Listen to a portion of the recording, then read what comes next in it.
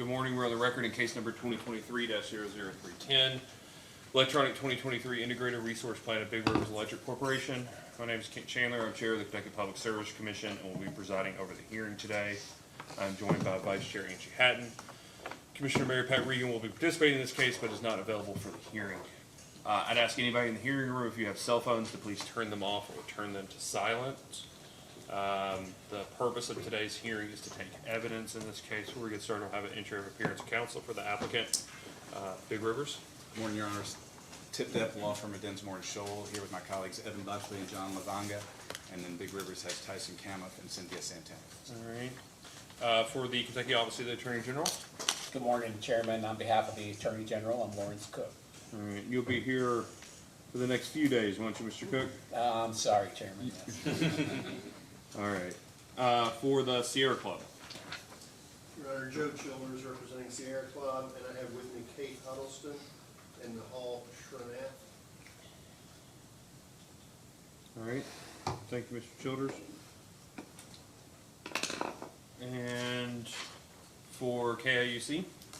Good morning, Your Honor. On behalf of KIUC, Jody Kyler Khan. And for the joint interveners, Kentuckians for the Commonwealth and the Kentucky Resources Council. Good morning, Your Honor. Byron Gary on behalf of the joint interveners. With me today is Shannon Fisk, Tom Smar, and Michael Ozeda.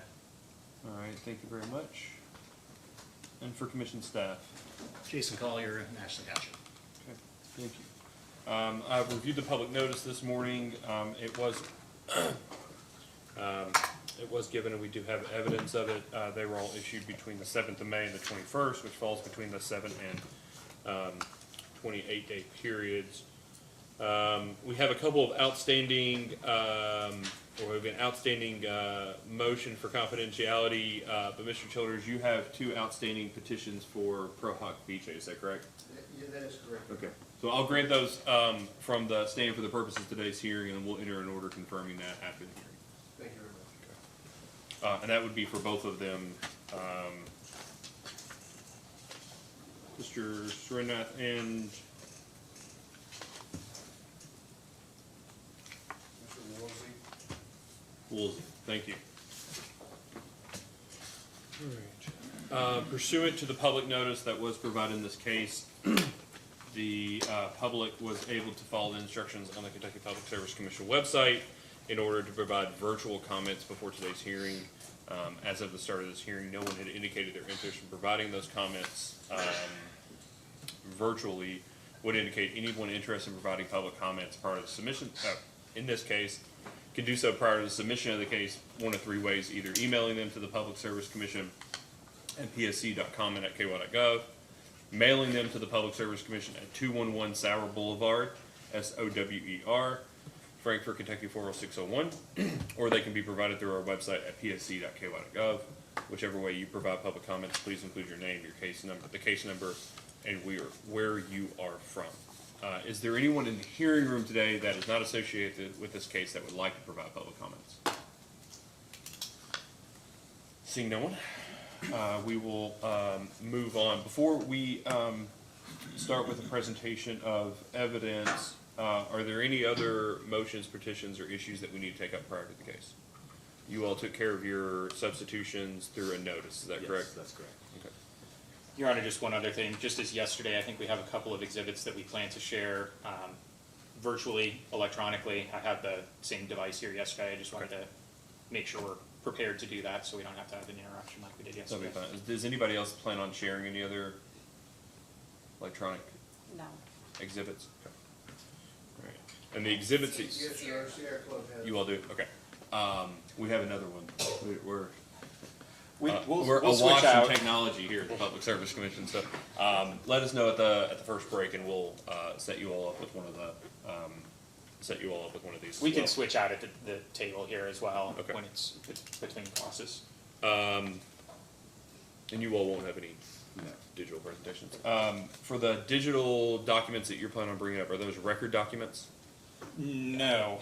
Okay, so they're exhibits that Yes. everybody already has. We are access getting ready to so- send them out in just a second Okay. to that full distribution list. All right. Should I go ahead and send those? Anything else? Mr. Depp?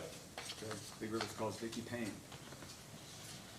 While Ms. Payne is making her way to the stand, I just want to confirm that the 14 witnesses in the order that you provided is the order that, at this time, and you can change it, it's your prerogative. But that's the order in which you plan on calling the Yes, it witnesses. remains the same. All right, please raise your right hand. Do you swear or affirm that the testimony you're about to give is true and correct under penalty of perjury? Yes. All right, please have a seat and state your name and address for the record. Vicky Payne, 710 West Second Street, Owensboro, Kentucky. Mr. Depp. Morning, Ms. Payne. Could you state your title for the record? Manager of Field Procurement. Thank you. And did you sponsor certain data request responses in this case? Yes. Do you have any updates or amendment to those data request responses? No. If you were asked those same data requests today, would your answers remain the same? Yes. And do you adopt those as your testimony today? Yes. Do you have any materials with you on the stand? No. Witnesses available. Mr. Cook. No questions. Mr. Carey. No questions. Ms. Cone No questions. and Mr. Childers. No questions. Commission staff. Morning, Ms. Payne. Morning. Can you hear me okay over here? Over there? Are you the witness here today that knows the most about gas purchases for the gas-powered plants? I don't know if I know the most. Who would be the So, person that knows I the guess most? it's in what regard that you're asking.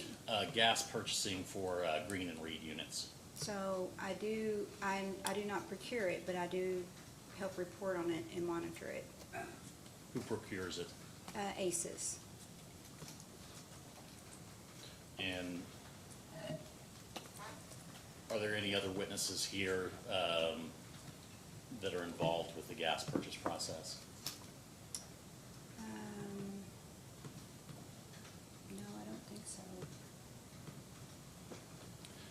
Can you tell me for the Green and Reed units? Oh, I'm sorry, let me rephrase that. Yeah, we Sure. have Terry Wright with Energy Services that helps.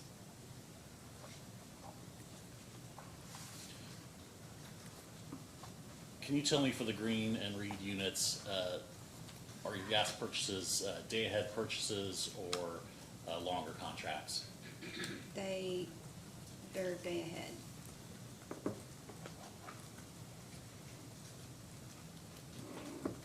Were you involved in the modeling process for this IRP at all? Just for some inputs.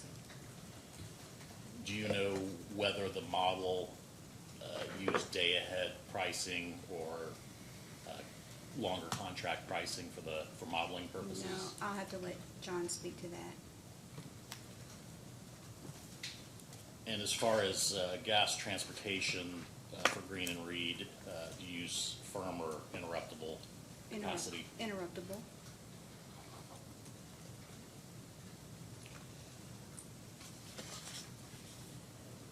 Can you tell me, out of the witnesses that are here today, who would know the most about plans for building an NGCC unit? Who would know the most? Probably the modeling, John.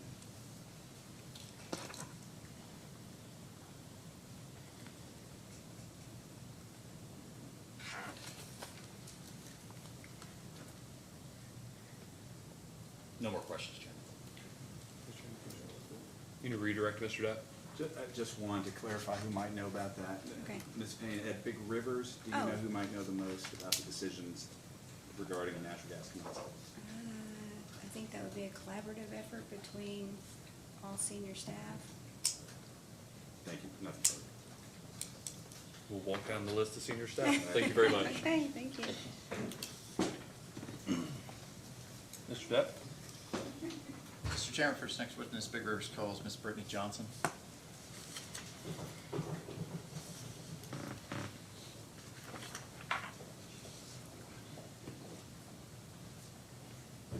Please raise your right hand. Do you swear or affirm that the testimony you're about to give is true and correct under penalty of perjury? Yes. Please have a seat. State your name and address for the record. Brittany Johnson, 710 West Second Street, Owensboro, Kentucky. Mr. Buckley? Thank you, Mr. Chairman. Good morning. Morning. By whom are you employed, Ms. Johnson? Big Rivers Electric Corporation, What is your title? Director of Member Services and Economic Development. Did you sponsor certain data request responses as part of this proceeding? Yes. Do you have any additions or changes to those responses as you sit here today? No. If you were asked those questions again today, would your responses be substantially the same? Yes. Do you adopt those responses as your testimony here this morning? Yes. Mr. Chairman, this witness is available. Mr. Cook? No questions, Chairman. Mr. Childers? No questions, Ms. Huddleston? Ms. Cohen? No questions. Mr. Gary? No questions. Commission staff? Ms. Johnson, are you familiar with the PACE program? I'm not very familiar with the PACE program. Okay. Do you know which witness from Big Rivers would know the most about that program? Dr. Matthews or Chris Bradley? That's all I have, Chairman. How long have you been in your current position? The Director of Economic Development since October 31st, 2022. And recently, the Director of Member Services as well, April 22nd, 2024. Mr. Buckler? No further questions. All right, thank you very much. Thank you.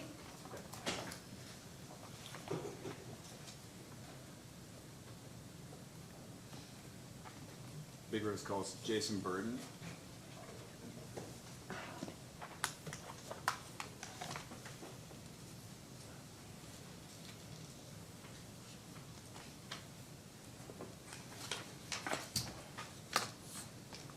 Please raise your right hand. Do you swear or affirm the testimony you're about to give is true and correct under penalty of perjury? I do. All right, please have a seat. State your name and address for the record. Jason Burden, 710 West 2nd, Owensboro, Kentucky, 42301. Mr. Depp? Morning, Mr. Burden. What's your title with Big Rivers? Director of Production Services. Thank you. Did you sponsor data request responses in this case? I did. Do you have any updates or amendments to those? I do not. If you were asked those same data requests today, would your answers remain the same? Yes, they would. And you adopt those as your testimony here today? Yes, I do. Do you have any materials with you at the stand? Just the adopted responses, data responses. Witnesses available. Mr. Cook? No questions, Chairman. Ms. Huddleston? Yes, Your Honor. Tell Mr. Gary to, We, you all want to go first? we discussed beforehand, if it's all the same to the commission, we'll take it first since we're up at the table. Already but- made my list. I'm sorry, you're right. We can accommodate the commission that'll if be necessary. That'll be fine, Mr. Gary, go ahead. Thank you, sorry. Go ahead, Mr. Fisk. Thank you. Thank you, Your Honor. Good morning, Mr. Burden. Good morning. How are you doing today? Well, Good. So, would you start out, what was your role in the preparation of the IRP in this proceeding? so my main job function is performance reporting for the plant. So a lot of the plant inputs, performance inputs, came through my desk. Any other role? Also, some of the inputs for the NGCC. And what sort of inputs?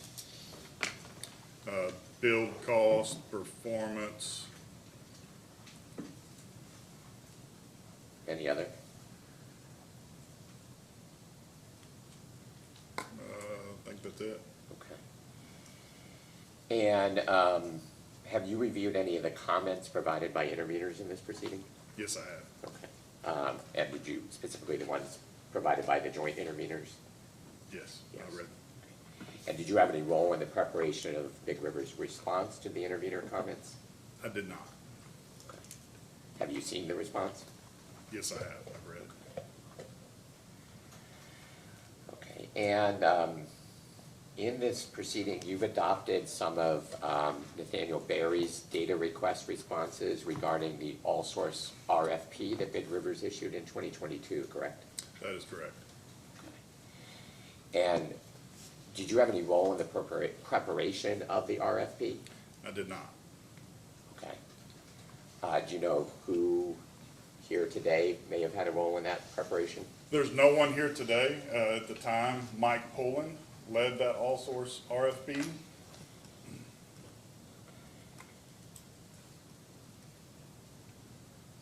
And that Mike Poland was somebody internal to Big Rivers? Yes, at the time, he was Chief Operating Officer.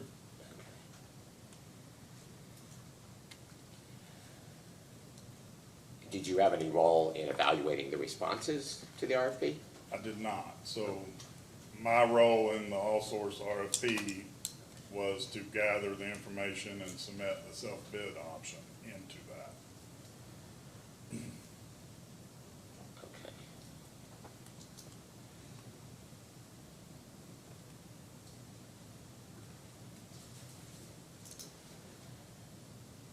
Okay, and so, you have adopted the response to Joint Intervenor Request 1-9, is that correct?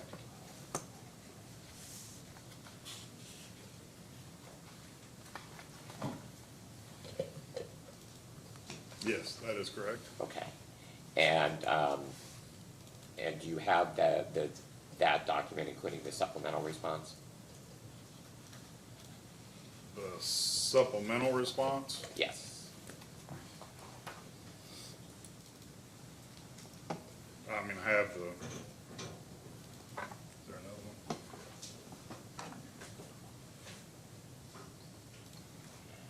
Supplemental to 1-9? Yes.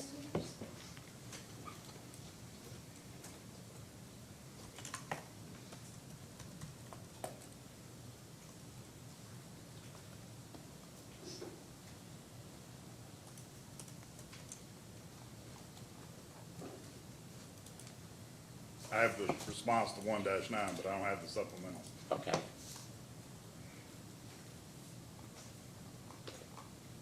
Supplemental 137, and 140.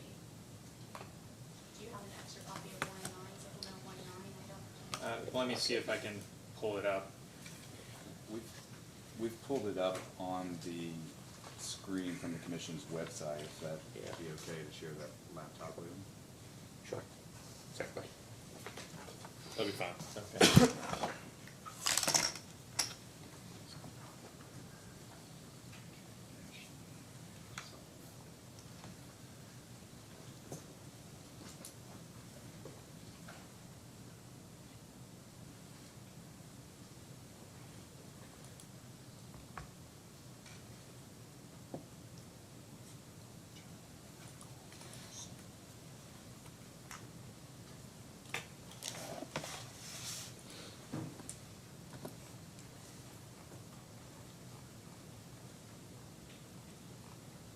Do you have that document now, Mr. Burton?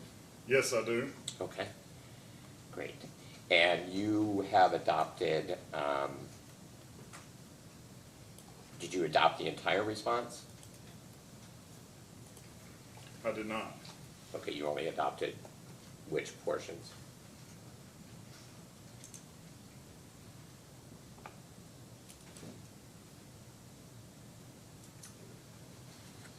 It looks like A and B. Okay, so Mr. Christensen remains the respondent for subpart C and D? That is correct. Okay, thank you for clarifying that. Looking at subpart B, which asks for an explanation of why Big Rivers issued an RFP for generation resources in 2022, you say in order to facilitate entry into the MISO generation interconnection queue for 2022, is that right? Yes. Okay. And why was it, why were you looking to enter into the MISO generation interconnection queue in 2022? So I think it's a follow-up from the CPCN for Green Station. In that case, we said that Green, once converted to gas, could reasonably be retired in 2029, which would leave a gap in capacity and/or energy. And that MISO queue process is a very lengthy process, so we wanted to get in that queue with a resource that best fit our portfolio. And that was the NGCC plant that you've entered into the queue in 2022? That's correct. Okay. And that is the approximately 635 megawatt proposed gas plant that you're proposing to build at Seabury? Nominally, yes. Nominal, okay. is there some other size figure I should use besides 635? No, I think that's the best size to use. You know, as technology continues to develop, that machine gets more efficient and larger over time as technology arises. But it would be built as a 635 megawatt, not as something larger. Correct. Today, as of the filing, yes, correct. Okay. And so before the IRP in this proceeding was filed, you had already submitted a request to the generation interconnection queue for this gas plant. Correct. And do you know when in 2022 you submitted that into the queue? Don't have the exact date, but it was in the fall period that you can enter, I believe September time range, but subject to check.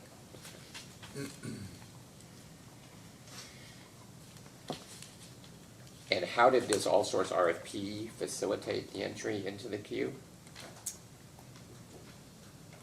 So at the time, again, I didn't lead that process, but at the time, it was used to check all available technologies, not only the resource that was in our 2020 IRP, but also renewables, any resource out there, simple cycles,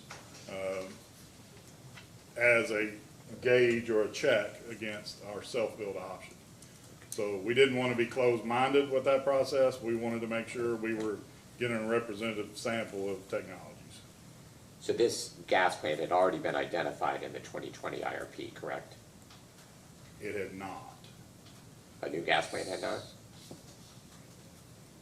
So a combined cycle in general, yes, but this specifics to what was entered into the queue, no. The development had not gotten to that stage. Okay. But the company had determined in the 2020 IRP process that it wanted to build a new combined cycle gas plant, correct? Those decisions are made above my level, but I don't think I would necessarily agree with that. The IRP process was used to show the best resource from our modeling. You know, I don't know that the 2020 IRP was used to select a resource. It was an exercise to show what that would look like in our system. And that IRP found that that Big Rivers would only own about 90 megawatts of a new combined cycle gas plant, correct? Subject to check, I wasn't part of that hearing, but I believe that number sounds reasonable. Okay. And now today's IRP is saying Big Rivers would build an entire 635 megawatt combined cycle gas plant for itself, correct? That's what's currently in the IRP, yes. Okay, and going back to the RFP, the request for proposals, respondents were required to submit their proposals by the end of May 2022, is that right? That is correct. Okay, and that was prior to the adoption of the Federal Inflation Reduction Act, is that right? That is correct. Okay, which that act went into effect, went into effect August 16th, 2022 approximately? I believe that is correct. Okay. And so the bids that you received did not necessarily reflect the impacts of the Inflation Reduction Act, correct? They did not. Okay. And were any of the bidders provided with the opportunity to update their bids after the Inflation Reduction Act had passed? So again, I didn't run that process, but as a bidder, yes, I do know that all bidders were contacted with the opportunity to update their pricing. And who ran that process? I did not run that No, process. no, Mike right. Pullen, Mike Poole. right. Okay. So With their- John Christensen with 1898, and then Mike Pullen from Big Riverside. Okay, so to your knowledge, would Mr. Christensen have knowledge about that process? I'm sure he would, yes. Okay. Do you know if any bidders provided updated bids after the IRA passed?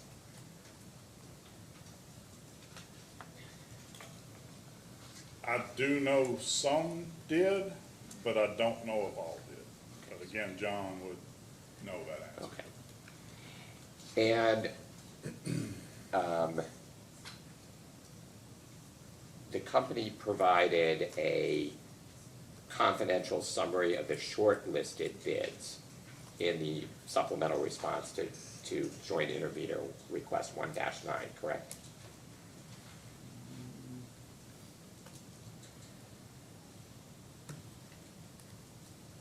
I don't see that here, Evan. Is that on a different? I don't see the confidential part. I thought that was a different question.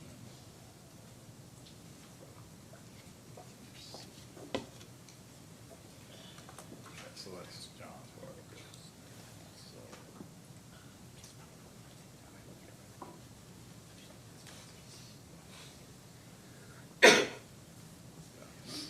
So that part of the question is John's, yes. Okay, so Mr. Christensen sponsors this exhibit? Yes. Okay. Okay.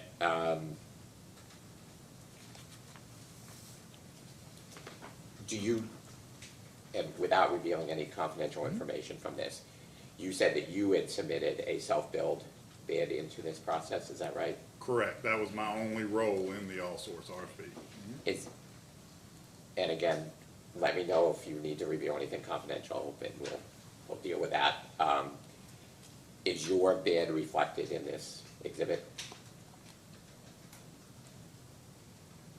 Yes, I would have to see it, but I would think it is. I would have to see the exhibit. I don't have the exhibit here. Oh, you don't have it? I can pull it up. Okay.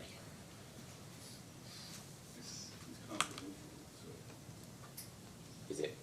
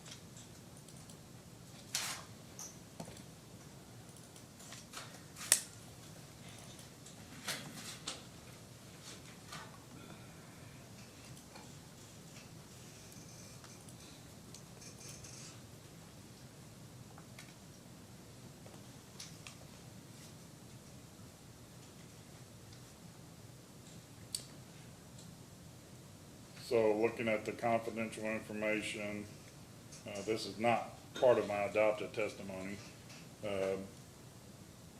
But it doesn't appear to me, that the self-build is in this table. Okay, thank you. Again, John would be best to answer that question. Okay, thank you. Okay, do you have, the response to, staff request 2-32?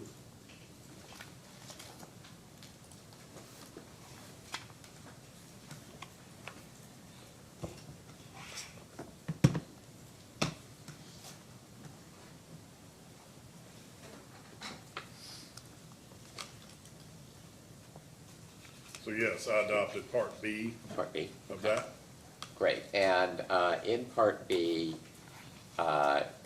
so Part B talks about the all-source RFP,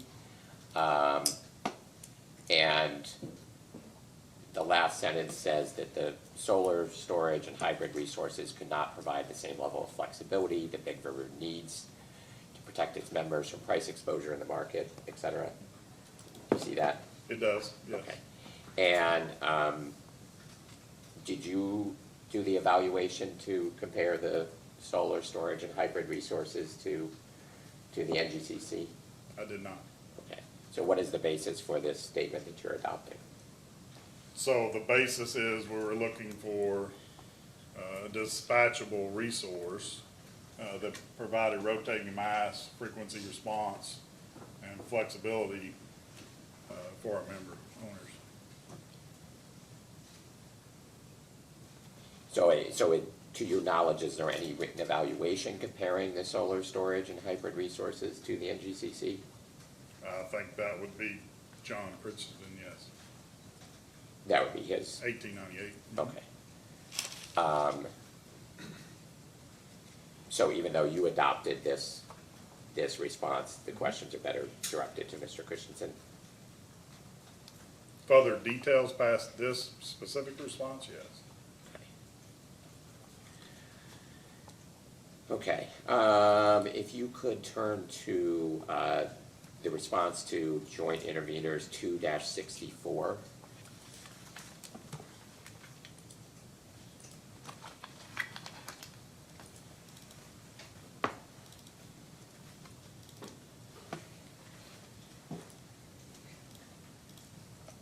Okay, And you adopted this response, is that correct? I did. Okay, and this question and response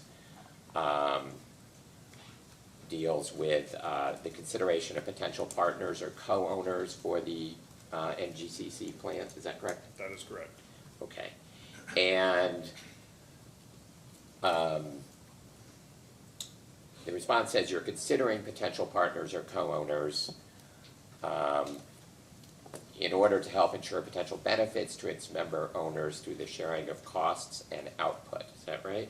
That is correct. Okay, and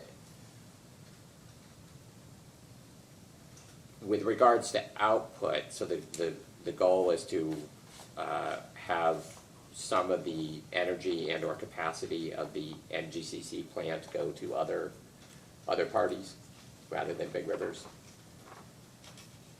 Yes, if we had a capacity or energy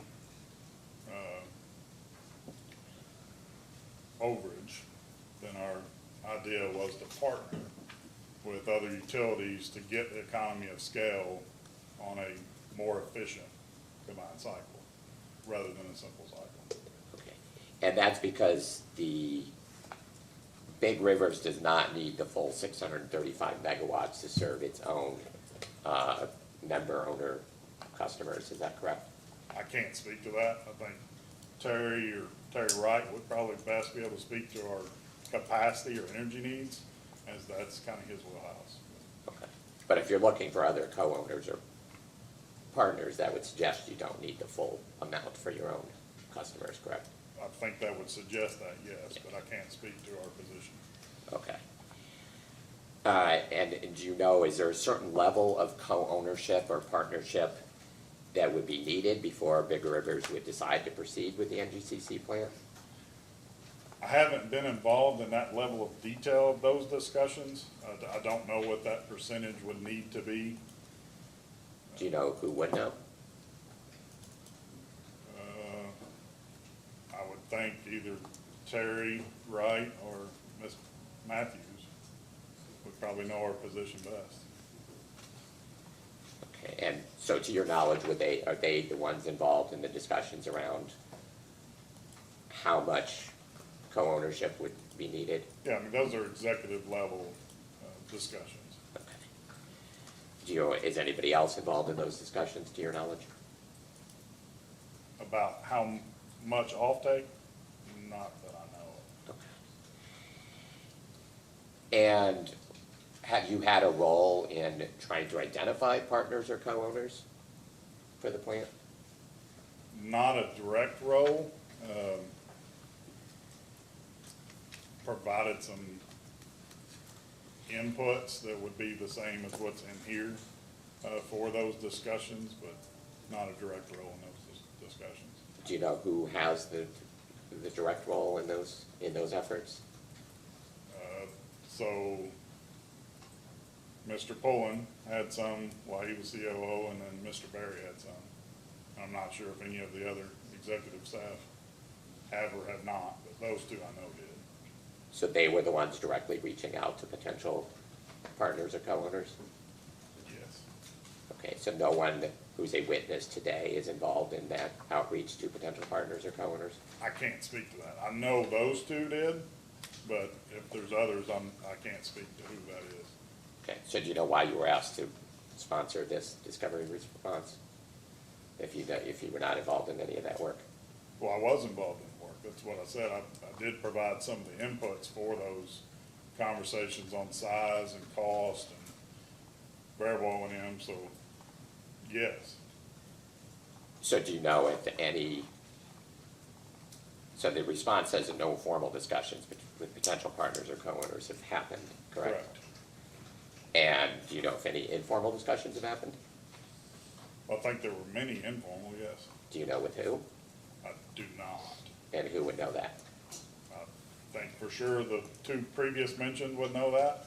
Past that, I don't know who's best to answer that question.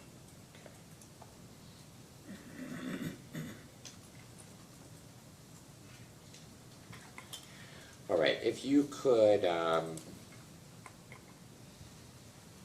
well, strike that. Would you agree, I'm switching subjects slightly, would you agree that it could be beneficial to cite a new generation resource on a site that Big Rivers already owns? In theory, I would agree, but I think every project is unique as well as with each type of resource. So every project would be different. But in theory, yes. And that's because, in part, if you cite a new project at the site of, say, an existing power plant that's been shut down, you can minimize the chance of siting challenges. Only if the infrastructure that you need is already in place. You know, if it's a completely different kind of resource, it may not need the infrastructure that's on that site. So again, it's completely dependent on the technology and the site-specific needs. But in theory, yes. Okay. Do you know if citing clean energy projects at a existing Big Rivers power generation site can make it eligible for additional tax credits or other federal financial assistance? I'm not involved in that at all. Okay. If you could look at the response to JI 2-54.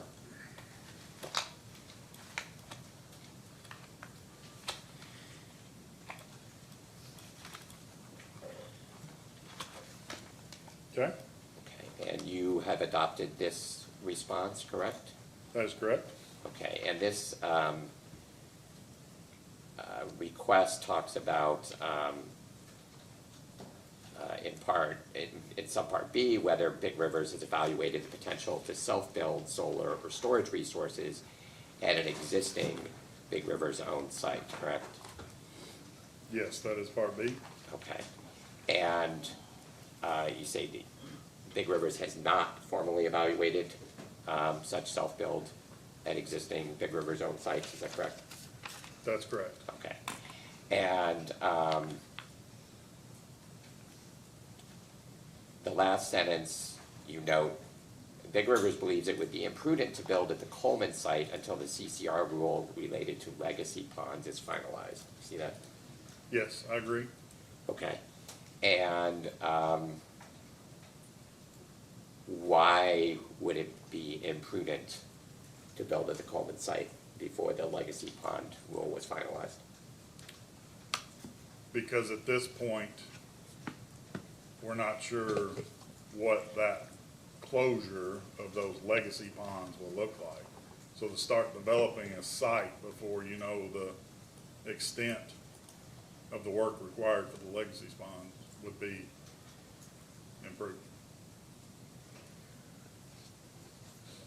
And do you have specific current concerns about the legacy coal ash sites at, coal ash ponds at Coleman that lead you to think it's imprudent to build something else there? I do not. Do you have any involvement in coal ash? I do not. Okay. And do you know anything about the legacy ponds at the Coleman site? I worked at the Coleman site, so yes, I know where the ash ponds are, yes. Okay, but do you know anything about whether they are leaking No, or whether they are causing groundwater contamination? no, I think Mr. Mazzell would be best to respond to any of those legacy pond questions. Okay. And is the CCR rule related to the legacy ponds that you reference here, has that been finalized? I'm unsure. Again, Mr. Mazzell is up to date with all those regulations.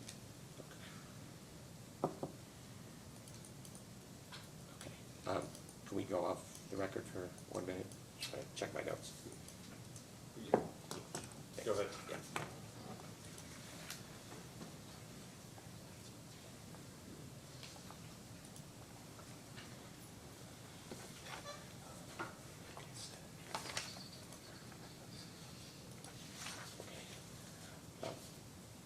Nothing further for this witness.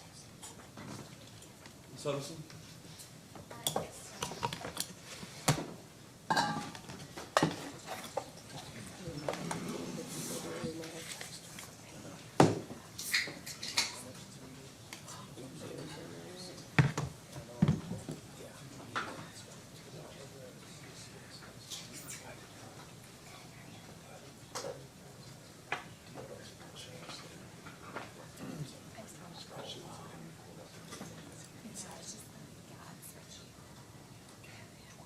It's SCT-10 attachment.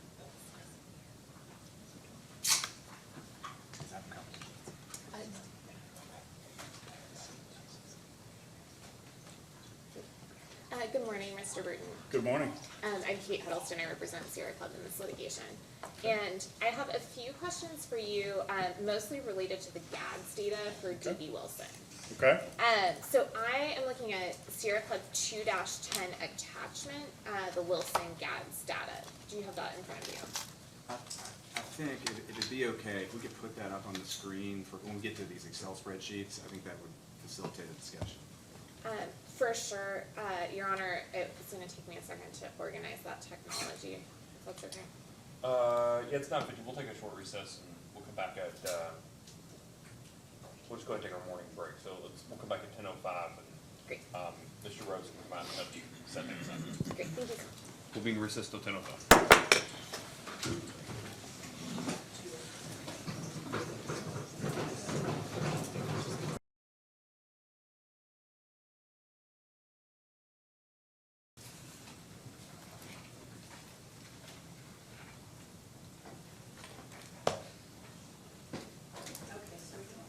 Ms. Huddleston? Thank you, Your Honor. So I think we have the GADS data now queued up. So Mr. Rhodes, If you just say it, it just happens. Oh, okay. So can just you- tell Mr. Rhodes you want to turn it on, and Mr. Rhodes, could we please magically turn it on? Thank you. when you're done, you just ask him to stop, and he'll stop it. Wow. Yeah. Okay, thank you. No, it's kind of like, it's like AI, except it's a person in the back. I think that might be true of AI as well. Instead of her, it's him. Yeah. Okay, so Mr. Burden, I'm looking at the GADS data that's SC 2-10 attachment, and my understanding is that you have adopted sponsoring this testimony. Is that correct? That is correct. Okay. And so I'm trying to understand this data a little better, and I'm wondering if you would be able to walk us through it a little bit. So I see that on December 22nd, 2022, and I'm looking at line 107, from 11:21 p.m. on December 22nd to December 23rd at 1:56 a.m., all 417 megawatts of DB Wilson were offline. Is that correct?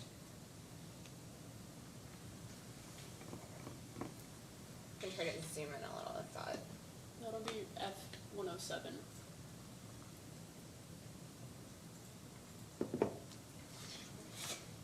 Yes, so give me just a second. So this was a decade or 10 years worth of data. So line 107, Yes, sir. yes, so with GADS data, you asked me to explain this a little bit. So with GADS data, it's always important to look at events prior to and even after. So let's start at 106. And on 12/19 through the 22nd of December in 2022, Wilson had a D rate of 204 megawatts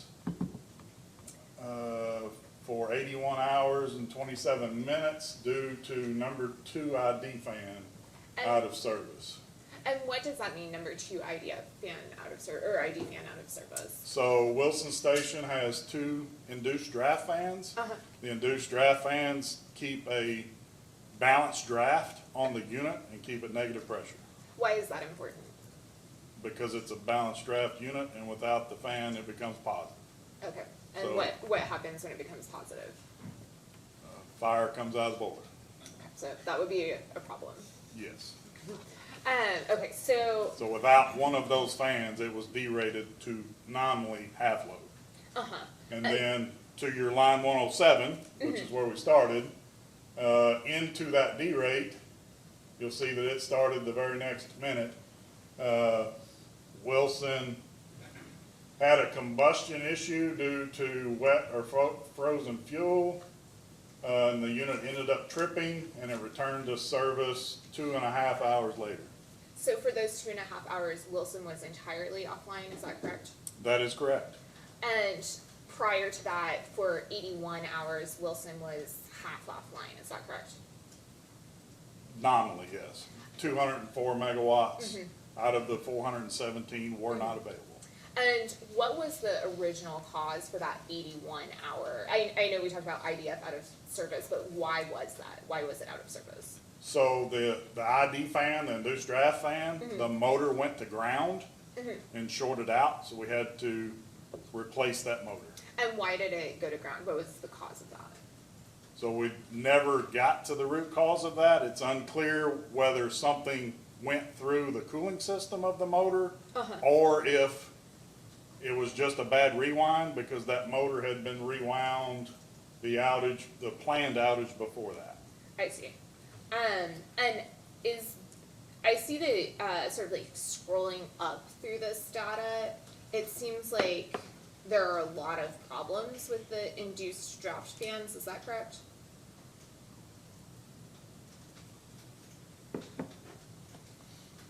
Just as I look through 2022. You know, for example, if I look at line 68 here, it says number 1 IDF tripped, and then sort of to your point, right above and below that, all of those issues are related to induced draft fans. Is that correct? Everything on the screen currently is, but again, this is 10 years worth of GADS data. So for me to say that Wilson has a specific ID fan problem based off of 10 rows that we see, I think that's a little stretch. So have you reviewed the GADS data for 2022? Absolutely. In your review, did you find that there were patterns of problems, or did you find that the problems were sort of, that you could not discern a pattern among them? So a lot of the problems early on in 2022, again, I'm struggling because I can only see a few rows here, but early on in 2022, most of those ID fan issues, to my recollection from 2 years ago, were mainly contributed to the Kellogg FGD that was in the process of getting replaced and was causing ID fan amp issues. The fans were over amping. And were there other issues that you noticed, other sort of patterns of issues besides the ID fans? Short of looking at all of the data again, no. And does someone in the company systematically review that data to look for causes of outages or derates? Yes, we have a whole group that does that, yes. And who do you have other witnesses here today from that group, or No. who? I am the only one here of the Okay. group. And when that group reviews, what happens next after that group does that review? So once a problem, a repetitive problem is identified, whether through GADS data or physical inspections during pit stops, those items are rolled into the next planned outage so that they can be fixed.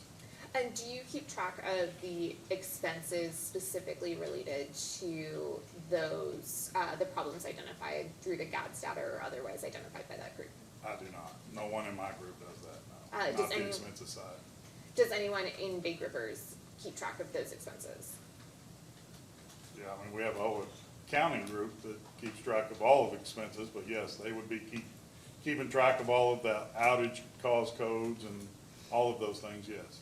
So in a post-hearing data request, will we be able to get information on, for example, if we pull 2022 as the year, all of the sort of remedial measures related to forced outages from the GADS data? Your Honor, if I might suggest that might be a question for a financial witness rather than this one. Well, in a post-hearing data request, it's very convenient. You get to pick who responds to it. Correct, acknowledged. I just Okay. meaning it's unclear exactly what the scope of the request is. It may be asking for every dollar and cent that's ever come through Big Rivers, which would be difficult, obviously. That is certainly not the scope of the request. So I'm wondering, a post-hearing data request, if there's not a witness available today, or if there's a witness available today regarding the sort of amount spent to remediate issues from a particular year. No objection to that data request. So for clarification though, you're saying per cause code? Because accounting does not track with GADS. NERC GADS is for generator availability, not for accounting. So there's not a GADS code tied to and a line in accounting.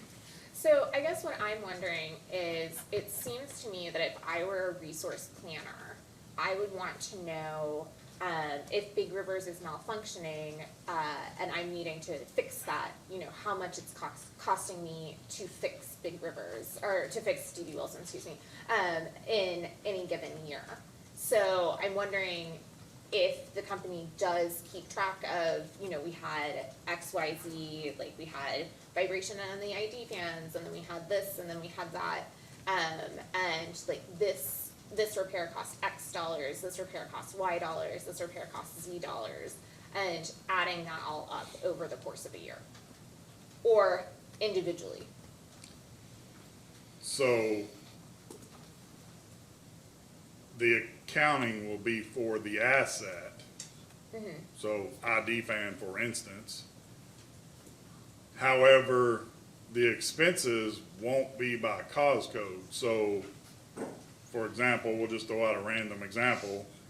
You may have $1 to fix a bearing on an ID fan, but you may also have $5 to fix the rotor of the ID fan. So to look at an asset and see a summation of dollars for maintenance, you're not gonna be able to identify a systematic problem. That's why we review the GADS data to identify those issues. Can you cost track? Absolutely, but not for a specific GADS event. So you all do not do that? Per GAD event? No, we do not. But you do track for maintenance overall? Absolutely. And is there, to your knowledge, is there anything in the record right now related to the maintenance cost for a given year for Wilson? Subject to check, I believe one of the other responses asked for 5 or maybe even more than 5 years of cost data, I believe. But that would just be general maintenance data, and it wouldn't sort of separate out routine maintenance from maintenance due to sort of specific problems that required immediate responses. Correct, it would not tie to any GADS data.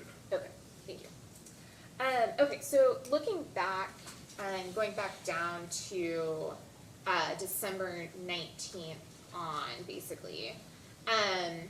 So this is during Winter Storm Elliott, correct? December 19th was not Winter Storm Elliott, no. Okay, December 22nd on is during Winter Storm Elliott, correct? Yes. Okay, At some point during the week of the 22nd, Winter Storm Elliott occurred, yes. okay, so this 2 hours and 35 minutes of outage, DB Wilson entirely unavailable. This is a time when Kentuckians were really looking for power, is that correct? I don't think I'm best to respond to that. To my knowledge, we didn't have customers out, but Chris Bradley can speak to our customers. Okay, so moving on, December 23rd, from 1:56 a.m. to 7:53 p.m., 204 megawatts of DB Wilson were offline, is that correct? So which line are we talking Correct. about? So- 107. Line 108 is where your Oh, I'm cursor sorry. is. Yeah. So line 108 is a direct continuation from line 106. The only difference is the unit tied back online. So that is a continuation of the D rate that started on December 19th of 2022. Okay, and then, I see the next outage on line 109 is starting December 28th, and that's an additional 86 hours. Is that correct? No, so we keep kind of swapping terms here, and just to be clear, lines 106, 108, and 109 are D rates, I'm sorry, D-rate. not outages. Yes, So yes, so what you see between 108 and 109 is that it's the same exact cause code. It's still the ID fan, however, through the operations of the power plant, we were able to reduce that D rate to 200 megawatts instead of the previous 204. so, It's still a continuation. so you, and you still had roughly half, you had the additional 4 megawatts, but you still had 200 megawatts offline, is that correct? 200 megawatts were derated and 217 megawatts were available. Okay. And so that means that you had the plant operating at 50% of capacity between December 19th and January 1st for, more than half of that time for 8 of those 13 days roughly. Is that correct? I haven't done the math. Okay. I would have to check your math. Okay. But, 204 is not half of 417, but I realize you're counting the 2 hours and 30 minutes at 417, so again, I'd have to check your math. But Okay. it's reasonable. Okay. And so I'm hoping, well, I guess my first question, before we turn to another data response, is would you say that this is reliable generation from December 19th to January 1st?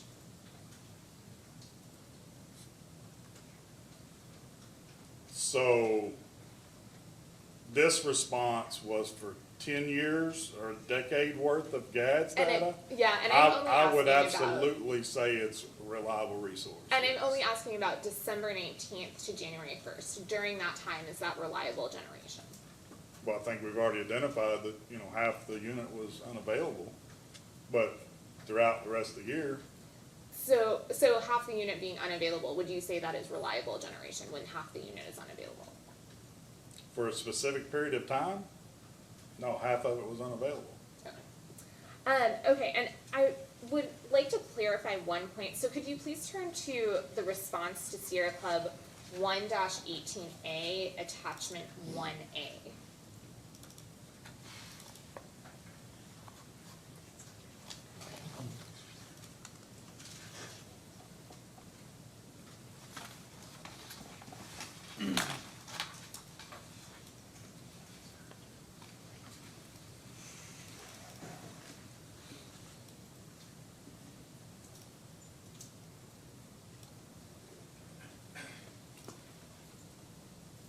And just let me know when you're there.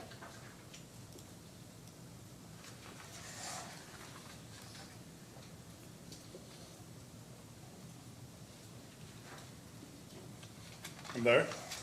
Okay, so this is a discovery response that you have adopted, is that correct? That is correct. And this page is titled Big Rivers Electric Corp. Winter Storm Elliott Generator Outages, is that correct? Yes, in response to the question which asked for Winter Storm Elliott performance, yes. And where is this data from? What is the source? So the source of this would have been NERC-GADS. Okay, so this data, this is what I want to clarify. This data says on December 22nd at 11:21 p.m. to December 23rd at 1:56 a.m. there was a forced outage at DB Wilson. Is that correct? Yes. And we just discussed the difference between a D-rate and an outage, but can you explain what that difference is between a D-rate and an outage?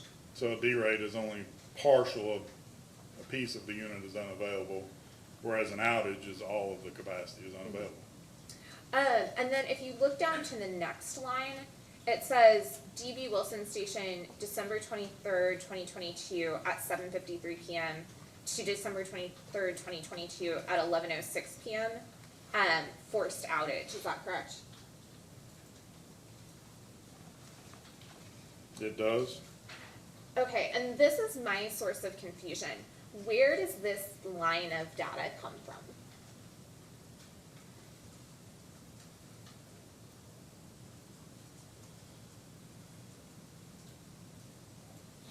And then the source is NERC-GADS is what it should have been.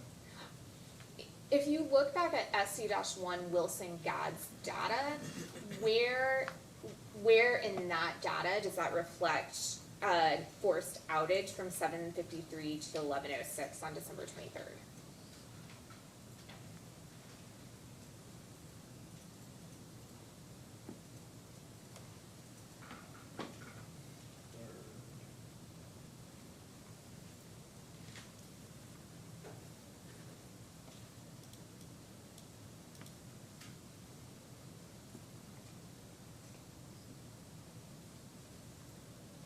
I do not see it. So this is my source of confusion. It seems like there's a contradiction between these two pieces of discovery. Which is correct? Was there a forced outage at DB Wilson from 7:53 to 11:06 on December 23rd? I would have to pull GADS to verify which is correct. And how, this is the GADS data that you all later produced in Discovery that you're sponsoring. How is there a line of GADS data in the first Discovery production that's not in the second Discovery production? So the questions were different, correct? The second question was all of the GADS data, is my recollection. So, Okay. So the first question, 1-18, was asked about a specific event. So that was probably manually extracted. Whereas This request for 10 years' worth of data was produced straight from GADS.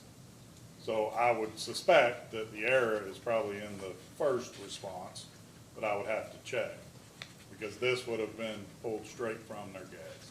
All right, can we clarify that in a post-hearing data request? Yes, Did Big Rivers do a post-Winter Storm Elliott, evaluation of the storm and generation and outages during Winter Storm Elliott? yes, all utilities were required to during the, forget which entity actually kicked it off, but basically FERC, NERC, or CERC, there was a request sent out to all utilities about outages and the descriptions thereof. So yes, all utilities were required to look at those events. And who is responsible for doing that at Big Rivers specifically? For submitting that data, For doing essentially a retrospective on Winter Storm Elliott? so each facility and myself reviewed the data, and then we sent that to the compliance group to upload. And are you saying you don't remember whether whether Wilson was fully offline for 2.5 or 6.5 hours during Winter Storm Elliott?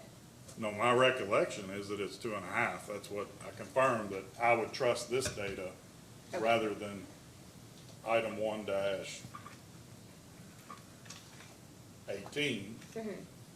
But again, I need to check it, but no, I would trust the 2 hours and 35 minutes because this was pulled from their GADS Okay. by myself.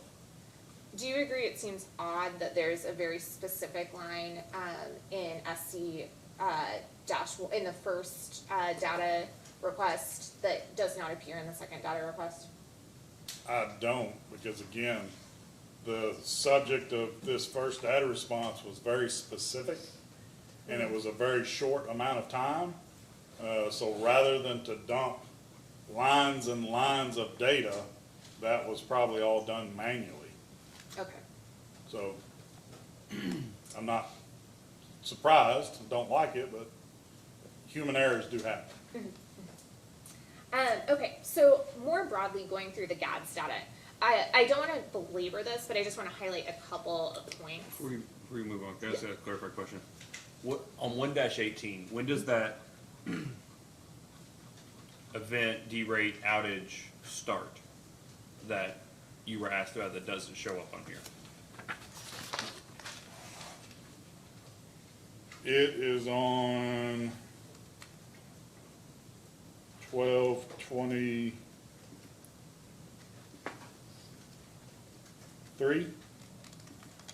Yeah, what time?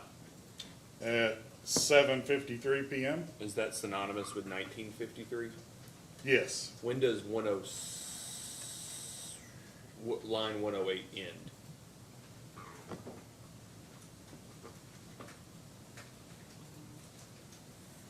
there's a cursor in my way, there we go, 1953, okay?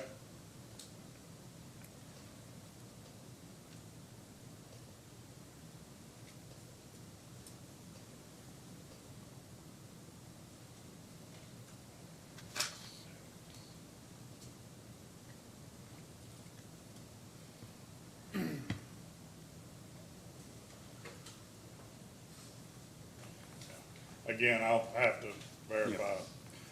And can you do me one favor, Counselor? Can you scroll down and see how many rows we have? I assume it's 109. Yes, 1 moment. Can you do a Control F, please? Mhm. And search 1455. I'm sorry, No colon.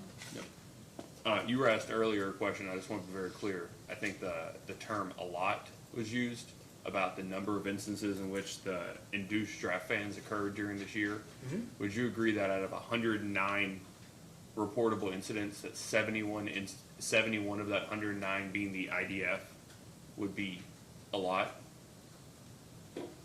Yes, I would, but again, I think the reasons behind those particular derates or failures were different throughout that year.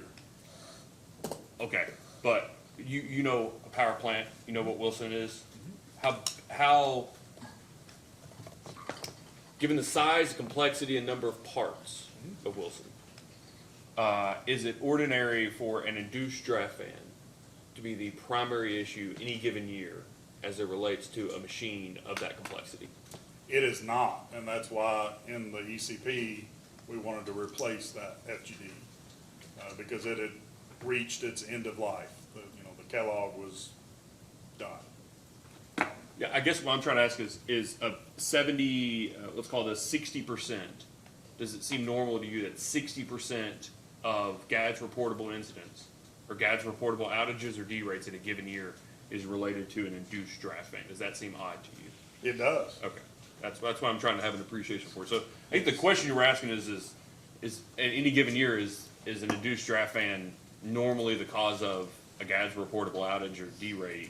And I think you were saying, well, you'd have to see all the data, but knowing what you know now, that it's 60+% of the reports through GADS, you would agree that is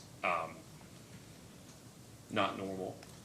I would agree that it's very abnormal and further proof of why we replaced that FGD. But the FGD replacement occurred when? It went in service, subject to check, October of 2022, I believe. Okay, so I understood you were saying earlier, previously, the IDF related issues early on in the year, and I don't know if that's just relative to December, or you mean like in the first half No, of 2022? Since January. Okay, so you said early on the outages related to the induced fan, or the IDF, were in some way related to the installation of the FGD. You remember saying that? Not Or the the previous FGD, whatever it was, pre-installation issues. Is Yes, that right? that is correct. You were talking about AMP issues? Okay. Post-September, why would the IDF still be having problems post-October that wouldn't be related to the pre-installation of the FGD? I believe the number would significantly go down post-October. Again, we would have to look here, but the only other one that stands out is the motor stator failure. Yeah, so all these are in, that's what I was looking at, all these are in, I did a control F on my own, that's why I knew it was gonna be 71. Okay. One of those classic don't ask a question you don't know the answer to, but there are a lot of instances, we'll just say, I keep using that in non-specific term, but there were a number of incidents through November and December with the IDF. Do you chalk those up as post-FGD installation issues? So of the ones on the screen currently, Okay. all of those were during the commissioning of the new FGD. So part of that FGD project was we had to replace the ductwork from the ID fans all the way to the new absorber module. Okay. And it was in like kind, so it didn't perfectly match the previous layout, but it was engineered and designed to reach the same flow. Post bringing that FGD into service, we experienced some vibration on the ID fans that they had not had before because the airflow was slightly different. So these particular derates and outages are due to the different FGD and us balancing those fans and changing the operation to match that FGD. Have you all fixed the induced draft fans? Yes. Okay. So in 2023, did these IDF through January, February, March, April, did these continue? Not the vibration. Not the vibration. The vibration stops, and then you get this stuff that happened in later November and then into December. Yes, so, subject to check, I believe in 2023, there was another ID fan failure, and it was due to a bearing, not any of the other codes on here, but I would have to look, but, yeah. Okay. So we had a bearing failure in 23. Okay. And is that, Mr. Burton, is that bearing failure what's happening if you look at the screen right here? in lines 47 to 49, where the cost code is 1,400 for strapped fans, or is that just different than the idea? It is different, so those particular line, well, where your Oh, I'm cursor sorry. was. I'm sorry. Those are the stock pressurization fans, Uh-huh. So- not the ID fans. Okay, so why did those fans fail then? So I would have to look at those reports. I believe there's two. I believe one was a motor failure and the other was maybe a coupling, but I don't have those details with me. Okay. And I want to go back to 2022. Okay? 2022 was the last calendar year before the 2023 IRP was completed. Is that correct? That is correct. So it's like the last full year of data you would have had sitting before you and completing IRP, correct? That is correct. Okay, and I want to look at a few more sort of outages from 2022. So I'm going to scroll up a little bit. Bear with me. And first, looking here at line 5, I want to make sure I have this correct. My understanding is this is a 55-hour, 417 megawatt forced outage. Is that correct? That is correct. And so that means all of DB Wilson was unavailable. That is correct. And it says due to a tube leak in the reheater. That is correct. What does that mean?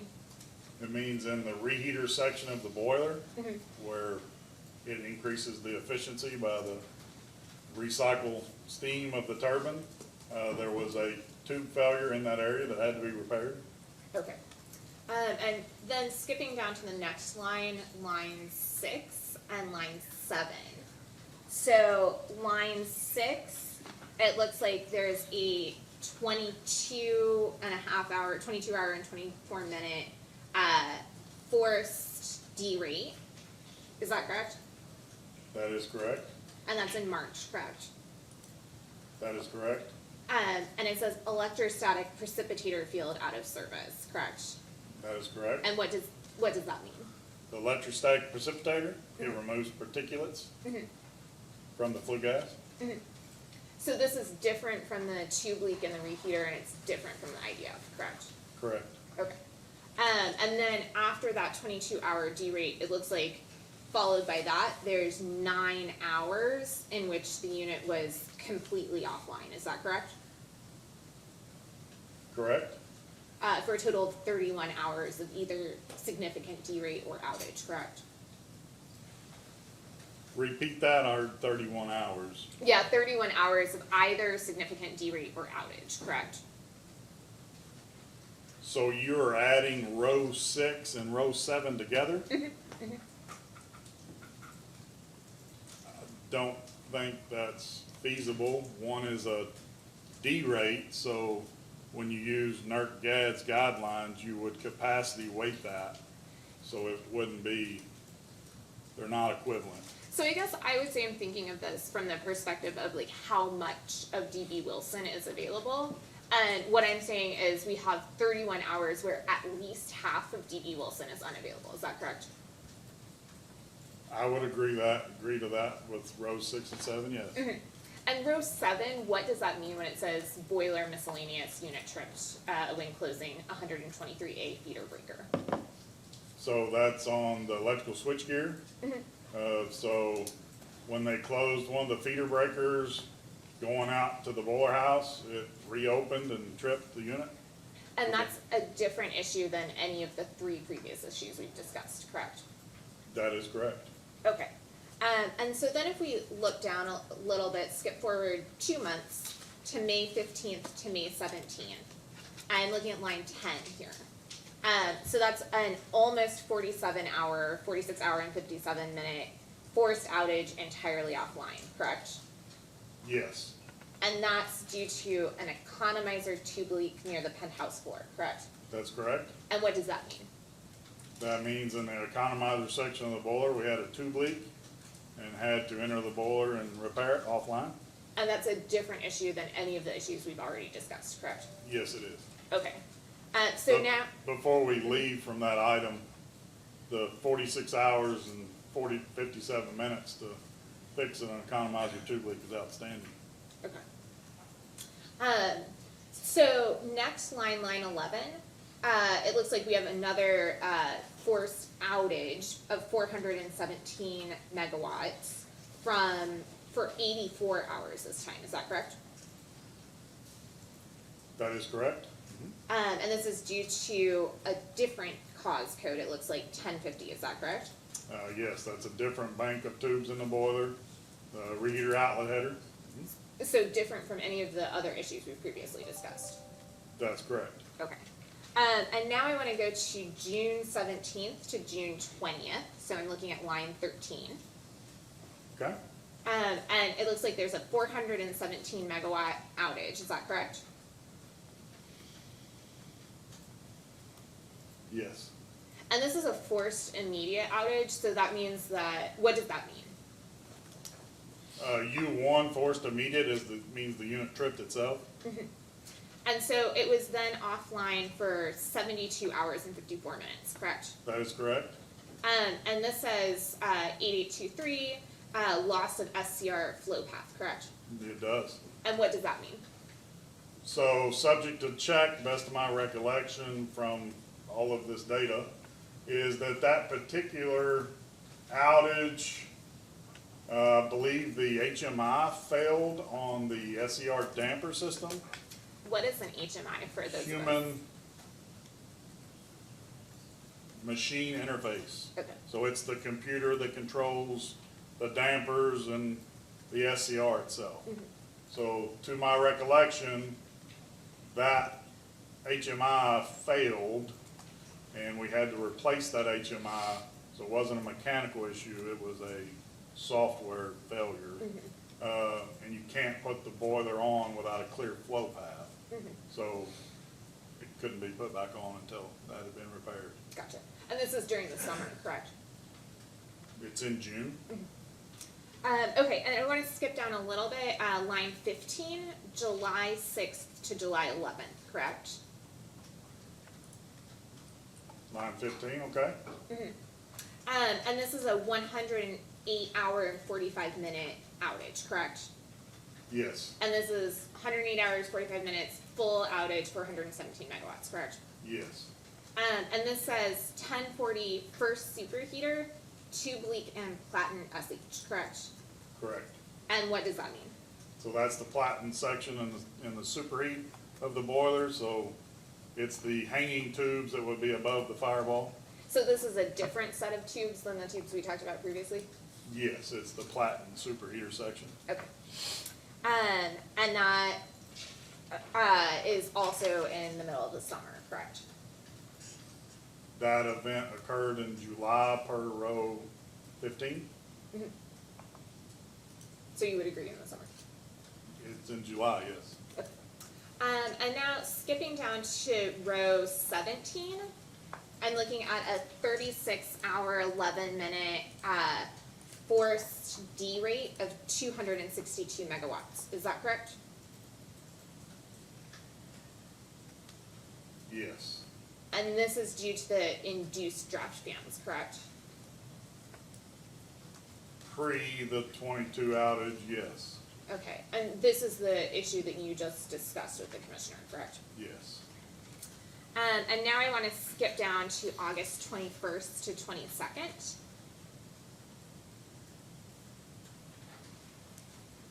And it looks like we have a 24-hour D rate of 67 megawatts, is that correct? That is correct. And this is also due to induced draft fans, correct? Yes, in the comment section, it says maintenance issues on the FGD, so it's the same reason pre-outage, yes. All right, and then I want to skip down a little bit more, August 24th to August 26th, line 44, do you see that?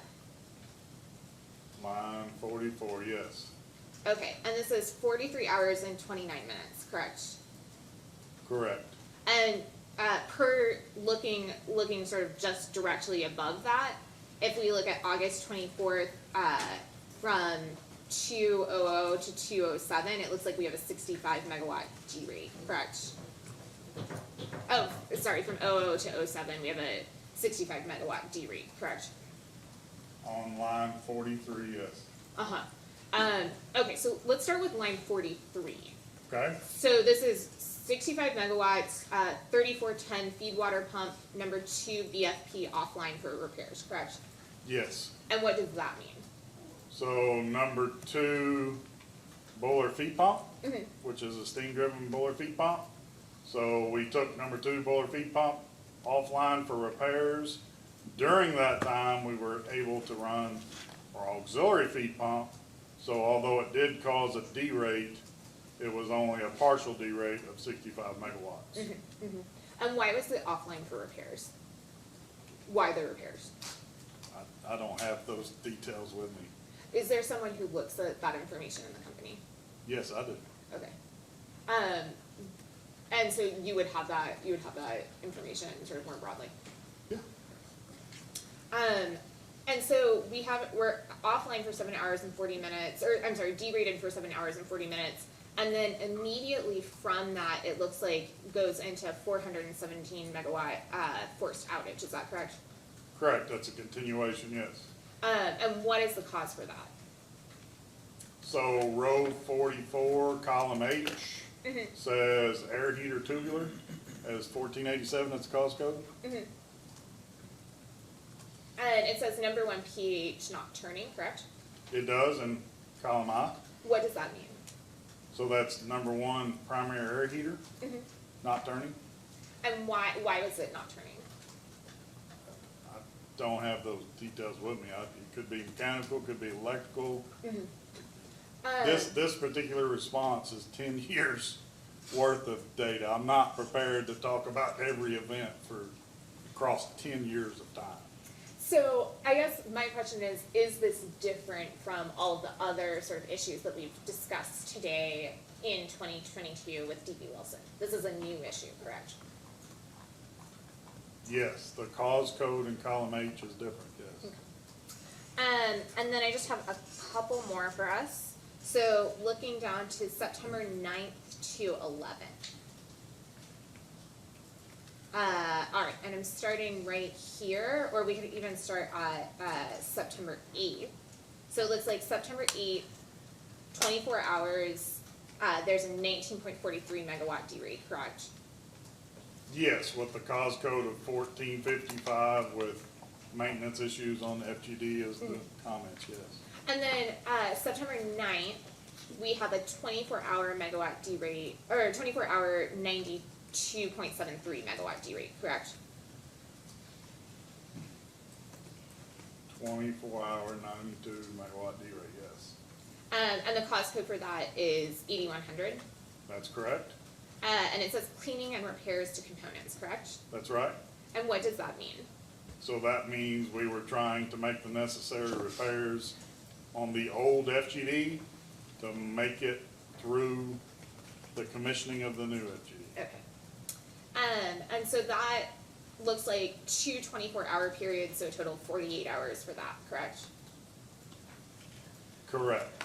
So that was cleaning 2 different modules out of the 4 modules at Wilson on the old FGD. Okay. And then pretty soon after that, on September 11th, I'm looking at line 63. In between, we have something else, but looking at line 63, looks like we have a 73-hour, 417 megawatt forced outage. Is that correct? That is correct. And this is Platin Superheater Tube Leak B Platin SH, correct? That's correct. And so this is an issue that we've discussed before with respect to DB Wilson in 2022, correct? Subject to check, yes, I believe 1035 was already cause code in this data. Okay, so this is a recurring issue, correct? Subject to go back to the other line, yes. Okay. And then September 15th to September 16th, looking one more down, looks like we have another 417 megawatt forced complete outage, correct? That is correct. And that's for 30 hours and 25 minutes, correct? That is correct. And it says 1080 economizer, tube leak, econ inlet header, correct? That's correct. Is this an issue that we have discussed previously with DB Wilson for this year? It is. I remember 1080 from earlier discussion, yes. So this is another recurring issue at DB Wilson, correct? It happened one other time, yes. And then the last one I have for us to discuss is looking down to November 25th to November 26th. Looks like we have another 37-hour and 49-minute, another induced draft fans outage. Is that correct? That is correct, post the FGD installation, yes. And that's 417 megawatts completely offline, correct? Yes. And then looking below that, there's just like a small 10 megawatt D rate, is that correct? Yes, on road 94, yes. Okay. And so if we look through those, different outages, significant outages or D rates, would you say that this is reflective of reliable generation in 2022?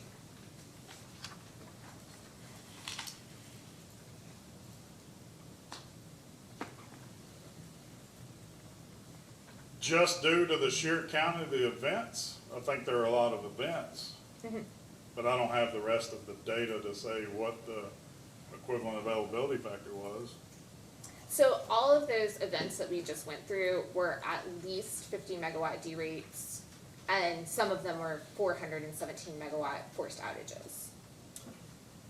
I don't disagree, but when you look at those on an equivalent megawatt basis, what percentage of time was Wilson not available throughout the year? So, you know, what's its equivalent availability factor is really the gauge for how reliable it is. But you would agree this is a lot of events. I agree that it has a large number of events for this specific year, yes. And there are a lot of different causes, correct? There are multiple causes. Okay. So do you recall reading or contributing to the Big Rivers IRP document? The document itself, yes, I have read it. Do you recall the document stating that Wilson is highly reliable? I do. Do you think that in 2022 Wilson was highly reliable? Highly reliable? Maybe not. But I think if you look at the data response that was requested, so a decade worth of GADS data, the EAF across 10 years was 85% roughly. So including 2022, if someone tells me that a power plant's available, 85% of the time, I think that's a pretty good number. That's pretty reliable. And I'm just asking about 2022. Would you say 2022 alone, if you had only the 2022 data in isolation, would you say that's highly reliable?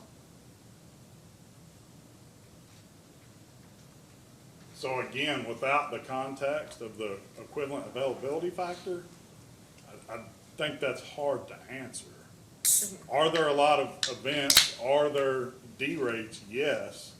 But until you put those on an equivalent megawatt capacity and standardize every event, and then calculate the availability factor, I don't think you can come to that conclusion.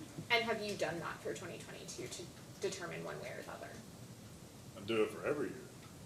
And what was your conclusion for 2022? I don't have that information with me. And you don't recall your conclusion? No, ma'am. I look at a lot of data every day. Okay. And could we ask about your conclusion in post-hearing data request? You're asking for the equivalent availability factor for 2022? So my understanding is you performed an analysis based on the data from 2022. Is that correct? That is not what I said. I said, once you put all of the events into the equivalent capacity so that all events are treated the same, so that you can determine the reliability of the unit, which is EAF. And have you done that for 2022? I do that for every year. And do you have that information available for a post-hearing data request? Yes. Okay. No further questions, Your Honor. Ms. Cohen? Commission staff? Thank you, Chairman. Good morning, Mr. Burden. I'd like to direct you back to the RFP proposal summary, the confidential spreadsheet, and I'll give Mr. Buckley an opportunity to show that to you again if he's able to. Which, joint interviewer 1-9? Yeah, correct, 1-9 supplemental. So this is in reference to one that I didn't sponsor, the attachment? Is that what we're going to? I believe you said you did not sponsor, but Okay. you had testified about it earlier. Would it be possible to put that up on the screen where the witness can refer? My understanding is it's confidential. If we need to go into a confidential session to do that, we can do that if the chairman's amenable. But my questions I can ask without getting into the confidential information if that's amenable to you. Okay, let's give him a copy of the spreadsheet and we'll see.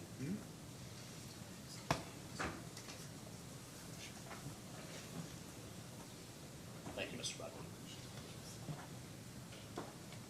I'm just gonna identify the bids by the spreadsheet row number so that I'm not disclosing any of the figures here. I'm looking at row 6, the bid for thermal generation. Can you tell me what type of thermal generation that bid was for? I cannot, I did not sponsor this information. It's a thermal resource. Is that information that someone at Big Rivers would be able to locate and provide us in a post-hearing data request? Well, I think the best resource would be John Christensen as he sponsored this data request. You know, although I did play a part in the all-source RFP, it was as a bidder, not in any of the evaluation. And you, correct me if I'm wrong, but you testified earlier that the decision on the 635 megawatt NGCC, that was a decision that was made above your level by executive committee. That's correct. Okay. Do you believe that that decision was made contingent on finding partnerships with other utilities?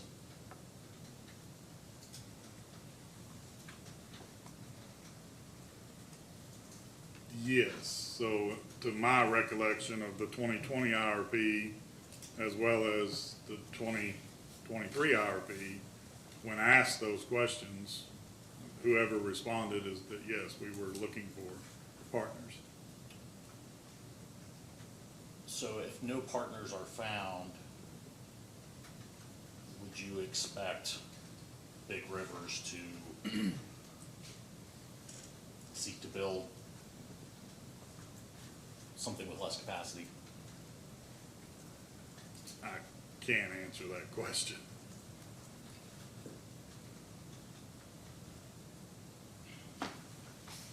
You're saying you can't answer that question because you're not the right person, or you can't answer the question because it's too remote?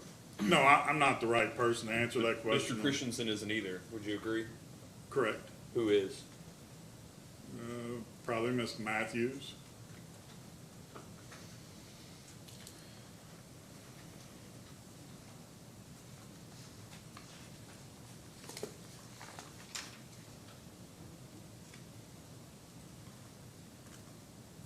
I can ask Mr. Christensen this as well, but to your knowledge, is any of the price, cost information, O&M cost, or capital cost information in that spreadsheet, was any of that used for modeling purposes? In the 2023 IRP? Correct. So I think John would be the best to answer that question. To my knowledge, I don't think it was, because we didn't have an appropriate mix of technologies respond to that RFP. You don't see any wind resources, however it was open. If you read through the RFP document, they were certainly welcome to bid, as well as simple cycle CTs and all of those things. But to my understanding, we didn't get a very good resource mix respond to that RFP. So John can answer that question, but I believe that, we weren't impressed by response. Now, my understanding is that this document was put together in response to bids that came about after the Inflation Reduction Act was passed. Is that correct? Can you repeat that question? Sure. My understanding is that this RFP proposal summary spreadsheet reflects bids that were made after the passage of the Inflation Reduction Act. Is that correct? I did not prepare this table or response, so I can't speak to that in clarity.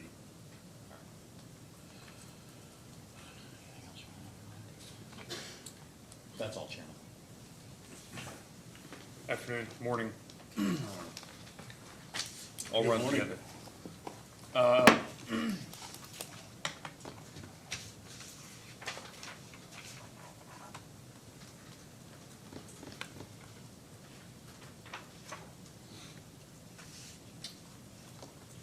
Big Rivers has converted the green units from coal to natural gas, is that right?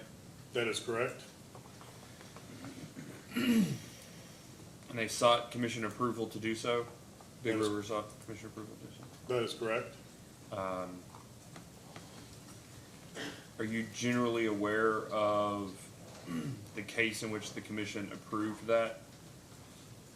Yes, I am aware of the case.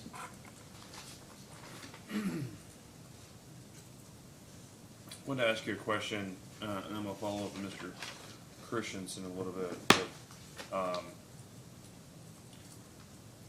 do you were asked a question earlier, and I didn't get your exact quote down, but you were asked a question earlier, and your answer was, as I understood it, the utilities position on the 2020, how operative or the basis or the importance of 2029 as it relates to the green units. Do you remember your response? I mean, not verbatim, but do you remember answering the question earlier about the expectation of green through 2029?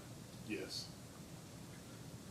So what is your understanding, Big River's position today and expectation regarding the green units before, during, after 2029, or as it relates to that 2029 date?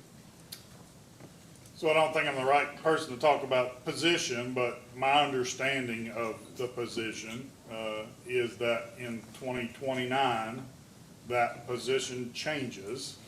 So in the CPCN for the gas conversion for the green units, 2029 was those assumptions. So the maintenance required on those units, and in that case, was to make it to 2029 because it's a capacity resource. Past 2029, if that becomes an energy resource and not just a capacity resource, the maintenance would have to change. Okay. Capacity doesn't keep the lights on, would you agree? Energy does? I agree. Capacity is just merely the ability to produce energy? I agree. Okay. And what good is capacity if it doesn't run?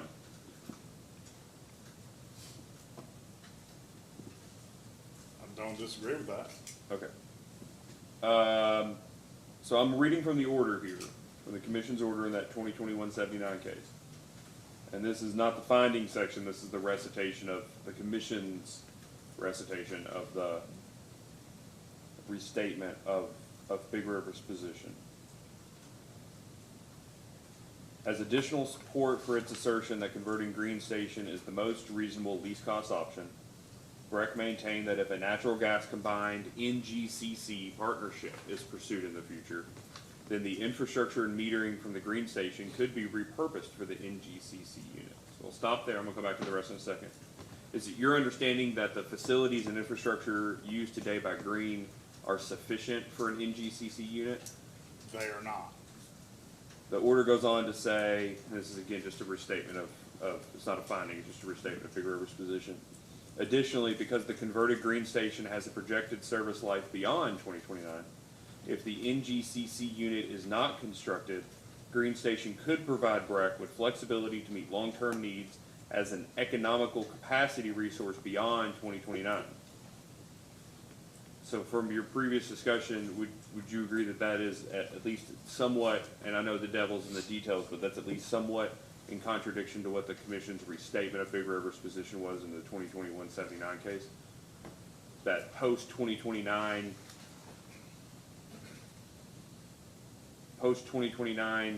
BREC anticipated that green could still be a capacity unit? And I think we're still saying it can be now. You But- just are saying that it could also be an energy source, is that right? Correct. So if we're gonna depend on it like we do Wilson, it's gonna have to have a lot different maintenance routine. Okay. And when you say depend on it, you're just talking about depending on it as a financial or an operational hedge against energy prices? We're getting a little outside of my lane, but yes. I mean, I'm asking about your understanding of what your assertion is that when you say use or depend on, that's what you're talking about. Is that right? Yes. Okay. Then it goes on to say, finally, BREC asserted that if Green Station is converted to natural gas, then BREC will not require base load or peaking capacity additions to meet native load for the next 10 years. So that,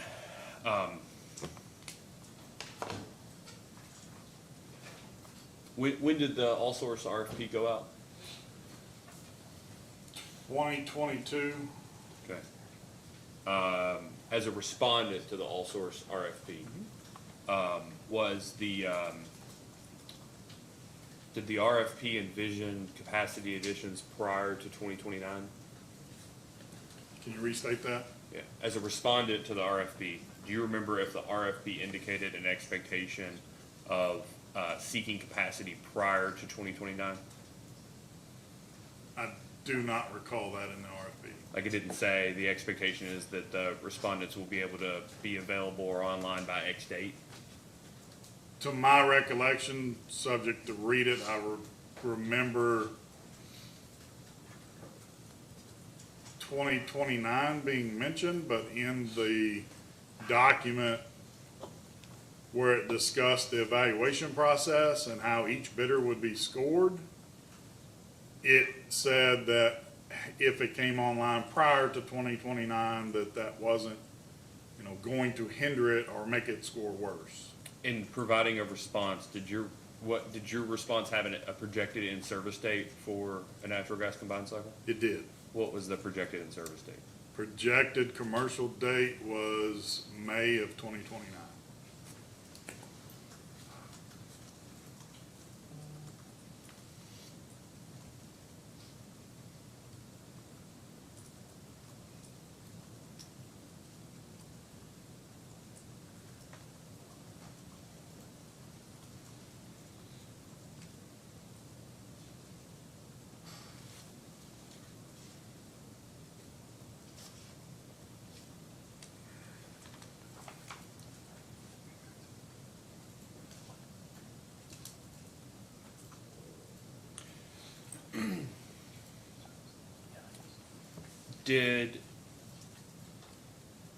Was your proposal in response to the RFP premised on any joint ownership or purchase or sharing of capacity with any other entity other than Big Rivers?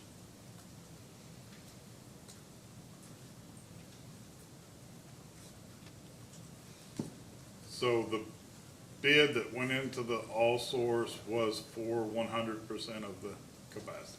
Okay.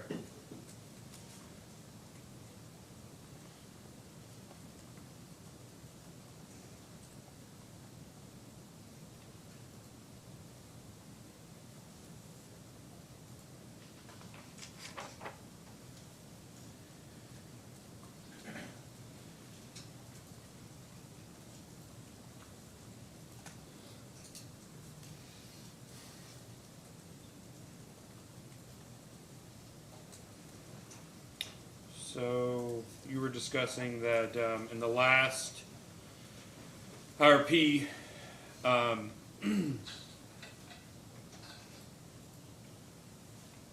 there was a partnership related to a natural gas combined cycle, correct?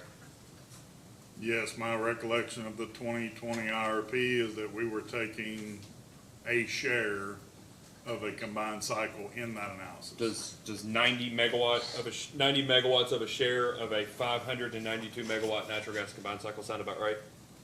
I believe that sounds correct. Okay. And I'm literally reading from footnote 12 of that 2021-79 case with the green conversion. I promise I have more of a life than to have memorized that portion. That partnership, I mean, that's just a small piece of a sub 600 megawatt combined cycle, right? That's correct. But your proposal, what's in this IRP, is an entirety of a sub 700 megawatt combined cycle, right? That is correct. Okay.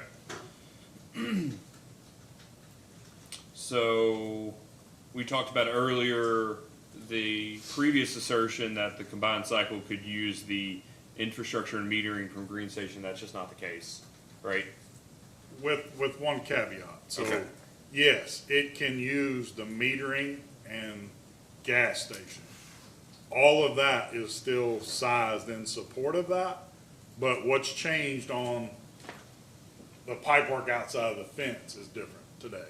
Okay. But yes, the metering, the gas quality, the gas station that was built, all of that is still sized appropriately. Well, let's just talk about it this way then. If a natural gas combined cycle, the benefit of a natural gas combined cycle as opposed to green as a converted unit is that it's far more efficient. Would you agree? I would. And that the idea is that post something that has to happen with Wilson or post a retirement of green is that what's envisioned in this IRP is that the combined cycle is used as to your comment earlier about depending on, it's going to be producing a significant portion of Big River's energy. Would you agree? I would. That's the expectation. Is it your understanding, or do you know, and if somebody else knows better, are significant upgrades going to be required with current infrastructure, or completely new contracts or agreements required to provide the type of service and infrastructure necessary to run a combined cycle far more often than green is being run today than green is requiring? Yes. So if a combined cycle was built there would have to be gas infrastructure network upgrades to handle the runtime that a combined cycle would see. Okay. And do you know whether or not, and if you don't, that's okay, whether you or someone else at the utility provided information necessary in this IRP to have taken into account that incremental expense to accommodate that natural gas combined cycle as opposed to just the infrastructure available for the green units? Yes, it was provided to John Christian in 1898. That'd be both the infrastructure cost and the incremental cost of, for instance, a firm fuel contract as opposed to something less than that. That's correct. It has the infrastructure plus firm transportation to support natural gas combined cycle. Okay. Now, the other item that is in the finding of that order is in talking, I'll just read the whole paragraph so there's context to it. So this is the commission's finding on page 11 of that order. The commission says the estimated cost of the conversion project and the projected MISO capacity purchases are virtually indistinguishable. So it's not there. You remember that was one of the alternatives, was just buying capacity for MISO? I don't. I didn't have a huge role in the 2020 IRP. The difference in the available short-term options is the price and volatility risk associated with a large portion of BREC's capacity requirements being satisfied with market purchases. Given the comparative risk reduction and ancillary benefits of the conversion project, the Commission concurs with BREC's selection of the conversion project. While the NGCC partnership would be the least cost option overall, BREC's inability to find partners and the long lead time relative to the Green Station closure necessitates a short-term solution. Who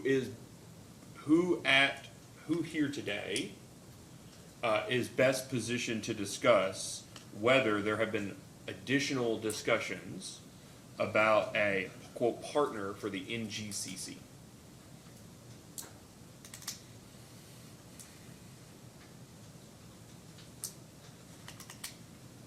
I don't think there's anybody in the room that has been involved in those discussions.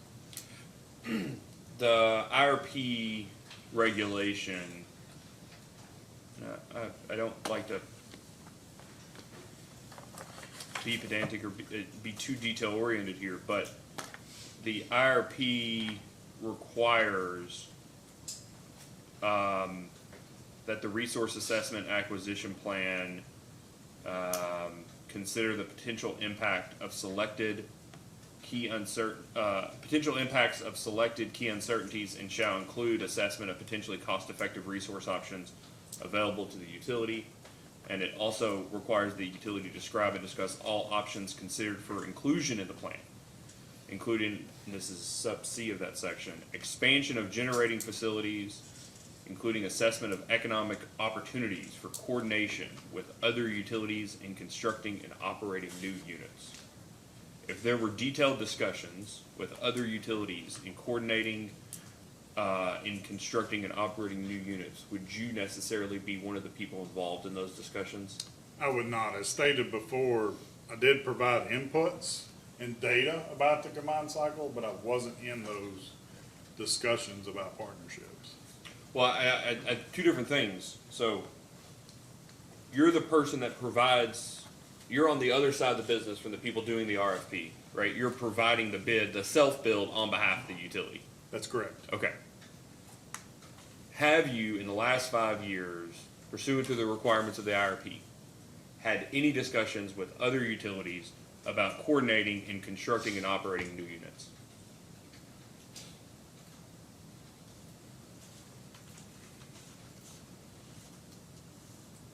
I have not had direct discussions with any other utilities about partnership. I mean, if you all are going to build, what I'm trying to ask is, if you guys are going to build it, you're going to be necessarily involved in that conversation. Would you agree?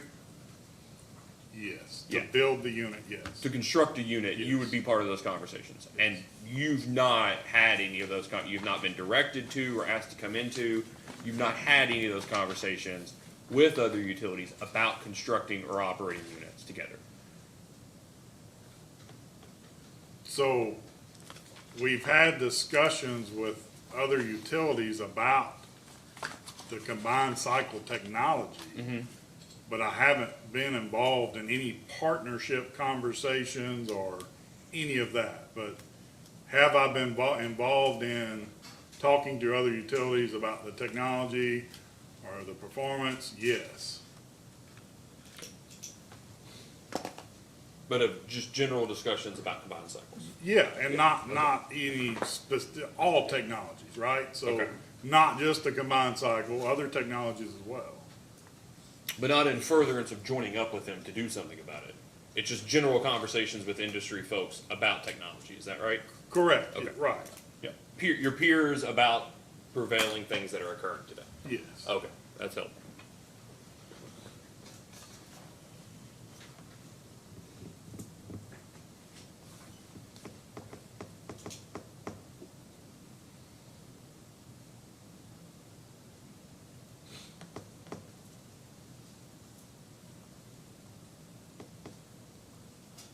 Council? Just a few, Your Honor. Mr. Burden, with respect to a coal-fired generating plant, is it unusual to require ongoing maintenance? Not at all. And subject to check, and I know Mr. Christensen will be taking the stand later, is it conceivable that the maintenance costs associated with Wilson would have been included within the modeling that he did? Yes, it should have been included in the model. Okay. And so that would mean, wouldn't it, that the modeling decisions, the outputs of that, accounted for anticipated maintenance costs associated with Wilson, correct? That's correct. Do you know, did Winter Storm Elliott cause any interruption in the delivery of power to Big Rivers members? Not that I'm aware of, but Mr. Bradley would be best to answer that question. Okay. And do you know whether, you may not know this, but do you know whether Big Rivers was hedged against any potential market exposure for having to buy power from the market if Wilson began? That's outside of my purview as well. Mr. Wright would be best to answer that question. Backing out a tiny bit, do you know whether Big Rivers performs any sort of sort of ongoing analysis of its resource mix in addition to the formal IRP process. Can you restate the question? Does Big Rivers have, I probably made that too complicated, does Big Rivers have internal processes apart from the IRP that involve an ongoing assessment of what its generating resource mix should be?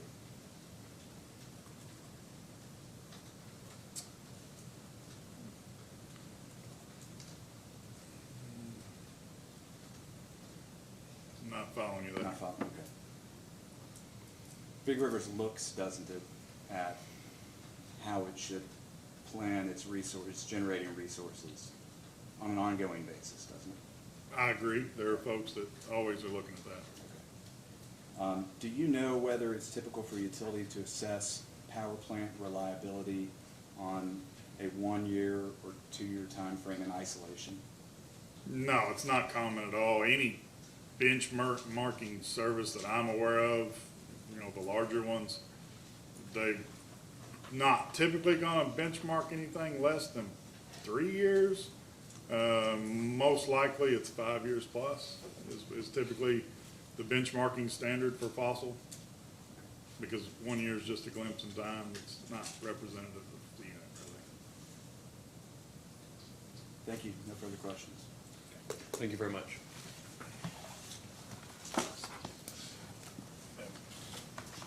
Mr. Depp? Sir. Big Rivers calls Dr. Selena Matthews.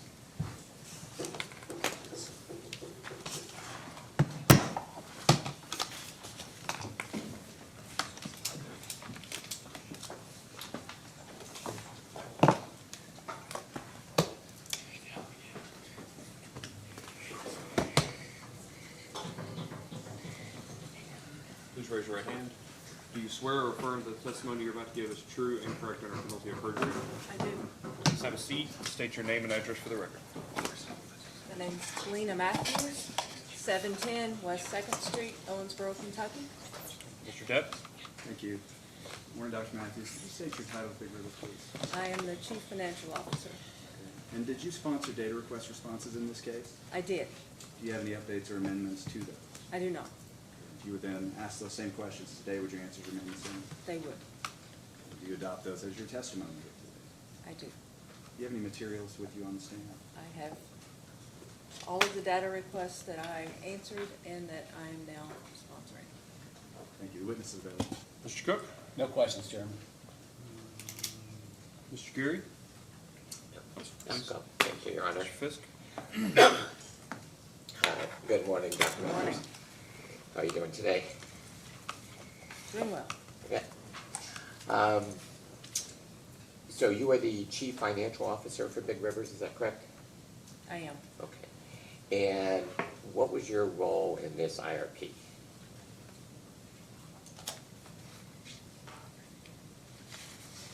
I directed the folks who did the financial modeling, and I was in many of the strategy sessions and many of the sessions where we gave input to the consultants.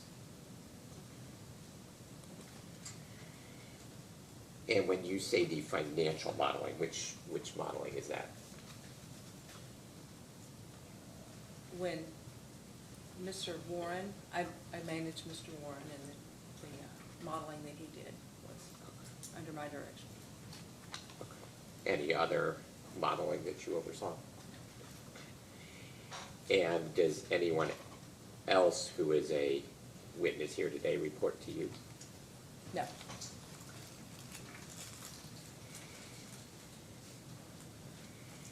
And you have referenced being involved in strategy sessions. What sort of sessions were those?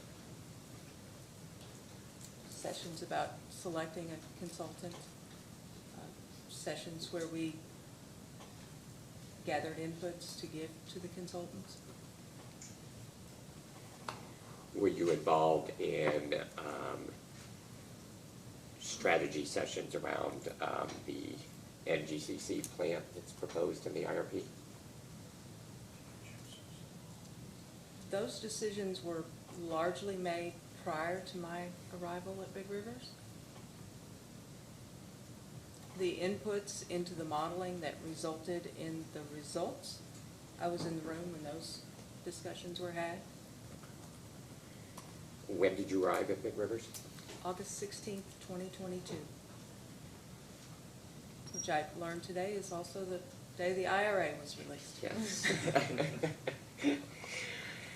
And when you said that the decisions around the NGCC were already made before your arrival, what are you referring to? I'm referring to the result of the off-source RFP. So before August 16th, 2022, the decisions around pursuing the NGCC plant that came out of the all-source RFP had already been made? Yeah.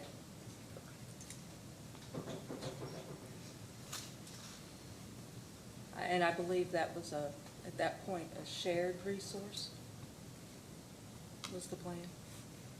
And what do you mean by shared resource? They were looking at finding partners.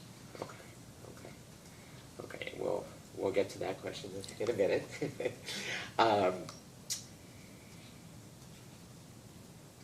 Did you review any of the comments filed by interveners in this proceeding? I did. Okay, all of them, or? I did. Okay, and did you have any role in the drafting or, in the drafting of Big River's response to the comments? Not specifically, no. Did you provide any inputs to that? No.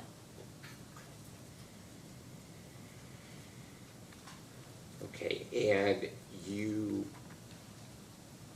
going back to the strategy sessions, did you have any role in deciding what opportunities under the Inflation Reduction Act Big River should pursue? I was in the room with the discussions for the PACE program and the New Era programs were had, yes. And who else was involved in those decisions? It would be all of senior leadership, VPs and up. And are any other of those folks witnesses here today? Mr. Bradley, Mr. Mizell.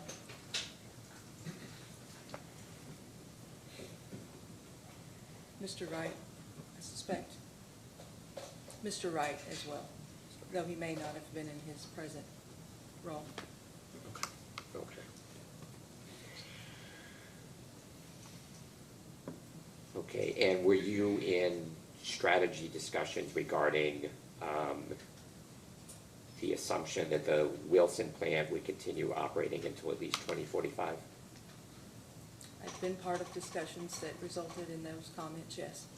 Okay, and who else was involved in those discussions? Again, senior leadership. Anyone else? I don't recall. Okay.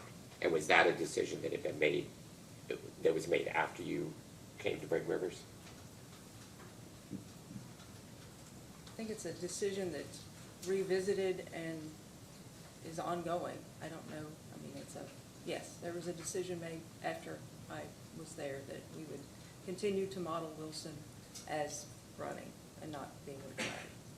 Okay. And so you said that was revisited, so that was a decision that had been made before your arrival? I think it was likely has been made in every IRP since Wilson's been online. Okay. And so that means that the modeling did not test the economics of continuing to run the Wilson plant till 2045 versus retiring it earlier, correct? The modeling did not include an option for retiring Wilson, no. Okay, so there's no information in the record that would provide the economics of that choice to model to run till 2045 versus retiring earlier. Not that I believe. Okay. And that, to your knowledge, has not been presented in any previous IRP also, correct? I can't speak to previous IRPs. I was in a completely different role in that time.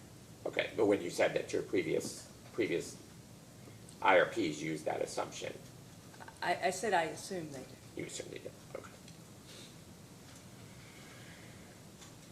Okay, So turning to the NGCC, May I, that was, okay, go ahead. that was discussed earlier. So my understanding is that, and let me know if this is correct, that the 2020 IRP assumed that there would be partners or co-owners for a new NGCC plan that Big Rivers might be part of. Is that correct? That is correct. When I Yeah. reviewed the results from that IRP, yes. Okay, and the results of that IRP said that Big Rivers would have approximately a 90 megawatt share of the plant? I believe so. Okay. And the current IRP proposes a 635 megawatt NGCC completely owned and operated by Big Rivers. I believe so. Okay. And have you been involved in conversations regarding efforts to locate partners or co-owners for the NGCC?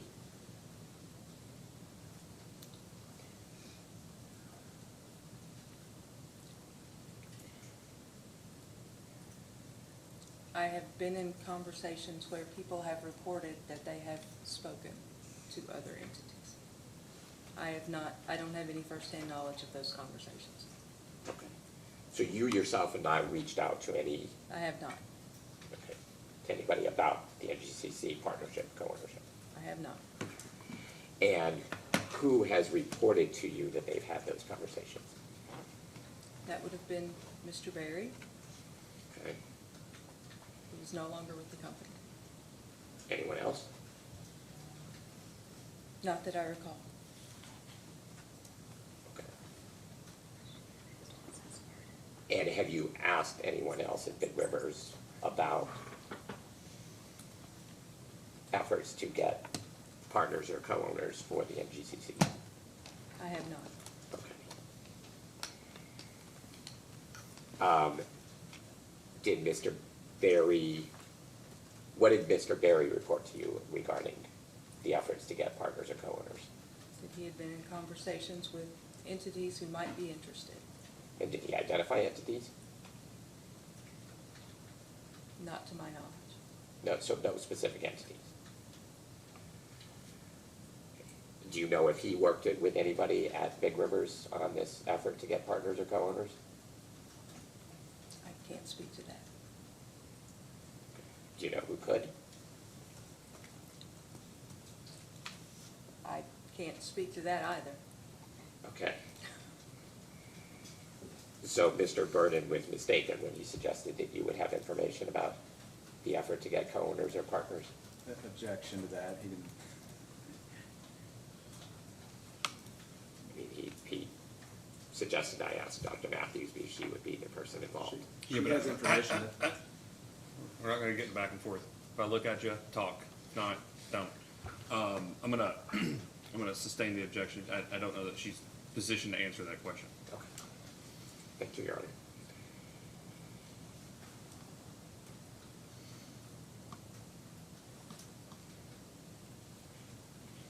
Do you know, Dr. Matthews, if there is a certain level of co-ownership or partnership that would be needed before Big Rivers would proceed with the 635 megawatt NGCC? I do not. And do you know who would know that? We have just completed a new strategic plan.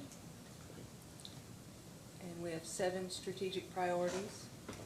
One of those priorities is risk-managed portfolio, also rate management and financial strength.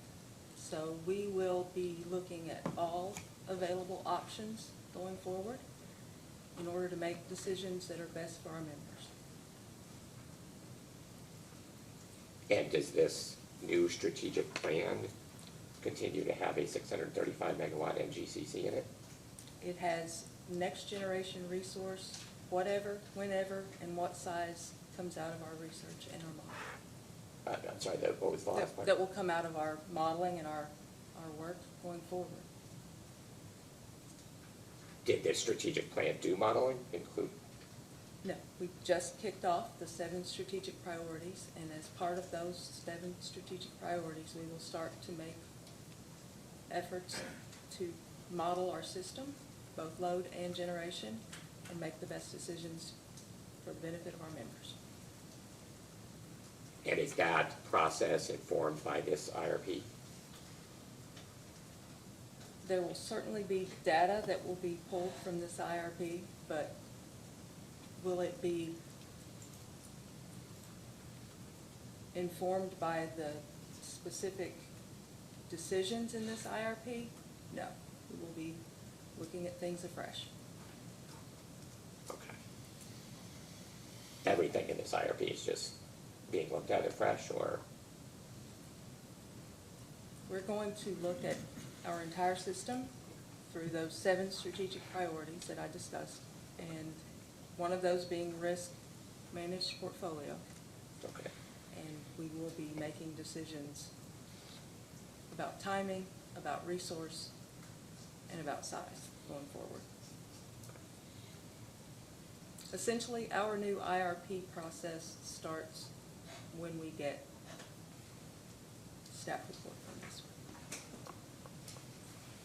one. As they always should. Well, but you've already started the strategic process before you have the staff report, correct?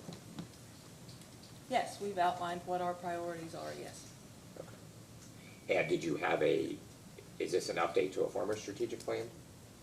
Yes. And when was that strategic plan issued? I believe they revisited the strategic plan every year, but we have new management, new leadership, and we have started afresh. Okay, so the last one was in 2023? I believe it was in 2022. I believe because there was an imminent CEO change in '23, it was postponed until the new CEO came in place in '24. Okay. So you are undertaking a new strategic plan that will then inform your next IRP? Yes. And will that strategic plan be disclosed to the commission? Subject to check with my council. I can't imagine, it's on our webpage. The 7 strategic priorities are on our webpage. We haven't fleshed them out. It's pretty fresh.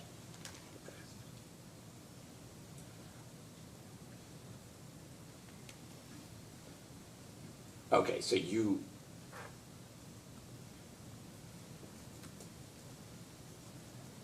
going back to my question about the NGCC, you do not know if there's a certain level of co-ownership needed to proceed with that plan? I do not. And just to make sure I've got this correct, do you know who here would know that? I believe the answers would be similar to what I just said, which is that we are moving forward, not assuming anything about the next generation resource.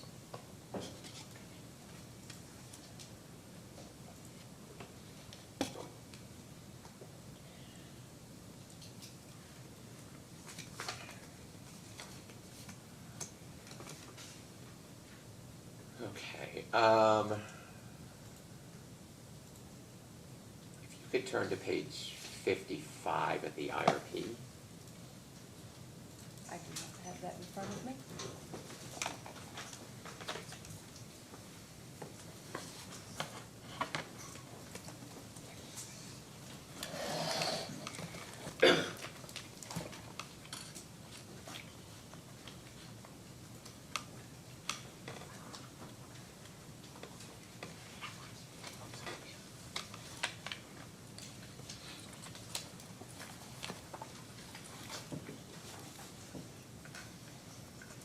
Okay, I'm there.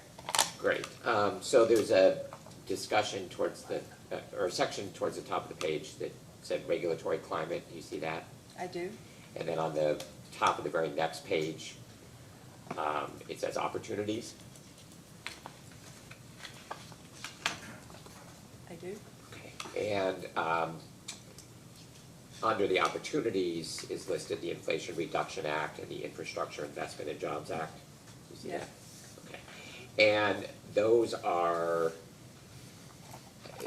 the opportunities there are that both of those apps provide various opportunities to obtain federal financial support for clean energy projects. Is that correct? I believe that's the purpose, yes. Okay. And in your application, or in the IRP, Big Rivers discusses two of those opportunities, one the PACE program and the other the New Era program, is that right? That is correct. Okay. And these are opportunities because if you were to obtain federal financial support for projects, that would reduce the costs that your member owners and customers would ultimately have to pay, is that right? Correct. Okay. So would you agree that pursuing those opportunities is an important way to protect customers and to limit their bills? That is correct. And you previously said that you were involved in discussions regarding pursuit of these federal financial opportunities, is that correct? Yes. Okay, and do you know who is the ultimate decider of what opportunities are going to be pursued?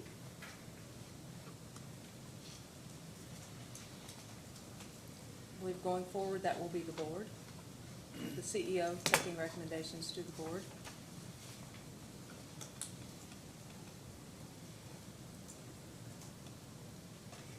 And so the two opportunities that Big Rivers has pursued, the PACE and New Era programs, the board specifically approved the pursuit of those? I can't speak to the past. I was only speaking to what's going forward. Okay.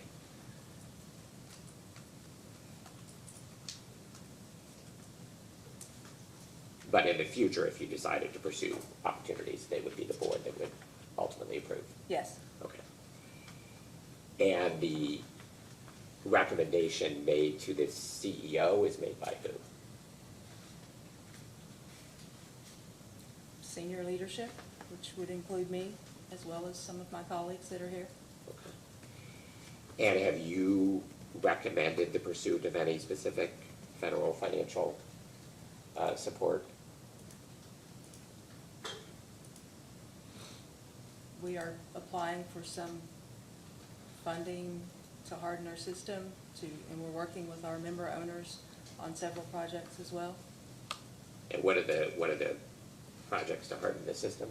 What program are you applying for that? I believe it is GRIP, and I believe that would be Mr. Bradley would be better able to speak to that than I. And are there any other programs that you know of besides New Era and PACE that you're pursuing? Not at the moment, single-handedly, no. Sorry. We're continue to work with our member owners on projects in pursuit of funding.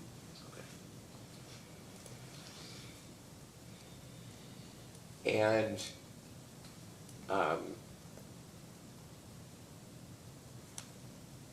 is it accurate that to date you've prioritized potential grant low-interest loan opportunities managed through the PACE and New Era programs? Those would be the two we applied to, yes. Yes, okay. And has Big Rivers completed any written evaluation of all of the opportunities under the IRA and the infrastructure law and? We have not. No. Okay. And why not?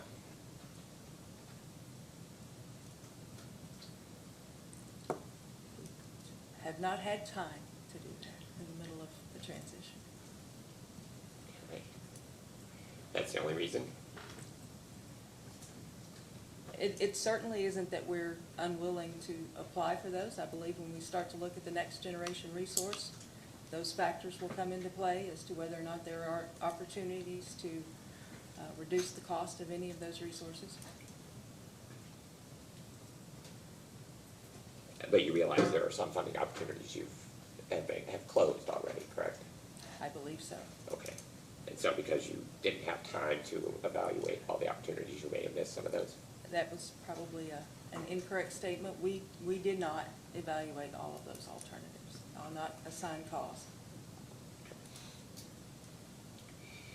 And I believe you've also said that you're continually, in one of the discovery responses, JI 1-14 and 15. Actually, if you want to go to either of those, the text is very similar. Okay, I'm there. You say you are, the last two lines, continually reviewing other program opportunities for likelihood of success and impact of Big River's strategic plan. Do you see that? I do. And who is involved in continually reviewing this? There are several NRECA webinars, there are DOE webinars, we are continually looking and trying to keep up with the programs. And who is And we have responsible? 2 consultants that help us as well. Okay, and who is responsible for keeping up with these programs? I can't answer that. Okay. I know who's responsible for applying for the programs. If they're RUS programs, it would come through my office, my section. But I don't believe we have a person designated to make those decisions and to do that collection. It's a group effort. So for RUS programs, that is your responsibility to decide whether to apply? It is my responsibility to do the application. Okay. And for other IRA programs, are there other people responsible? It would depend on which type of program. If it's a infrastructure program, it's typically Mr. Bradley. If it's a generation, it would be our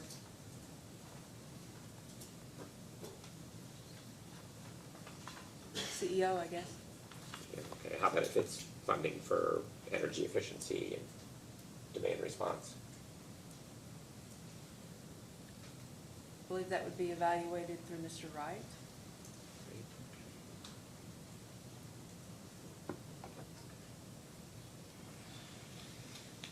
And to your knowledge, is there any written documentation of this continual review of federal opportunities? There's not.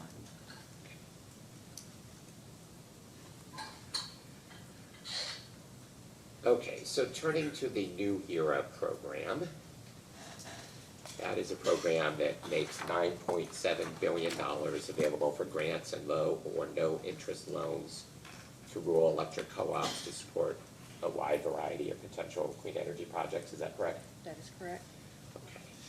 Okay. And if you could pull up the JI 1-13, the attachment.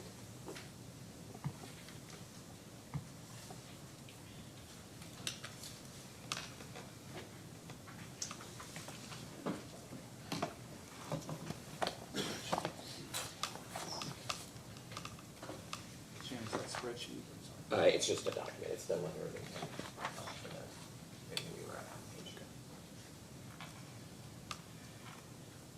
I'm on that tab, but I don't know which document you're referring to. Okay, the attachment, which is the letter of intent that Big River submitted to RUS? Yes. You got that? Okay, and this is the, so back in September of 2023, Big River submitted a letter of intent that it was interested in applying for funding under the New Era program, correct? That is correct. Okay. And in the opening paragraph of this letter of intent, it refers to a notice of funding published in the Federal Register, is that right?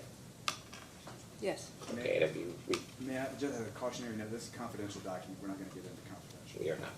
Yeah, thank you for the notice. And we're gonna put up on the screen the Federal Register notice that is cited here.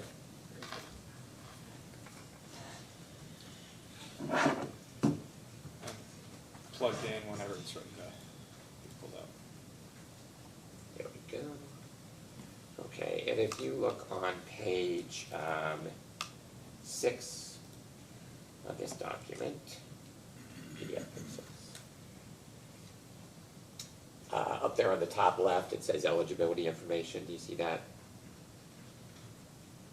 I do. Okay, and there's a long list of, well, the first part is eligible entities, and then scrolling down to about the middle of that left column, it says an eligible project. It's now at the very top of the page, but, sorry, yeah, no, sorry. See an eligible project? Yes. Yes. Okay, and then there's a long list of eligible projects, the types of projects, correct? Correct. Okay, and out of this long list, you've selected a carbon capture and sequestration project at the Wilson plant, is that right? That was the selection, yes. Okay, and if you look down at the very bottom of the left column that now is going up, number 4, modifying or refinancing existing loans from RUS, do you see that? I do. Does Big Rivers have existing loans from RUS? They do. Okay, and was there any consideration of using or applying to the New Era program for modification or refinancing of any existing loans from RUS? There was not. Okay, and why not? For the units that have already been closed, they were closed too early. And there was no consideration of retiring Wilson. And when you say too early, what are you basing that on? If you look in the criteria, the plants had to be closed within a certain window. And the plants that had been closed in the Big River system were closed prior to that window. And what was that window? Don't remember, but I do remember the discussion that we did not, those units did not qualify. And was that discussion with RUS? I believe it was at an RUS meeting, yes. Okay, and is there any documentation from RUS saying that the plants did not qualify? It was a meeting where they said, here are the criteria for application, and the date on it was after the units had already been closed. Okay, and do you know who would know what that date is? Do not. Okay.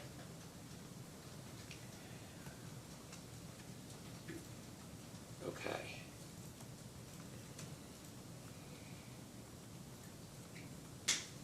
And so for the, actually, if you turn to the page 3 to 4, the LOI, the letter of intent that I've given you, that's the attachment to 1-13.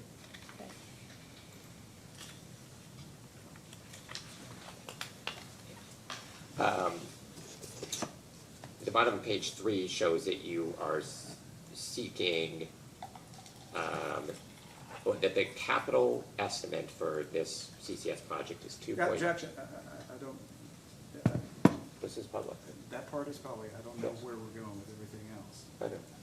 I know, this is public, right? But 2.5 Capital cost is, yes, as is the top of page 4, right? Correct. Okay, yes. So the capital estimated capital cost for this project is $2.52 billion, correct? That was what is in the letter, yes. Okay, and so you've requested, at the top of page 4, it shows a 25% project grant of $630 million, is that right? That is what it says. Okay, and then a 0% project loan of $1.89 billion? What it says. Okay, and were you involved in identifying those figures? No. Okay, do you know who was? It was Aaron Murphy, who's no longer with the company. Okay. I have looked at them, and I don't believe them to be incorrect. You don't believe them to be I incorrect? don't believe them to be incorrect. Okay. Okay. If you look at the, going back to the Federal Register notice on page 4, sorry. Okay, there we go. Page 4. Over on the right side of the page, Yep, award amounts. It makes clear that the total amount that any single applicant can receive is $970 million, correct? That's what it says, yes. And that's through a combination of grants and loans. That is correct. And loans, a grant counts towards that amount at a dollar for dollar basis, is that right? I believe so. And a loan counts at about a 0% loan counts at about a 40% rate. Correct. Okay. The total amount requested in the letter of intent would exceed the $970 million cap, correct? What you said in your comments. Okay, and you would agree it exceeds? If indeed it counts as 40% and the project grant counts 630, yes, I'll agree. Okay, do you dispute that it does count at 40%? I'm gonna object that calls for a legal conclusion. I don't know that we've established whether the witness is even familiar with having read this document. She's sponsoring it. Sorry, correct. Sorry, my apologies. Direction here. Yes. Dr. Matthews has been sponsored, identified as adopting this document. We would, could have crossed Ms. Murphy, but she's not here. So we are asking the witness who has sponsored the document. The document that I was objecting to is the Federal Register document that's on the screen that is not part of any data request response. I'll sustain that objection. But, Dr. Matthews, you have read this Federal Register notice, right?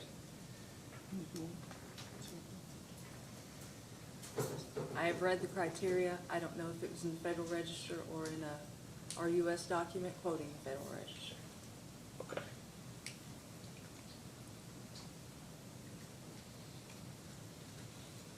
Do you know why?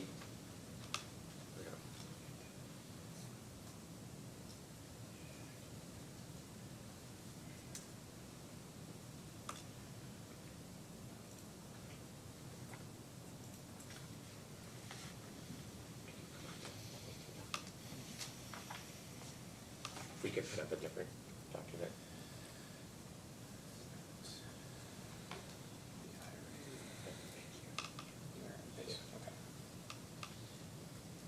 Dr. Matthews, we have now put up a document that is the frequently asked questions document from the RUS regarding the New Era program. Have you seen this document before? I don't recall that I have.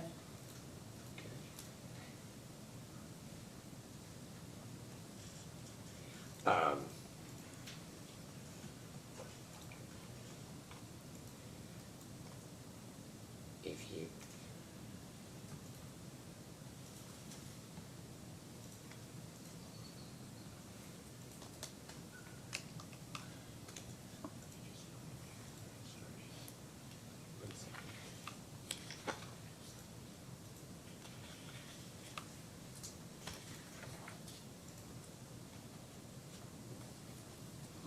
You can go to page 29.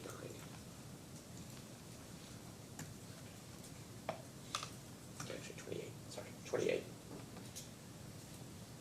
Right here. You see the maximum limit of $970 million? I see that, yes. Okay, and if you now scroll to the next page. Do you see the very first line talks about the subsidy rates on loan obligations are expected to be 42.23%? I see that, yes. Okay, and that's the figure we were just talking about, approximately 40%, correct? Okay, Okay. yes.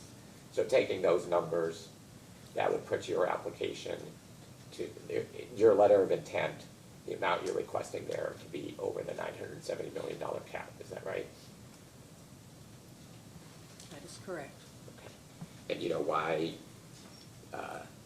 Big Rivers submitted an application that or a letter of intent that on its face exceeded the program limit on funding?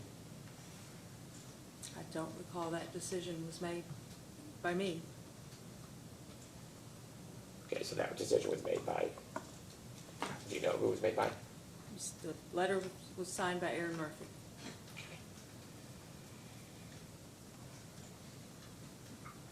Does Big Rivers believe that CCS is technologically feasible?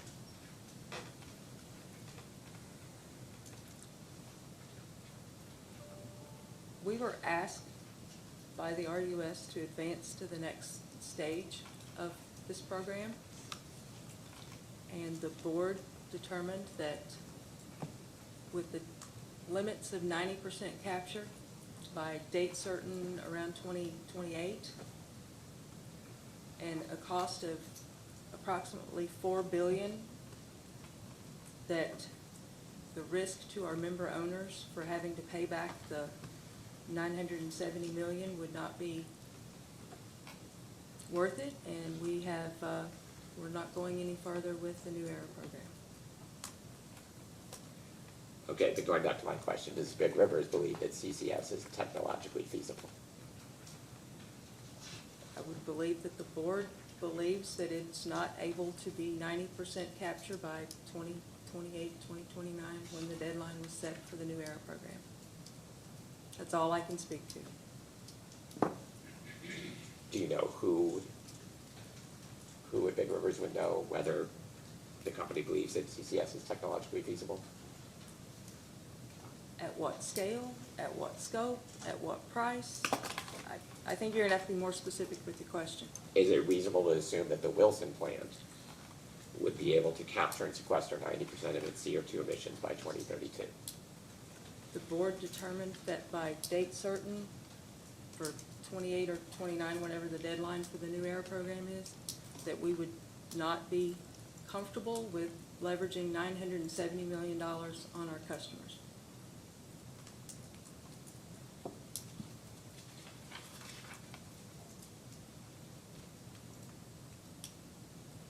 And is that because you believe it is not reasonable to assume that Wilson could actually capture and sequester 90% of its CO2 emissions? Not by the date necessary to meet the criteria in the New Era program. Do you think you could do it by 2032? I think there are probably more technical folks that could be involved. I believe that will likely be one of the decisions and issues that we look at as we go forward, looking at our entire system, generation and load. And does Big Rivers believe that carbon capture technology is available from vendors today? It is not. That's one of the concerns with meeting the 28, 29 deadline.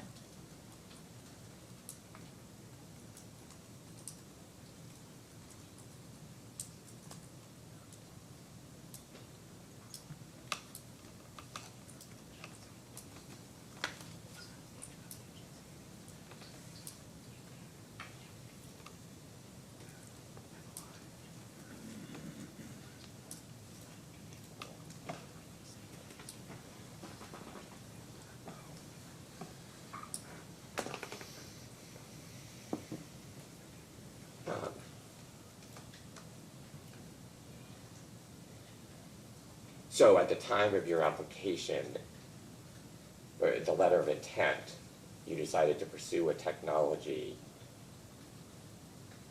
Strike that. In the letter of intent, you decided to pursue funding for a technology that you believe is not available for vendors. The letter of intent had a fairly short turnaround. We looked at it, we took it to the board after we were invited for the next round, and the board made the decision that it made. But why did you initially go to the RUS? You have the RUS, sorry, strike that. The New Era program provided a potential for up to $970 million in funding.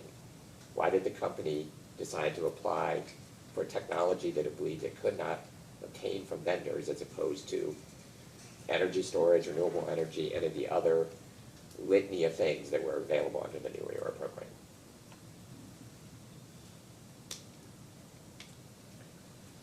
I can't answer that question.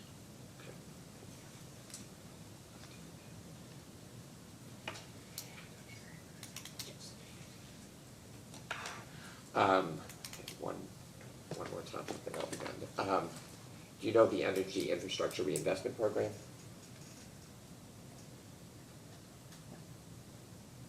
I'm not familiar with that. You're not familiar with that, acronym, no. okay. Do you know who would be?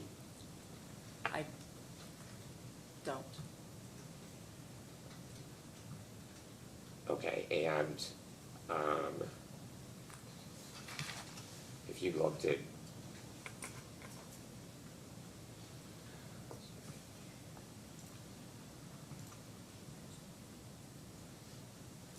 if you look at JI 1-14,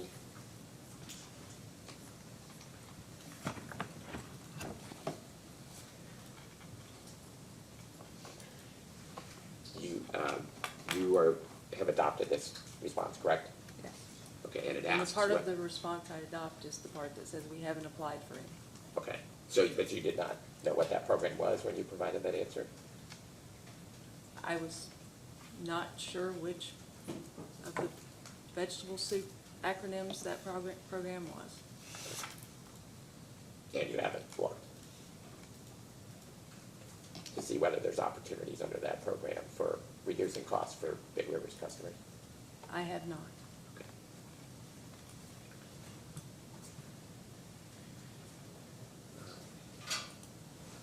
If we could go off for a minute. Off the record? We'll stay on, but you take your time. Okay.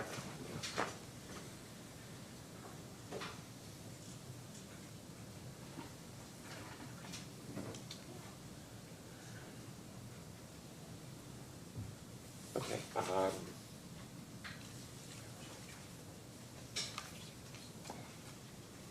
Your Honor, I would request to, mark, the Federal Register notice as, Joint Intervenors Exhibit 1 and move it into the record. Do you have the entirety of that document? No, we've not been provided We That was emailed sent it. out this morning. We emailed it That was this sent morning. along with the other documents this morning. It's also the document that's quoted in the, The letter of intent. data response, the letter of intent that, I would think if there is some, one, I've not checked my email during the hearing, but if there is something that is in the Federal Register, I would assume the commission can take notice. We have in the past, but, is there a difference, I guess, for, you all have a objection either way that it's included as a hearing? Simply, the objection extends simply to the witness having knowledge about that, so no, in terms of being able to reference it, no objection. Okay. That's fine. But, so my preference would be just to keep it clean. So we've done this in a number of hearings.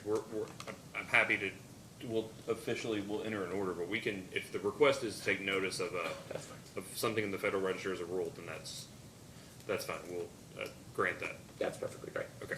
Yeah. Okay, that's good. Yeah, that's it. Okay. Thanks for Thank you. Let's go ahead and take a short recess for lunch. We'll come back at 12:55. So we'll take a fairly short lunch, and then we'll continue cross-examination. So we'll be in recess until 12. Thank you. Sorry. Last minute.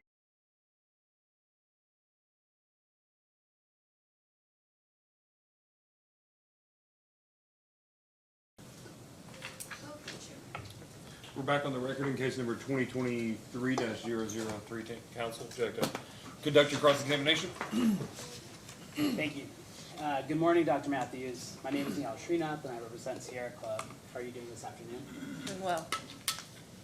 Dr. Matthews, I understand that you are adopting many of Nathaniel Berry's discovery responses. Is that correct? We're sharing the, Great. And so, are you the right person to address questions on compliance with IRP requirements in SB 4 and SB 39 or 349? Or should we direct those questions to Mr. Warren?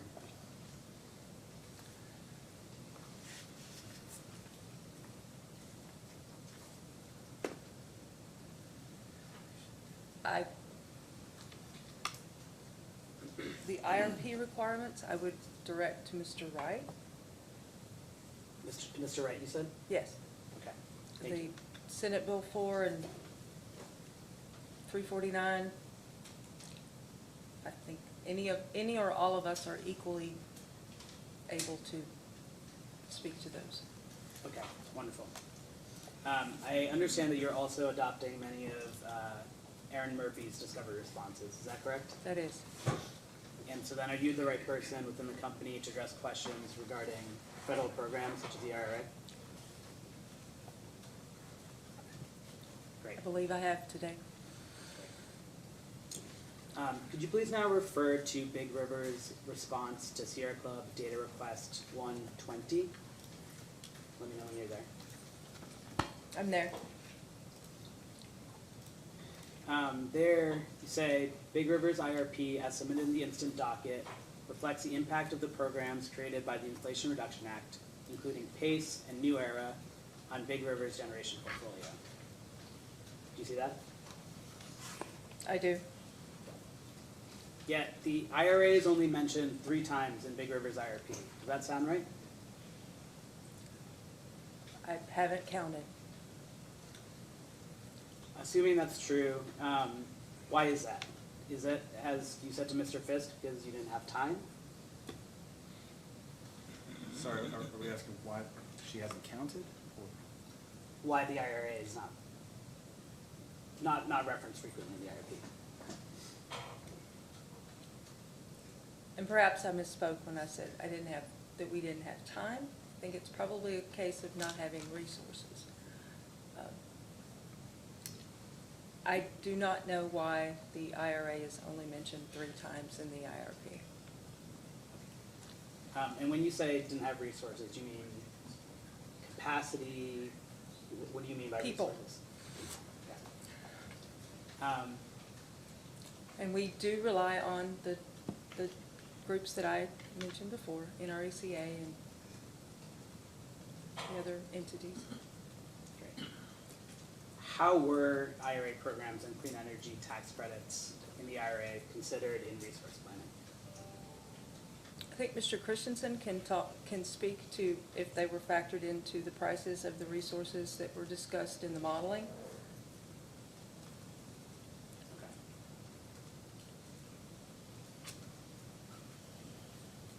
Do IRA tax credits lower the cost of wind, solar, and storage? Presumably so, yes. And the IRP requires a consideration of cost in selecting a resource mix, correct? I believe so. So incorporating analyses about how the IRA reduces the cost of these utility scale renewable resources is important for assessing resource mix in Big River's IRP, correct? Again, Mr. Christensen can speak to whether or not those programs were considered in the analysis and the modeling that was done, and the cost. But you said that you presume that the IRA reduces the cost of these utility scale renewable resources. So isn't that important in the IRA, in the IRP process, where cost is an important consideration? So it's feasibility and time frame and a lot of other components, but yes, cost is important. Did Big River's model procurement of sources that could take advantage of IRA tax credits? Again, specific questions to the modeling should go to Mr. Christensen. Will do.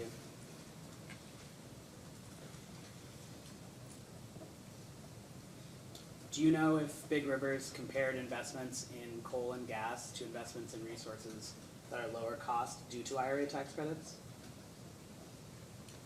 Again, that will beg the question of the modeling and how those costs were imputed in there. Okay.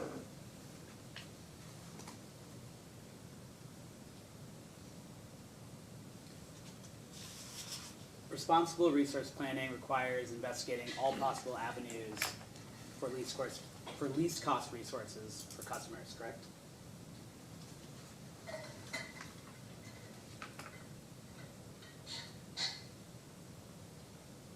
There are other factors at play as well, but cost is a component, yes. And exploring multiple avenues that could change what a least cost pathway would be is important in this sort of planning, correct? Everything will be looked at going forward, yes. Given that in the IRP and through RFPs, shouldn't Big Rivers favor procurement with resource types and locations where its members may take advantage of these tax credits at lower costs?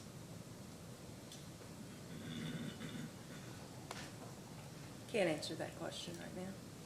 That's, Well, would you agree that not doing so would be leaving money on the table for its members?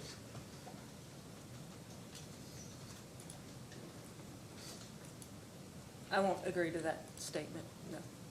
There are other factors.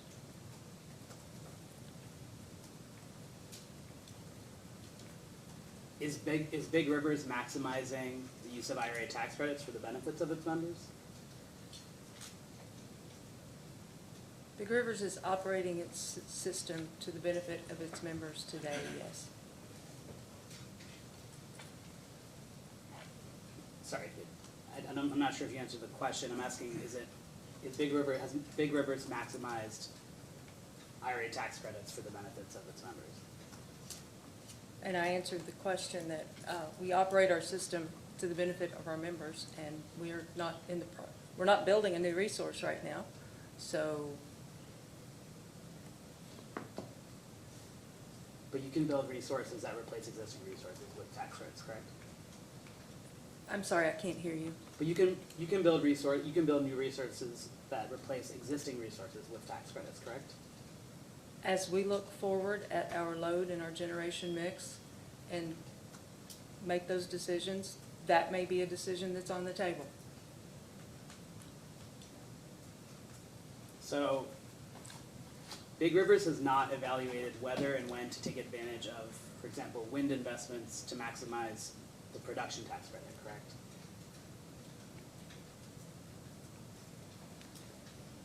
It has not. And Big Rivers has not evaluated whether and when to take advantage of solar investments to maximize the production and investment tax credits, correct? That was a consideration in the PACE application, yes. In the IRP? PACE program was fairly new in the IRP. But yes, the PACE program is evaluated. The project, the solar and battery project was evaluated as part of the PACE program, and it included the solar investment tax credits or production tax credits and the ancillary other programs. And outside of the PACE program, Big Rivers has not evaluated whether and when to take advantage of energy storage investments to maximize investment tax credits, correct? We have not to date that I'm aware of. Great, thank you. And this is the last question on this vein.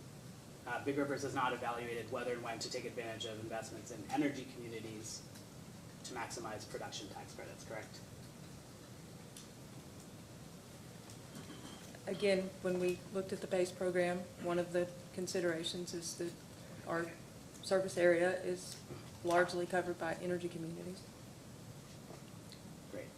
Can you please refer to Exhibit SC2, which we shared earlier today? And can we project it on the screen, please? Wasn't sure what you had to do.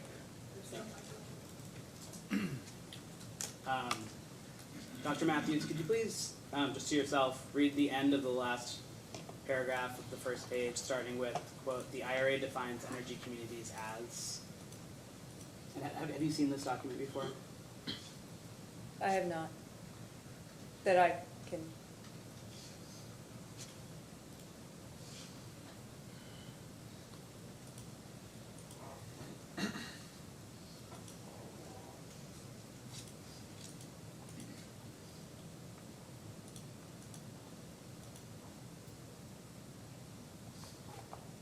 Okay.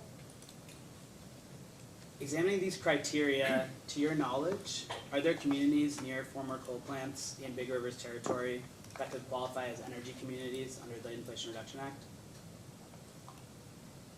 Subject to check, I would believe there are. And looking at this map on the next page of the DOE explainer, are there energy communities in Big Rivers service territory, subject to check? I think you're really underestimating my age and ability to see here, or overestimating my ability to see. That's fair. My apologies. We'll try and zoom in. I think you can see Kentucky there. Just Let me get a little pixel.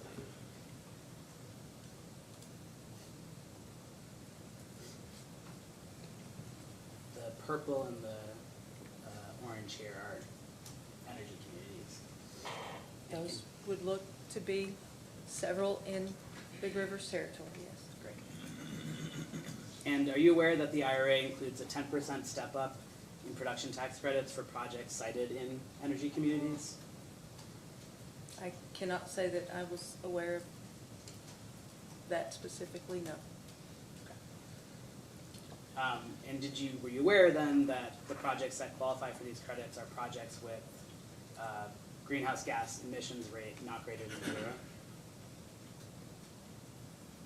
I'm sorry, I can't hear you. I'm assuming then you were not aware that the projects that qualify for these tax credits are projects with greenhouse gas emissions, a greenhouse gas emissions rate not greater than 0. If that's what you say, then I believe you. Given all this, could Big Rivers save costs by then targeting clean energy procurement in coal communities near Greene, Reed, Coleman, and other retired coal plants, taking advantage of coal community tax credits? I believe that will be on the table when we begin our look afresh at our service territory, our generation, and our load. And when will that new look happen? Well, we need to wrap up the IRP. And how will that new look be manifested publicly?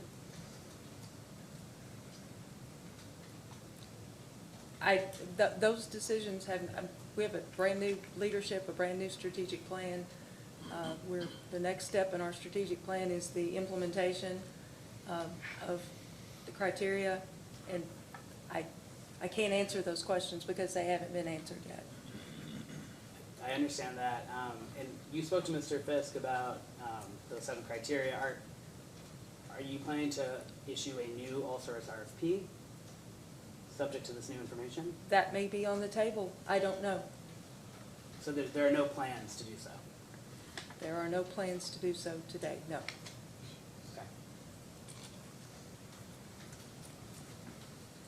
And you told Mr. Fisk that you're unaware of the Energy Infrastructure Reinvestment Program, correct? I wasn't aware that I knew that one. I know there's a list, there's a lot of programs. I'm sure I've seen that one before. When he mentioned it, I did not remember it, so.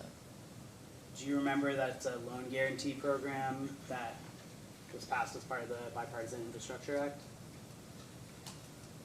Not specifically.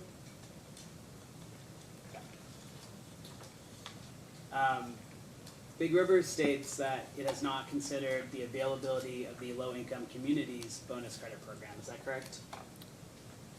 That's what we stated, that is correct.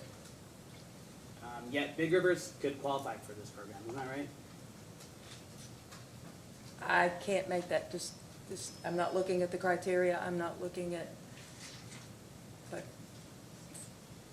So you haven't taken a look at the criteria to know whether you could qualify? not that I remember. And has anyone within the company or who's? I been can't doing speak today? for anyone else. Okay. Is it possible that Big Rivers is leaving money on the table by not taking advantage of these federal funds? It is possible and will be evaluated as we go forward. And isn't the IRP the place for Big Rivers to model potential cost savings through alternative resources and federal programs? Yes.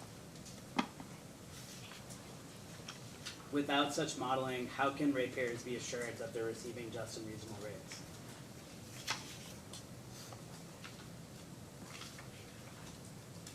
Our rates were approved by the Public Service Commission. I think that deems them just and reasonable. Okay. I just have a couple more questions, Dr. Matthews. Big Rivers has not sought financing through the Rural Energy for America program, correct? Not to my knowledge. And do you know whether Big Rivers could qualify for this program? I do not know.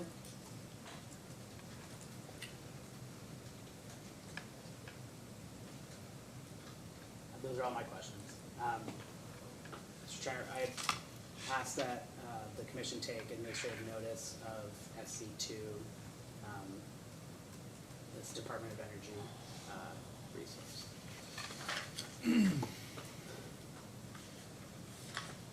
Yeah, I've got concerns about taking notice on this one. This isn't a, I see that there is a URL, but this is not a federal rule, it's not the Federal Register.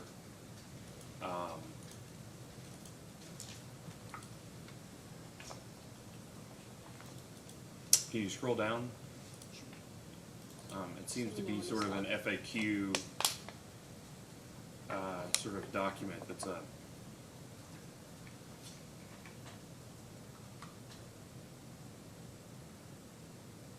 In that event, literally an FAQ, yeah. Counsel? I have some of the same questions. I've not seen this before today, and I don't know what it is, but I don't know if somebody wants to make a comment regarding these various programs after the hearing, that's their prerogative to do that, but I don't know why we need to take notice of this here, particularly given the question marks at the start. Yeah, so to be honest, to be perfectly transparent, counsel, if this has been presented seemingly as a document for purposes of cross-examination, it's relevant to the cross-examination and the basis of the questions. I think there's certainly a foundation for it. My preference would be if you want this to be part of the records that you seek to move to introduce it as a hearing exhibit.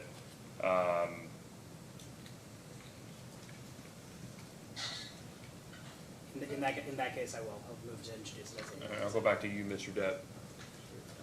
Object to the extent the witness has not seen it and testified as such, and therefore is not qualified to answer any questions about it. Well, so I'm gonna overrule the objection. I mean, she knows where Kentucky is, and she identified that those colors cover.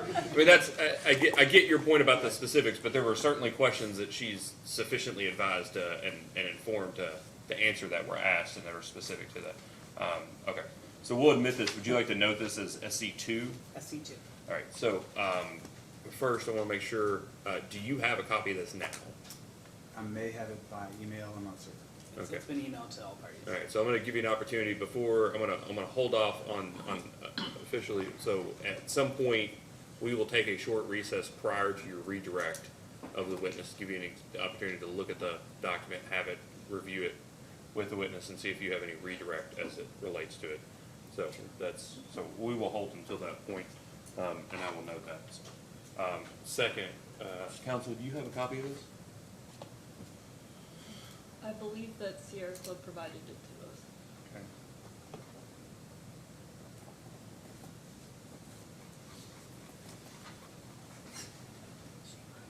Okay. Okay. Is there anything else, counsel? That's it. Ms. Cohen? No questions. Staff counsel? Thank you, Chairman. Good afternoon, Dr. Matthews. The climax of the IRP, the final base portfolio that the modeling produced has 600 plus megawatt NGCC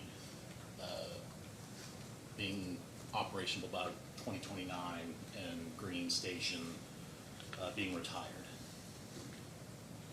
Based on the amount of time it would take to build a new NGCC and the time it would take for the commission to process a CPCN application, when would you expect Big Rivers to file a CPCN application for new generation for 2029?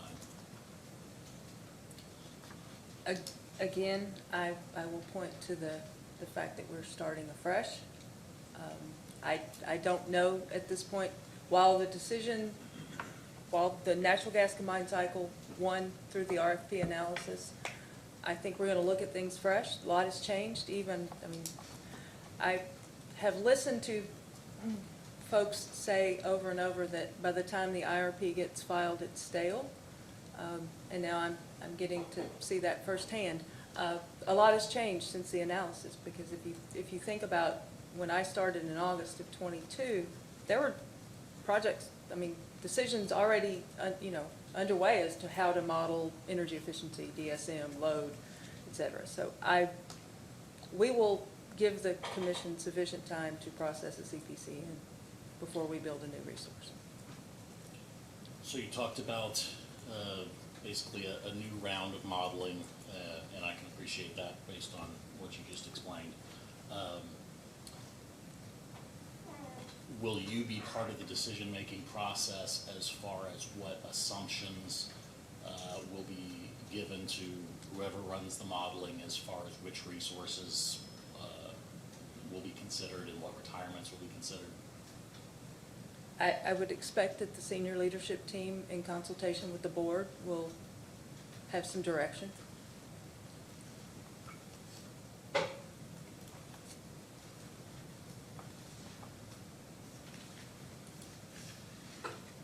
Considering the fact that you probably would have to file a CPCN pretty soon if you're planning on building new generation in 2029, would you expect to be able to obtain partnership with another utility regarding constructing a new NGCC facility?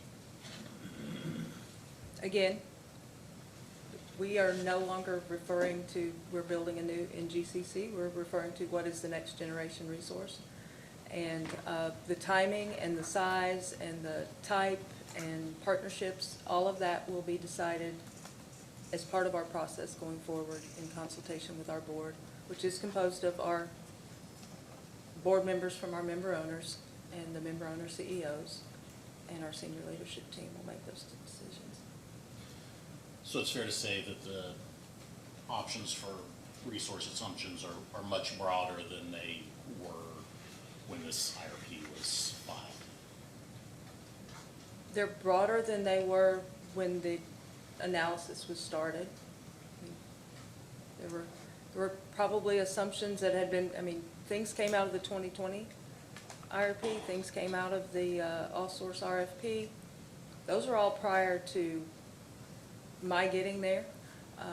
And looking forward, we're going to start with a fresh slate. We already are, to some degree, looking at things. I believe Mr. Burden testified earlier that even though he didn't know why prior leadership had selected a 600-plus megawatt NGCC, he did mention self-build as the option that was chosen over the RFPs. Is that still Big River's preference? I don't believe we're going into this process with a predetermined outcome. The self-build option does give you a broader range. You could build whatever you needed to meet capacity. You're not merely limited by the Machine. nameplate constraints on what's available, basically, technologically. That is true. And we'll also have to look at who can take advantage of programs like the IIJA and so forth. And our ability to self-build and self-run.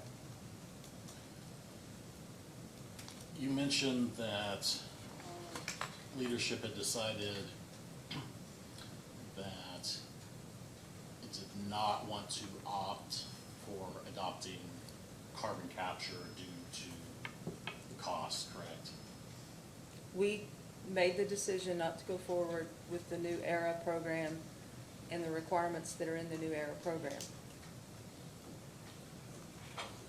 So if there's a technological and cost advancement in CCS, it will be one of the options that's looked at as well.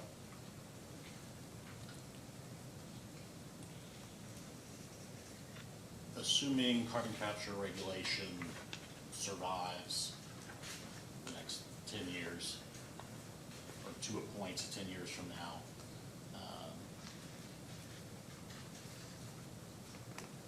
would you then include retirement of Wilson in modeling from basically this point until then?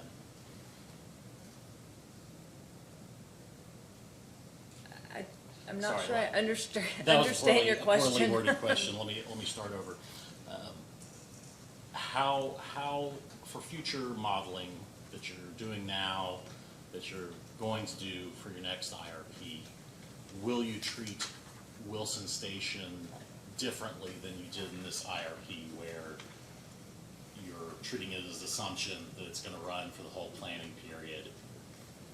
I can only give you my opinion. I can't speak for what will come out of the discussions with senior leadership, the board members, the other CEOs and so forth. So I can't speak to that.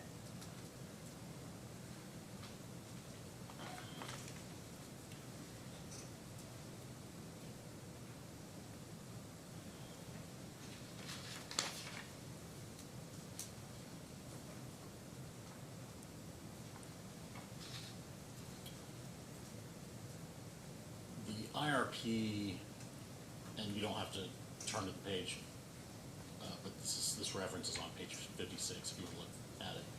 It refers to RUS for giving up to 40% of loans for renewable energy. I just caught on that language, up to. Is there, what are the conditions for achieving the maximum loan forgiveness? When we were asked to take the next step in the PACE program, you issue a letter of intent, and then you were invited to issue an application. We were told that we would be looking at 20%, not 40. And what is that based on?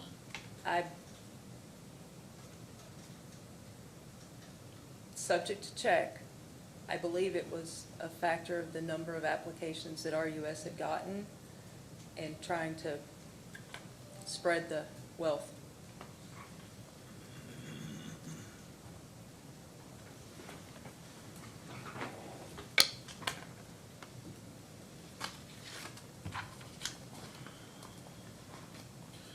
So again, I appreciate the fact that things can change really quickly, and when you've got all new leadership, certain assumptions are going to change. Other than what we've talked about, the carbon capture and the NGCC that was part of the base portfolio, are there any other assumptions that you think should be changed for the modeling that you plan to do as part of your strategic plan?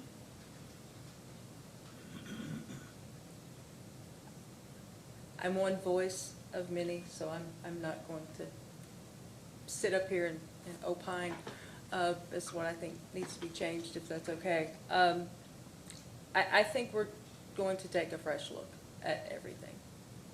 Use of existing sites, et cetera. I mean, I don't believe that there will be any bounds about what we start talking about. Maybe we start, maybe we get to a point where we talk about feasibility, access to land, access, to other resources, but I don't believe we're going into this with assuming anything. So would you expect solar PPAs to be part of Yes. planning? Yes, we are, we are going to be taking 160 megawatts off of a solar PPA, a date that keeps moving, but looks like June of '25 now. I also wanted to ask you about wind. Wind power is selected under some of the resource selections in the IRP, despite the fact that no bids were made in responding to the all-source RFP for wind. Do you think wind should still be considered as a resource option for the next modeling? I don't think anything should be taken off the table. Out-of-state wind, if it's deliverable, is a viable resource, if it's deliverable.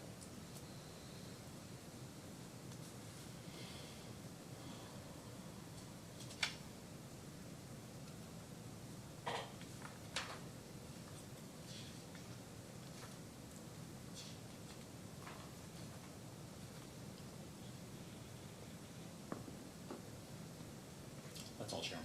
Vice Chair. Good afternoon.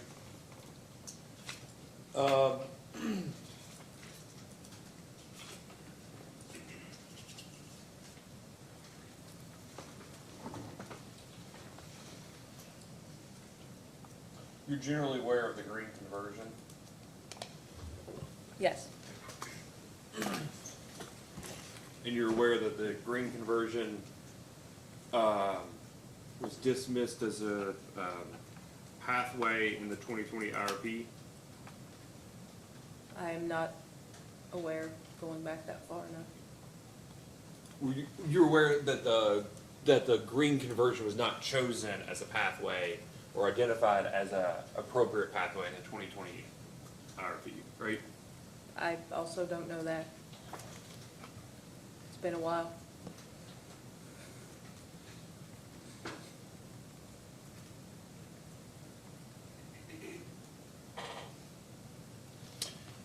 Would it surprise you to know that the 2021-79 order issued by the commission in the green conversion CPCN case said, quote, "We note that in its 2020 IRP, BREC rejected converting Green Station as uneconomical." I will, Does that sound sounds like something the commission might say? sounds like something the commission might say. Okay. And the commission went on to say, however, the commission concludes that differences in the analysis in the 2020 IRP and this matter reasonably result from different key assumptions between the two cases. For example, in the 2020 IRP, BREC analyzed a converted green station as a long-term resource designed to meet member load and the capacity reserve margin between 2024 and 2043, but was rejected as uneconomic because it would have provided capacity significantly above member load and capacity reserve margin. Does that sound familiar? Will you take my word for it? I will that that's take what the your order word says? for it. Okay. That is the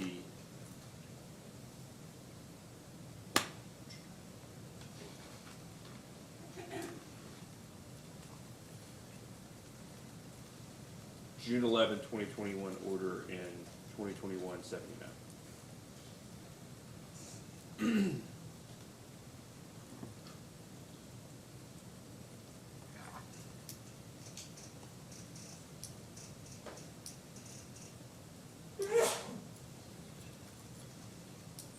Is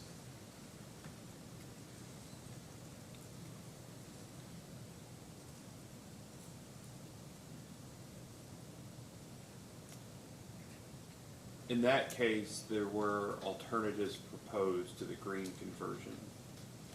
Does that sound familiar? That a CPCN application would include alternatives to the proposal? Sounds reasonable.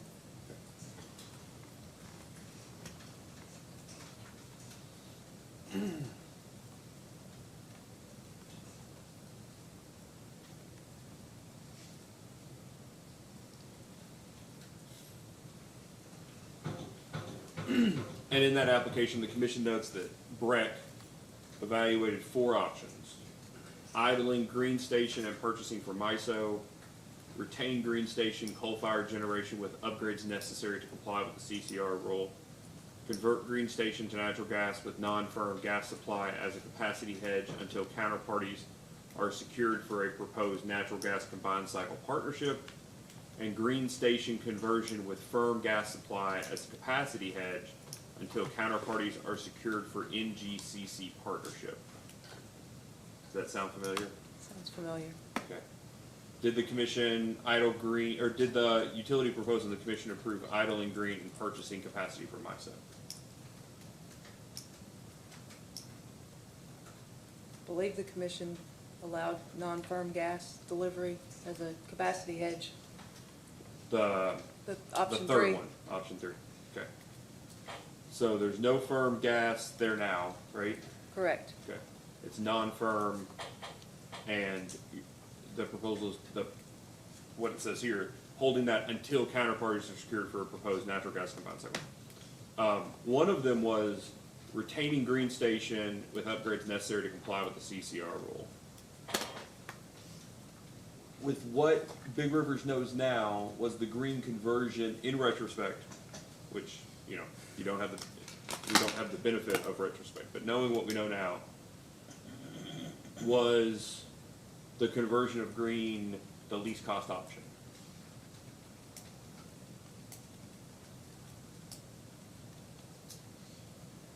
I can't say definitively. Do you have reason to believe it's possible that the upgrading for the CCR would have been in practice cheaper than anticipated in coming up with this proposal? I can't speak to that. I was not at the company at the time and have not looked at all of that data from this capacity. Have you had conversations with people who've made that assertion? I've had conversations with people who have said perhaps that at least one unit should have remained coal.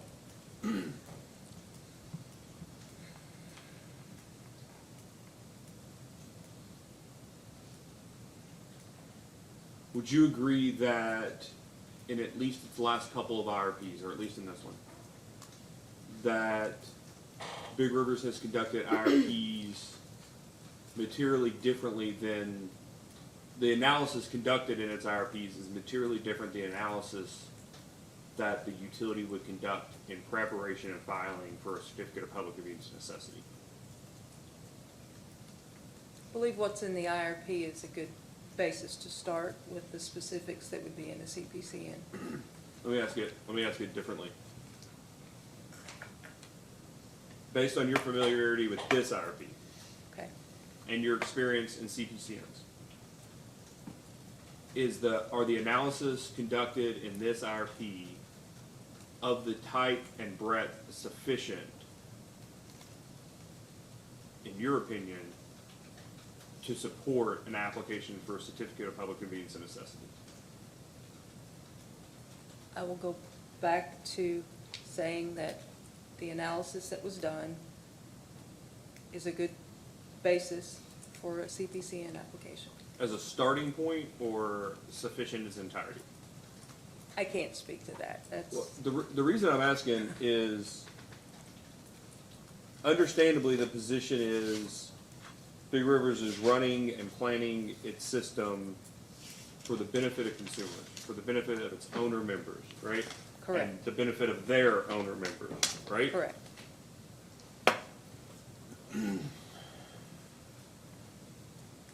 Does it pose a risk to those owner members if the type of analyses or the breadth of analyses is materially different in an IRP than in a certificate of public convenience and necessity?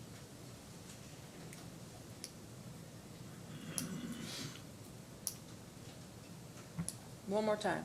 Okay. Ask it a different way or, Is there a risk to consumers in doing one thing in an IRP that is inconsistent with how the utility would actually, with the type of analyses the utility would actually conduct in furtherance of a CPCN? I believe at their base, they're the same analysis. Okay. But perhaps the CPCN includes more detail on a site, on a, you know, more specific to a project.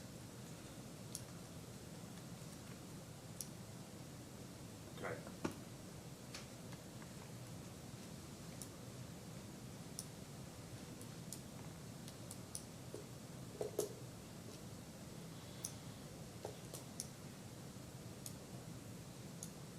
I suspect the filing requirements are also different.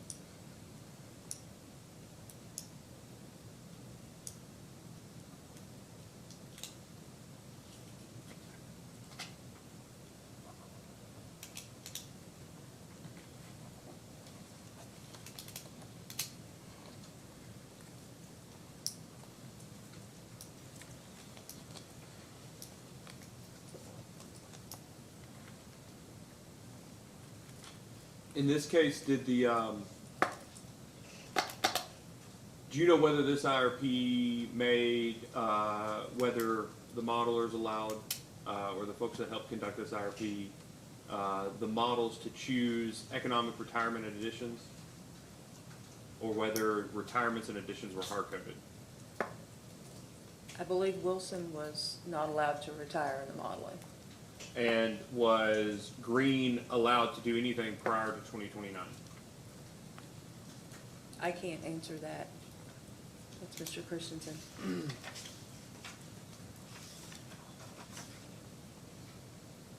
Would that be the type of difference between a CPCN analysis and an IRP?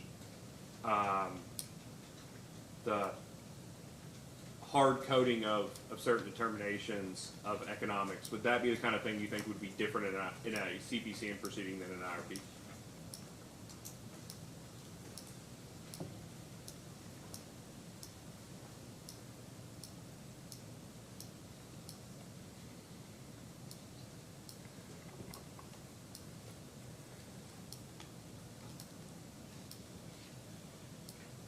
It's almost philosophical question. Okay, so let me withdraw.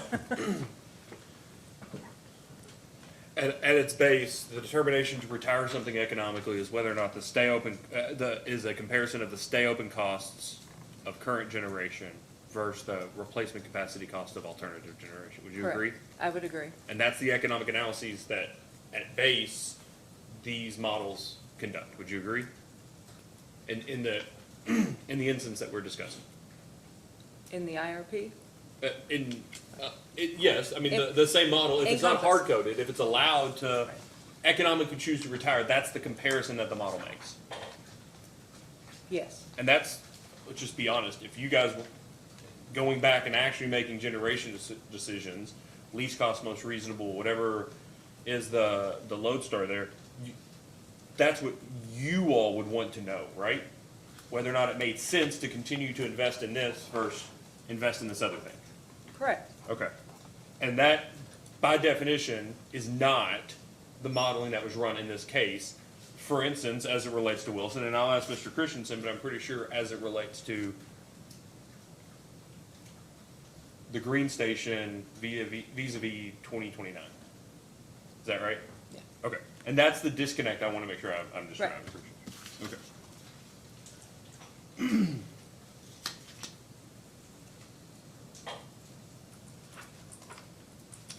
Is that the kind, if somebody was to bring to you as CFO this IRP and said, we want to do this, we want to implement what we have in this IRP, are those the type of additional studies that you would, at a minimum, would want to conduct in being comfortable, but that is a least regrets direction that you all should go?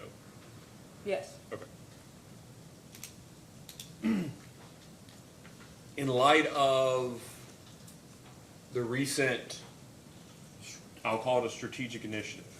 I don't know that's the word you. Strategic priorities. Strategic priorities. I didn't know if that was the word you used, the term you used or not. In light of the new strategic priorities, it's an open-ended outcome, right? Yes. Okay. Do you have any indication of what, given that open-ended outcome, what Big Rivers intends to do as it relates to the 696 megawatt queue request for a natural gas combined cycle for an in-service date of April 30th, 2029? We'll make the decision between now and October to either pull that back or leave it in the queue. We're not taking that off the table either. Just to be clear, what you're saying is that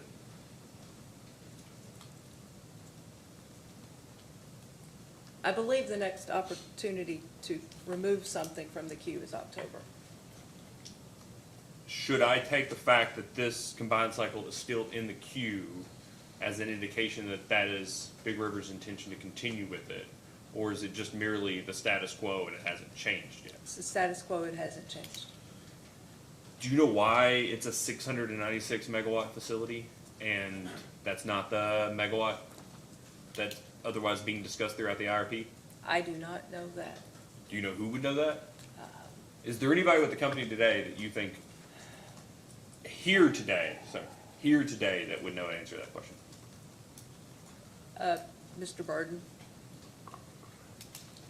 Okay. he's still sitting back there.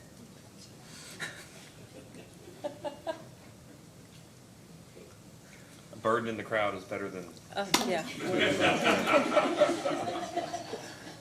Two Matthews on the stand. we haven't got any requests to dismiss anybody, but that'll teach Mr. Depp.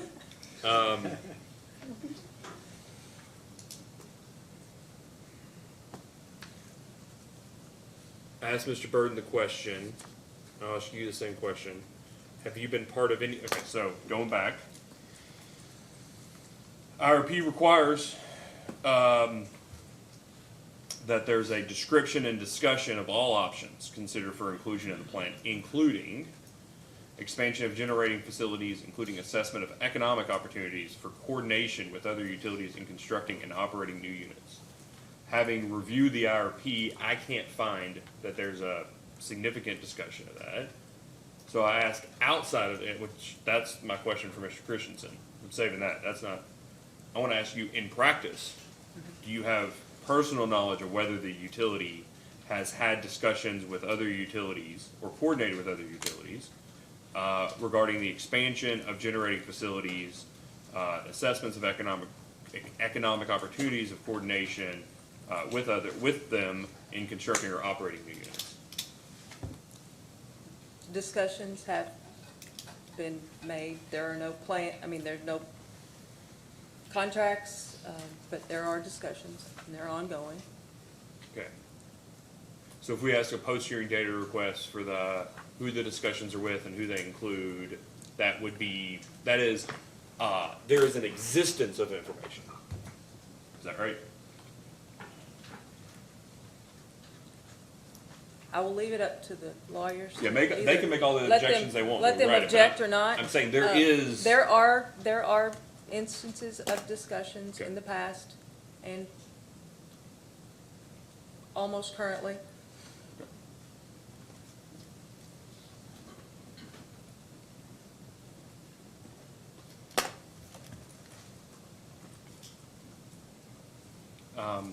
Okay, going back one more time to the quote I read from the green conversion order about building a combined cycle in lieu of the green conversion would put the utility over their needs. Do you remember that? I do. Quote I read? Okay.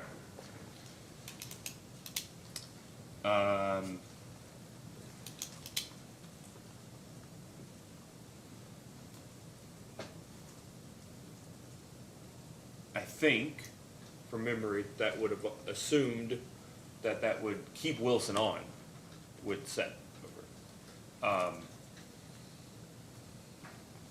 Do you all have a need in the identifiable future that is certain enough to make you comfortable to say it's an actual need? Okay. For 696 megawatts, with or without the retirement of green?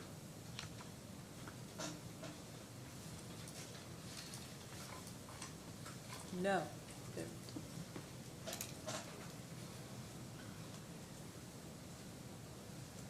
Does your response change if the question is, if you don't have green and you don't have Wilson?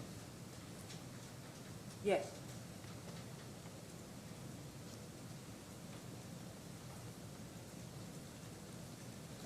That's a lot of megawatts off the table.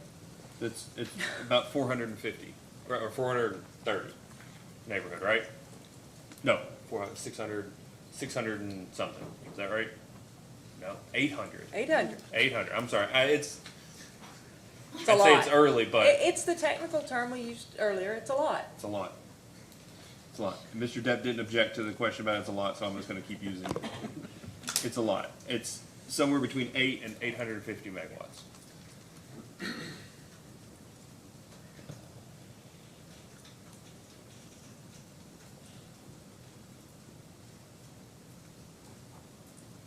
Okay.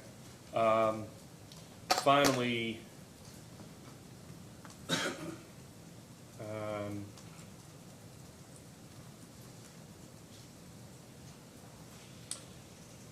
The IRP regulation requires that the utility provide historical information related to the energy sales and CP, coincident peak,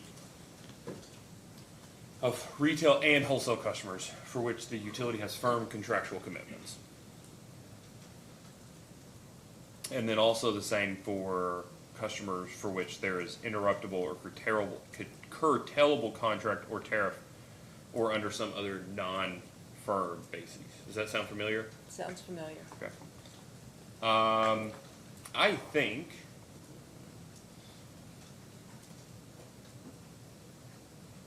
that other than a single reference to, so outside of those two, there's only one other reference to wholesale customers, and it's the utility has to inform the commission about information for the base year and each year covered by the forecast of committed capacity sales to wholesale customers coincident with the peak. Those are the only three references or distinctions made between retail and wholesale customers. Okay.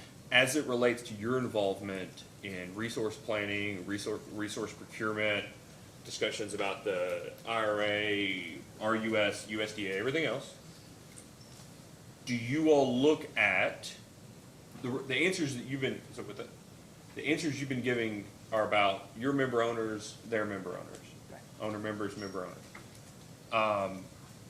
Is there a distinction about the way you all think about planning for retail versus, I'll say wholesale, but what I really mean is non-native customers? Are you speaking market sales or?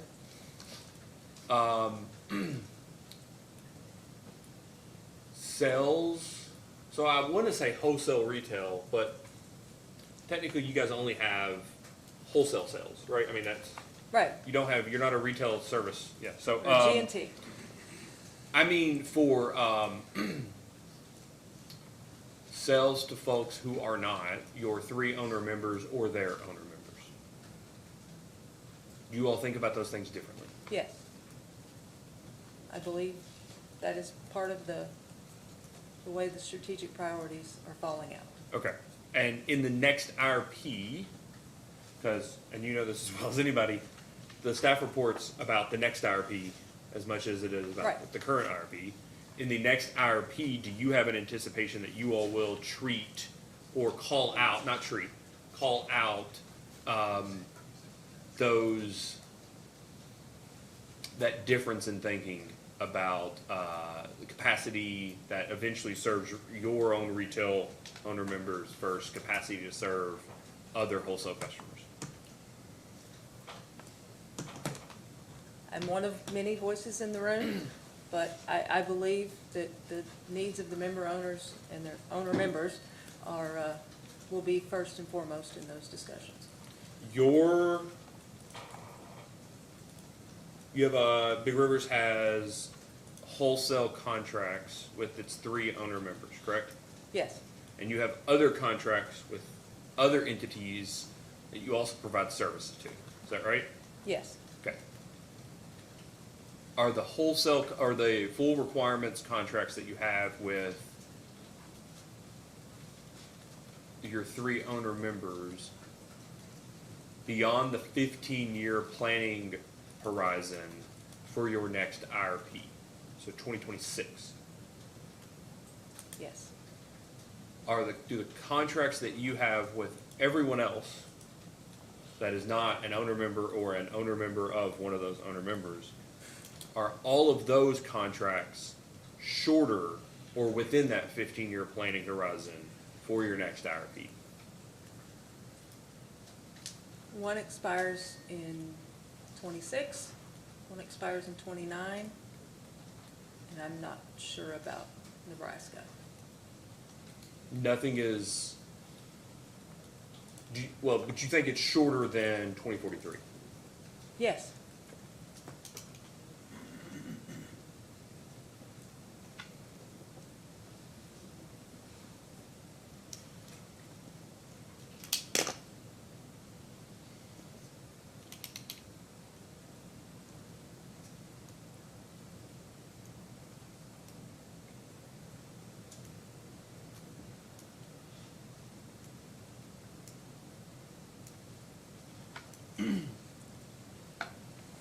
And if I want to ask questions about the distinction between how Big Rivers looks at costs when it's doing resource planning and IRPs versus how it looks at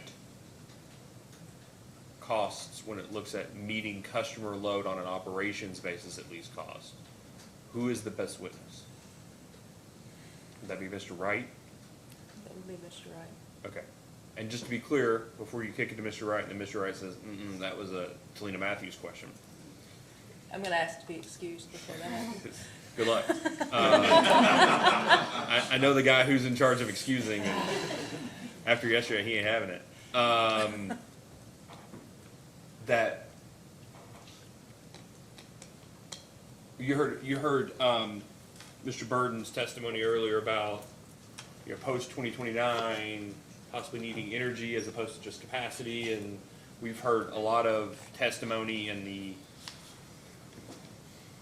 Cogen hearing that we had 2 weeks ago with Ms. Cohn, and then in the FAC about in the FAC hearings about we buy energy out in advance and it's a hedge, but then we also produce and we sell on and buy back. With all that as a background, this idea of how operationally Big Rivers is buying and selling and producing and hedging energy. How is that? Is he the best person operationally, or are you the best person to talk about how the practices that the utility actually employs operationally in serving customers is accurately taken into account in the way that the utility is modeling the interaction between energy and capacity for IRP and CPCN purposes? I believe Mr. Wright would be the appropriate person. And maybe Mr. Christensen for the modeling question.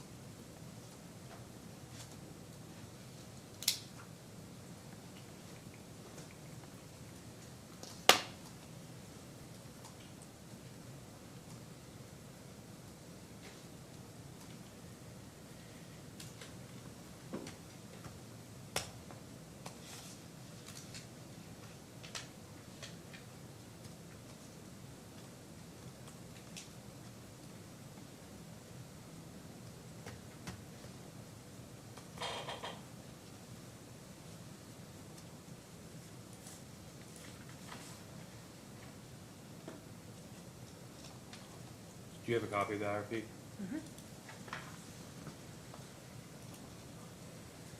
Do you mind to turn it to 105?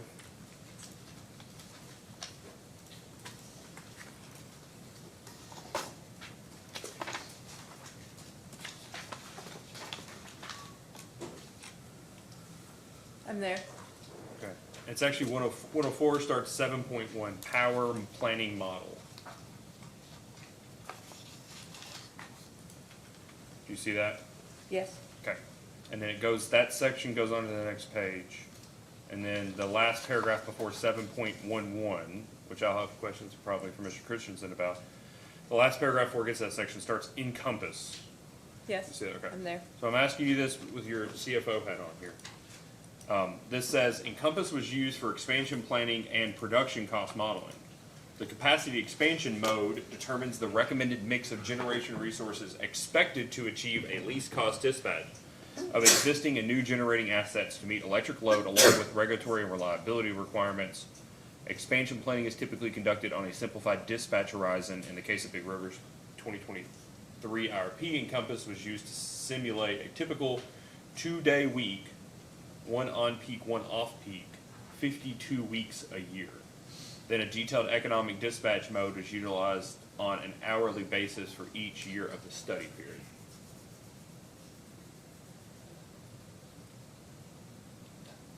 Does the utility in practice, in your experience, merely economically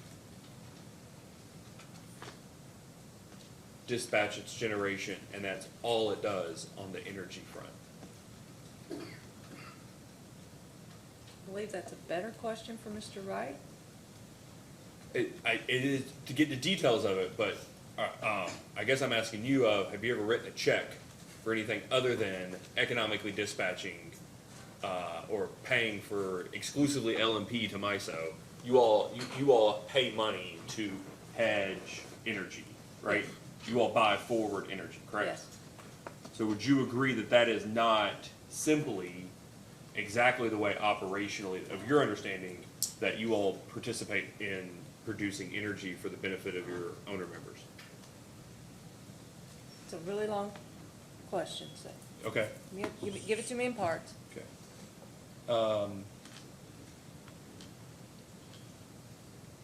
Your owner members are not served, the only cost Big Rivers employs, as it relates to energy, is not merely those associated with the least cost dispatch of existing generation.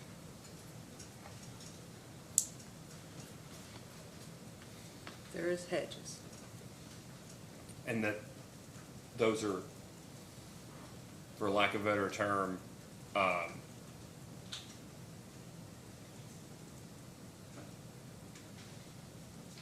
would you agree there are likely judgment employed in that hedging strategy? I agree. Okay, we will take a quick recess, take our first afternoon recess, Mr. Depp, give you an opportunity to look at that exhibit and have a chance for you to talk with your client about it, and then we'll come back and let you do some cross-examination.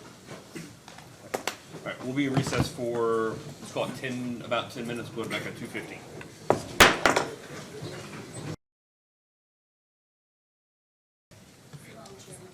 Mr. Depp, any redirect? No redirect. Okay. Any concern when we come back to the document, any further objection to the admitting the SC2 as a hearing exhibit? No, we're fine. All right. So we'll grant it as moved, SC2, which is the tax credit bonus document. Thank you, Dr. Matthews. Mr. Chairman, if I might, for a brief period from 3 to 5, could Dr. Matthews be excused for meeting with the cabinet? She will be back. I expect we may still be going by 5. That'll be fine, but I don't appreciate your pessimism. Yeah, that'll be fine. Okay, thank you.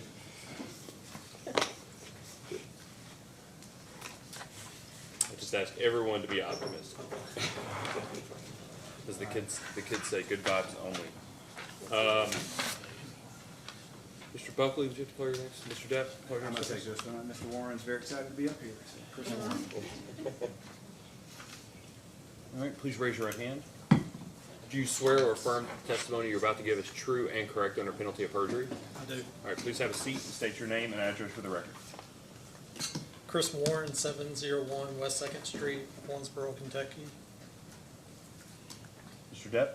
Thank you. Mr. Warren, what's your title at Big Rivers? I'm Director of Budgeting, Planning, and Forecasting at Big Rivers. Thank you. Did you sponsor data request responses in this case? I did. Do you have any updates or amendments to them? I do not.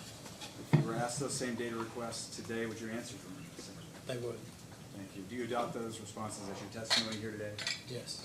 Do you have any materials with you on the stand? Just the responses that I answered and adopted for nation. Thank you. Witness available. Mr. Cook? No questions. Mr. Gary? Oh, yeah. Good afternoon.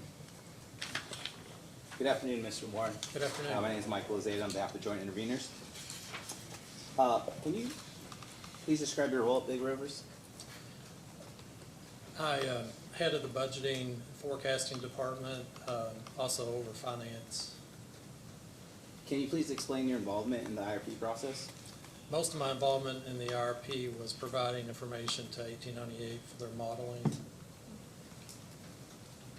I'd like to direct your attention to the response to Big River's response to comments. Have you reviewed this? Are you familiar with the document? Could you repeat that? The response to comments. I did read that. I'd like to direct your attention to page 15 of the response to comments, please. One moment while we get the witness a copy of that. Oh, yeah, yeah, just let me know when you're there.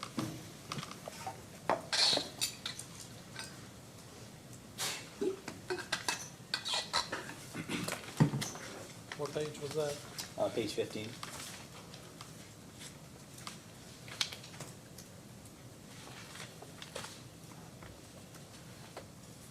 Okay. Are you familiar with the quote, build and hold approach that's mentioned on page 15 of the response to comments?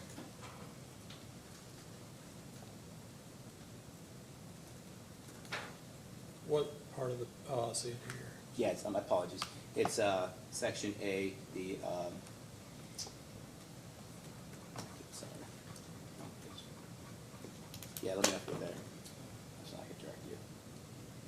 It's section C, it's the last sentence of the first paragraph, to start with Big Rivers believes a build and hold plan.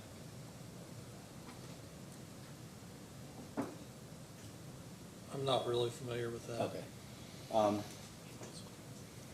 Yeah, it appears that this approach is essentially Big Rivers' plan to build excess capacity and maintain that in light of potential changes in the forecast down the road. Does that sound about right, or something you might be familiar with? I'm not familiar with it. I wanted to ask you something.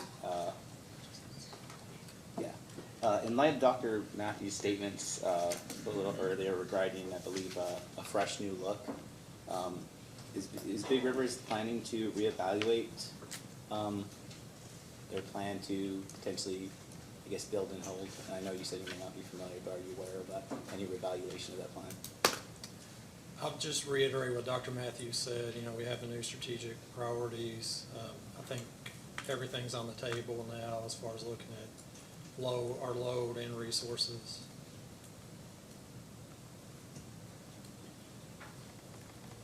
Yeah, and that, and as I believe Dr. Matthews has stated, and you were saying, you're reiterating, that would also include the potential 635 megawatt combined cycle unit? As far as like reevaluating, apologize. Yeah, we'd reevaluate that too. I'd like to ask you some questions next then about non-member energy sales. Okay. I'd like to direct your attention to page A45 of Appendix A to the IRP. Just let me know when you get there.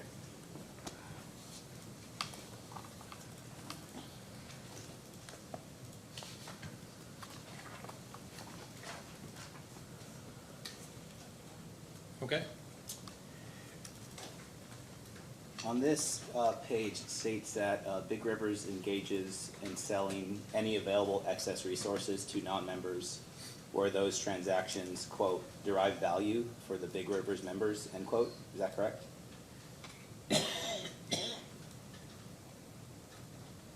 That's what it says, yes.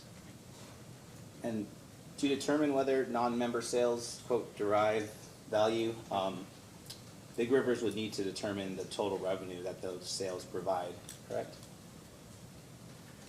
Yes, that would be a piece of it. And the company would also need to determine the total costs of providing those energy sales, is that correct? That would be a piece of it as well. And kind of in simple terms, the profit or value of the sales would then be the difference between the total revenue and total costs? Does that sound right? Essentially, yes. I'd like to next turn your attention to public attachment 1 to joint intervenor request 123.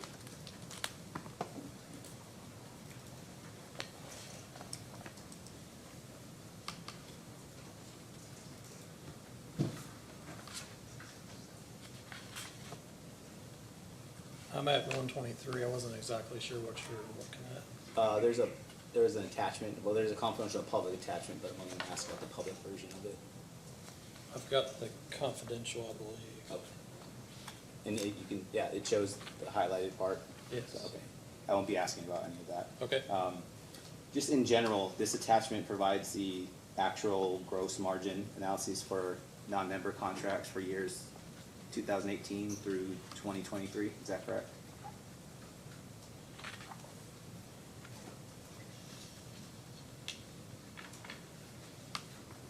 My data goes out a little farther than 2023. Oh, well, just the actual from 2018 to 2013, I believe there's some forecasted for the years after that.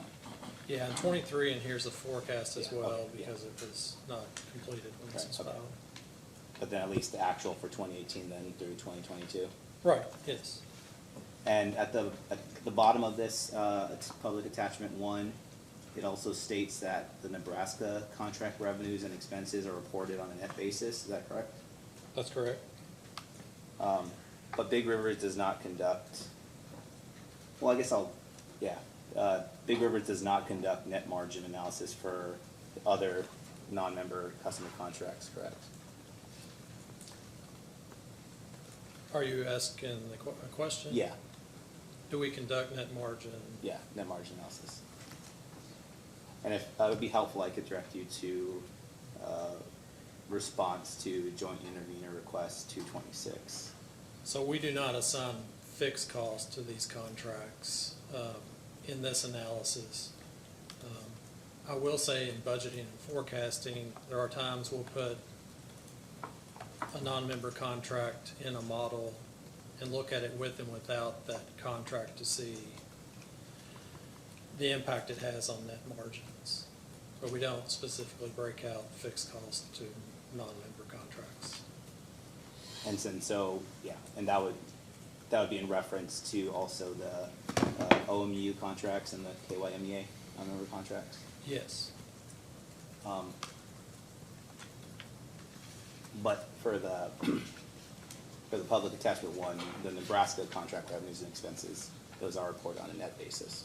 That's correct. Can you explain why the Nebraska contract revenues and expenses are reported on a net basis, but the Kentucky Municipal Energy Agency and OMU contract revenues and expenses are not reported on that basis? I don't know exactly. Terry Wright can help with that. I know that because of where Nebraska's located, maybe not within MISO, that's part of the answer. But I think he can add more value to that. So you kind of mentioned, well, you did mention that sometimes you apply the non-member contracts and some models to kind of better understand the net revenues.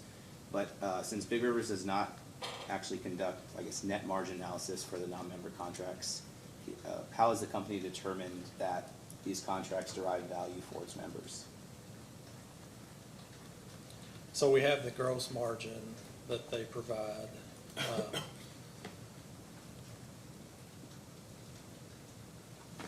And it's really, you know, when a lot of these contracts were put in place, we had excess generation and capacity at the time. So we were trying to minimize the cost to the members by, you know, getting these non-member contracts to help cover some of those fixed costs.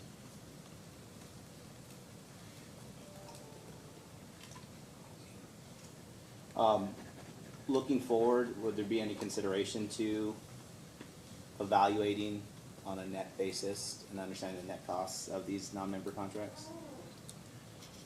I'll only say again, with the budget and forecast process that we do, if it's a particular customer, we'll put those in a model based on how that contract is interpreted, and we'll take it out. And between the difference in those two, the answer's there.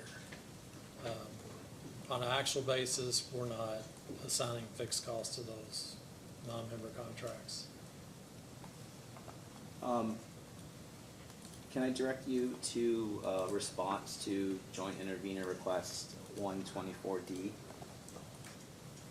I know this is Terry Wright Jr.'s response, but. I do not have that then. Okay.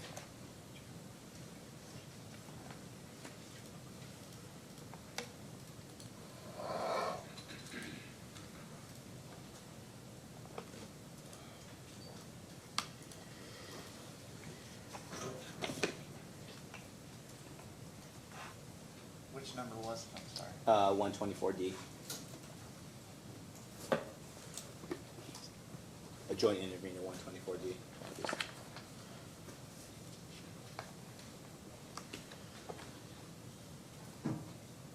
Okay, I'm there. This response, I know this is Wright's response, but in this response, it says that Big Rivers is in discussions with OMU about contract renewal. Does that sound familiar to you or accurate? I am familiar that discussions have taken place.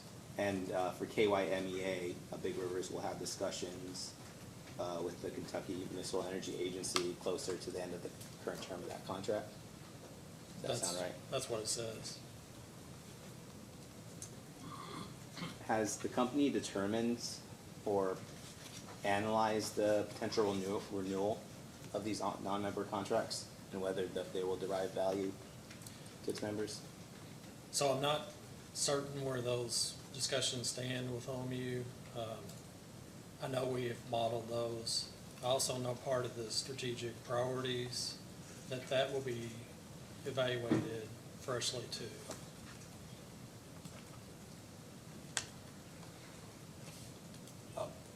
But that hasn't been presented in the IRP, correct?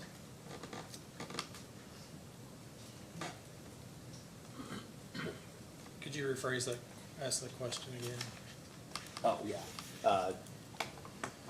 A net margin analysis of a potential renewal of the non-member contracts hasn't been presented in the IRP, correct? I provided gross margin. Yeah, but Yes. not, well, specifically the renewal of the non-member contracts.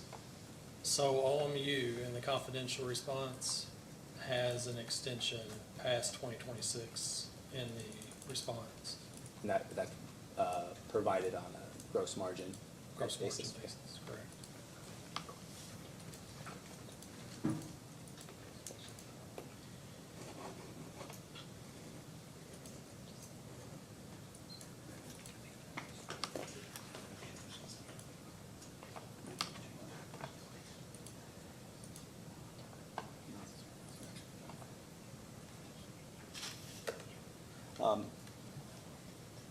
So you said that you're, as part of your position, Director of Budgeting, Planning, and Forecasting, questions related to the direct serve forecast, would those be best suited for you, or would that be potentially Clear Spring? Are you talking load or margins or? A load for the direct serve forecast. They had sponsored the responses. Yeah, load would not be me. Okay.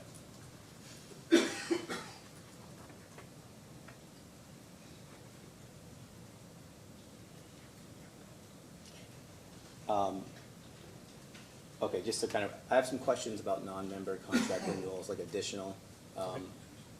Wright Junior touched on them too, but would you mind if I ask you, and if you feel you're not the appropriate person? I'll do my best. Okay, got it. I'd like to direct, are you still at, well, yeah, going back to response to joint intervenor request 124D, we discussed and you confirmed that Big Rivers is in discussions with OMU and KYMEA. Well, they're currently in discussions with OMU about contract renewal, and the plan is to have discussions with KYMEA closer to the end of that contract term. If those contracts aren't renewed, has Big Rivers discussed and or considered how it would address the loss of OMU if specifically OMU's contract is not renewed? I don't know what, has been discussed. We have modeled with and without OMU contract extensions. In the model for this IRP, you No, mo- more budget and Oh, forecast, right. what we normally do in the course of business. And then so would it be the same answer for KYMEA if Big Rivers has discussed or considered how it would address the loss of that contract if it's not renewed? I don't know of any internal model that I've completed that has a KYMEA contract extension.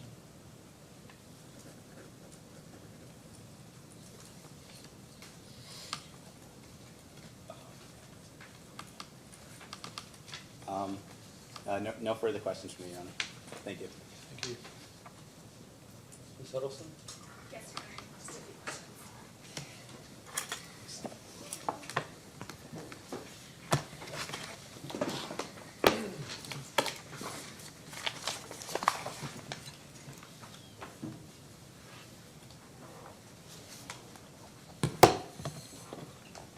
Hey, how are you this afternoon, Mr. Warren? How are you? Good afternoon. Yeah, I'm all right. I'm a little under caffeinated. So my name is Kate Huddleston. I'm an attorney representing Sierra Club in these proceedings. And I understand your title is Director of Budgeting, Planning, and Forecasting, that's correct? Correct. Okay. Did you hear Dr. Matthews reference the regulatory requirements for an IRP just now in her cross-examination? I heard, yes, sir. And are you aware that Kentucky law requires that utilities furnish adequate, efficient, and reasonable service? I'm going to object to the extent that calls for legal conclusions. I'm not really aware of that. Okay. Are you aware that Kentucky regulation requires that utilities file integrated resource plans and outline specifications for those plans? You make the same objection, I apologize. Your Honor, it's a question as to whether he's aware of them. If he's aware, that's fine. Not aware. Okay. And so are you familiar with KRS 278.262 and KRS 278.264, the new retirement laws colloquially known as SB 4 and SB 349? Only what I've read in like emails, but not, I haven't studied those. Okay. Are you aware as to the requirements for what a utility must show under the new law if it retires a fossil fuel fired generating unit? I do not. Okay. Is there someone else at the company who is aware of that? I do not know. Are you aware of anyone involved in the IRP process, whether at the company or otherwise, who is aware of the requirements of the new laws? I would maybe ask Mr. Mizell and Mr. Wright since they're after me, but that would be my best guess. And were you involved in conversations about this IRP and the planning process for this IRP? Yes. In those conversations, were the new retirement laws and their impact on the IRP discussed? I believe we filed the IRP before maybe those laws were passed. Were you aware that either of those laws were passed when the IRP was filed? No. So are you aware of any conversations regarding the IRP that involved, you're not aware of any conversations that involved analysis of those laws? I'm going to object to the extent that calls for any attorney-client communications to be reviewed. No objection, or that's fine.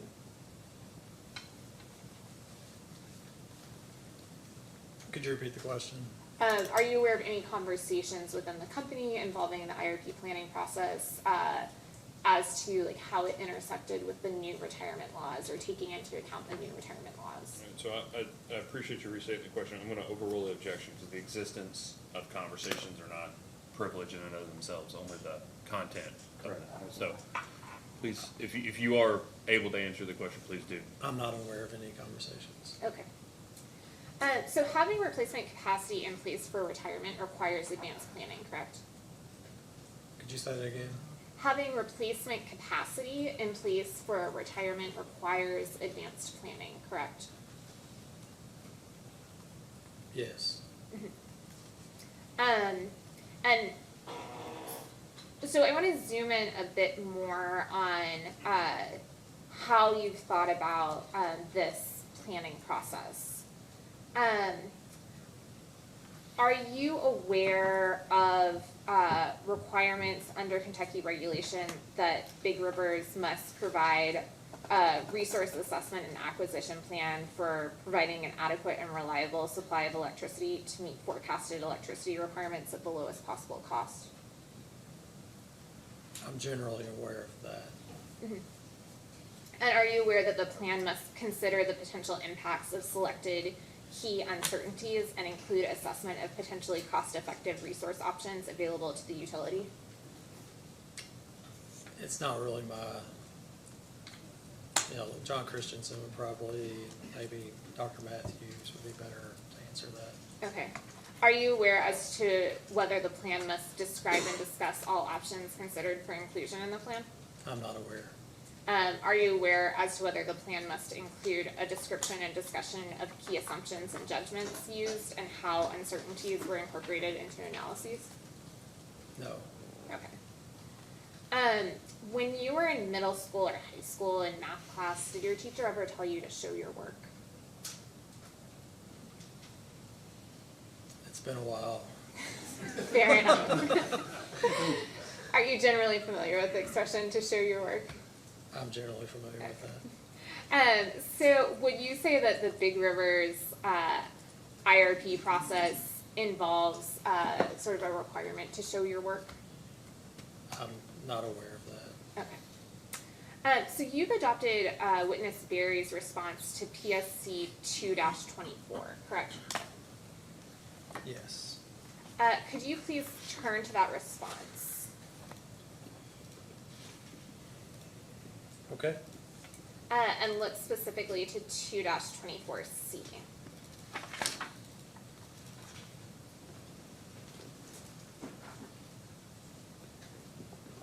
Okay. And the response states, it is infeasible to model a potential replacement of the Reed unit and or the Wilson unit at this time. Is that correct? That's what it says, yes. The response states, Big River's efforts to develop the 2023 IRP involved many months of examination and discussion by and among various departments and disciplines, both internal and external. Is that correct? Yes. Is the substance of those discussions reflected in this IRP?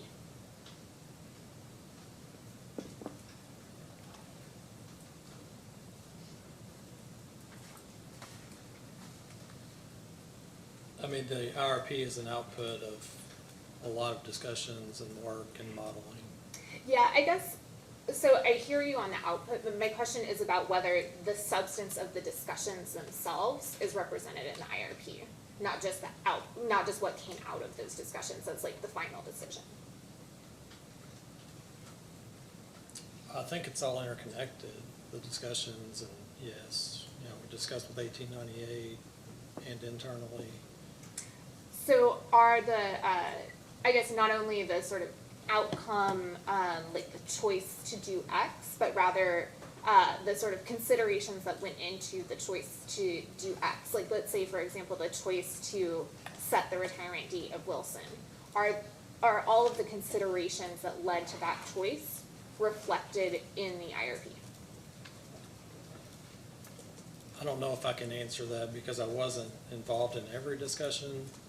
I will say with Wilson, in this IRP, we were coming out of the 2020 ECP case where we were adding a new FGD to that unit, and it's a substantial cost. So at least in my mind, in the IRP planning period, maybe Wilson wasn't, retirement discussions weren't really at the forefront of my, thoughts, because we were adding substantial assets to that unit to make it compliance and reliable and affordable. And were you part of any discussions about moving the retirement date of Wilson, or were there any discussions about sort of shifting that retirement date to your knowledge? I was not involved in any discussions on the retirement of Wilson. Okay. Do you know why there weren't any discussions about the retirement date? I mean, you've said in your mind, but do you have any knowledge as to why others didn't discuss, or why in the planning process the retirement date of Wilson didn't come up? Objection. I have not heard the witness testify that there were no discussions, simply that he was unaware of any discussions himself. No discussions that you're aware of? Correct. And do you know why there were no discussions that you're aware of? Other than what I just stated, and that's just my thought, so, no. Okay.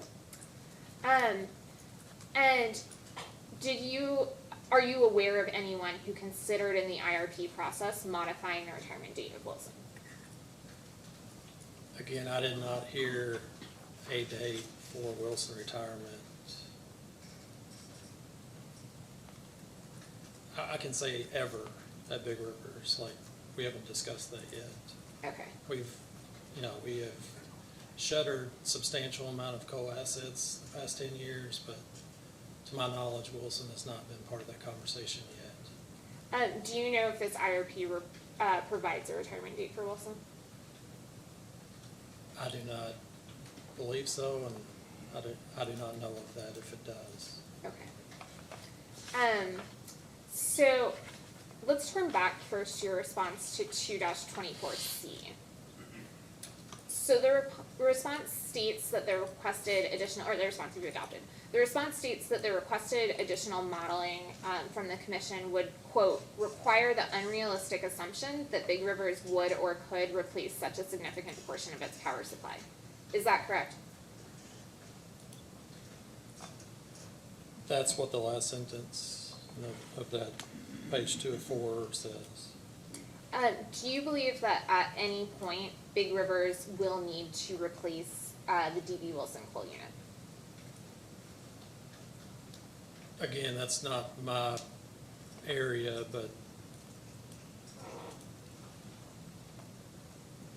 based on history and having prior coal assets, it will at some point become part of the conversation, I would think. Mm-hmm. And why is that? I do not know that. Why do you say that you think it would become part of the conversation?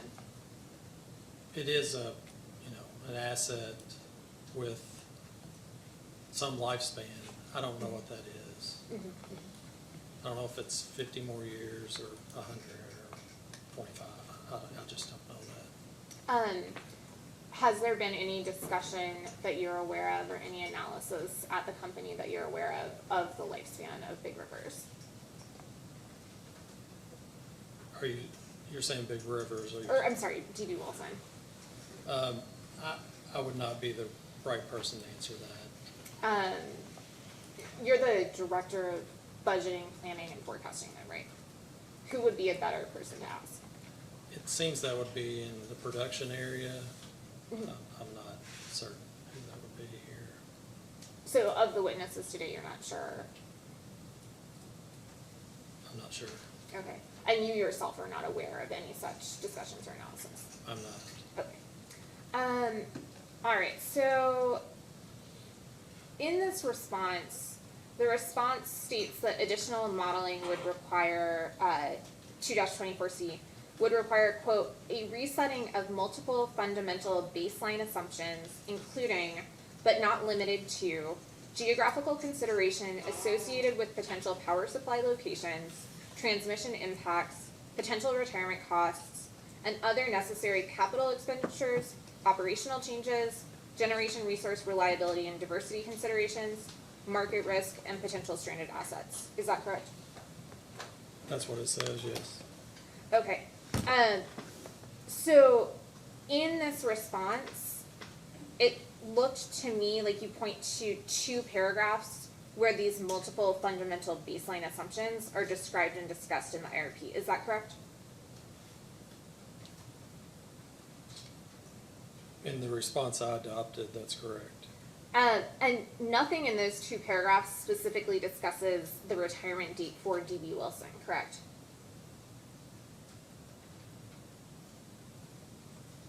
No, they don't. Doesn't. So where in the IRP, with respect to DB Wilson, does Big Rivers describe and discuss the, quote, multiple fundamental baseline assumptions that you describe in 2-24C?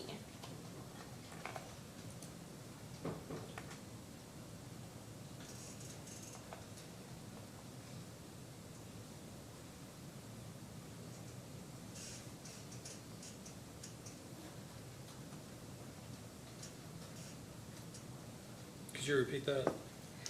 Where in the IRP does the IRP describe and discuss these, quote, multiple fundamental baseline assumptions with respect to DB Wilson? I'm not aware exactly in the IRP where that would be discussed.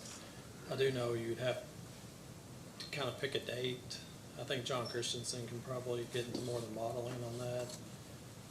Depending on when that date is, the book value, net book value of the plant, a lot of factors will come into play. And do you have any more information as to how the date in the IRP was chosen? I do not know that there was a date in the IRP chosen for Wilson. So does the IRP process require consideration of uncertainties? I don't think I'm the right person to answer that. Who would be the right person to answer that? I do not know. Okay. Who is the person who is sort of in charge of finalizing the IRP for Big Rivers? It's headed by Energy Services, so maybe Mr. Wright. Okay. And does the IRP discuss actions that Big Rivers will undertake in the next 15 years to meet the Clean Air Act amendments of 1990, and how the actions that Big Rivers will undertake affect the utilities resource assessment? Is that in the IRP? I can't answer that. Okay, and who would be the best person to ask that? I don't know that either. Okay, maybe Mr. Wright? Perhaps. We can give it a try. And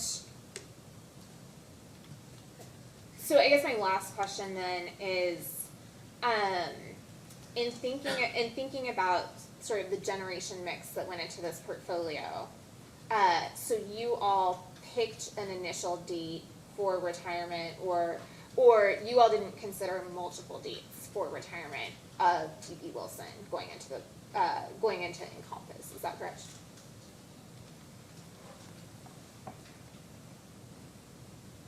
Again, I believe there's not a retirement date for Wilson. Okay, thank you. No further questions. Ms. Cohn, No questions. commission staff, No questions. Question? can you redirect council? No, I don't think so. Thank you very much. Thank you. Should I declare next witness? Yes. Big Rivers calls Mike Mazzell.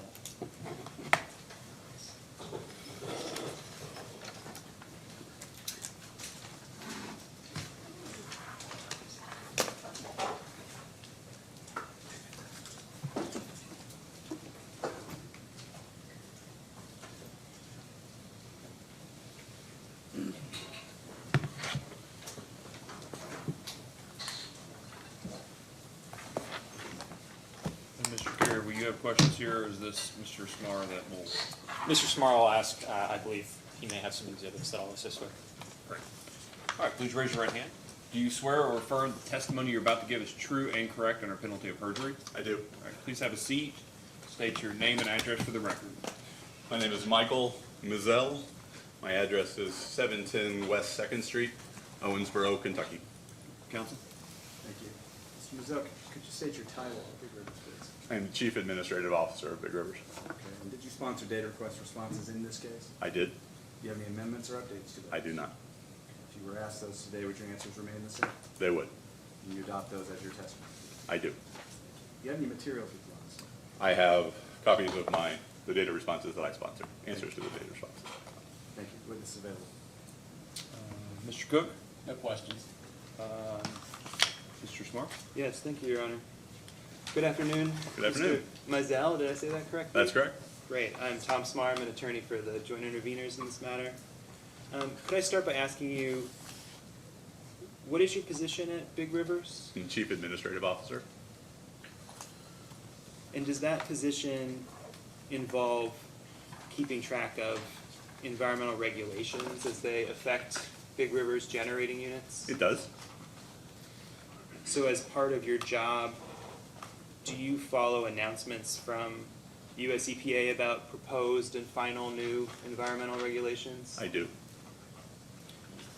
Are you familiar with the announcements that EPA made on April 25th of new final environmental regulations affecting air, water, and waste from power plants? I am.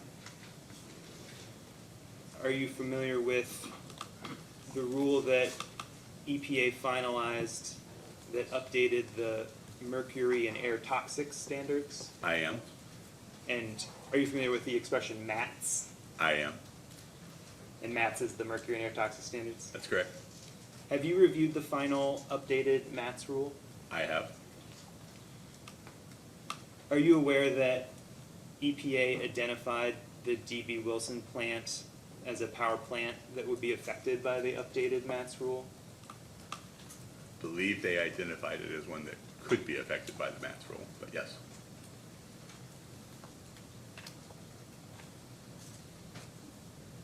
Has Big Rivers reviewed the updated MATS rule to assess for itself whether it believes the DB Wilson plant is affected?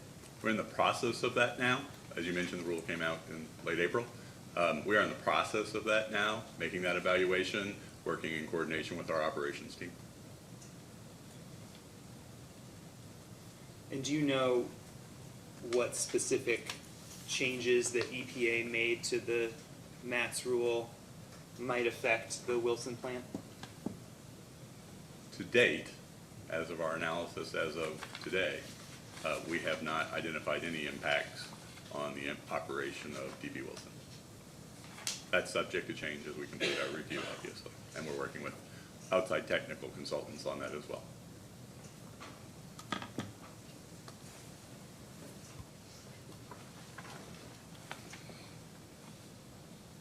Are you familiar with the change that EPA made to the limits that the Wilson plant would need to comply with for filterable particulate matter? I am.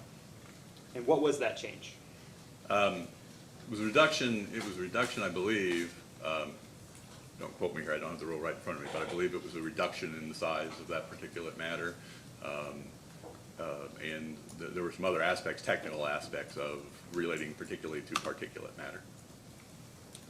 Do you know what the current limits are for Wilson and its permit for particulate matter? Not off the top of my head, no.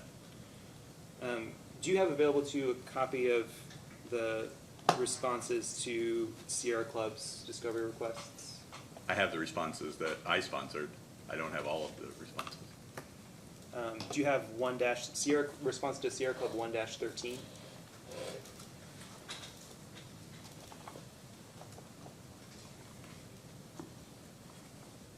I do. And was one of the attachments to that response the current Title V permit for Wilson? Yes, that was actually the request in the response. The request was for a copy of that permit. And that was attached to the response? It was. And so I'm looking at attachment 1 to the response to SC 1-13, which is the permit. Could you turn to page 9 of that? And this is page 9 of 80, the page number's at the bottom. I'm on that page. And so on this page, there's emission limits for particulate matter, correct? Yes, particulate matter is on that page. And do you see there a permit that has a limit of 0.030 pounds per MMBTU for particulate matter? It's actually 0.3, but yes.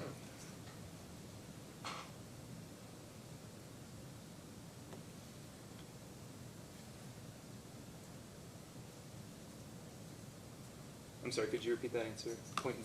You said a reference to the number 0.030. Yes. It actually says 0.03. I may have misstated the number. This right here, 0.030 pounds per million BTU. Is that? Are we speaking the same? 0.03 pounds per there's two million. there. Yes. Oh, I see. Sorry. I was looking at numbered paragraph 2. The pounds per million BTU limit. Yes, that does say 0.030 in paragraph 2. And are you familiar with the limit that was adopted by EPA in the new MATS rule? I'd hesitate to stated off the top of my head. But yes, I am aware they changed that limit. Why don't we go ahead and go to the exhibit? We're gonna put up an exhibit Great. on the screen. This was, yes, the memo. Okay. This was shared with your council this morning by email. Mr. Gary's gonna.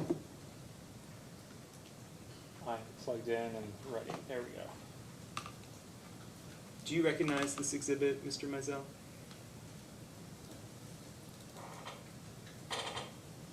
Not specifically, no.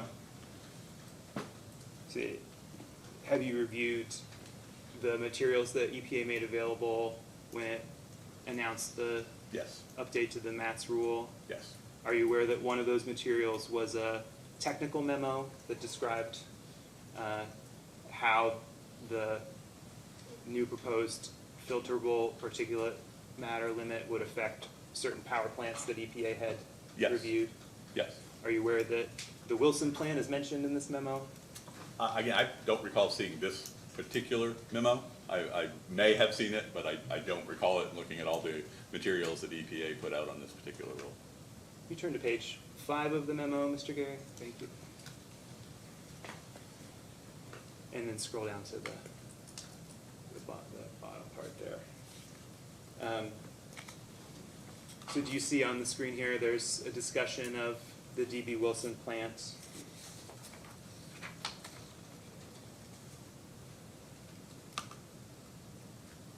I see it.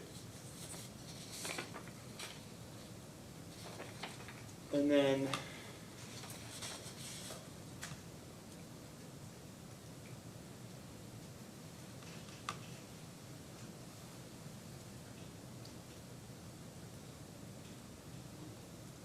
if you look at the last 3 lines there on the bottom, the sentence that starts with the review of additional FPM compliance data. Do you see that sentence? I see what you highlighted, yes. And it continues that find a revised lowest achieved FPM rate for the 2024 final rule of 0.01 pounds per million BTU. Do you see that? I do. And does this refresh your recollection? Is that the rule, the limit that was adopted by EPA in the? I believe it is, yes. In the final rule. And then the response there, the EPA memo there goes on to say that the Wilson plant, quote, achieved this on multiple occasions for long periods of time. Do you see that? Yep. But then there's a sentence that starts at the bottom there with the word however, and then it continues on to the next page. You can go ahead and scroll to the. And so, thank you. It says there, the average filterable particulate matter rate of all available data is 0.0148 pounds per million BTU. Do you see that? I do. And then EPA goes on to say, it is likely that this EGU will need to invest in some O&M of its ESP in order to reduce the FPM rate variability to meet a lower limit consistently. Do you see that? I see where it says that, yes. So is this, have you reviewed this before?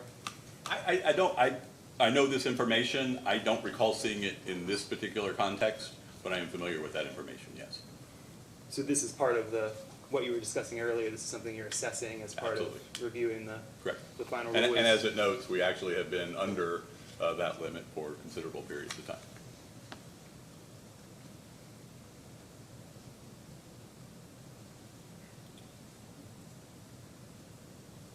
Do you know when you will, do you have a time frame for the process of evaluating what the final rule will require at Wilson? It's an estimation, but my estimation is our analysis of that will be wrapped up by this fall at the latest. I would say that would be the latest. At present, we believe we have the ability, as we've demonstrated into the past, to operate the plant within that limit as it currently exists.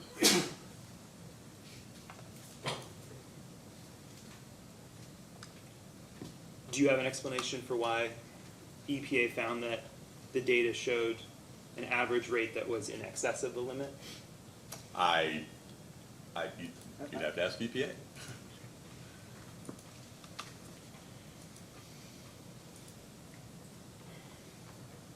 I would say that prior to the work associated with the environmental compliance plan, specifically the installation of the Coleman FGD, while that related to different options, that work that was done comprehensively a part of that plan has certainly increased our ability to comply with that standard. And that's why I believe we've been able to meet that standard. And our present belief, subject to us finding something different in the analysis, is that we will be able to operate and meet that standard as we've demonstrated in the past.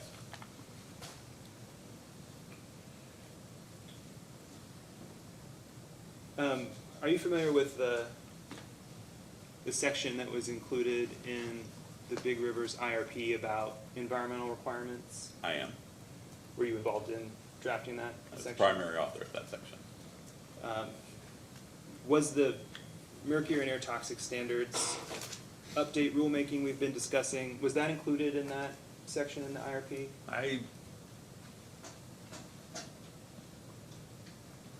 It may have been mentioned in there, I'm not sure, off the top of my head today. Would it surprise you to learn that it's not mentioned? No, not at all. And why is that? Again, the unit operates well within that standard, even when that standard was a proposed standard by EPA. So with the lack of need for any adjustments to operations to meet that standard, discussing it would be pointless.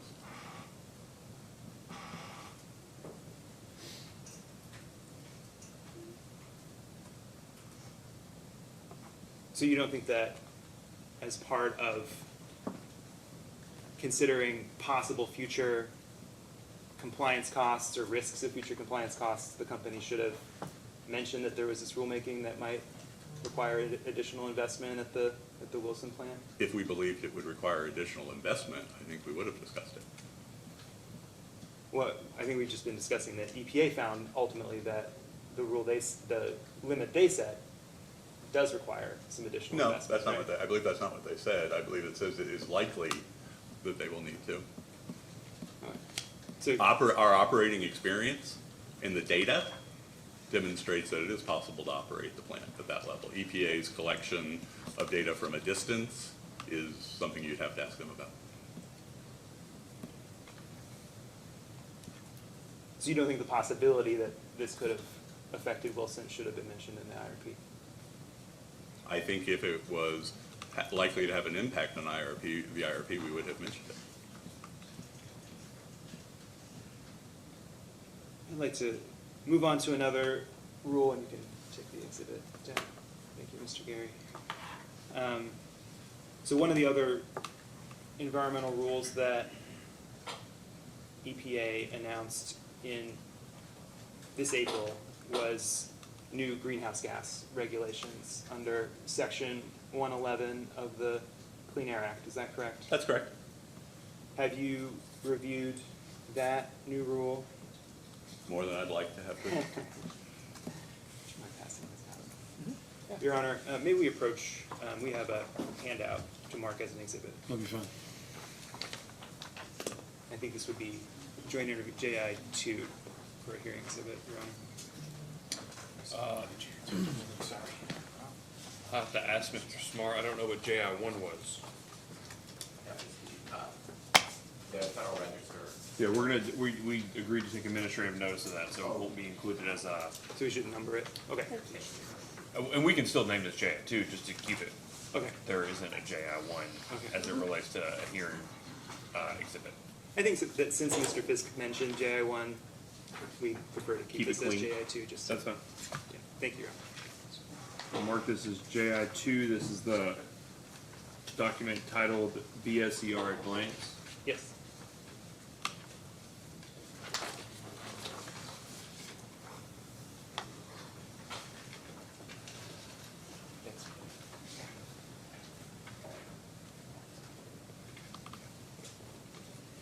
Mr. Mizell, do you have in front of you what's been marked as Exhibit JI 2? I do. Do you recognize this document? It is titled Beezer at a Glance. What is BESER? Best system of emission reduction. And is that a standard that EPA is implementing in the new greenhouse gas rule? It is BESER is a requirement under the Clean Air Act that the best systems of emission reduction be used for the reduction of various pollutants. Have you reviewed this table before?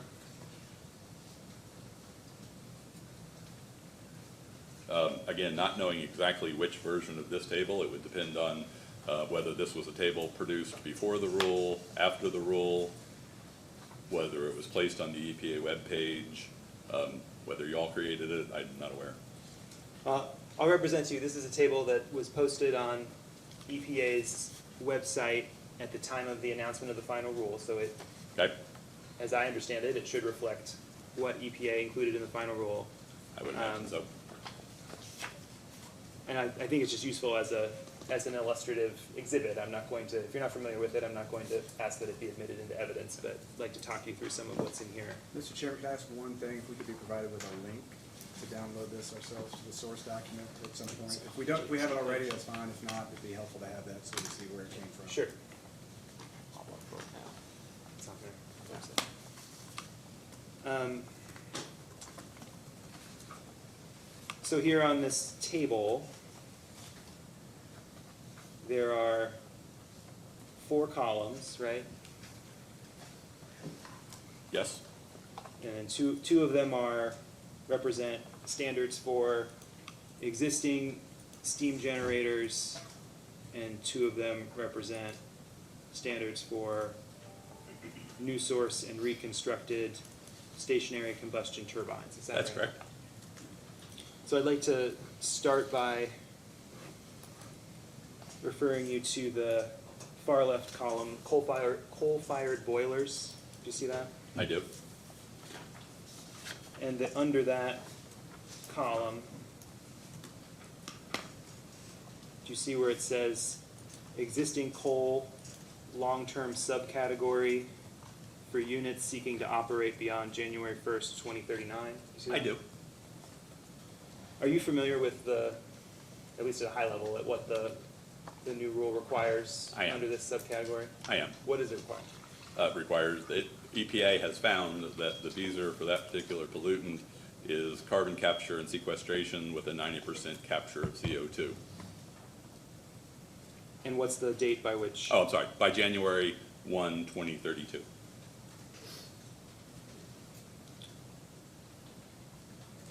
Has Big Rivers, well, were you here earlier? There was a discussion with Dr. Matthews, I believe, of Big Rivers' views on CCS and its feasibility. Yes. And I believe Dr. Matthews referenced that technical people would need to be involved in answering that question. Is that That's right? correct. Are you one of those technical people? I am. Does Big Rivers at this point have a view as to whether CCS with a 90% capture of CO2 would be feasible to have installed and operating on the Wilson plant by January 1, 2032? Based on the fact that as of this date, there is no CCS system operating at a 90% reduction factor on a power plant, I believe anywhere in the world, then I would say that it would not be feasible by January 1, 2032.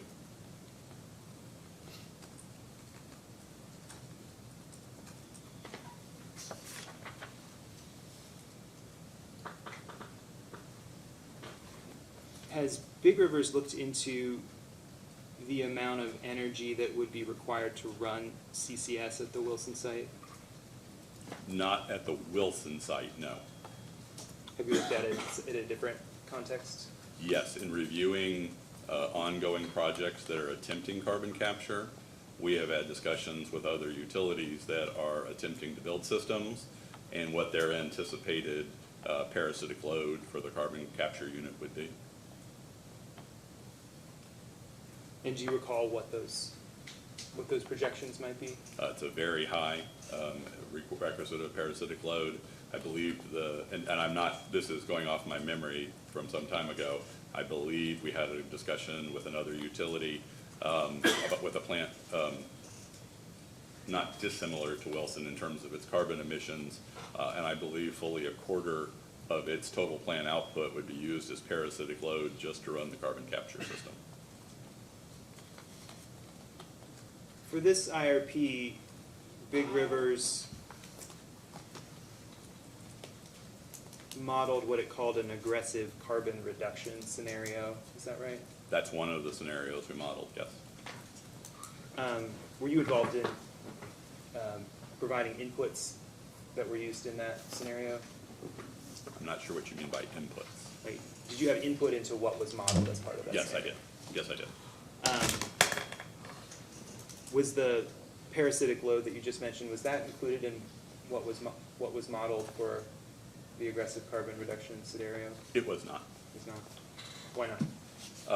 We didn't select any particular category for our modeling. Instead, we used an adder for carbon emissions reduction costs. That adder reflected the three prongs of potential regulation, lower level regulation, moderate level regulation, and aggressive carbon regulation.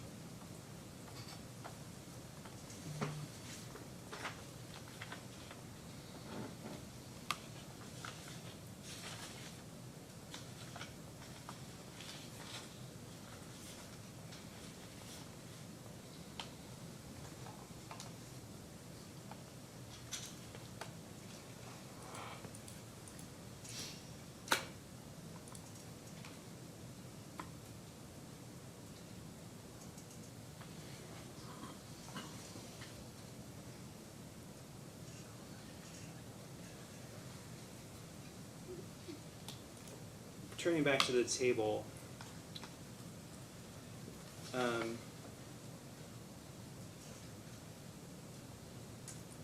beneath where it talks about the long-term subcategory, it also discusses the medium-term subcategory, is that right? That's correct. And this would be requirements for units seeking to operate beyond January 1, 2032 that intend to retire before January 1, 2039, is that right? That's correct. Are you familiar with these requirements in the new EPA rule? I am. What are they? EPA states that the DSER for that particular category would be co-firing 40% by heat input, natural gas with emission limitation of a 16% reduction in emission rate by January 1, 2030. Is that something, has Big Rivers looked into what would be required to comply with this provision at Wilson, were it to decide to opt into this medium-term subcategory? No. And why is that? In what context? In the context of the IRP or in general? In general. In general, co-firing with natural gas at the location, we have evaluated in the past, and the natural gas resources available near Wilson are limited and would require extensive capital cost to run an appropriate level of gas infrastructure to the plant. Have you estimated those costs? I'm not aware if they've been estimated to a dollar amount. I'm not aware of that.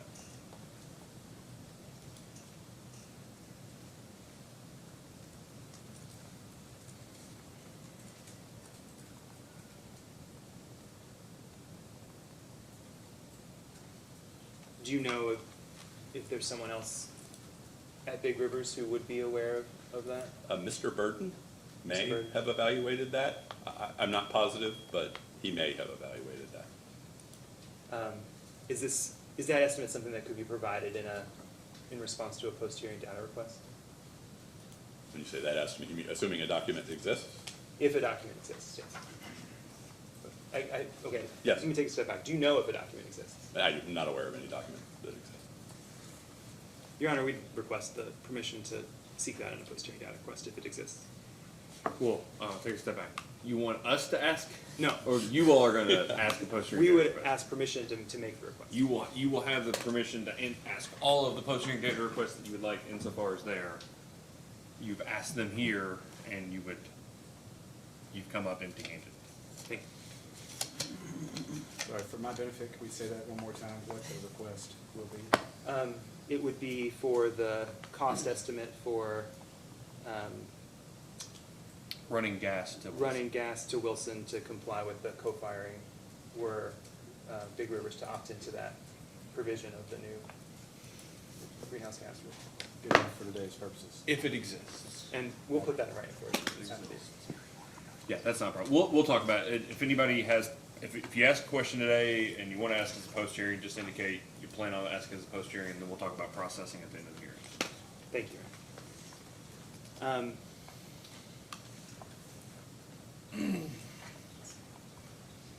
Lastly, for this table, I'd like to direct you to the requirements for new sources, new stationary combustion turbines. Yes?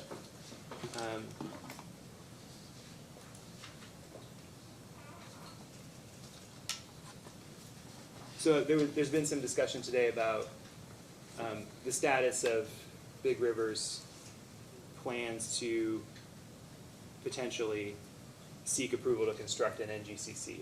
Are you familiar with, have you been here for those discussions? I have heard all those discussions.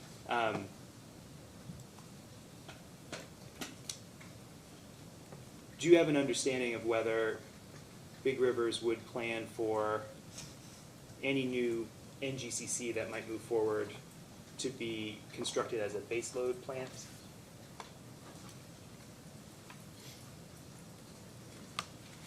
At present, we do not have a position on if we would even need a new NGCC. It is a one option out of a universe of options that might be available to serve future load if needed. And so, with reference to the new EPA rule and the table that I shared, are you familiar with the requirements that if the new NGCC were to be required to comply with the new EPA rule, what would be the requirements for it to operate as a baseload plant? On this chart that you've given me, there is a section at the bottom, base load subcategory, capacity factor greater than 40%. Identified there as the best standard of, best system of emission reductions is a highly efficient combined cycle generation with the best operating and maintenance practices.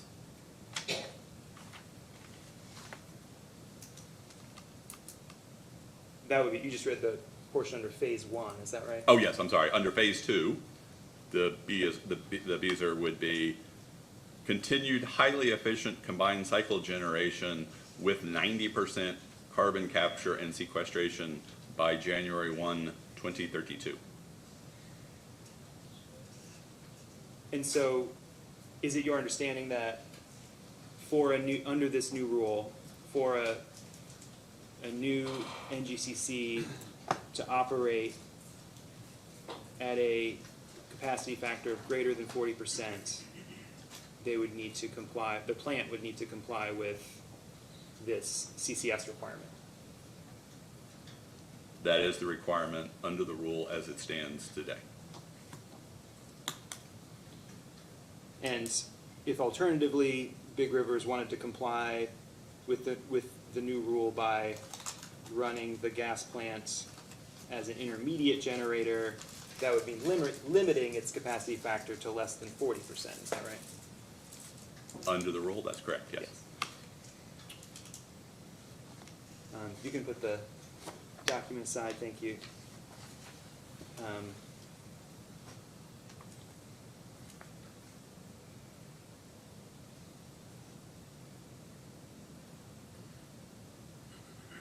Your Honor, I'll go ahead and move for admission of JI, Exhibit JI-2. Counsel? Your Honor, I do object to that. This document has no provenance associated with it. The witness admitted at the beginning he wasn't familiar with it. If the questions are designed simply to jog the witness's memory and the witness is speaking about things he knows, that's fine, but then there's no need to admit this if that's the case. And any rules can obviously be cited to from the Federal Register or applicable statute. Mr. Smart? Your Honor, the witness spoke with knowledge about the requirements of the rule. This exhibit is being offered simply as a summary of those requirements. I'm gonna overrule the objection. I think that everything that the witness said his understanding was consistent with the rule, and I'll just be perfectly honest with you, Mr. Depp, I did a quick Google of BSCR at a glance, and the same document from the EPA website came up, so I don't know if it's particularly prejudicial, and it's, I'll be honest, other than closing this case, it's not like you're gonna get a substantive commission order anyways. So. Understood. This is the 6th or 7th document that we've seen for the first time today, and. Welcome to practicing in front of the Public Service Commission. Correct. Yeah, people take seriously the statute that says we don't strictly adhere to the rules of evidence. For what it's worth, I understand. Yeah, that's the benefit of having a, I guess, and detriment of having an entity that's the weigher of, gets to weigh the evidence. Thank you, Mr. Smart? Thank you. Mr. Mizell, I'd like to ask you a couple questions about the good neighbor rule. Yes? You sponsored a discovery response to one of Sierra Club's requests. I believe it was Sierra Club request 1-7.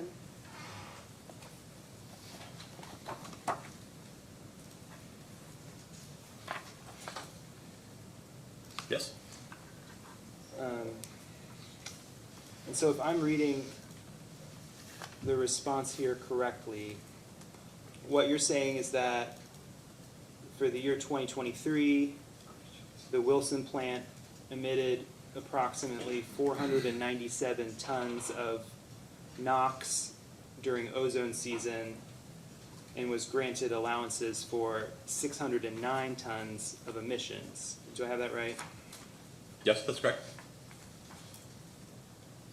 And am I correct in understanding the Good Neighbor Plan would reduce the amount of allowances granted to Big Rivers over time?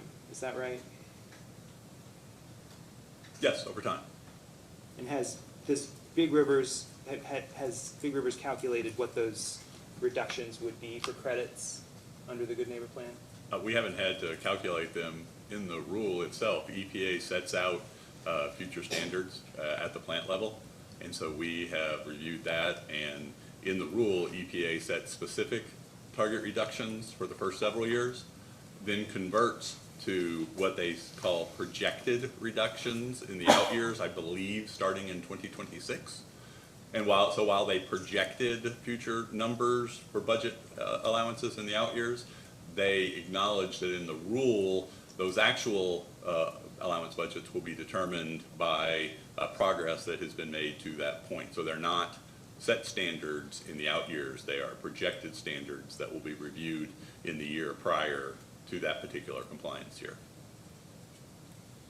And the Good Neighbor Plan also has a daily backstop emissions rate, is that correct? That's correct. And Big Rivers is able to achieve that daily backstop limit by running its SCR at Wilson, is that right? That's correct. Does Big Rivers currently run its SCR at Wilson 100% of the time that the plant is operating? I don't know if I could speak with specificity to 100% of the time. It runs the majority of the time the plant is operating. So are there times where Big Rivers runs Wilson without an SCR? Not that I'm aware of. Do you know what, for the IRP in this case, that's at issue in this case, do you know what assumptions Big Rivers incorporated concerning the costs of running the SCR at Wilson? I don't have the information on the cost. No, I'm not aware of that. Did you provide any information like that to folks who were involved in the modeling for the IRP? I provided information on what we believe those limits would be in the future, what those NOx allowances and limits would be in the future. I provided, so basically what our allowable NOx allowances would be during the ozone season. But in terms of the operational cost of running the SCR, do you know if that was included in what was modeled for this case? I don't know. Is that something that Mr. Christensen would know? I believe he might, yes.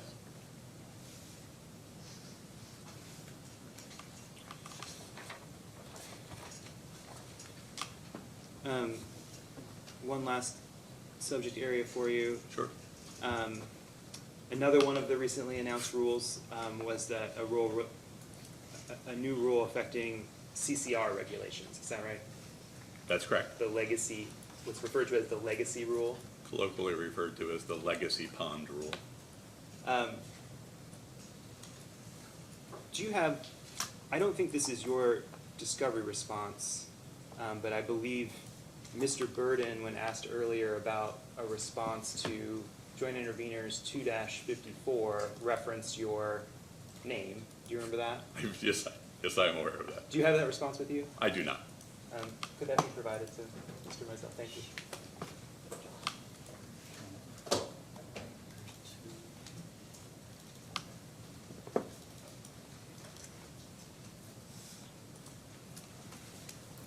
Which response was it again?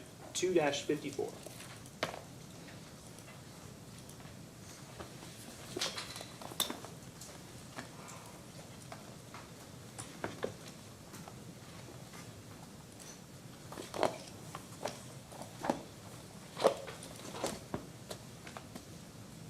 Two -54, joint Yes. intervenors? Yes. I have it in front of me. And I believe the particular reference that it was suggested you might be able to speak to was in subpart B, there's a sentence there, Big Rivers believes it would be imprudent to build at the Coleman site until the CCR rule related to legacy ponds is finalized. Did you see that? I do. Can you explain why Big Rivers believes that? At the time this response was drafted, the legacy pond rule, I believe, was only in draft form at that time. And actually, I believe it was in draft form at that time. It was not a final rule. As is often the case with EPA rules, rules are subject to change between the preliminary rule that is published and the final rule that is published. And absent having information of what would be required at the Coleman site to comply with the final CCR rule, building on top of ash ponds or on top of potential CCR management units would be imprudent until we're aware of what our requirements would be vis-a-vis those units. So the rule has now been finalized, is that right? It has been published in the Federal Register, yes. Do you know what it will require at Coleman? The first thing it will require will be an analysis of all of our facilities to determine a study to determine at all of our facilities locations, impoundments, areas that could be subject to the 2015, the legacy rule. So it requires us to go out, conduct an analysis similar to what happened with the original coal ash rule in 2015 and identify particular areas that will need to be addressed under the rule.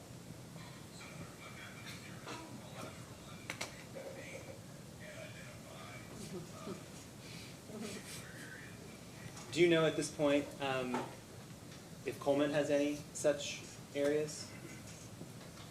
I believe it does, yes. Does it have a legacy pond at Coleman? There are 3 areas at Coleman. I'm not a big fan of the use of the word pond necessarily. The term is impoundment. There are 2 existing impoundments at the Coleman facility. There is another area that we identified previously in response to the 2015 rule that may be subject to the legacy rule. It is not necessarily, was not necessarily designed as an impoundment, but it is an area where coal ash residuals were deposited and disposed of. All of that is included in our 2020 environmental compliance plan that was filed with the commission and that the commission approved. We addressed those 3 specific areas at Coleman Station and they acknowledged the future need that we would need to take remediation steps to comply with the rule. The commission directed us at that point to, they approved the concept, I think would be the best way to say it, but they advised that we come back in the future once we knew what the rule was and once we had cost estimates of what it would take to comply with the rule.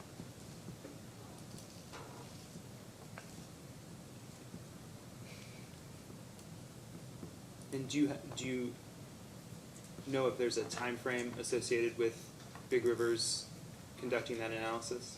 I believe, I'm sorry, which analysis? The one you just referenced about from the 2020 ECR docket. I do not believe there's a time frame set in there now. Do you know if Big Rivers internally has a projection for a time frame for that? I think more specifically what we would look at now is the provision in the new Legacy Pond rule that gives us, I believe, 9 months to make determinations about potential impoundments or CCR management units that might be that would be impacted and require remediation under the rule. We will comply with that directive from EPA.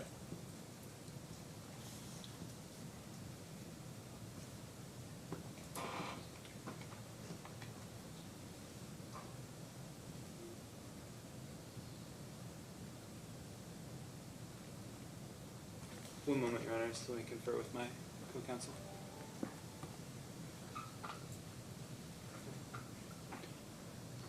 We have no further questions for this witness, Your Honor. Thank you. Thank you. And Ms. Cohn, do you have any questions? I do. Oh, I'm sorry. Does Sierra Club have cross-examination as well? Oh, okay. All right. Well, let's hold that. We're going to take a short recess. We'll come back at, let's make it a quick one. Let's come back at, 3:50. And then we'll make the cross-examination. So we'll be recessed till 3:50.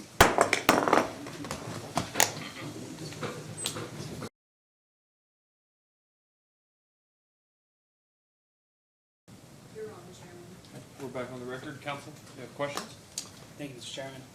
Good morning, Mr. Mizell. How are you doing this afternoon? Good afternoon. Good afternoon. I apologize. No worries. It's a long day. I'm going to ask you some questions on environmental compliance. Probably no surprise. In response to intervener comments, Big Rivers stated that it, quote, rejects the speculative nature or speculative modeling of specific, albeit unknown or challenged, new proposed rules under the Clean Air Act 111 or other pending or recently final regulations respecting coal combustion residuals, effluent limitations guidelines, and other matters. Are you familiar with that answer? With I the am. general sentiment? I am.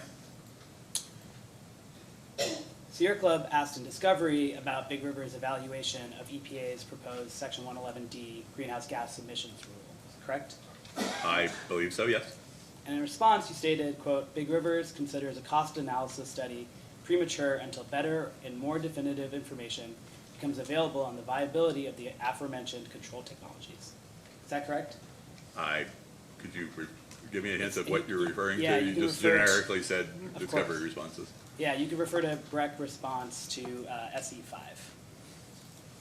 And was that a response that I sponsored? I believe so, yes. Okay.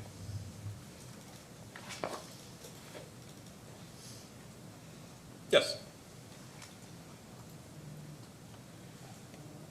As you confirmed to Mr. Schmar, that rule is no longer, the Section 111D rule is no longer proposed, but has been finalized, correct? It has been, the final rule has been published in the Federal Register. So environmental compliance costs associated with this rule are not speculative, correct? They're unknown at this point. They're worse than speculative. But by that measure, the cost of complying with any regulation in the Federal Register is unknown. Is that right? No, that's incorrect. Can you explain that distinction for me? Particular with the greenhouse gas rule, other than every other environmental rule we've been talking about, there is no existing technology to meet the requirements of 111D as it relates to carbon emissions. The other rules that you made reference to, they make reference to specific operations, specific existing technologies that can be employed to reduce those emissions. So you can certainly cost model those because they exist as commercially available options. There is no commercially available, for example, carbon capture and sequestration system, and no commercially available, at least as in the proposed rule, green hydrogen. Okay, but there are alternative methods of complying with the rule, correct? Yes. Have there been substantive changes to the greenhouse gas rule as it relates to Wilson, as it went from proposed to final? You put the qualifier in there as it relates to Wilson. The coal plant, correct. There were substantive changes between the draft greenhouse gas rule, 111D rule, and the final rule that was published in April. Yes, there were substantive changes. Do those changes materially affect regulations on coal plants?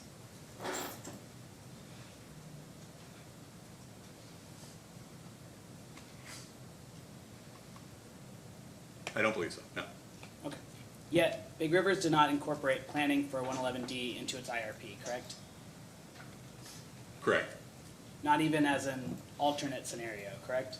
No, that's not correct. We put in a placeholder for the cost of complying with carbon reduction regulations, not specifically 111D, but rather we use 3 scenarios in varying levels of reduction being required to represent a placeholder for cost of compliance with future carbon rules. The push to regulate carbon is pervasive within the industry, and it would be unreasonable, I believe, to not consider the impact of carbon regulation. But I also believe it would be imprudent to assign compliance costs to a particular technology when that particular technology is not currently in existence. Okay, so you modeled, costs due to carbon regulations, but not specifically planning for 111D in the IRP. That's correct. And our history supports that. We in the past have begun to accrue cost when preliminary rules were issued. And by the time the final rule was issued, the rule had changed to such a point that we essentially lost the impact of that money. In fact, we still have some money on the books. It's not a great amount. From the studies we did for the ACE rule, version 2.0 of the carbon plan, we still have money that's out there based on our initial evaluation of that rule, which proved to be unusable. The analysis is unusable because that rule was eventually rescinded. I just want to sit on that for a sec. When you conduct studies, you're often dealing with variables, uncertainties. That's part of what studies are, right? Okay. Absolutely. Are you familiar with the compliance timelines within Section 111D? Generally, yes. In various scenarios? Okay. Has Big Rivers analyzed the cost of retiring Wilson in 2032 and replacing it with alternative resources? No, I don't believe we have. Has Big Rivers analyzed the cost of retiring Wilson in 2035 by co-firing with 20% gas after 2030 and replacing it in 2035 with alternative resources? No.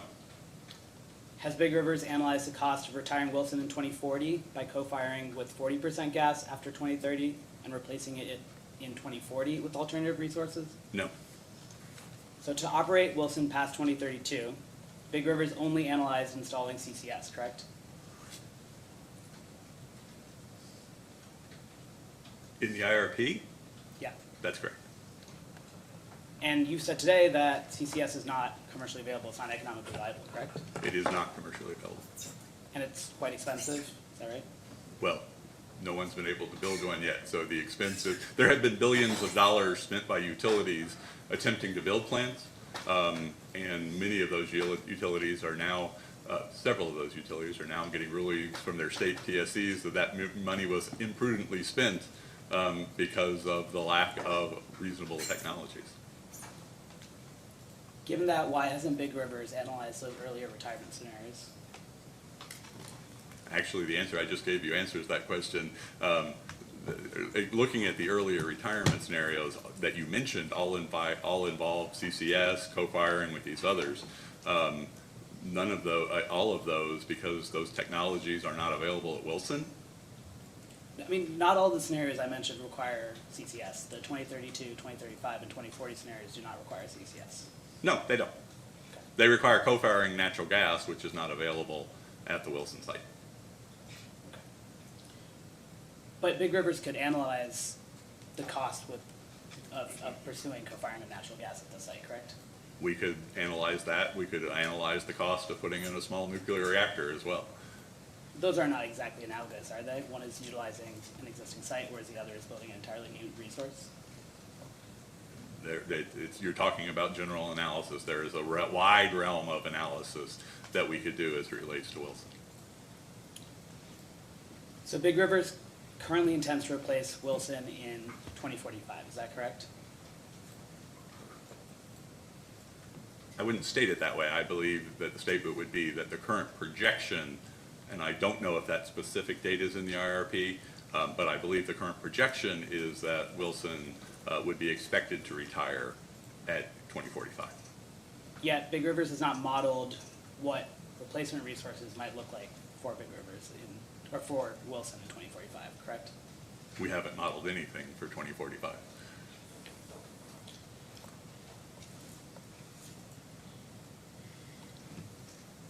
Do you know, Mr. Mizell, what the levelized cost of electricity is for Wilson? I do not. Or do you know the marginal operational cost I do not. on a dollar per megawatt hour basis? You I don't? do not know the specific numbers now. Okay. Can we please project on the screen Exhibit SC3, which is EPA's CCS cost estimates? Great. Have you seen this analysis before, Mr. Mizell? I have seen analysis like this. This is an Excel spreadsheet. I don't know if you all created it, if it's an EPA spreadsheet. I don't know the provenance of the document. It's an EPA spreadsheet analyzing the cost of CCS, the adoption of CCS at various facilities. Yes, if that's your representation, I'll accept that, and then yes, I have seen this.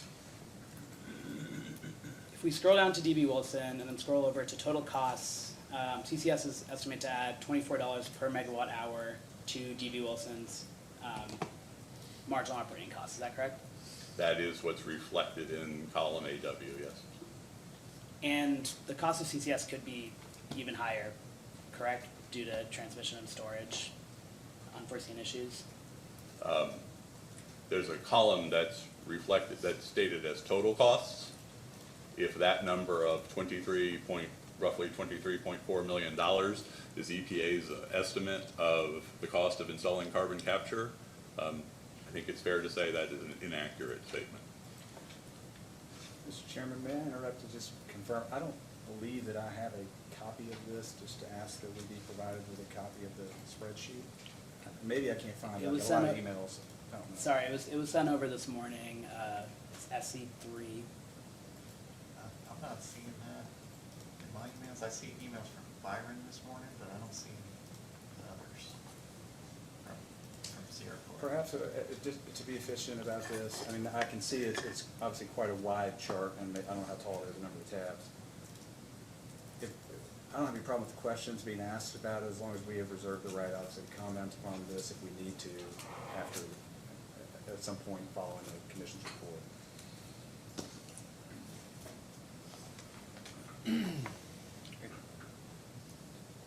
Correct me if I'm wrong, but I'm pretty sure the processing of the case gives you an opportunity to comment on the commission staff report, is that right? Yes.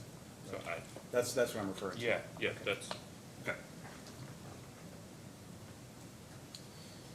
If it's not too much to ask, if somebody could re-email that to us, I would appreciate it, so we can find it. Great, we'll do that as soon as possible. Thanks. Tip, I can forward that again to you right now. Okay, thank you.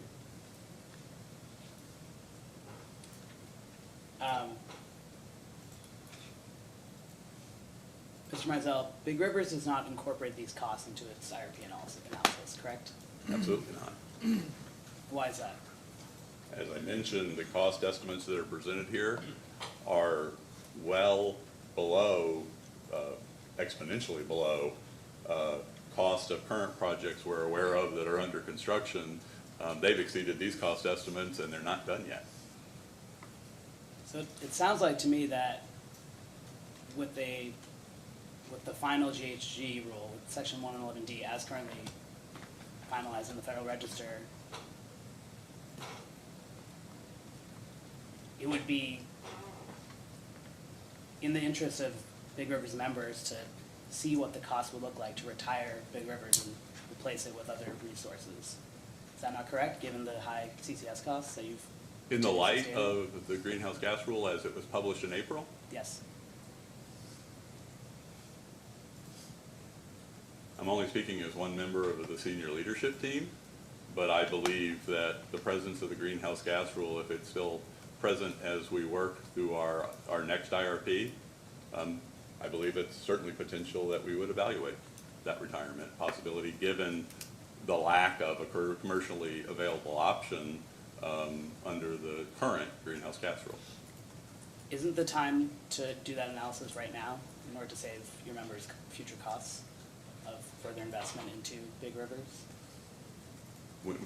Help me with you mean when you, the analysis, right? What type of analysis? Resource planning.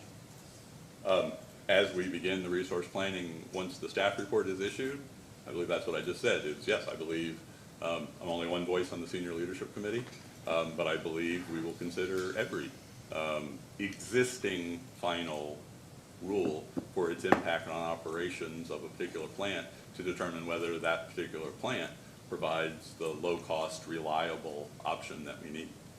Okay.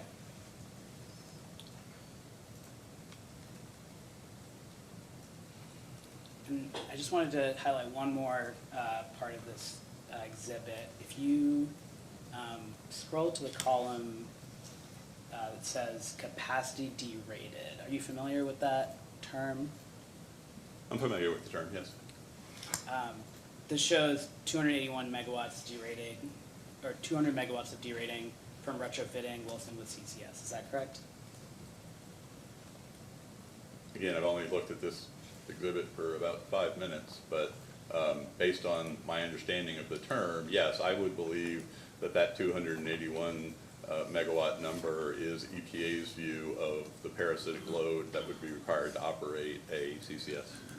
Correct, and just, you know, for everyone in the room, this reflects the energy penalty from running CCS, correct? So CCS would essentially lower the capacity of Wilson, is that right? I'm not familiar with the term energy penalty, but it reflects the parasitic load that would be involved with operating operating a CCS facility. It involves EPA's estimate of that. Okay, so CCS would not enable, even CCS would not enable Wilson to serve as a capacity resource in the same way that it does today. Wilson doesn't serve as just a capacity resource today. It serves as an energy resource and a capacity resource. As either, yeah. So it would still conceivably be able to operate as an energy resource at that derated capacity. The value of that resource is something we would have to analyze. Does Big Rivers intend to modify its IRP to incorporate the finalized GHG rule? No.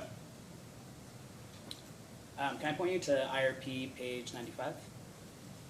I don't know if I have a copy of, oh, yeah, is this the IRP? Okay, just get to it here.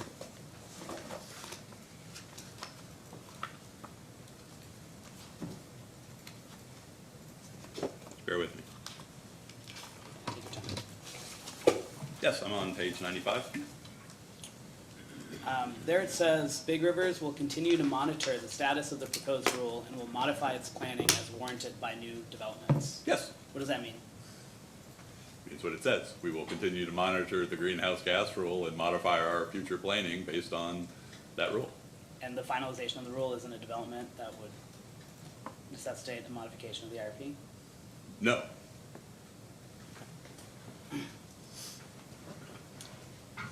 Sierra Club also asked in Discovery about Big River's planning regarding the EPA proposed mercury and air toxics rule, correct? That's correct. That we talked about today. That rule, again, is no longer proposed and has been finalized in the Federal Register. It has. And so environmental compliance costs associated with this rule are also not speculative anymore, correct? There are no environmental costs associated with compliance with that rule for Big Rivers. Okay, we'll get to that. Have there been substantive changes to the rule as it relates to Wilson as it went from proposed to final? No. I don't know. I don't know the answer to that. I haven't compared those two. You have not compared them, okay. Before we keep going, I just want to ask, did you all still need the SC3 up No, we don't. Okay, we'll ask them in the back to take it down, that way we get, there we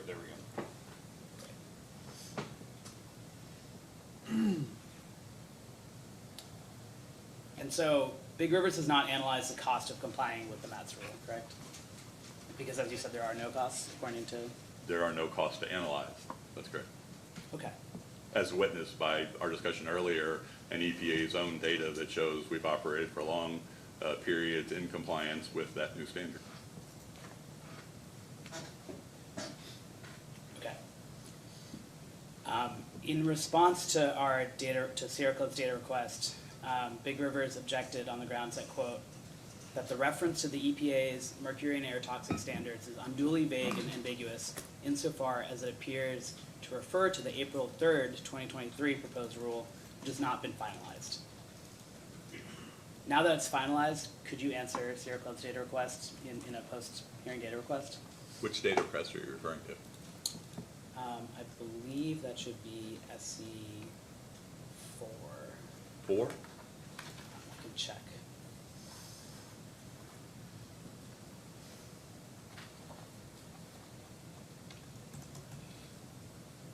Sorry, 111.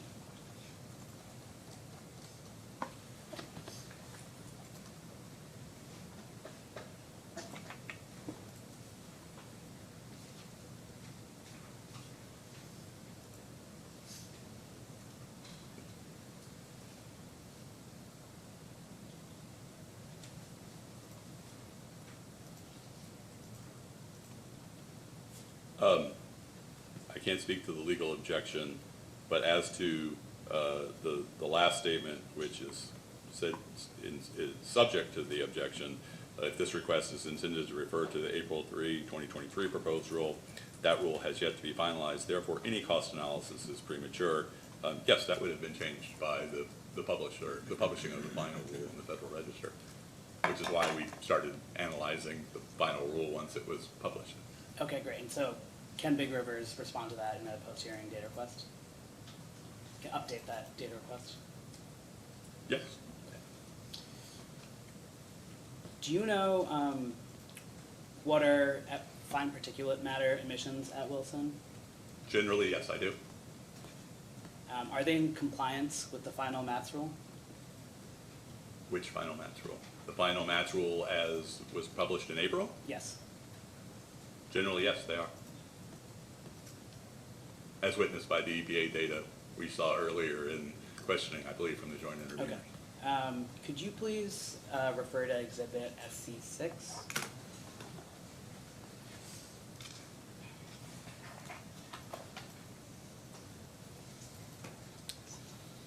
And can we show that on the screen? I don't have SC6. I don't know that I was the.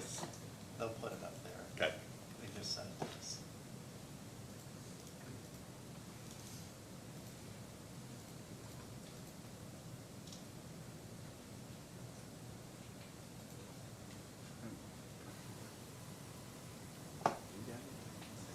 Can you share the screen, please?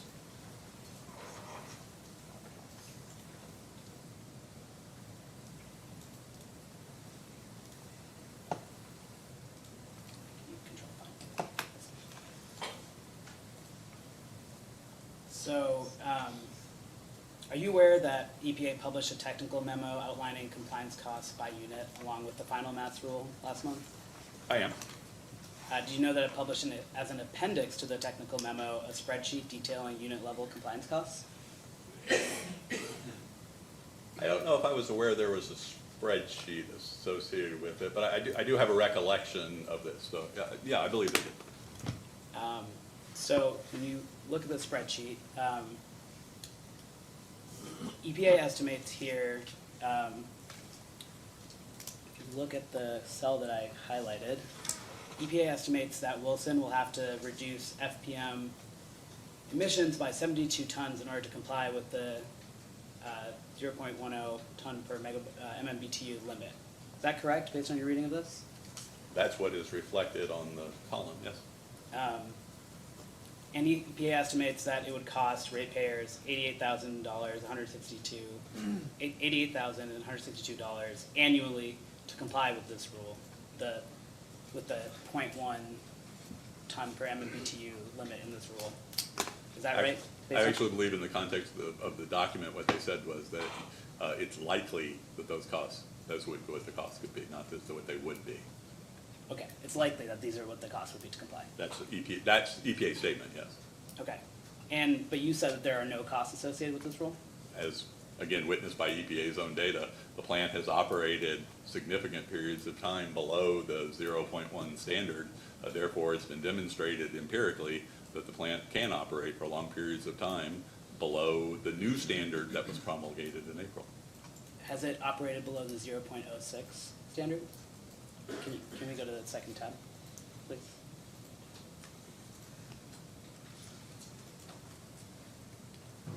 Are you aware that in the final rule, there's also a 0.06 ton per MMBTU standard Yes?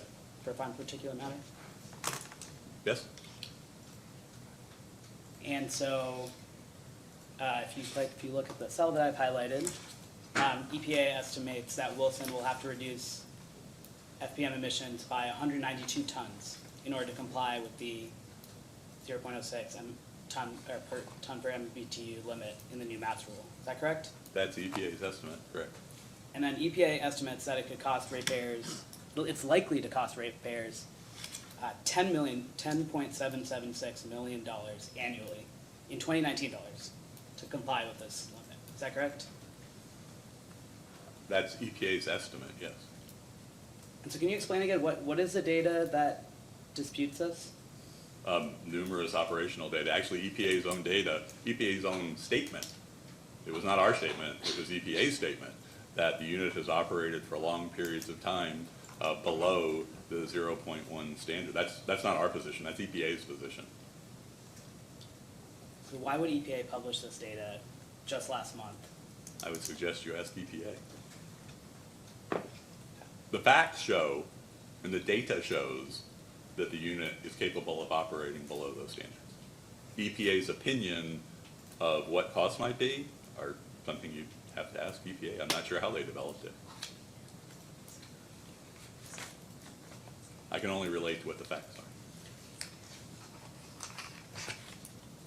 Are you aware that EPA published in January 2023, before the submission of the Big Rivers IRP, a technical memo outlining compliance costs by unit like this for the draft MATS rule? Yes. And those were not included in the IRP, correct? And are you aware that those costs were actually higher than these costs? I'm generally aware they were higher. I'm not aware, I couldn't tell you what the variance was between the two numbers. I'm generally aware they were initially higher from the preliminary rules to the final rule. In a post-hearing data request, could you explain why these likely costs are not actual and why Wilson is in compliance with the MATS rule? I could provide you with the data showing that information, yes. Great, thank you. Yeah, actually, EPA has provided it as well. It's actually part of, I believe it was one of the joint interveners exhibits earlier, so that data is probably already in the record.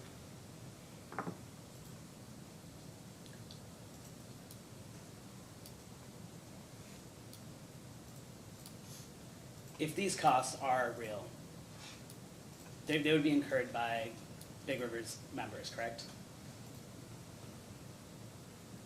If they were correct, If EPA's published costs for compliance costs for the rule are correct? yes.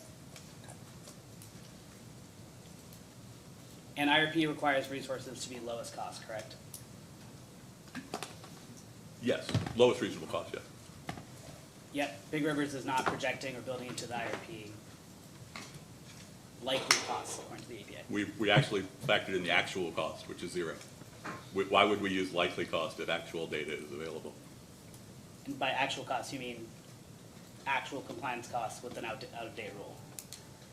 Actual compliance cost with the rule as it exists now, we have data that shows that we can comply with that rule. Why would we use?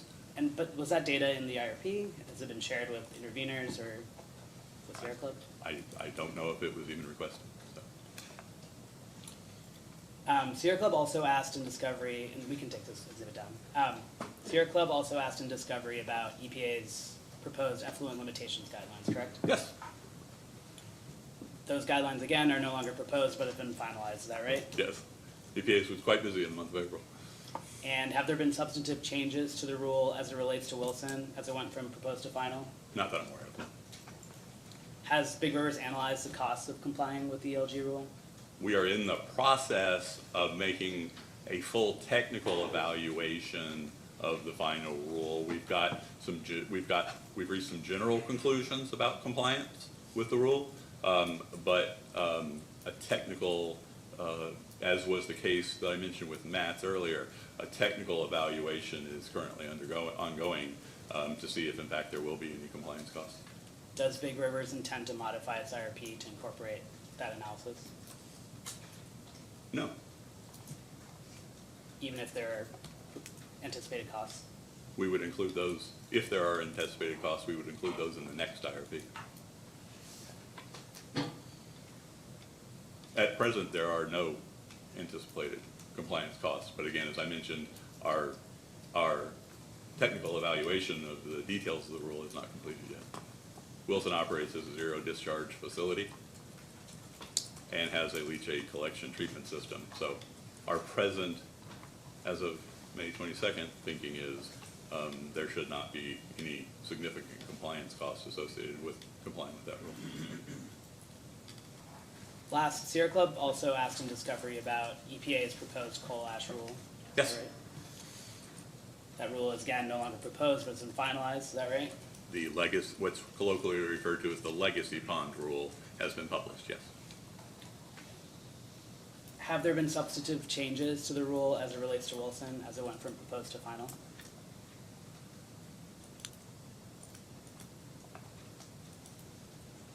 The discussion around what might, under the rule, constitute a CCR management unit, I believe there were some changes to that. Those are the criteria for what might constitute what's called a CCRMU. I do believe there were some changes between the preliminary rule and that final rule, but again, we're currently, as required by the rule, evaluating the cost of compliance with the rule as it was finally proposed. Is there any information in Big River's IRP about the cost of cleaning up coal ash ponds? There was no information available at the time. Big Rivers was part of efforts to challenge the proposed rule, is that right? Big River, you said that in the past tense. There are current ongoing efforts to challenge the rule. And Big Rivers is part of those efforts? Indirectly, yes. So if you look at the IRP at page 100, it says, Big Rivers is currently reviewing the details of the proposed rule and is involved with various trade industry groups in litigation challenging the proposed rule. That's correct. So those challenges failed, correct, from proposed to finalized? No, they're ongoing. So when you said meant challenges, you meant ongoing challenges beyond finalization? Correct. So if a rule is challenged, then Big Rivers won't analyze its costs. If a law is litigated, Big Rivers won't analyze If we its believe costs. there are substantive, if we are informed by our counsel that there are substantive legal issues regarding the status of the rule, we will factor that in to our analysis of how much data we should review before, whether we should review that before or after. Again, that's a legal conclusion that our counsel would advise us on. And so your projection through the IRP was zero cost because of this legal challenge For the coal ash rule, for which area? for the coal residuals, For which plant? I mean, for any plant. We know we likely will have compliance costs, as I mentioned before, for the impoundments at the site of the retired Coleman station.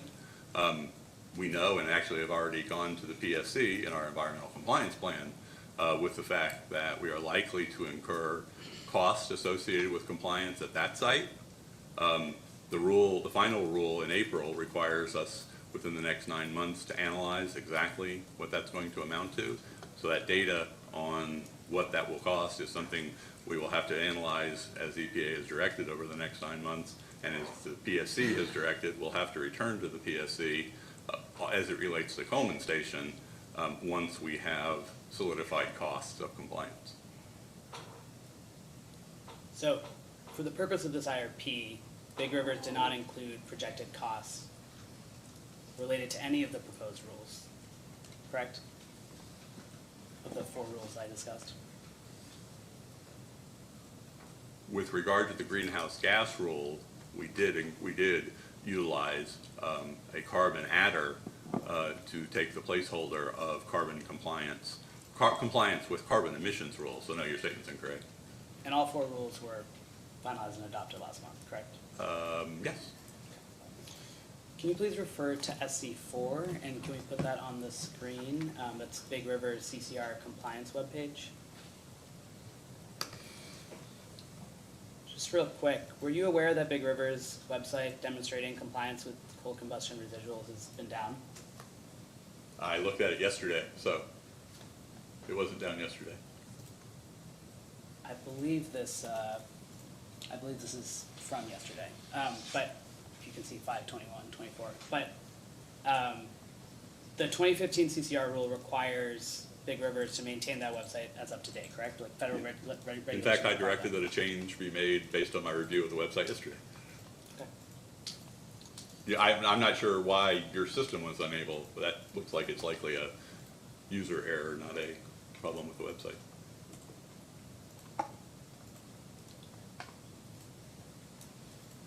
Last, I'm going to ask about the cross-state air pollution rule. Yes. Big Rivers did not consider the cost of complying with the Good Neighbor Plan in its IRP because EPA's federal implementation plan is held up in litigation. Is that right? EPA has not issued a federal implementation plan. EPA, as it relates to that, denied the state implementation plan. That denial of the state implementation plan statutorily requires that EPA issue a federal implementation plan by, I believe, August of 2024. What's under litigation at this point is EPA's denial of the state implementation plans of, I believe, 20-some states. Yeah, 23 states, correct. Big Rivers notes that Wilson Station emitted approximately 497 tons of NOx emissions during the 2023 ozone season. Is that right? That's correct. That's based on the data we looked at earlier. Great. And you note that Wilson received 609 NOx ozone season allowances from EPA to cover actual emissions for the same period, right? That's correct. But Big Rivers wouldn't receive 609 NOx ozone season allowances under a federal implementation plan if litigation is concluded. Is that right? I don't know what the federal implementation plan would say since they've not developed one yet. I'm not sure it's a fact that exists. Could you please refer to SC5, unit level allocations and underlying data for the proposed rule? This is again another piece of data attached to a rule in the Federal Register. SC5? Yes. Yep, I have, sorry, I missed it down here at the bottom.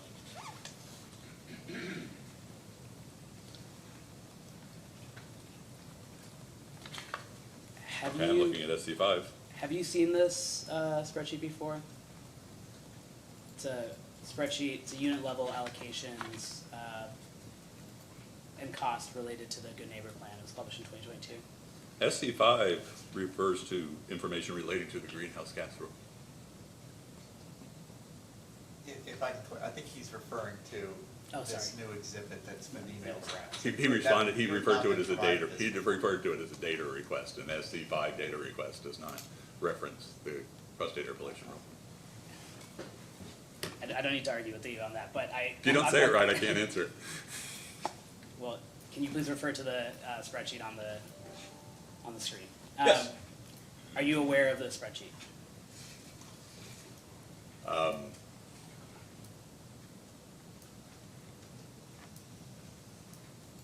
I believe, although I can't say for sure, I don't know the exact provenance of this particular spreadsheet, it appears to be one of the spreadsheets available on the EPA website. So this EPA doc shows estimated NOx allowances under FIPS that would be adopted under the Good Neighbor Plan. Does that make sense to you, given what you see here? Could you tell me where you're referring to, where it says to FIPS?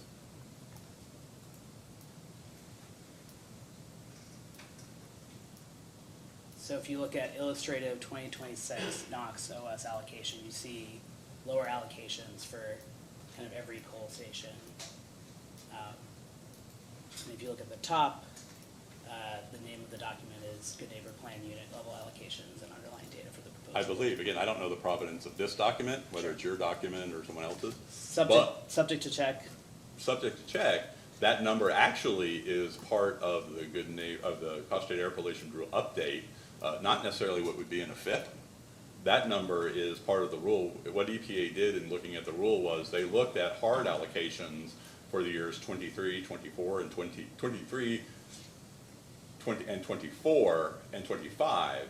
And then starting in 26, what they published in the rule, again, not a proposed FIP, what they published in the rule were exactly what they say there, illustrative potential future NOx allowances based on anticipated reductions over the next several years. The final actual allocation for 2026 will not be determined by EPA until 2025.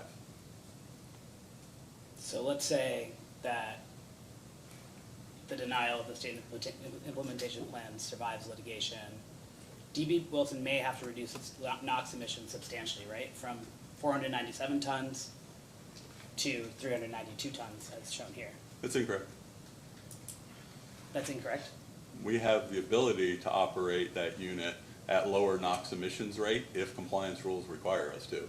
We have evaluated these illustrative numbers at a very high level, and what our high level shows is that with proper operation, particularly with the installation of the Coleman scrubber, we could operate at levels very close to our existing levels and still remain in compliance with those allocations. That also takes into account, you're not taking into account banked allowances.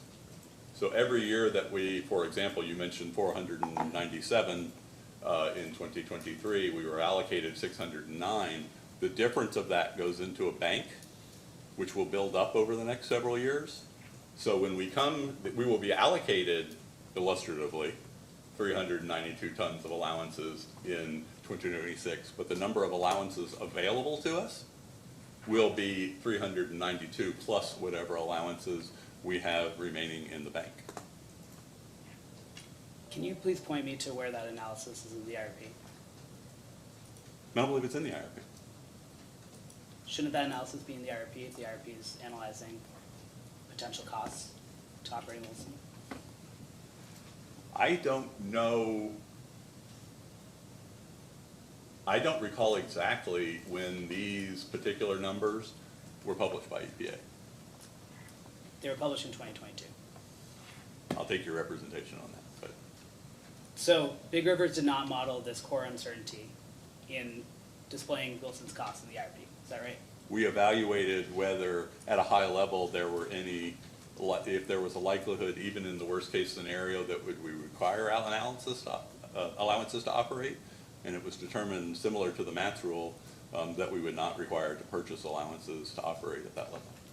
So Kentuckians just have to take your word for it rather than see it in the IRP? No, all those data is reported on a regular basis to EPA. They can track what our allowances are, what allowances we're using, what allowances we have banked. They have all of that information is publicly available through the EPA website. But that's not included in the IRP, right? That analysis is not included in the IRP at all? No.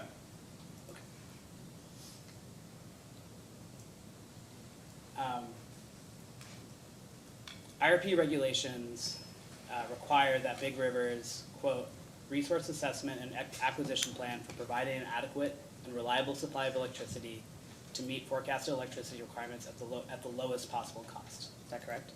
I take your word for it. Is retrofitting Wilson with CCS meeting electricity requirements at the lowest possible cost? Based on what I know today, Yeah. I don't have enough information to tell you that because I don't have any idea what it would cost. Have you compared that cost to other potential costs? Or other We don't know the potential cost. We scenarios? can't compare a cost we don't know to something else. Have you compared it to other scenarios as opposed to retrofitting with CCS? Compared what to it? You compared operating Wilson or retiring Wilson at other scenarios, and compared that to the cost of CCS. We don't know the cost of CCS.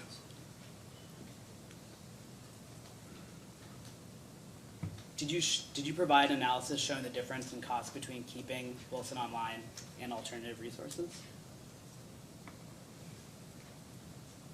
I don't know the answer to that. You don't know whether you provided an analysis of keeping keeping Wilson online versus alternative resources? I'm not aware. I'm not aware of that question. You said you, that would be Mike. Mike is not aware of that. Big Rivers may well have done some of that analysis. I do not believe in the IRP, actually I'm sure, based on discussions I've had, that in the IRP, we did not run analysis that included the retirement of Wilson during the covered time. Then how can you possibly know what the lowest cost scenario is? The analysis of retiring Wilson and the cost of retiring Wilson and replacing it with an unknown unit, there was I was part of the management team that made that decision.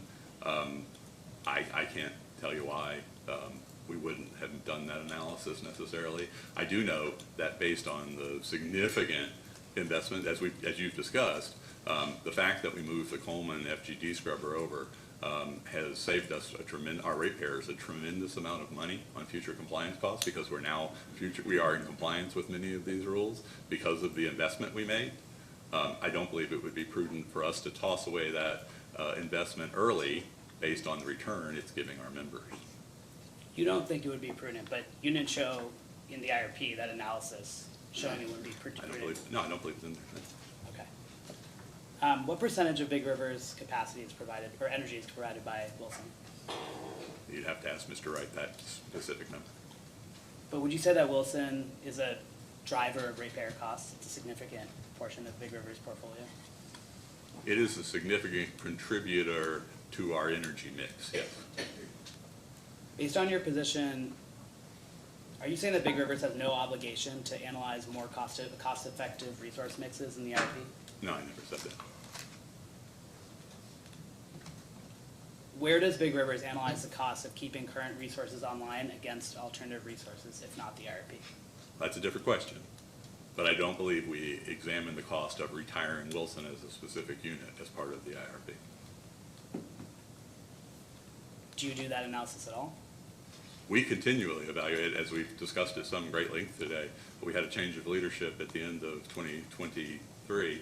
We now have a new leadership. We've just developed a new strategic plan, and we are in current discussions. We are in current discussions and evaluation not only of what a future resource might be, but whether in fact we would need a future generating resource in the scope of the next 20 to 30 years. But given the language of the IRP regulations, isn't the appropriate place to do that analysis the IRP? In an IRP, yes. I just have a couple more questions. The IRP regulations require that Big Rivers project actual and projected costs, or include actual and projected costs in its modeling, correct? I can cite you to the... Generically, that's correct, yes. Sure. Can you project costs based on EPA's proposed rules? They're historically been wildly unreliable, but you could conduct costs based on EPA's compliance costs. Are all the costs projected in your IRP 100% airtight, 100% sound? None Are there of them. no uncertainties in the IRP? None of if you want to refer to the chart you put up before, EPA estimates the cost of a carbon capture system at Wilson at, I believe it was $24 million. Utilities have spent over $1 billion on units that are not in operation yet. So I think it's fair to say that EPA's cost estimate there is wrong by magnitudes of order. It was $24 per megawatt hour. No, I believe there was a $24 million number up there as well. So, I mean, EPA's own numbers don't jive with the reality that's happening in the industry. So is your contention is that EPA's numbers and projected costs are so unreliable that they should not be even included in the IRPs at all? They can be a data point, but you should not rely on them with their analysis to the reality within the industry. Even if EPA's projected costs are unreliable, there are projected costs, right? Big Rivers could do their own projections, correct? My son can project costs.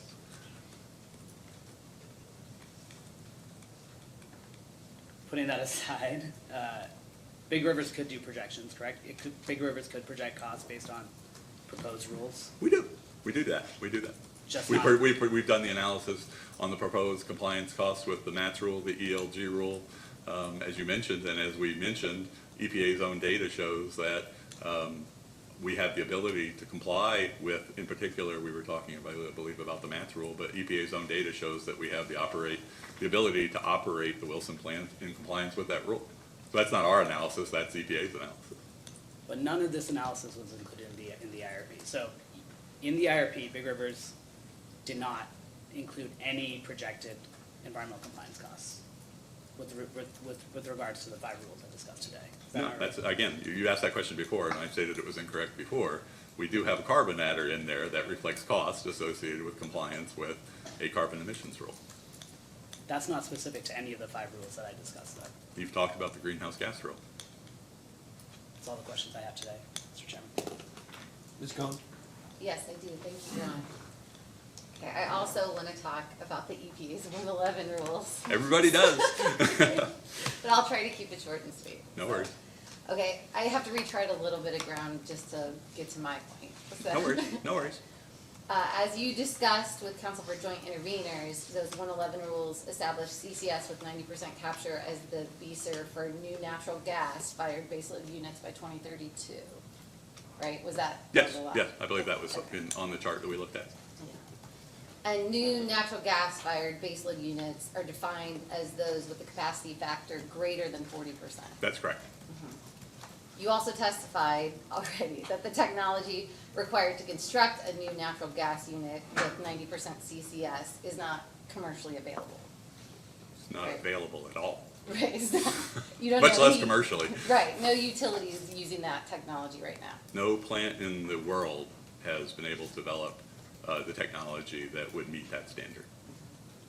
And do you have any estimate, I'll help you with this in a minute, but do you have any estimate as to the total capital cost of a new natural gas-fired unit with 90% CCS? Again, as I mentioned to the Sierra Club attorney, the final cost of a carbon capture system is not knowable because one's not been completed yet. But I believe, based on the information we have and based on the information we see from other projects, that would ease the carbon capture part alone of that would be in excess of $3 billion. Your Honor, may I approach? You may.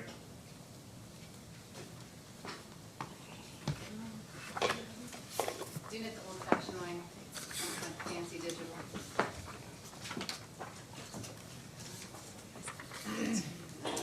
This way makes me put my glasses on. Oh.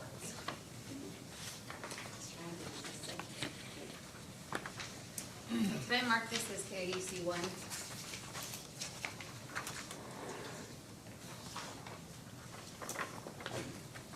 Yeah, I'm gonna say, could I mark this, please?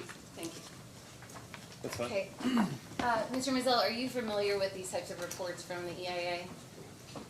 I'm familiar with these types of reports, yes. Okay.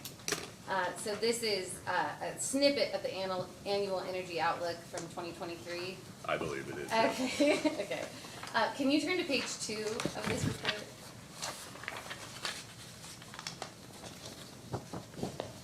So the column that I'm looking at is this total overnight cost column here. It's about 1, 2, 3, 4, 5, 6, 7. I see it. Six columns over. And I just want to look down, if you go down the list, there's combined cycle with 90% CCS on here. You see it? Yes. Okay, if I go over, if I stay in that row and I move over, it reflects that the total overnight cost of combined cycle with 90% CCS is $3,140 per kilowatt in $22. Is that correct? That's what the chart says. Yes.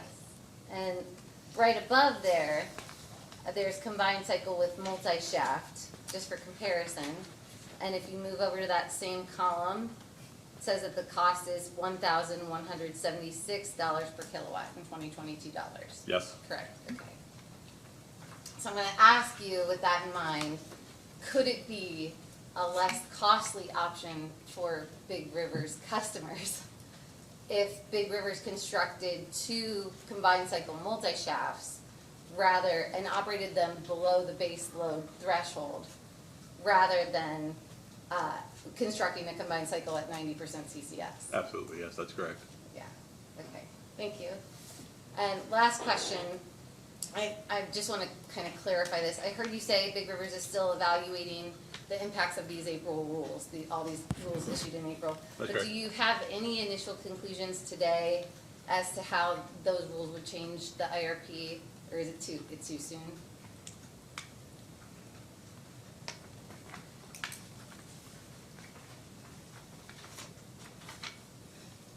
I do think it'd be a bit difficult to give you a specific way it would change. I will say that the existence of the new rules, particularly as they continue to exist into our planning of our next IRP, I do believe that would change our analysis. That's data that is out there, and certainly data we could consider as we approach a new IRP. Okay. Yeah. And do you expect any rules regarding existing natural gas units to be issued? EPA has indicated that they did not include existing natural gas-fired turbines in the rule, but they have explicitly stated that they intend to issue a separate rule covering those units. The term they used was, I believe, was in the near future. When that turns out to be, I don't know. But yes, EPA has indicated they intend to issue regulations for those types of units as well. And that would similarly affect your resource planning for the next IRP, correct? Correct. Yeah. Correct. All right, thank you. No further questions. Mr. Stack, do you have any questions? Just a few. Good afternoon, sir. When it comes to the use of the low, medium, high carbon scenarios in the model, was the way that was handled, was that decided at the Big Rivers level, or was that decided by the That was decided. 1898? That was decided at the Big Rivers level with input from 1898. How did you decide on the percentages to use for each of those sensitivities? The percentages or the dollar numbers associated?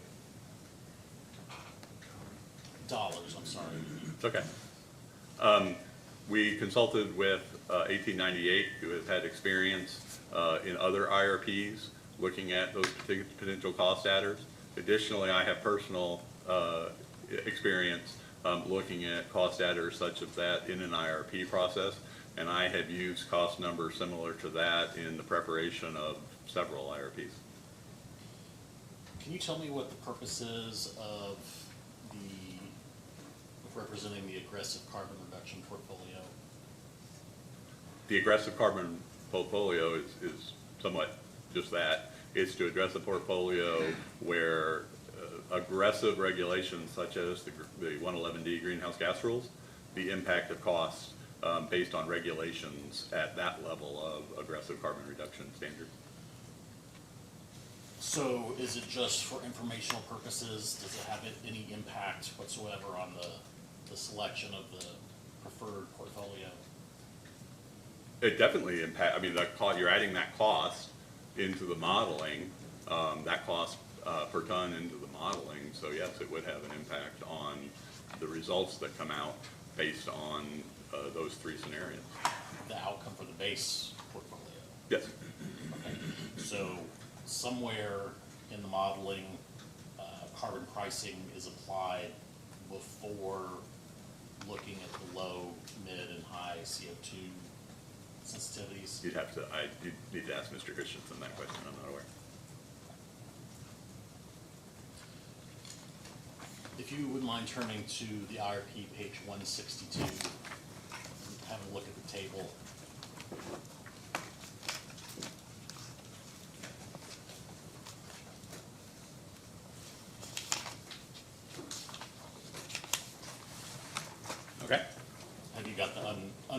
version of that table?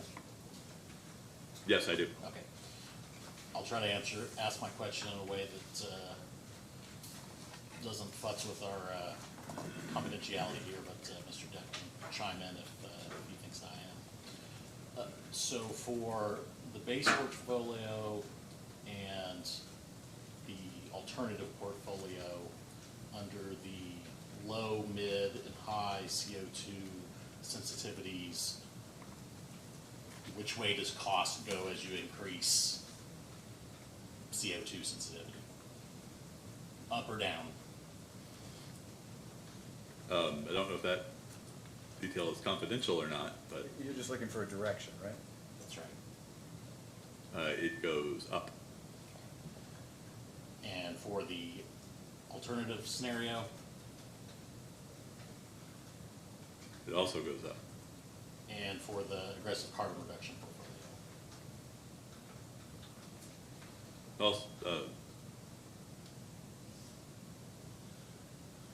believe it also goes up, yeah. Does it? Might need to clarify for me exactly which number you're. Well, so low CO2, which is higher, low CO2 number or mid CO2 cost under aggressive carbon reduction portfolio? Which one's more expensive? Low CO2. And which one's the least expensive out of the three? High CO2. Okay, so can you explain to me why the higher CO2 sensitivity would result in a lower cost on any portfolio? You'd have to ask Mr. Christensen that question. All right. I think somebody might have directed you to another table. This is page, if you could turn to 146, table on that page.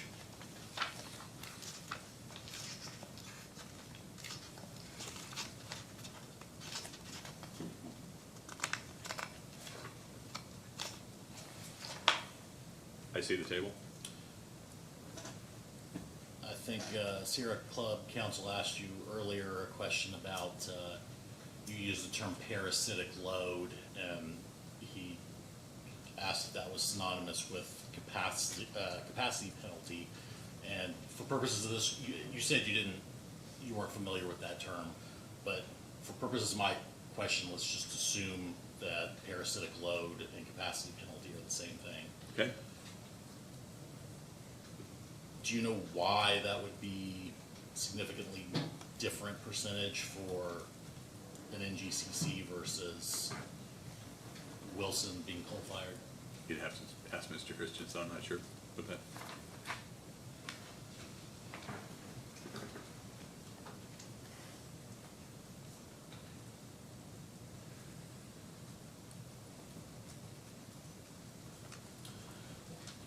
Does any of the modeling to do with carbon capture include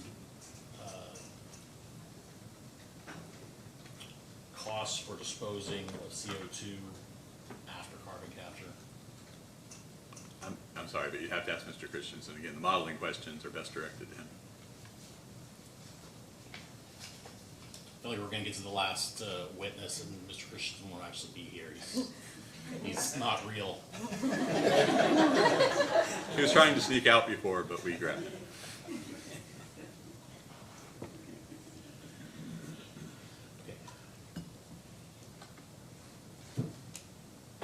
Did you, as part of your job, analyzing the effect of KRS 278, 264, the change to the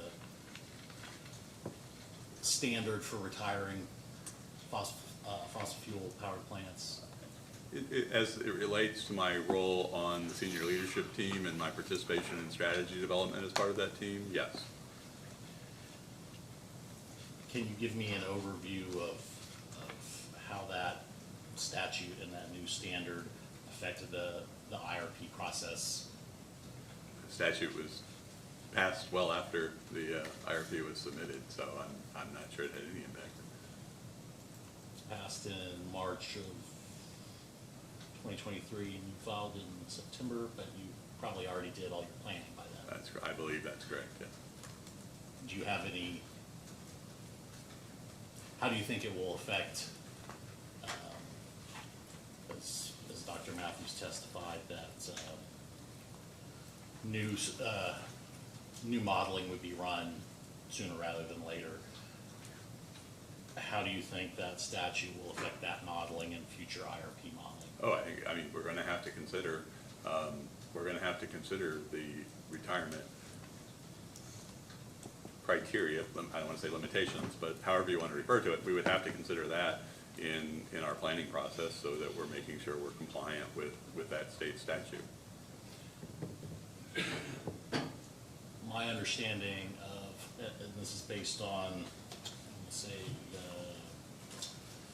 Big River's response to PSC 1-47C, you didn't sponsor that one, so you probably don't have it in front of you, but I'll represent to you that, I believe it was Mr. Christensen responded that decisions regarding retirement of Wilson were made sort of at the beginning of that process. I mean, obviously, since that was treated as an assumption that Wilson was going to be run the full time with no changes. Yeah. It was indicated that the new statute played a role in that decision. From Big River's view, from your view, is that accurate or is that not accurate? I think I couldn't quantify how much of an impact it had, but we were certainly part of the discussions we were having.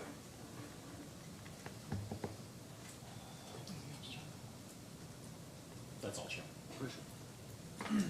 Good evening. Good evening, Chair. If, I get it, I'll have the question for Mr. Christensen. If Wilson was modeled without any significant environmental compliance costs, let's say post 2026, is that a reasonable assumption to make?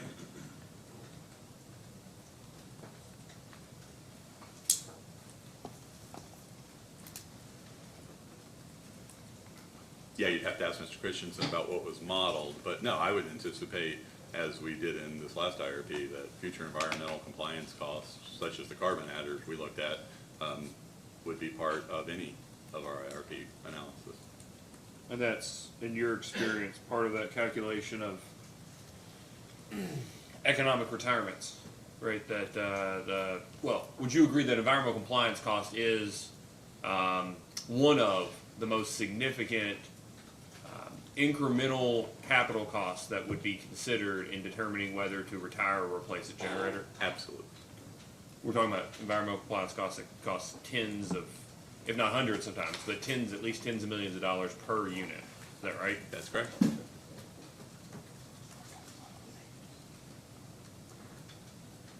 So it would be unreasonable to just assume no environmental compliance costs on a going forward capital basis for a unit like Wilson specifically. Oh, yes. I mean, we know, again, there's a bit of a difference between operational cost and capital cost in terms of environmental compliance. But there are ongoing environmental compliance costs every day at Wilson. Yeah. So, modeling aside, but I'm just curious about what you would recommend to a modeler is, in light of two things. One, you know at least today what the environmental compliance,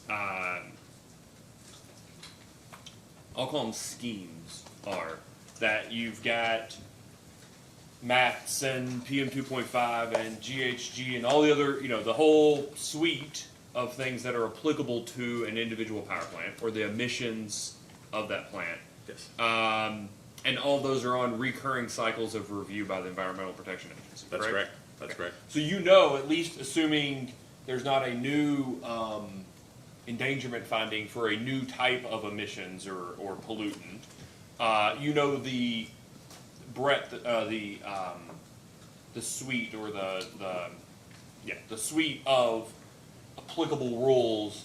You just might not know what the allowable pollutant level is, or the implemented scheme for our best systems of emissions reduction. Is that fair? That's correct. That's very true. Yes. And so, since you know that suite, is it a reasonable, not the only reasonable or the most reasonable, is it a reasonable, in terms of modeling, is it a reasonable assumption is that,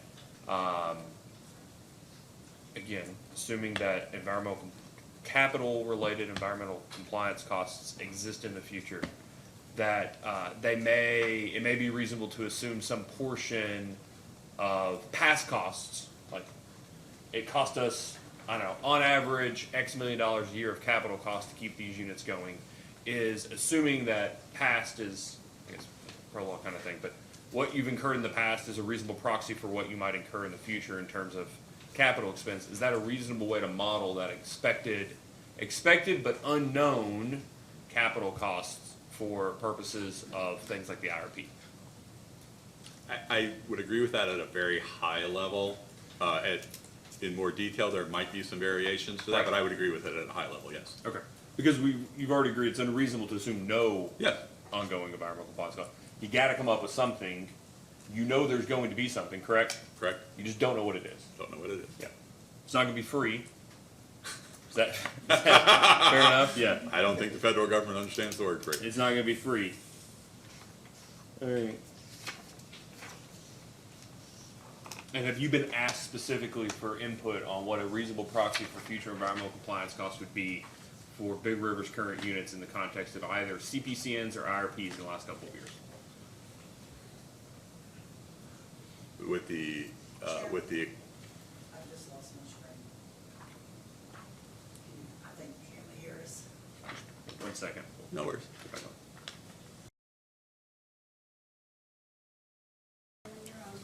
So, Mr. Rozelle, it's my understanding that my question was on the record, but I'll restate it just for your benefit, but. Thank you. Have you been asked for your input on how to model going forward environmental related, capital costs in IRPs or other related proceedings in the last few years?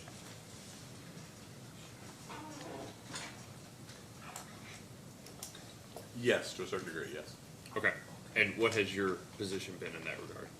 My position has been consistently that we should model information and cost, as you kind of alluded to in the first part of your question, where we have some level of information about what technologies could be utilized to comply and where we have data that will support a cost estimate, including inflation, increases for inflation.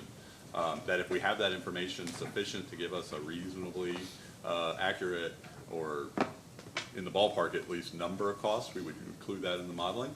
And if it's a regulation for which there doesn't exist a new technology, such as the carbon emissions reduction, that we use some kind of a placeholder if the significance of that regulation is something we believe will continue into the future. So either best available information or proxy for expected but unknown costs? Yes, sir. And going back, it's unreasonable to assume when you do expect costs, because even if you don't know what it is, it's unreasonable to assume no costs. Is I that agree. fair? Yes, that's fair. All right, great. Mr. Depp? No Can you further redirect? questions? No. Okay. Thank you very much, Mr. Rozelle. Thank you, Mr. Chairman. Looks to be hopefully that's 6 out of 14. It's a start. You have to declare your next We're witness? cruising. The Grover's next call is Mr. Christopher Bradley.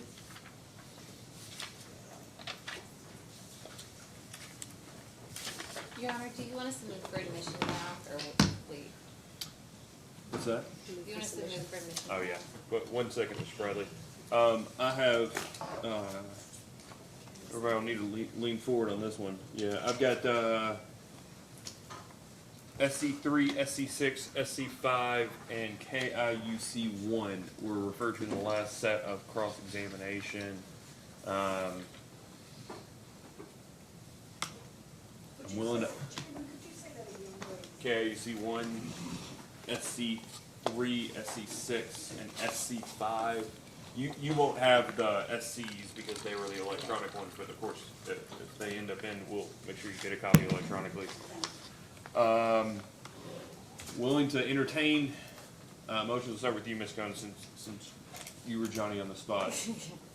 Your Honor, I move for admission of KIUC1. All right, Mr. Depp? No objection.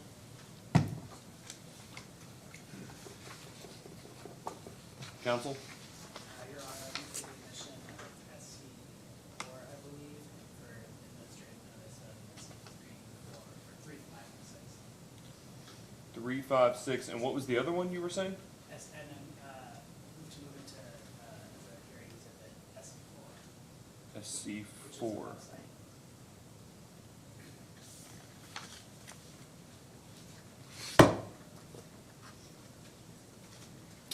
The website. I got you. Okay.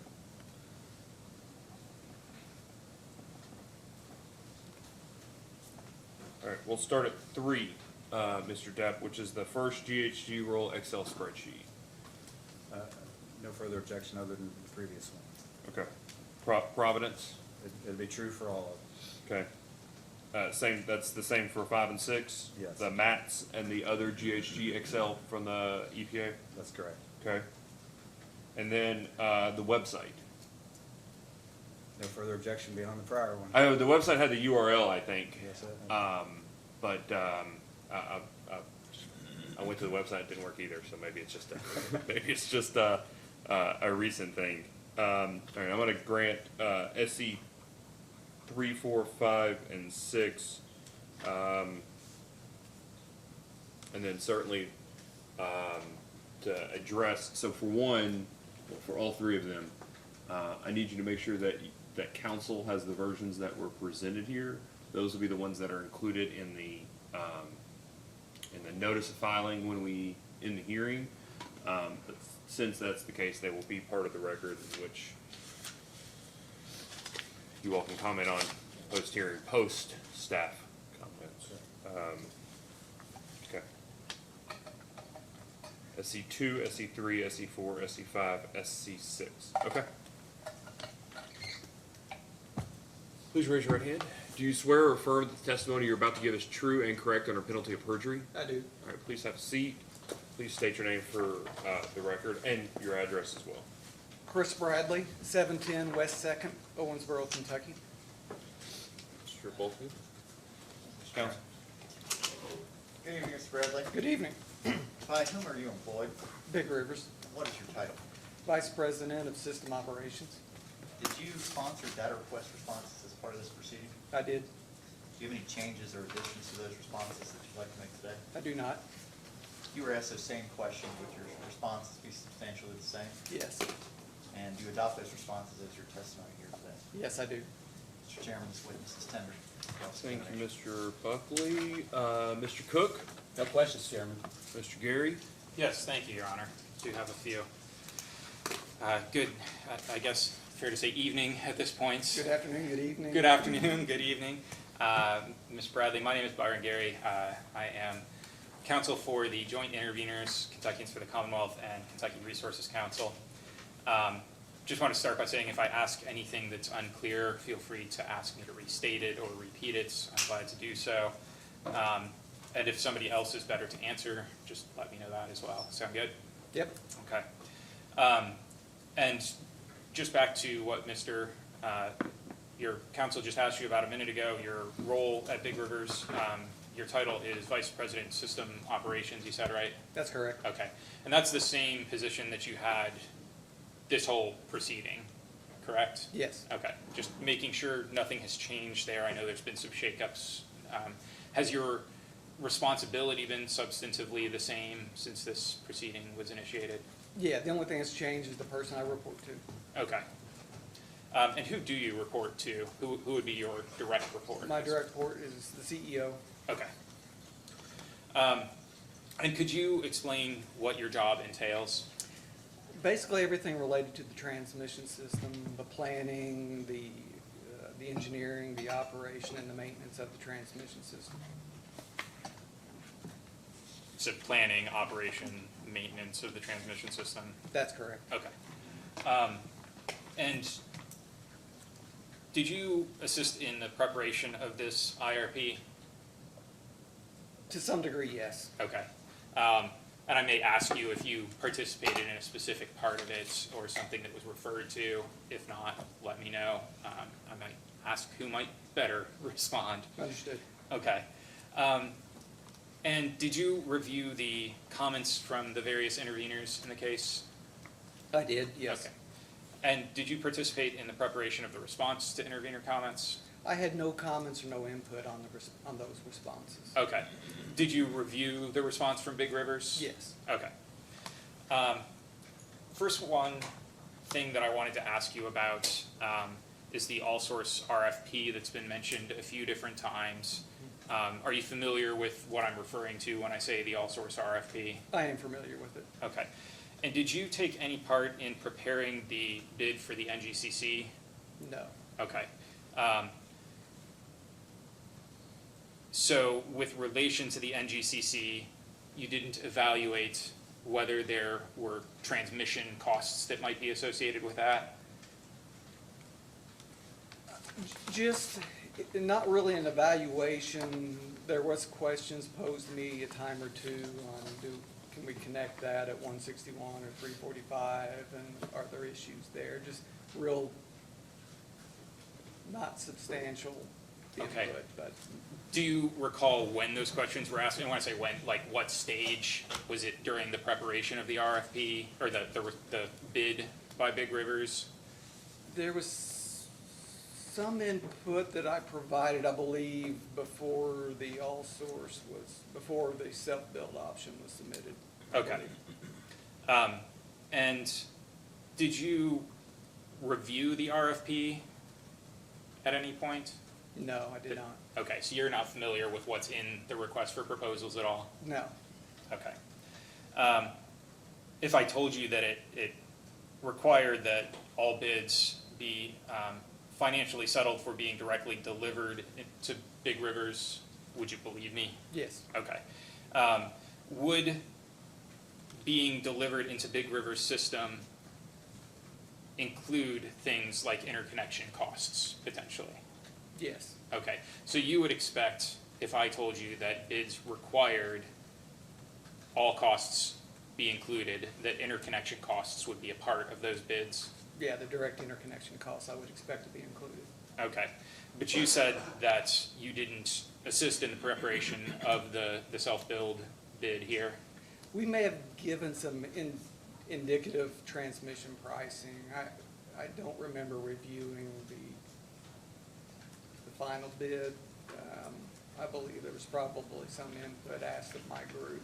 Again, just more general transmission pricing. Okay, so you didn't evaluate what the costs of interconnecting a new self-build option would be?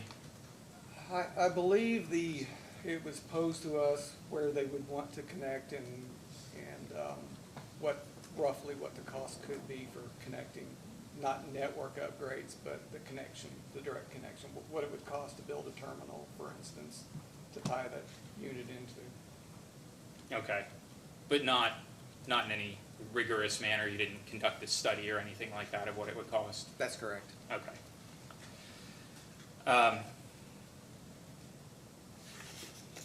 Would it be fair to say that the costs of interconnection might not be included in the self-build bid then?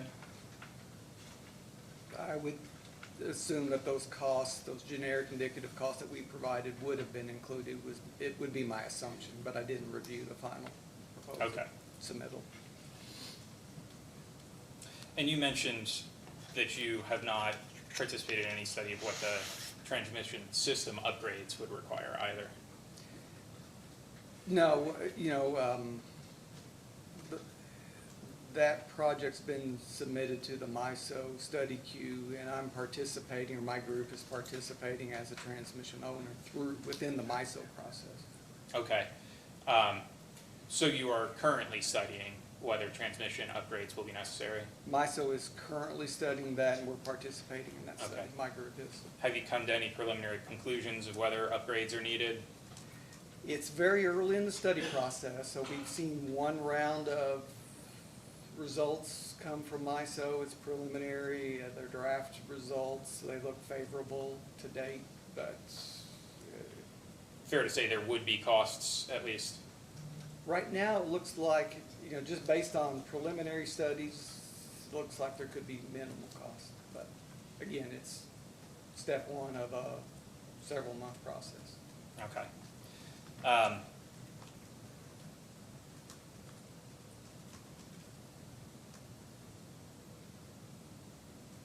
Would, strike that. You also were indicated as the person who responded to joint intervenor supplemental request number 61, correct? That's correct. 2-61. 261. And I think you and Mr. Berry responded to different parts of that, if I remember right. That's correct. Okay. And just to be clear, there was a filing prior to this hearing indicating adoption of various parts of Mr. Berry's responses, and you did not adopt his portion of that response, right? I believe that, yeah, that's correct. Okay. So your response is just the response to part A still? Yes. Okay. And that question from joint interveners, just in the question itself, references question 1-8 from the Office of the Attorney General. Is that right? That's correct. Okay. Did you review that question and the response from Big Rivers in preparation of your response to this question? I don't recall reviewing that one. I reviewed the response to Part A. I don't remember reviewing the Attorney General 1A. Okay. So you don't have that with you right now? I do not have that in front Could of he me. be provided a copy of AG 1-8, if you don't mind? 1 second. Thanks.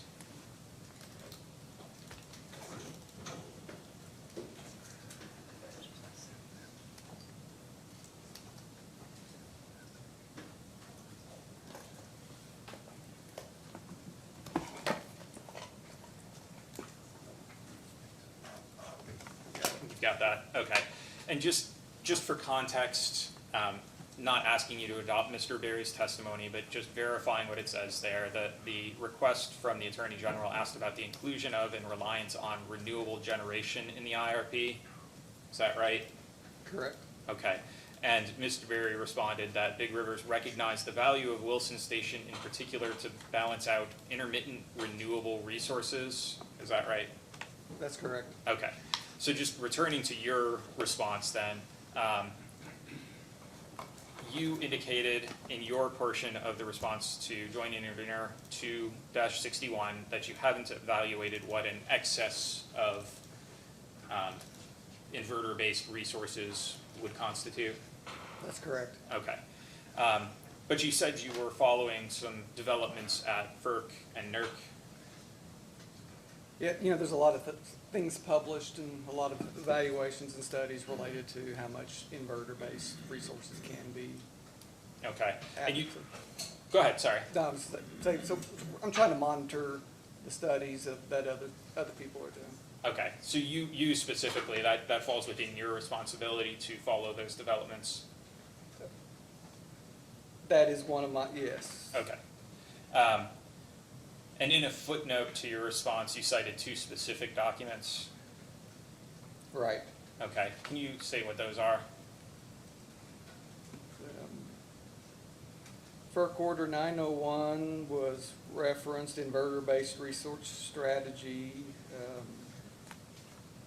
and a NERC IBR strategy.pdf. Okay. And have you read both of those documents? I have reviewed those at some time in the past, not recently. Okay. If I ask you some questions generally about them, you'd be able to answer then? We'll see. Okay. Do you recall whether you discussed or shared those findings from the FERC order or the NERC PDF that you referenced with anybody else at Big Rivers?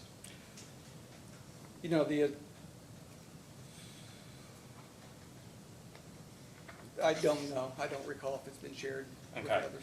Have you generally had discussions at Big Rivers about your responsibility that you mentioned just a minute ago, following FERC and NERC and reliability Yeah. updates from other agencies? Yeah, a lot of general discussions occurred around this Okay. topic.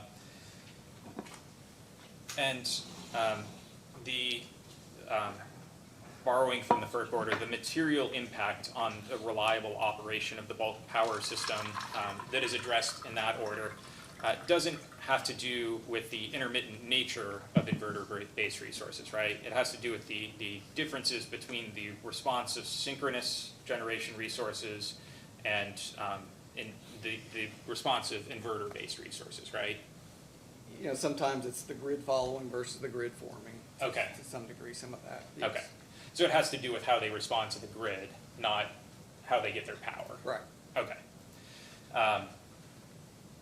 So it doesn't have to do with the intermittency of those resources, correct? A little bit of both, but the grid following and the grid forming is certainly a big piece. Being able to rely on those resources, that they can be dispatched when you need them, that they're available when you need them. But the FERC order specifically doesn't deal with that aspect of it. Understood, yes. Okay, okay. And would you agree that both that FERC order and the NERC reports recognize significant potential from inverter-based resources as well? Yes. Okay. I think the NERC report specifically said if implemented correctly, inverter technology can provide significant benefits for the bulk power system. Does that sound familiar? Yes. Okay. Would you agree with that? Yes, it can provide benefit, absolutely. Okay. And the FERC order said that when appropriately programmed, IBRs can operate during greater frequency deviations, i.e. a wider frequency range than synchronous generation resources. Does that sound familiar? I've read that, yes. Okay. Would you agree with that too? I have no reason to disagree. Okay. So, generally speaking, the potential advantage of inverter-based resources is they can track the grid, I think, down to like the millisecond level. Is that right? Mm-hmm. Okay. And the overall purpose of the FERC order is to order updated reliability standards. I think we said that already. That's true. Okay. They don't set any sort of limits on the amount of inverter-based resources that could be integrated as part of those reliability standards? That's right. Okay. They specifically ordered additional data sharing, model validation, planning and operational study, and performance requirements for them, though, right? Making sure that you can study and understand the impacts of those new style resources. Okay. And the FERC order expressed concern about high penetration of IBRs. Right.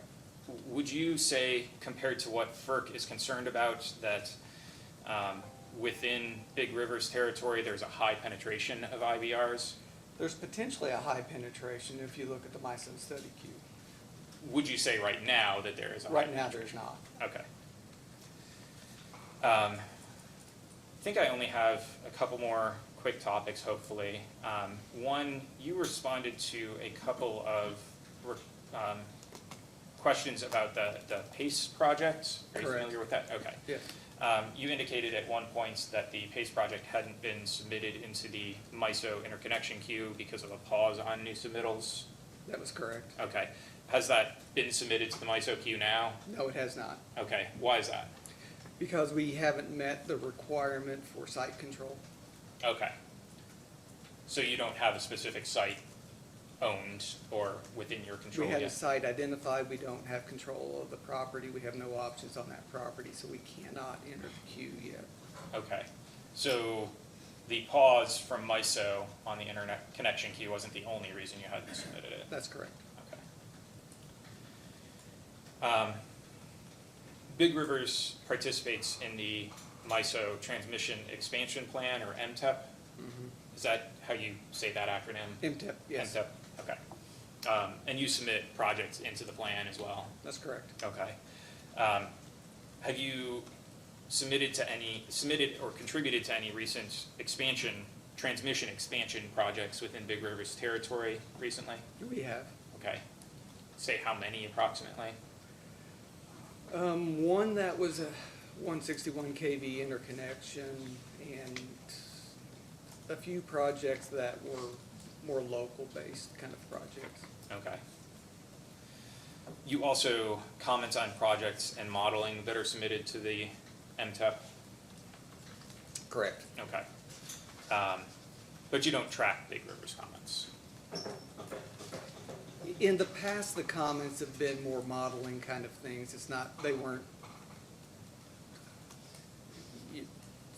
officially submitted issues. It was corrections of data, things like that. Okay. But no, we don't keep a log of everything that every communication with MISO. Do you keep a log of any of your communication with MISO? The MISO tools, you know, if you're submitting a data change, those tools will track edits and changes.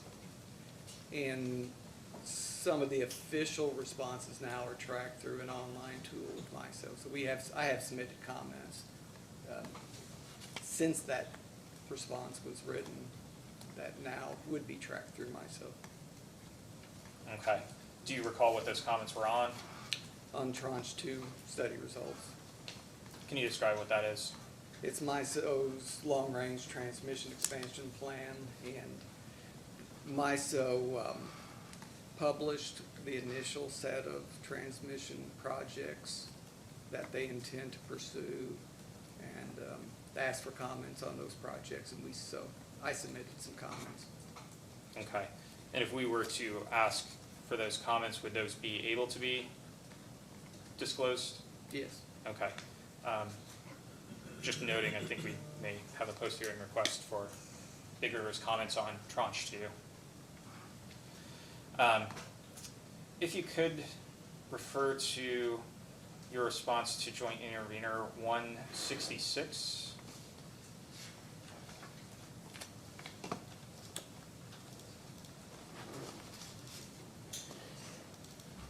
Got it. Okay. And in response to that, previous comments that may have been provided were not tracked or logged. Is that correct? Yes. Okay. And then in response to our question regarding studies or analysis that you have conducted of your participation in the MISO transmission planning process, you stated that those could not be disclosed due to critical energy infrastructure information requirements. Right. Is that right? Okay. But that wouldn't apply to your comments on that we were just talking about? Correct. Okay. That's right.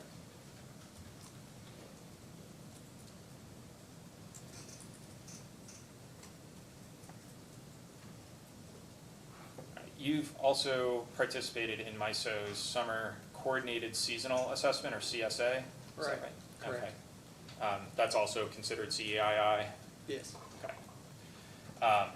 Generally, across all these studies that we've talked about, you found no specific need to increase the net import capability? That's correct. Okay. Can you outline the scenarios that have been evaluated as part of that? There's, in general, there are NERC standards that define the situation, the contingencies that need to be studied. A whole gamut of N-1, N-1, N-2 breaker failures. We ensure that all of those standards all of those scenarios are studied. Includes generator outages, transmission outages, different load levels. Would it include new generation possibilities as well? Those studies typically would include new generation that has an executed GIA in place, not speculative generation. Okay. So it's not a hypothetical in the case of new generation anyway? Yeah, it's hypothetical in the outage scenarios that are studied, but it includes planned facilities with firm commitment to proceed. Okay. So it wouldn't have included the possibility of acquiring low-cost resources if they were available outside of Big River's territory as a way to meet load needs? Those would not have. Okay. It would include outages of your own generation, and so that would be replaced somewhere. Okay. So, it would be basically replacing that with generation from the market. Okay. And when you say outages, you mean like temporary derates or outages, not long-term decommissioning or something like that? Correct. Okay. So you haven't studied whether that would be a possibility, replacing commission on your system by importing power? Not specific to a long-term or a decommissioning of a plant, just, and part of that is because down the road, if we do retire other units, the network could look completely different than it does today. There's hundreds of projects in the study queue that we don't know which ones are going to connect to the grid, which ones won't. So Okay. it's difficult to study all of those scenarios, years in advance. Okay.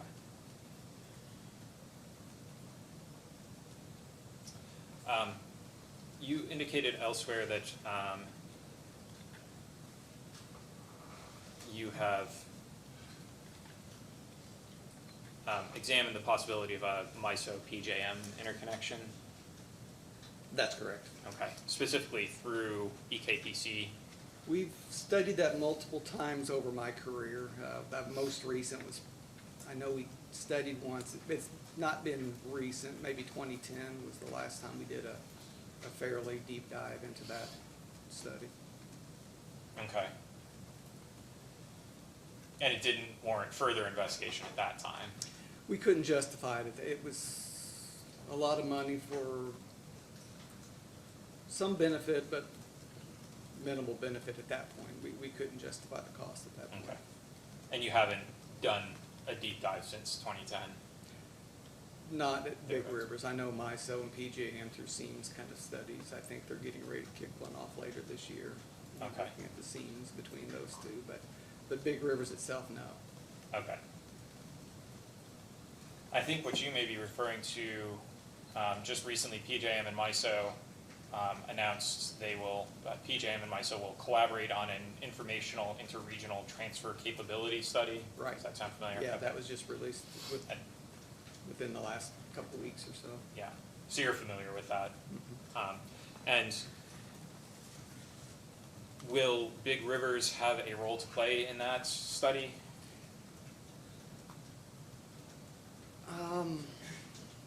Primarily to be MISO and PJM. We will review the results and have an opportunity to comment on those results.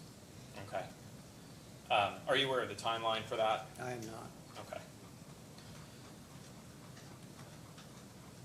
So you read that announcement from PJM and MISO just a couple weeks ago? Recently, I forget when, Yeah. but yeah, it was recent. Okay. Are you aware that those organizations stated that they believe that increasing transfer capability between regions may help to support greater grid resilience, particularly following extreme weather events and the influx of renewable generation resources? Yes. Okay.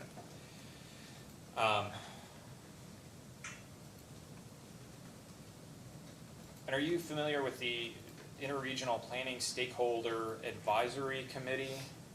To some degree. Okay, is Not that something you active. follow, Big Rivers participates in any way? Not to any great extent. Okay. Just 1 minute. No further questions. Ms. Huddleston? No questions for now. Ms. Combs? No questions. Commission staff? One question. Mr. Bradley, to your knowledge, are there any merchant solar facilities seeking interconnection in Big Rivers territory? There are at least 27 projects currently in the MISO queue that desire connection to Big Rivers. That's it. Any redirect? Mr. Buckley? No, sir. Thank you very much.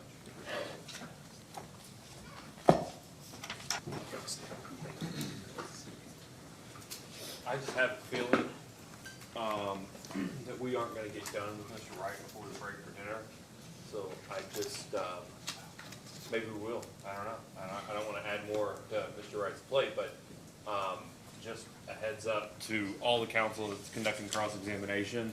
If it gets to a reasonable stopping period as I determine, by the I was gonna say, the cadence by which you're speaking, don't be surprised if, we break at, 6:15, 6:20, whenever the convenient time comes, so, just a heads up.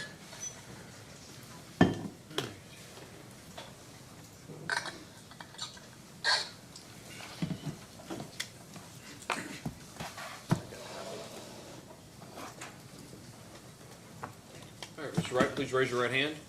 Do you swear or affirm that the testimony you're about to give is true and correct under penalty of perjury? I do.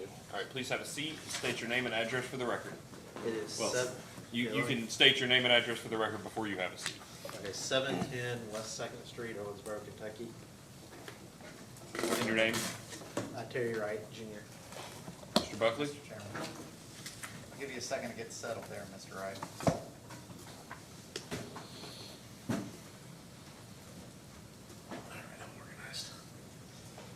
Mr. Wright, by whom are you employed, Big Rivers Electric Corporation, and what is your title? Vice President of Energy Services. Did you sponsor data request responses as part of this proceeding? Yes, sir. Is that, are those the materials you brought up with you today? I have copies of all the responses. Do you have some clarifications or additions to the responses that you previously sponsored? I do have one change. Okay. Let me find it real quick.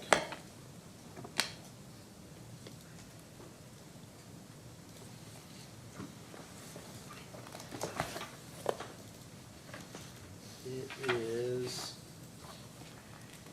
Joint Intervenors 238, Part B. And it says the interconnection queue could likely take up to 2 years. That's currently at least a 4 to 5 year process, maybe even longer. Okay. Did you have any other changes or additions to your data request responses that you wanted to make today? That's it. Okay, if you were asked substantially the same questions, would you give substantially the same answers today? It'd be materially the same answers. Okay. And do you adopt your responses to your testimony? Yes, sir. Mr. Chairman, this witness is tendered for cross-examination.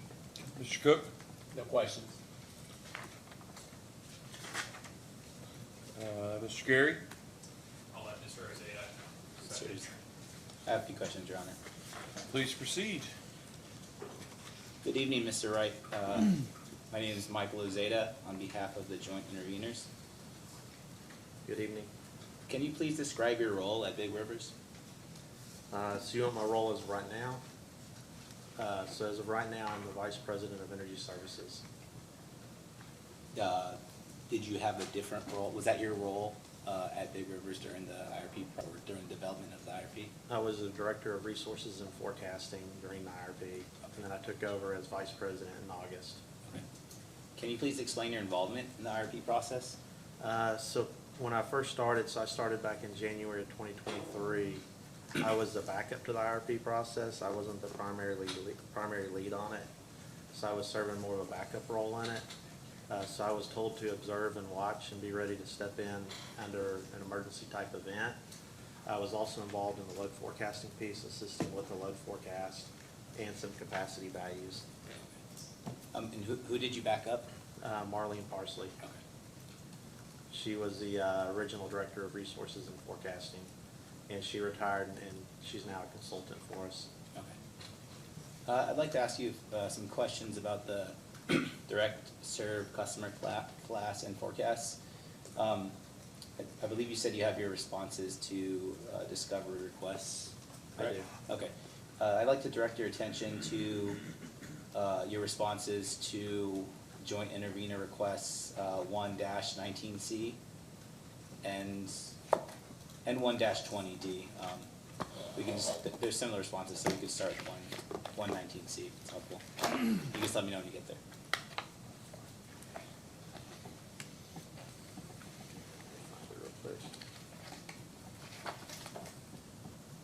So I'm on 119C now.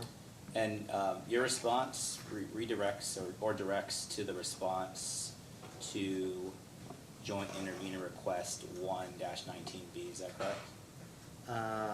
So on I sponsored 119C. Yeah. And then I believe your response directed, it said please see. It says C response to be above. Yeah, 19B, correct? That's correct. That response to joint intervenor request 1-19B, it's sponsored by witnesses Carries and Fenrick of Clear Spring, and I apologize if I mispronounce those names. Since you referenced this response in your sponsored responses, are you familiar with it, or? I am. I've read the response. Okay. Could I direct you then to the Clear Spring Witnesses' response to joint intervenor request, 1-19B? Yes, sir, I can look at it. And just let me know when you're there. I am there. Okay. And it states that it is Clear Spring's view that the best forecast for the 2029 through 2042 period for large commercial industrial class is to hold 2028 forecast values steady. Are you familiar with that approach to forecasting? Yes, sir. And then it's in the response to 120C, it states that, well, are you familiar that that approach is also applied to the direct serve class as well? Yes, sir. Okay. I'd next like to direct you to your response to joint intervenor request 1-21.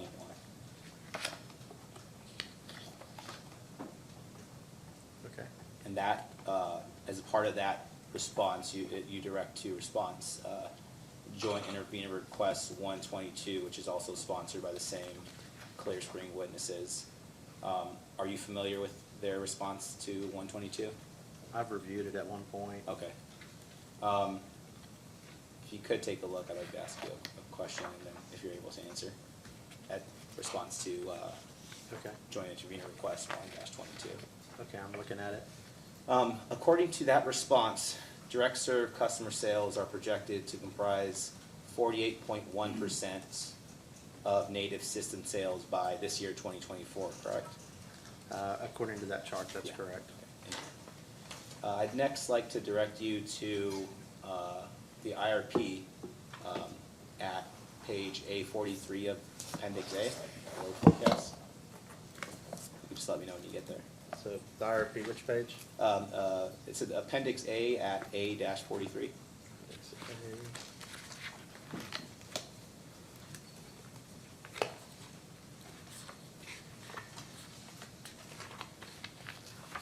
Okay, I'm on that page. And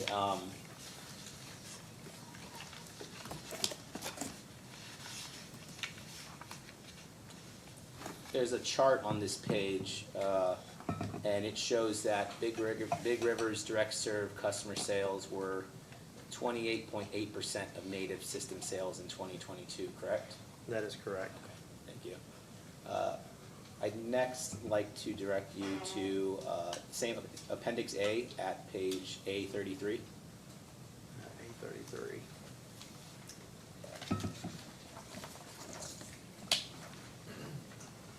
Okay, I'm on that page.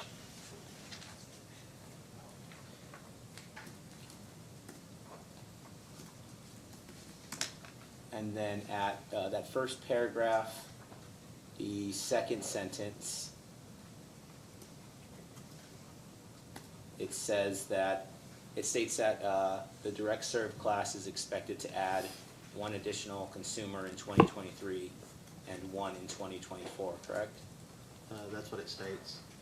So is it fair to assume that these two additional direct serve customers would be increasing the direct serve portion of native system sales from 28.8% to 48.1% of the Big River's native system sales?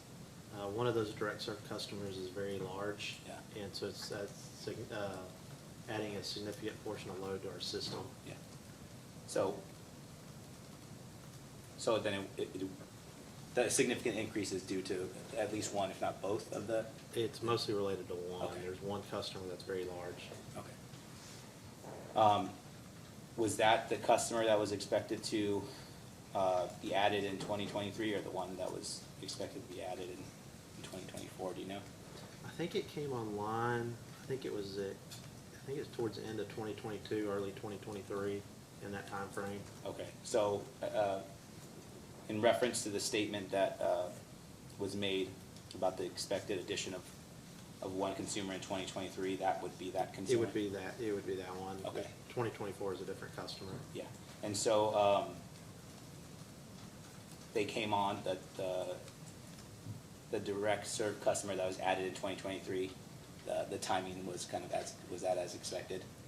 I mean, they came in a little bit later than expectations, and the load's been a little bit lower than expected, but overall they have came online, and they're still ramping up. Okay. do you, when you say it's a bit lower than expected, I don't know if you can get into detail, or you could, if you're able to further explain how much lower, or. I mean, it's coming, like the peak is coming in, but it's not, originally we expected them to ramp up quicker than they did. It's just been significantly delayed versus what the original expectations are. They have started to ramp up, but we do expect them to ramp even further in the future. Okay. I'm sorry, can I clarification on that? You mean further in the sense that their demand will be higher than previously anticipated? No, Or you're just saying that they're gonna start increasing their ramp faster? Well, they'll eventually hopefully meet these those load expectations here. As of this point, they still haven't met all those full expectations. Okay, but you don't indicate, you don't think, well, is it expected that their demand is going to be in excess of what was previously anticipated in this IRP? It's not in excess of that. Okay. And this was of the two new consumers, this was the consumer that you said, was expected to come with a more significant load? That's correct. This is the bigger of the two consumers we're talking about.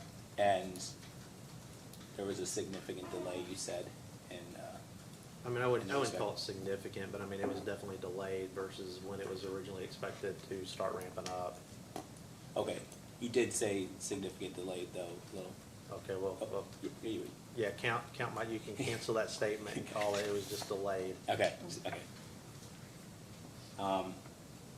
Is this, in your experience, is that common, for the direct serve customers, or, yeah? I mean, to, not meet typically- their expectations as far as Typically, load in is? my experience on like industrial customers or just large customers in general, so I used to work in deregulated markets too, and we did load forecasting there, and they typically tell you a little bit higher volume and energy than what they're gonna actually use. And so typically, they tend to come in at lower expectations, and it tends to take a little bit longer. So I wouldn't call it unusual. But since they do contribute, their contributions to the overall load and demand, I guess, are significant, it has a larger impact than other customer classes? I mean, that's correct. I mean, they're having a big impact just because it is such a big customer. Yeah, okay.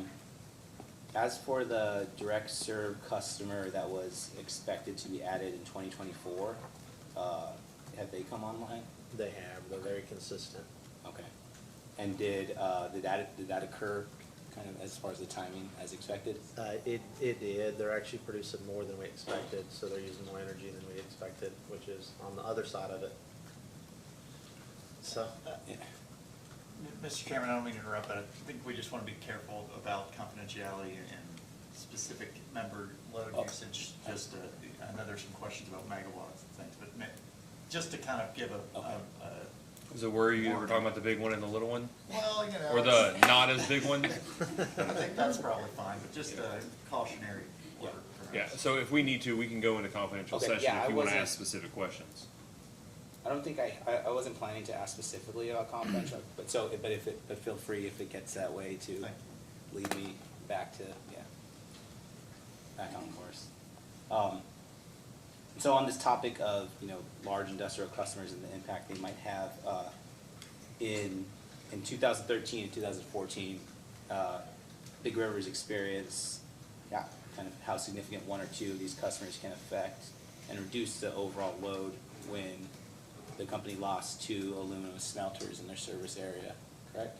I mean, I wasn't here during that time frame, but that's what I've heard. Yeah. Have you reviewed the Big River's response to intervener comments, or do you have those in front of you? I have all the intervener, so which ones is that? The response to intervener comments, the document that was last filed in the. I don't think I have that specific document. Oh, I just okay. have the data requests. Oh, okay, well, in that, I guess I'll ask you, and then if you confirm, if not, if it sounds about right, or you're familiar with it. Oh, yeah, you'd be able to provide, yeah. Just hand a copy if you don't mind. Yeah, no problem. That'd be fun. Okay, so which one am I referencing? The response to the comment stock on page 9, it's the response to intervener comments. Okay.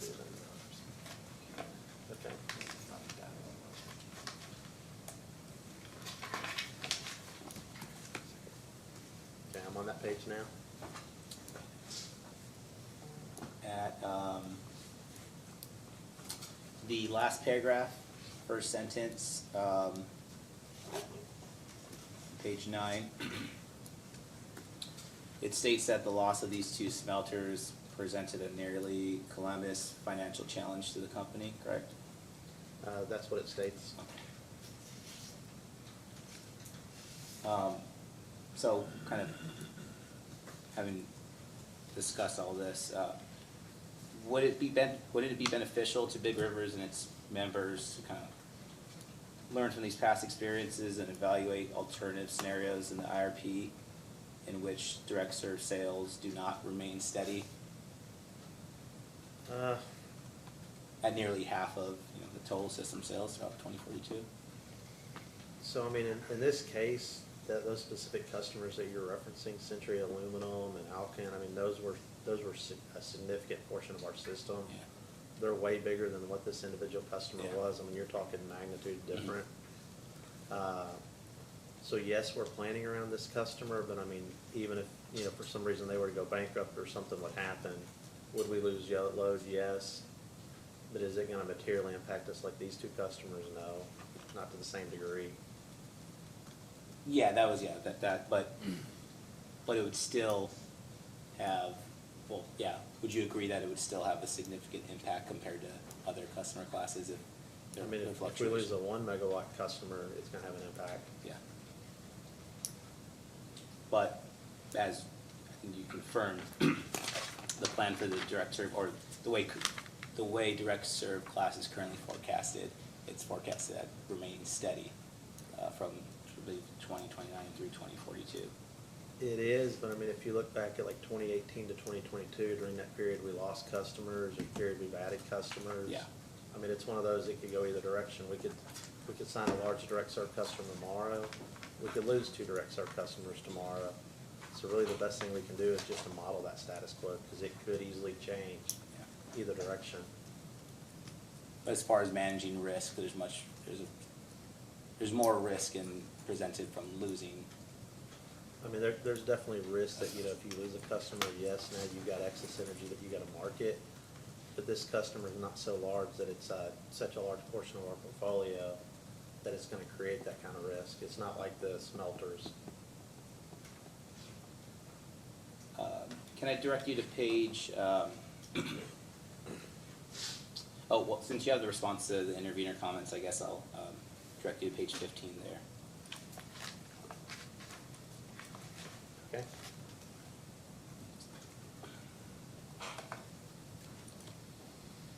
Let me direct you to the proper section. I believe at the bottom, the second sentence of the second paragraph there that starts with one such example. Okay. I'm sorry, the next sentence that starts with from 2019 to 2021. So kind of along those same lines, that there states in the response to intervener comments, Big River states that from 2019 to 2021, the demand from the direct serve class dropped due to the loss of a handful of customers, correct? That's correct, and it's reflected in Appendix A on page 34. Yeah. And can I direct you to, back to the IRP at page A34 of Appendix A? Sorry. This is a different line, council. Line of questioning. It's related. So I'm on which page am I on now? A34. Okay, I'm on A34. I'm wrapping it up in a way. This here shows that from 2024 through 2042, Big Rivers is projected to have 18 direct serve customers. That's correct. Okay.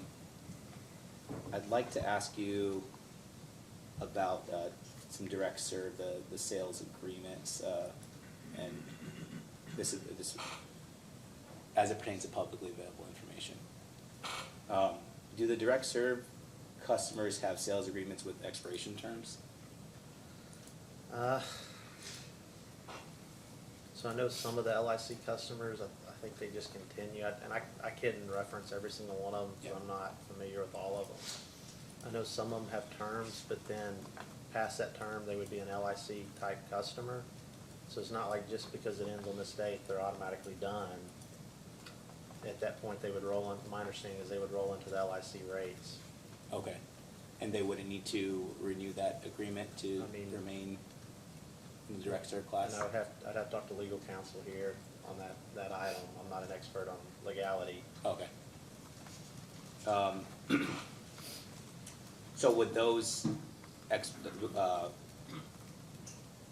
expiration of their terms as direct serve customers,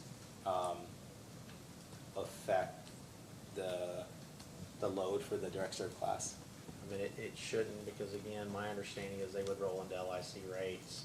So it's not like, if they got a 15-year term, just in 15 years, they're gonna put a bomb in the facility and just blow it up. They're still gonna be served after that period of time. Okay. So they would still be considered direct serve class though? They'd fall under the LIC rates, but they would be considered direct serve type customers. Okay.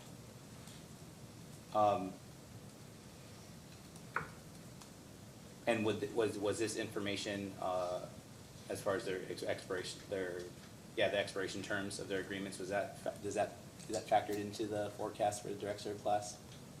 I mean, it is not, because again, we're not just assuming once the contract term ends that they're gonna destroy the facility and go elsewhere.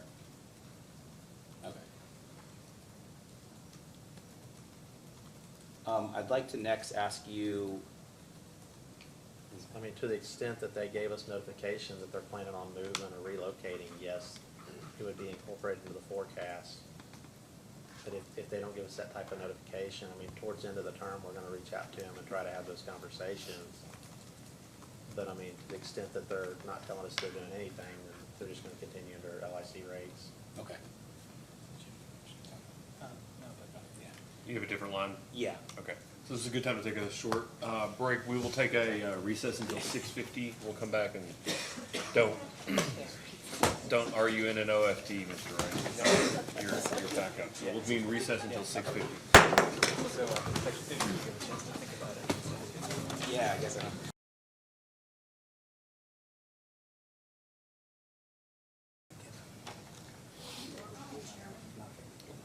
We're back on the record in case number 2023-00310. Counsel, do you have to continue? Mr. Chairman, before we jump in, might I make this is a suggestion I've got. I think I've spoken with everybody in the room, but for planning purposes, I was gonna propose moving John Christensen up following Mr. Wright in the witness order, and then that bumps everyone down following that. I just wanted to make it public in case anybody had objection, I wanted to plan for it. Nope. Your case. Call them as you like. Thank you. Counsel? Thank you, Your Honor. Mr. Wright, I just have a few more questions about direct serve customer agreements. Are the terms of direct serve customer agreements such that customers are required to stay in the service area until the terms of the agreements expire? So some of the direct serve customers, we have special contracts on them. And so under those special contracts, they would be required to take a minimum load or whatever's agreed upon in that contract. We have other customers that are on LIC rates. And then I don't know if they have specified terms or anything like that associated with them. So I think they would be able to come and go. So for at least for the customers that do have specific terms, as you mentioned, although, after those terms expire and they would stay in the class, but just be subject to the LCI rates like you had mentioned, the contract terms could be indicative of when a customer might leave the service area, correct? I mean, it's possible, but if you look at, majority of our customers are on LIC rates right now, and it's not like they're all just leaving today or tomorrow. Does Big Rivers conduct any type of risk analysis that considers whether certain conditions or events could occur that would affect the multiple direct serve customers? If you look into this IRP, we ran a high load and a low load scenario, and part of that was the reason is because we know that we could add direct serve, or we could potentially lose direct serve. So now it was more focused on, percent changes and that, and Clear Springs can comment on that piece. But that was one of the reasons we ran those type of scenarios, is we know we could lose load or we could gain load. Are you familiar with the percent differences for the high and low? I would have to let Clear Springs answer that piece. They did that modeling. But as far as throughout the year, outside the IRP process, does Big Rivers conduct any type of risk analysis? We're constantly doing load forecasting and running budget models. As far as specific scenario analysis, most of it's occurring during this IRP process. As part of the fresh look mentioned by multiple witnesses today, would Big Rivers consider conducting risk analysis related to the direct serve class that kind of accounts for the direct serve customers potentially leaving the area or operations ending, things like that?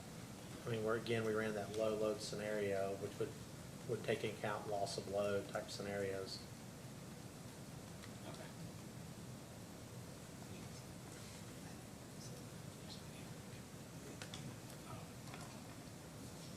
I'd like to ask you some questions, now to change up a bit, related to DSM programs. I believe you adopted a few of Nathaniel Berry's responses to discovery questions that related to DSM programs. Okay. Can you just briefly or explain a bit why you adopted the responses that related to DSM programs? So first off, they were assigned to me, so I got assigned additional responses. It's not like I just volunteered and said, please give me these responses. They were just assigned my direction. My group does do power marketing in that piece, and I do have one person in my group, Russ Pogue, who does do energy efficiency and DSM modeling. Okay. So although you weren't begging to be assigned, they felt that you might be the appropriate person to answer some of this. I should be able to provide, elementary answers. Okay. Does Big Rivers have any plans to develop new DSM programs? So one thing we were looking at is a DR type tariff. We were looking at potentially proposing one in the past. We're still exploring it, but it would be subject to the members actually wanting to move forward with it and some of the industrial customers actually being interested in it. Lately, we've had very low capacity prices, which really hasn't helped that case any at all, because they want to get paid for it.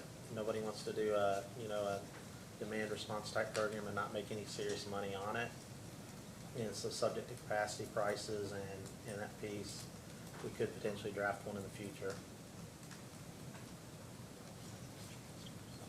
And does that apply to residential customers as well? The main impetus would be industrial, because we can get the most bang for our buck. Industrial customer is able to drop more load quicker than a residential. It's just because it's larger volumes. That was the main focus of the DSM and the DR program. Okay. We do have one of our members that is looking at a residential type program. It would be a voluntary type program, but it's in such an elementary stage at this point. I would hate to discuss it in any real detail. Water control heaters, air conditioning control heaters, they exist, but again, it's very elementary technology, and they're starting to explore and play with it and seeing what they can do with it before we would come and actually try to draft a tariff on that piece. Okay. So then, would you say that, Big Rivers doesn't currently have any plans to make any new DSM filings with the commission in the next few years? Right now, we don't have any plans, but we are exploring that possibility, so it's not like we're just ignoring it. We do know that some of that stuff is coming, and so we are trying to be proactive in looking at those and exploring different options that could potentially add value to our members. Okay.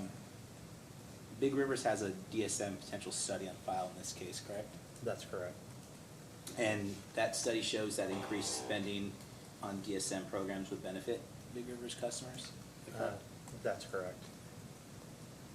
Would you agree that maximizing the amount of cost-effective energy efficiency that the company pursues is a benefit to customers? I mean, it could be beneficial, but as the IRP showed, it wasn't the least cost option in the IRP. I mean, a solar resource, I could go out there and do a solar merchant resource, and it may add value to my customers, but it may not be the least cost option, and it put me in the merchant type business. So just everything that adds value, I'm not necessarily going to pursue.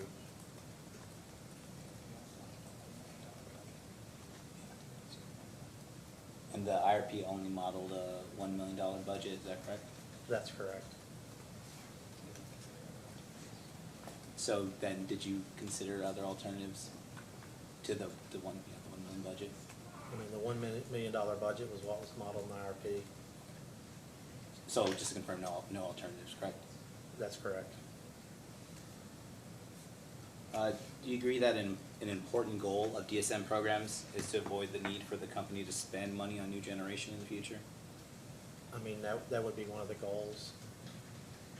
And do you agree that these avoided costs of new generation in the future are benefits that, if realized, would save customers money? I mean, they could save customers money, but it doesn't mean it's the least cost option.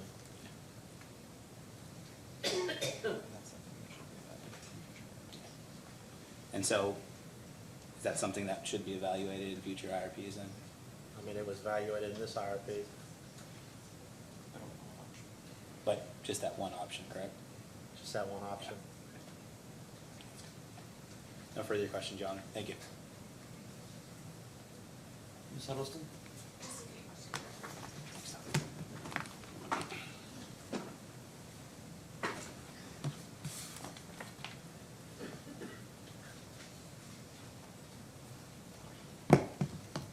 Right, how are you this evening? I'm doing good. How are you doing? I'm good, thank you. I just have a few questions related to IRP planning. Okay. So you stated earlier that you were essentially the backup IRP planner, is that correct? I was at the start of the IRP. And by the end of the IRP, you were the primary IRP planner, is that correct? I mean, so I stepped in the middle of it, primarily as a backup. I mean, Marlene basically ran the case till the very end, and then when the data request came out, I started sponsoring and helping more with the data requests. So when was that? Probably around August, September timeframe. Okay. And so you, are you familiar with, Kentucky law requirements that utilities furnish adequate, efficient, and reasonable service? I mean, I've heard that requirement before. And are you familiar with, Kentucky legal requirements that utilities provide for fair, just, and reasonable rates? Again, I've heard it before. Do I know all the laws? I'm not gonna stand up here and state that I know all the laws. Are you familiar with KRS 278.262 and KRS 278.264, which are colloquially known as SB 4 and SB 349, the retirement laws? I've heard of them and read basic parts of those laws. And are you familiar with the requirements for what a utility must show under those laws to retire a fossil fuel fired generating unit? I've read part of that law. I wouldn't call myself an expert on that law. So as you sit here today, could you state what Big Rivers will need to show in order to retire D.B. Wilson? I mean, again, this is just my understanding. I'm not standing up here as a legal expert or anything because I am not a lawyer by any means. My understanding is to retire a thermal type resource. Number one, you have to show that you have replacement capacity. It has to be at least equal to or greater to, that's my understanding. It has to be dispatchable, and you're not able to retire it until that resource gets online. And that's my basic understanding. So having that replacement capacity in place for retirement requires advanced planning, correct? It does. And has Big Rivers begun that advanced planning for D.B. Wilson? I mean, at this point in time, we don't have any plans of retiring Wilson, so, I mean, we're not doing advanced planning on it. Is there a planned retirement date for D.B. Wilson? Again, like somebody else earlier stated, it's sometime in the 2040 timeframe is the estimation, but has anybody put an official timestamp saying on this day we're gonna retire it? Not to my knowledge. And why is that? Because right now it's economic, we're making money on that unit, it consistently runs every single day. For the most part, it gets deployed to the top, so it serves our need, it manages our risk as far as energy and capacity, and I mean, overall, it's just economic. Were you here for my questioning of Mr. Burden earlier about the GADS data for I was Wilson? here during that period. Would you say that a plant with that profile in 2022 consistently ran essentially every day in 2022? I don't think you can look at any one snapshot in time on a power plant. I mean, if you look at a gas plant over any period of time, it may have issues. So you have to look at it in the long haul, as Mr. Burden stated. You can't just say, okay, this week this unit was on outage, so it's unreliable. You have to look at it over the long haul. Would a year be a sufficient long haul to evaluate a plant's reliability? It would not be. Okay, so if a plant over a period of multiple years exhibited the profile that we saw for 2022 for DB Wilson, would you say that plant is reliable? I mean, like Mr. Burton says, it's hard to state because part of those were derates, part of them were outages. You would have to see, like he had previously stated, what is the equivalent availability factor. I mean, I could have a 400 megawatt unit and it has consistent 1 megawatt derates. Well, it may have a lot of rows on that spreadsheet, but does a 1 megawatt derate make it unreliable? No. I mean, it's just 1 megawatt. So again, it's the totality is what matters. So what level of derate would make it unreliable? I mean, I wouldn't really necessarily consider it derate or forced outage. I mean, it'd be equivalent availability factor as he was stating earlier. And what equivalent availability factor would make it unreliable? I mean, I'd say anything probably below, I mean, it's gonna depend upon each resource and what the style is. Each resource type has different characteristics. But I mean, definitely anything below 60 or 70%. I'm not an expert on production and generation resources and that would be more of his expertise. Okay. So in a post-hearing data request, if we asked about that factor, you all would be able to provide it? I mean, we would have to conduct some type of study with other utilities to figure out what their equivalent availability factor is. I mean, so it's possible. Could we do it in a short turnaround time frame? Probably not, because again, it's gonna involve a study. So the IRP stated that DB Wilson is, quote, highly reliable. Do you know what factors the IRP used to reach that determination? You know, I couldn't answer offhand on that piece. Do you know of any analysis or study done by the company to reach that conclusion? I mean, all I know is I've been told that it has a high equivalent availability factor is what I've been told. In the IRP process, was there assessment of that factor in determining that DB Wilson was highly reliable? Again, we just looked at, all I know is they looked at the equivalent availability factor. I was not involved in that piece. And who is they? I mean, so Jason Burden, he's the production expert on those pieces. Okay. And so, in the IRP process more generally, the IRP regulations, are you aware of IRP regulations that require Big Rivers to provide a resource assessment and acquisition plan for providing an adequate and reliable supply of electricity to meet forecasted electricity requirements at the lowest possible cost? I mean, I've heard that thing stated multiple times today. Were you aware of it before today? I think I've read it before, but I mean, I've got millions of data points in my head. Was that a guiding factor in the IRP process for you all? I mean, we're always trying to provide reliable power.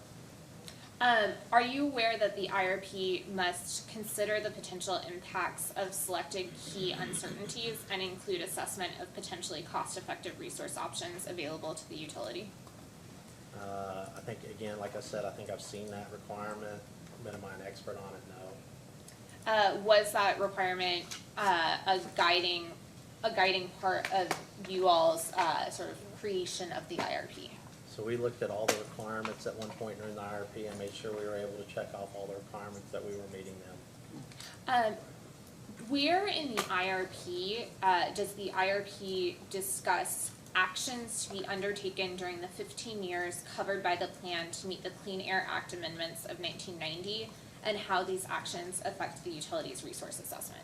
So you have to refer to Michael Mizell's testimony earlier. I'm not, as far as environmental policy and all that, I'm not an expert. I am just told whether we're in compliance with the policies or not. Have you reviewed the IRP? I have reviewed the IRP. But you didn't review the IRP for compliance with the IRP requirements. So I read through the requirement piece. But you could not, as you sit here today, identify where in the IRP it discusses actions to be undertaken to meet the Clean Air Act amendments. I mean, it's somewhere in the environmental section, but if you want me to point to the page and the paragraph, I'd have to go back and read through the book. Okay. Thank you. No further questions. Ms. Cohen? No question. Staff counsel? Yes, please, thank you. Good evening, how are you doing? Doing good, how are you doing? I'm doing good. So I'm first gonna look at, your response to staff's first request, item 9 chart, if you could pull that up. And I'm also gonna be looking at confidential table 7.4.1A, but I'm not gonna be asking any questions relating to the confidential portion. If you feel that anything I'm asking would require us to go into confidential session, please just let me know. Okay, so you said PSC 19? Yes. Find it. Sorry, I got too many notebooks. Hand this one back to you. One more notebook.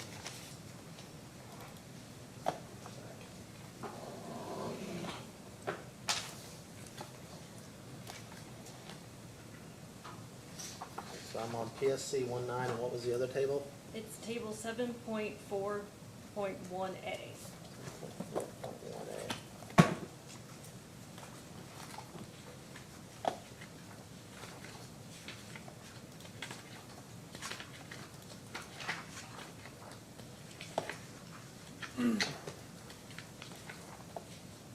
Okay, I'm on that page now. Okay.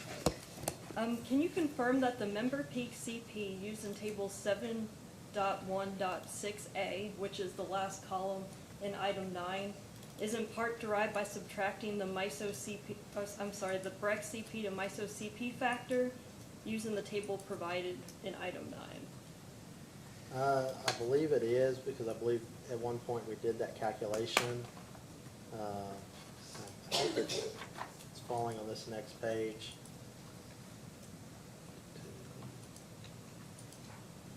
Yeah, if I add the 23 numbers up, it adds. And so one more time, what is the specific question? Oh, sure. So could you confirm that the member peak CP, which is used in 7.16A, which is the last column in item 9 table,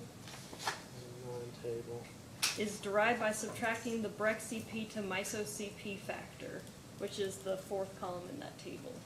Okay, so it is, so if you take the total Big River's annual CP, you have to subtract the transmission losses and the CP factor.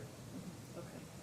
And could you explain whether the base case member peak from 7.1-6A, which is that last column, is in the table is the same peak that is used when calculating the figures in table 7.4.1A?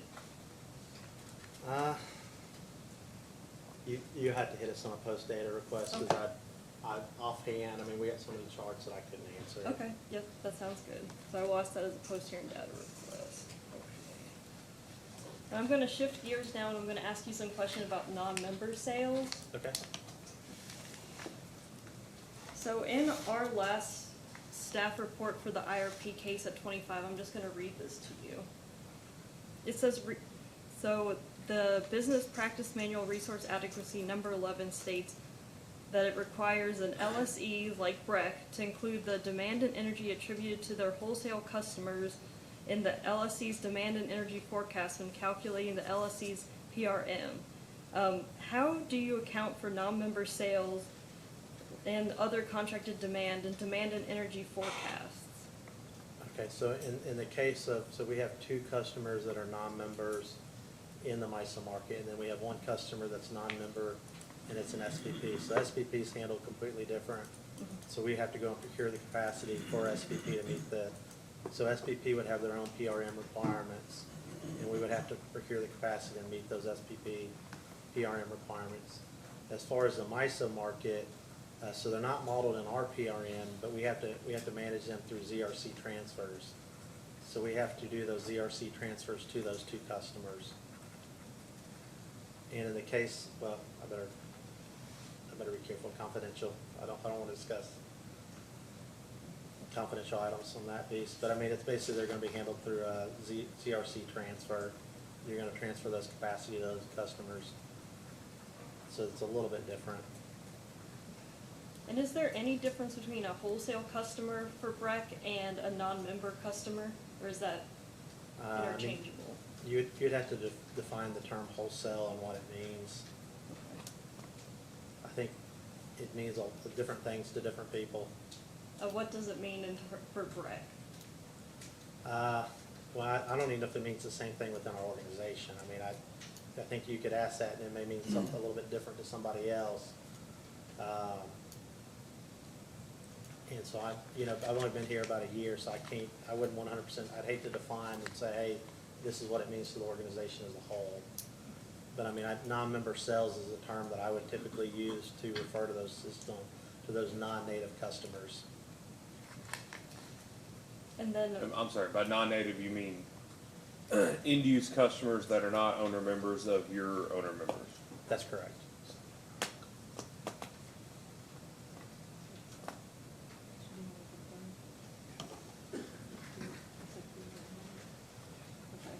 could you just confirm that non-member sales are not included in PRMR?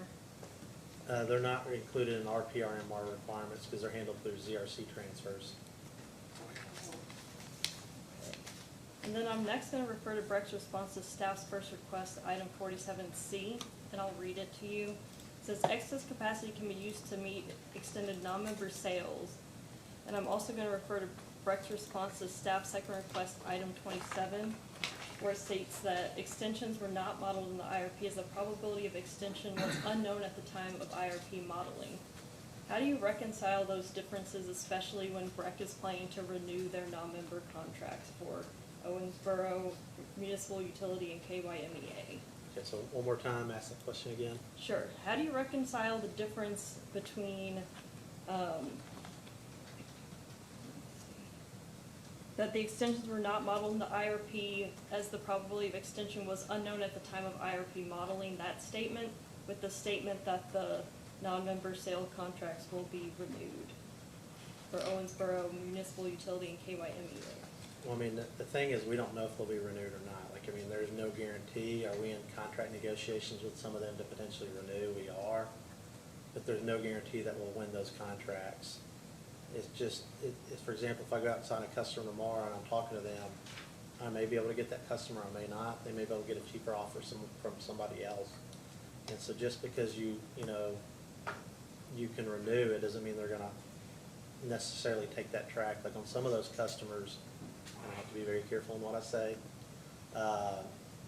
Like there is renewal terms in those contracts and they're at much higher prices than the existing contract terms. And But so it's there sti- again, there's just no guarantee that they'll actually get renewed. But the plan from Breck is to renew them currently. I mean, oh man. So we are, I guess the best way to say it, we are, as part of our strategic priorities, we are analyzing that piece if it makes sense to renew those customers. And has Breck run any hypothetical scenarios that include contract renewals? Not as part of the IRP that I'm aware of. Why not? And again, it just has to go, I mean, we could have ran a scenario on it, but it has to go to the fact that it's unknown whether they'll renew or not.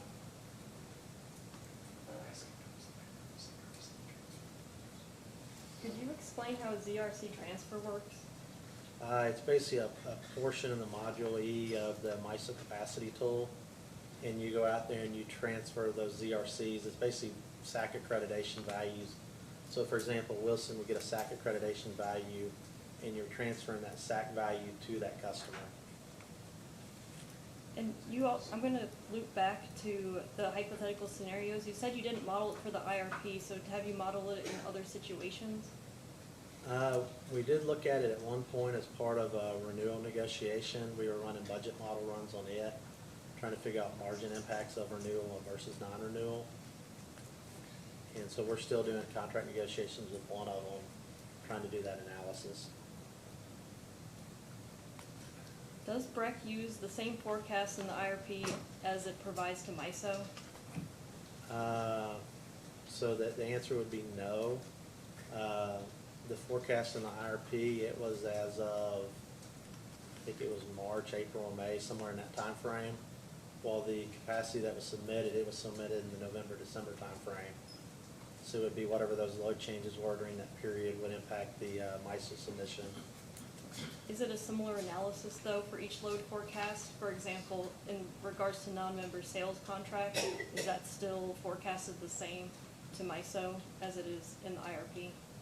As far as MISO, I mean, the main impetus with MISO is the next year, so it's the next planning year. So most of the focus is going on that piece, while the IRP is a longer term process. And part of the reason, again, why we didn't put that in there, we just didn't want to make 15, 20-year resource plans on a customer that may or may not be there. And for what purpose does MISO use these load forecasts?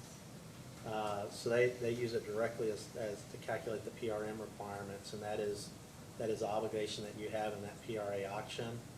So they're going to stack up all those load obligations by all the entities, and that's going to be used in the PRA auction.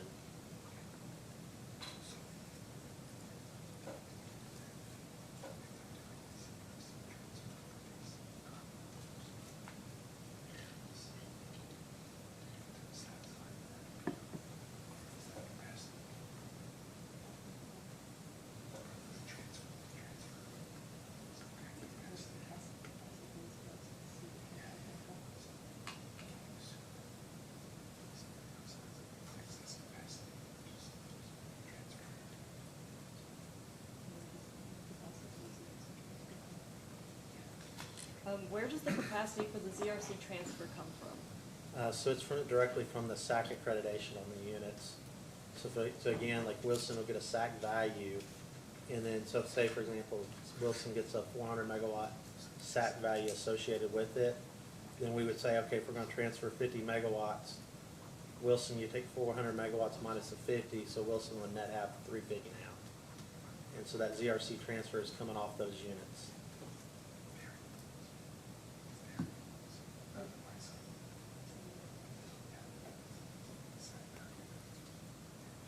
Can you confirm that the SAC value comes from your units and not MISO units in general? So you can only do a ZRC transfer on your units because it has to be done pre-PRA auction. And how often does BREC file updated load forecasts with the Rural Utilities Service? I believe the current requirement is we have to file it every single time we do a loan application. So it's not like it's I think it used to be every 3 years, but now I think it's due upon the loan application. And does BREC know whether Russ is interested in BREC's resource selections per its most recent IRP? Is now, one more time, sorry. Does BREC know whether Russ is interested in BREC's resource selections per its most recent IRP? Whether Russ is? RUS. RUS, okay, sorry. We got an employee named Russ, and I was really scratching my head here. Whether RUS is interested in its most recent load forecast. So right now, again, the only requirement we have is to file it upon loan application. I never have been requested to file one every time we do a new load forecast. I'm sure if we voluntarily gave it, they would probably be happy, but they're currently not requesting it. I'm going to ask you some questions about DSM programming. If you feel like there's a better witness for that, just let me know. I know you were answering some questions about it earlier, so I figured I'd ask you now. Okay. So what discussions has BREC had involving the cost-effective DSM programs that were presented in the potential study? So one more time on that question. Sure, so what discussions have been had about the cost-effective DSM programs that are presented in the potential study? So you're talking about discussions we've had with our members or anything like that? Yes, any discussions that you've had to implement any programs from the potential study that were proven to be cost-effective? So as far as discussions, I mean, Russ could probably better answer that. He would be more involved in those discussions. But I mean, ultimately in the IRP, the least cost resource option was that combined cycle. So we haven't pursued DSM programs because it would be incremental cost versus going down the combined cycle route. Okay, I think that's all the questions I have. Thank you. Evening. Yes, sir. Good evening. All right, so I want to clear up some, maybe some confusion on what you were saying about this SP, Nebraska. Okay. So each year, there's an annual capacity auction within MISO, right? That's correct. The MISA is the PRA auction. PRA.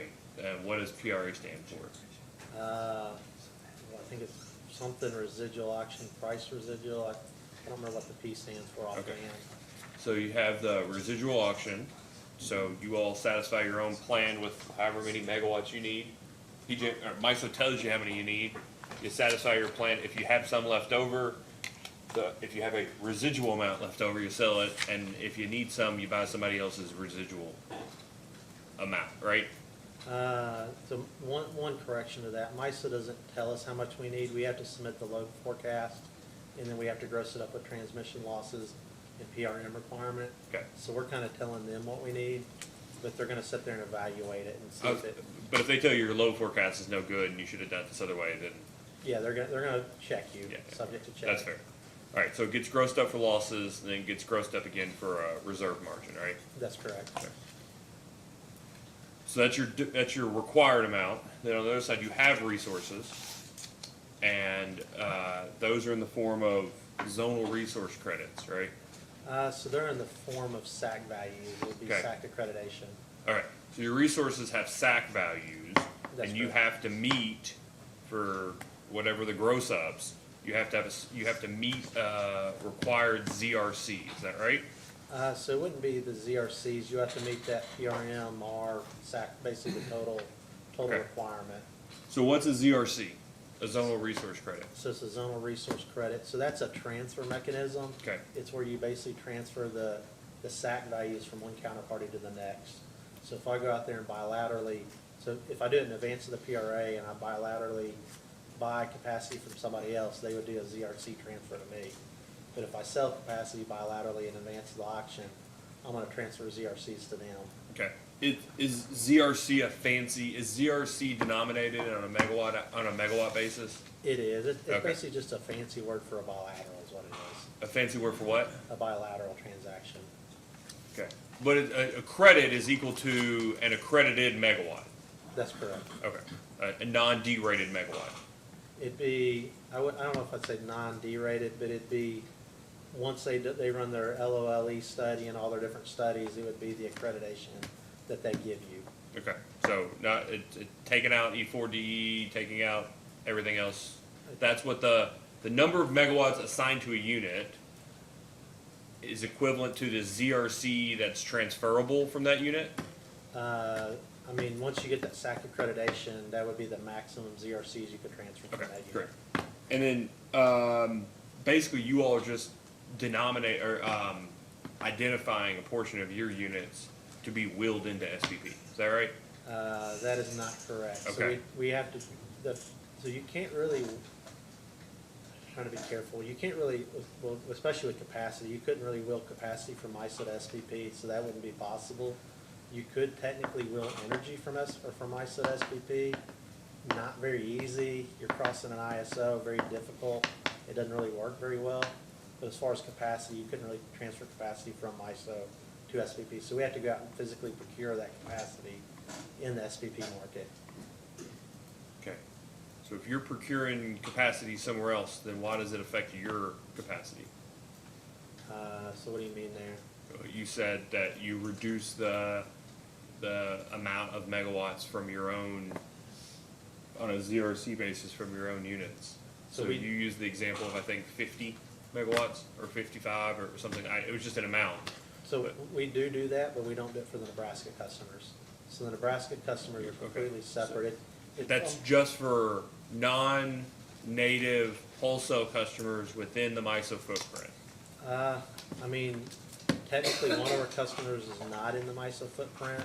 It's an export tag out, or not an export tag, it's Served by- it is an export tag out to serve that customer, but it's not in another ISO.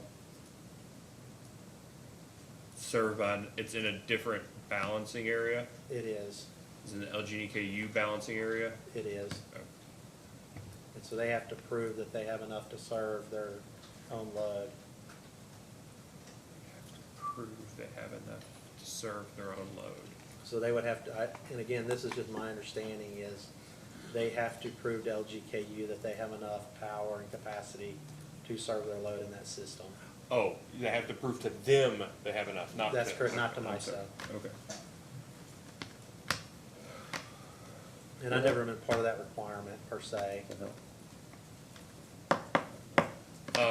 You heard my questions earlier to Dr. Matthews about, the robust previous conversations you and I have had in the past about the hedging, but well, it's not called a strategy, but the hedging that the utility conducts in buying forward energy. That's correct. We buy forward energy because we are energy short right now. Okay. Are you capacity short? So right now, we have excess capacity in most seasons. We do have a little bit of deficiency in the summer. Right now, we have plenty in the winter. There could be potential that we could see a little bit of deficiency in that winter period. Let me ask there's no dumb questions in this. I'm saying that out loud to myself, but there's no dumb questions here. How can you be energy deficient if you're not capacity deficient? So we have resources that have high heat rates. They don't ever run. So there's really two factors into it. Number one, they have high heat rates. I think they're 12 or 13 heat rate units. So it's way above the market, where the market would clear on a daily basis. So those units don't run a lot. The problem with that, the fact that they don't run a lot, you don't go out and, you wouldn't be able to go out and just procure the gas, because if you go and buy the gas, now you've got gas and you can't sink it anywhere, so you would have to turn around and sell it back at a loss. So you've got issues there. And on top of that, those units have non-firm gas. So when Winter Storm Uri event comes, the fact that they don't have non-firm gas, there's no guarantee that you'd be able to get gas into those locations and be able to run. So you would be completely exposed to those day-ahead LMPs. So there's multiple issues with some of those units.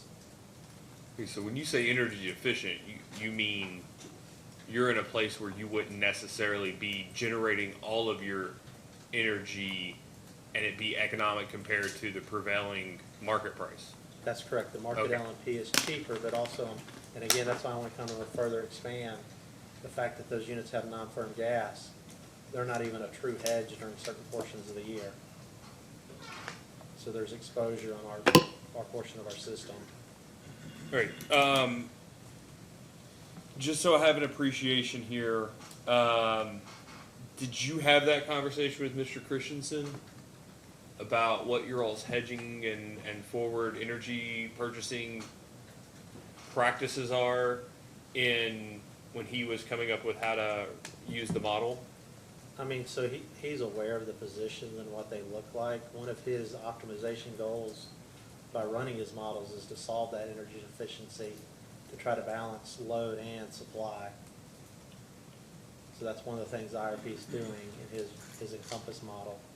Yeah, but it's not buying forward energy when you are, quote, energy deficient. It would, as I read the description of the IRP, it literally just buys it from whatever it solves that it thinks the market at the time of delivery is, right? So I mean, its goal would be on an annual basis to balance the supply and the load. I mean, it may, on an hourly basis, it may say, hey, look, you're deficient this hour. And again, he would be the better person to answer all these questions. Yeah, I get that.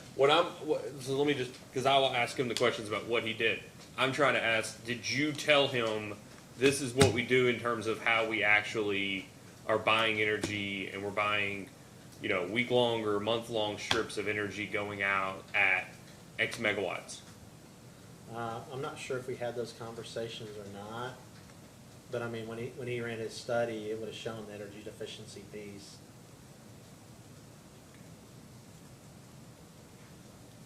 I mean, we don't necessarily have to go out and hedge that power, like there's no requirement that, I mean, except for our own internal risk policies that says, hey, you have to go out and procure that power in advance. I mean, we could just completely rely upon the market. And I would argue that there's a huge risk exposure and that's not wise and prudent to do so. But I mean, there's nothing in the market that MISA says, hey, you couldn't do it.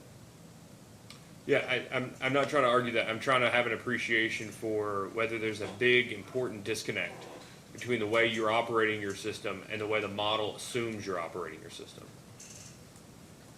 Yeah, I mean, so his model would be trying to operate the system the way we should be operating the system, which would be to create balance. The way we're operating the system right now, I would call very inefficient because, again, you don't have that supply piece that you can use to necessarily meet your load. So it's not an efficient operation.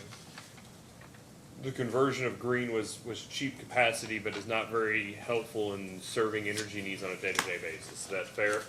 That's correct, and on top of that, the fact that it doesn't have that firm gas, you're completely exposed during those winter events. And firm gas is unavailable with the current infrastructure, is that right? I mean, you can get it, but it's at a very significant premium, and on those units right there, even if you got it, you would lose money on it every single year. So, and you all don't have firm gas for any of your units, right? That's correct. We don't None of have them, gas. you all have done a break even or some sort of analysis to determine at what heat rate or how often the unit would have to be dispatched and at what heat rate would it make sense for you to actually invest in firm gas? That's correct. I believe Jason Burton's done a study on that piece. Okay.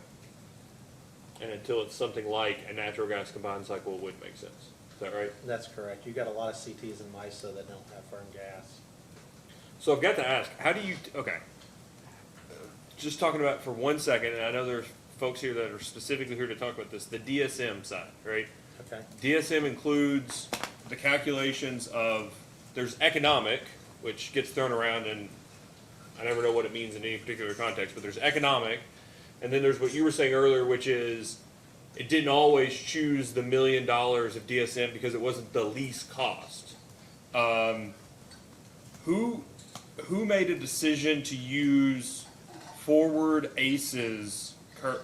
curves developed by ACES for avoided capacity energy cost data? So again, I'd have to reference it, but I mean, That's all I can find in the entire record about avoided capacity and energy cost data. So if you know somewhere else that you can point me to, that'd be great. So one more time, what is the question? Where are we? Who made the decision to depend on forward curves developed by ACES for the basis of avoided capacity and energy cost data? You're talking about for the DSM program? For the DSM program, but I mean, the utilities avoided costs are the utilities avoided costs. I don't know that we should have differing avoided costs for each thing, but do you know who made that decision? I'm not aware who officially made that decision. I wasn't as involved in that piece of it when those discussions were occurred, Okay. so I couldn't point you to a person.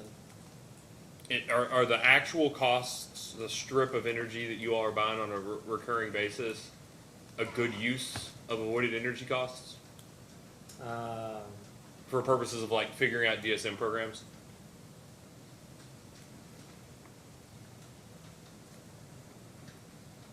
You know, Let me ask you this way: if your member owners implement demand side management programs that reduce consumers' energy purchases or consumption of energy, does that on a one-to-one basis, or a one-to-one with consideration of losses and things like that? But does that on a kilowatt hour to kilowatt hour basis reduce your expected future purchases of energy? I mean, it would reduce the expected, I mean, anytime you reduce load, you're gonna reduce the future expected purchases of energy. Okay. But one of the problems with it is, even if you look at the technical, the technical piece of energy efficiency, it doesn't come anywhere close to what we would need to meet our current energy deficiency. So, I mean, they're on two different magnitudes if you look at the IRP charts. I think chapter 7 I think on some of the charts, it shows we need somewhere between 3 and 4 million megawatt hours a year. And I believe on those DSM energy efficiency studies, under the technical stage, the most you would get is 500,000. So while you would reduce it, you're not coming anywhere close to even solving your problem. Sure. What's energy cost on a random day when you're buying it in the forward? I mean, I just pick a neighborhood of an amount. I mean, so one of the quotes we just got recently, and I think this was 2 to 3 years in advance, is about $60 a megawatt hour. Okay. So if you could buy that for 30 instead of 60, would you take that? I mean, anytime you can buy it for $30 in the market, you're gonna take it. For half? Yeah. So I guess I'm trying to have an appreciation for if you're appropriately considering the cost that you're avoiding, and you're able to, for every dollar you put towards something like that, you get $2 back in benefits. Wouldn't it make sense to reduce as many kilowatt hour, megawatt hour, terawatt hours you can in furtherance of reducing system costs? Well, I mean, according to the IRP and the IRP study, it shows that the least cost option was the combined cycle route. So while there is advantageous pieces to go down that route, it's showing that there's a more advantageous route. Let me just ask a fairly straightforward question here. Hearing all the questions you've heard today, knowing everything you know about the discovery in this case and how the IRP was written, do you believe that that is a reasonable takeaway from this entire endeavor, is that building a combined cycle of nearly 700 megawatts is the least cost, most reasonable option for the utility? I mean, again, this was a snapshot in time. This was done a year Right. ago. Would I say Yeah. it's necessarily the best option today? Yeah. We'd have to go back and completely analyze it again. Just because you build a 700 megawatt resource, it doesn't mean, so one of the reasons, so we talked about it earlier, one of the reasons that size was chosen, and again, I wasn't part of these conversations, but I've had these conversations at other companies, is as you increase the size, the efficiency gets better. So you get a lower heat rate unit. So for example, we had another company, we had a 300 megawatt combined cycle, and I think it had a 7.3 or a 7.4 heat rate. You start getting to the 500 or 600 megawatt size, now you're to a 6.3 or 6.4 heat rate. So as the size increases, so does the efficiency. Now again, I didn't do anything in the all-source RFP. It was before I was ever here. But that was one of the reasons that type of size was chosen, was that efficiency basis. What resource you may or may not eventually build or do whatever, if DSM today can provide you a 2-for-1 or a 3-for-1 or a 4-for-1 return on investment, that's a real savings to the utility. Would you agree? I mean, potentially. So you still got fixed costs, so you got to spread among all the other members. So for example, Wilson has a ton of fixed costs, so that amount of money has to be spread to all the other existing megawatt hours. So certain pieces it Yeah, reduces. I'm sorry. I'm just gonna. I get your interest in sort of the red herring of that, but we're talking about. I'm talking about TRC scores for demand side management getting a 2-for-1, 3-for-1, or 4-for-1 return, which by your all's own definition of use costs that can technically be actually avoided. So I appreciate that there are fixed costs out there, but what I'm trying to say is if you can avoid 2, 3, or 4 times the number of costs for every dollar of investment, that's a real actual cost savings. Would you agree? Again, I would say there was more optimal solutions to the model. I mean, could you save money by going down that route? Yes. Do you have faith in this model, that it was accurate? Which model? This IRP. Are you recommending in your current position that your utility build a 696 megawatt combined cycle based off of this study? I mean, at this point in time, we're not looking to file a CPCN study, I can tell you that. Okay.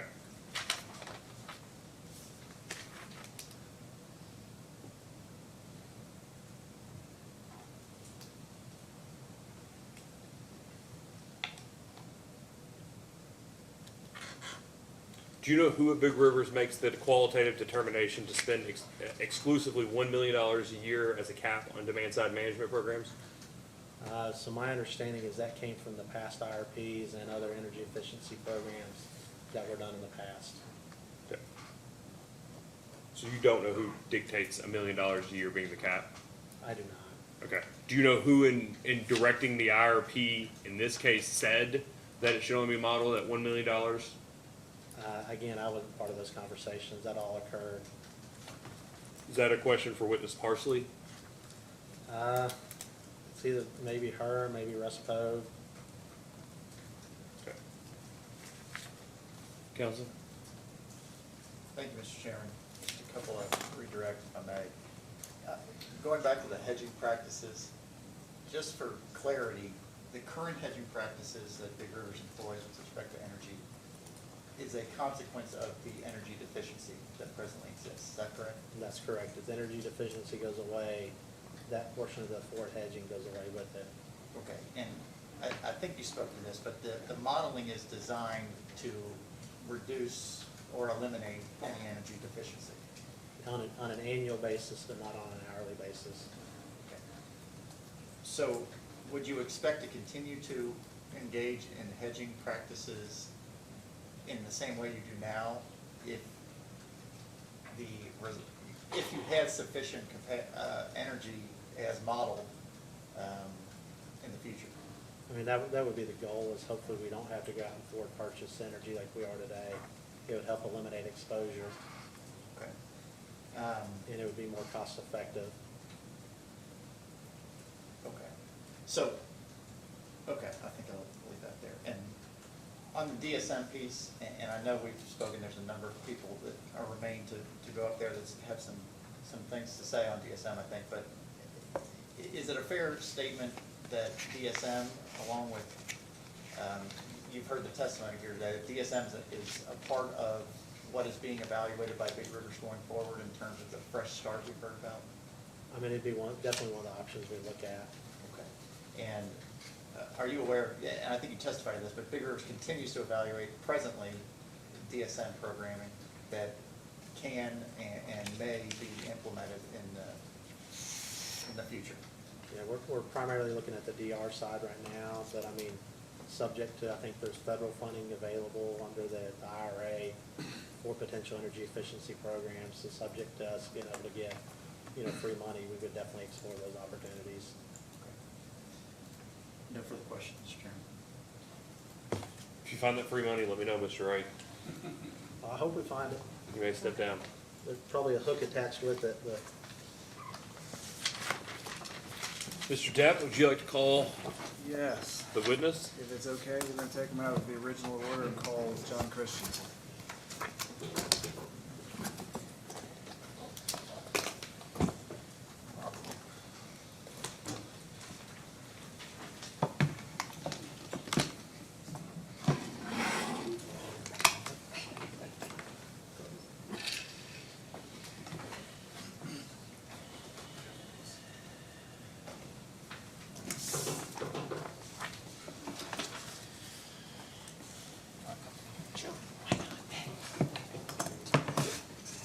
Please raise your right hand.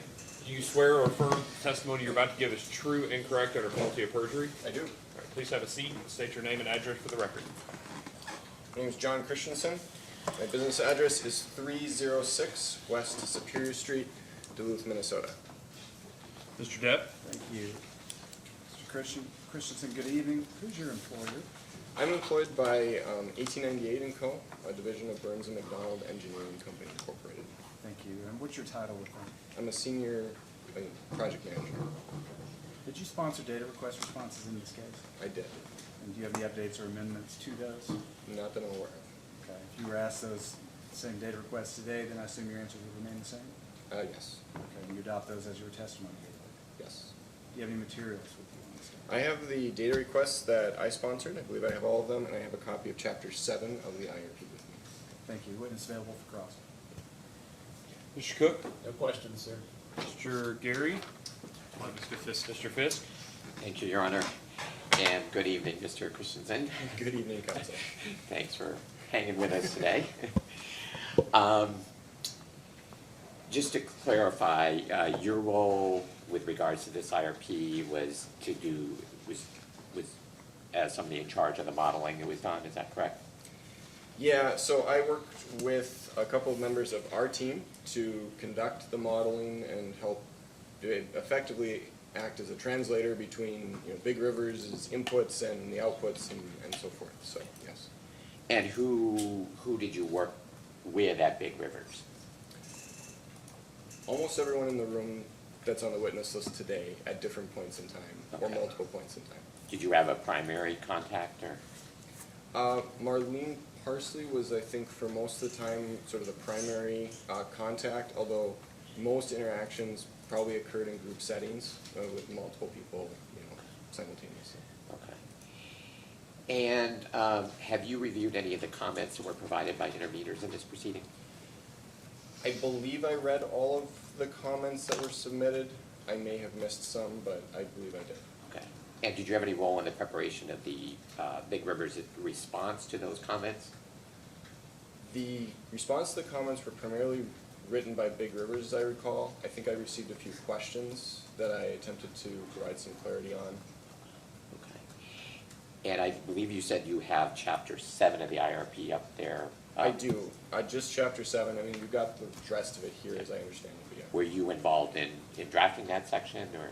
Yes, I was involved with the drafting of this along with Big River staff. Okay, great. And you were also involved in the 2022 all-source RFP, is that correct? I was, but in a different role. So I was, at the time, a consultant with 1898, and so I did some work on the all-source RFP, but not as a project manager and not overseeing all aspects of that engagement. Was there somebody else at 1898 who was in charge of that? Yes, we had a different project manager. Who was that? His name is Debashis Bose. Okay, and is he still at 1898 or? Yes. Okay. Okay, well, hopefully you'll be able to answer my questions I will about the do my RFP. So under the RFP, and this was discussed earlier this morning with Mr. Burden, respondents were required to submit the proposals by the end of May of 2022, is that right? It sounds right. I've not looked at the document in a very long time. Okay. So I'll take your word for it. Okay, and there was discussion this morning that that deadline obviously was before the passage of the Inflation Reduction Act, is that correct? Yes. Okay, and to your knowledge, was there outreach to the shortlisted bidders to provide them an opportunity to update their pricing and their bids to reflect the IRA? Yes. To my knowledge, shortlisted bidders were encouraged to evaluate their pro formas effectively and determine if the changes in tax law would contribute materially to, a change in price. I will say that it's also typical when you ask people to reprice at a later date, they have other inflationary factors besides just tax cuts that they include in their revised pricing. Though this was only a few months later, right? So there probably would not have been significant inflation in 3 months. The time period that we're talking about has experienced extreme volatility amongst all resource classes of new technologies. So I would politely disagree with you that there would be unlikely to be much inflationary factors. We saw roller coasters on what it costs to get solar panels, for instance, or wind turbines or things like that, all throughout the COVID period. And those cost impacts were also experienced by gas generators? I would say that there has been an upward high inflationary pressure on certain aspects of the economy, including labor. And again, different resources require different amounts of building blocks, whether that's components like a nacelle for a wind turbine or a number of hours to construct something. So everything has been subject to inflation. Including gas plants. Including a gas plant. And to your knowledge, did you receive any updated pricing from any of these shortlisted bidders? I was not directly responsible for that portion at the time, but I do believe that most of the shortlisted bidders responded with new pricing. I'm not sure I know the exact count. I know that a couple of them also effectively dropped out based, either their project was no longer viable or they had stopped pursuing it or things like that. This morning we discussed a confidential summary of the shortlisted bidders that was provided as supplemental response to JI 1-9.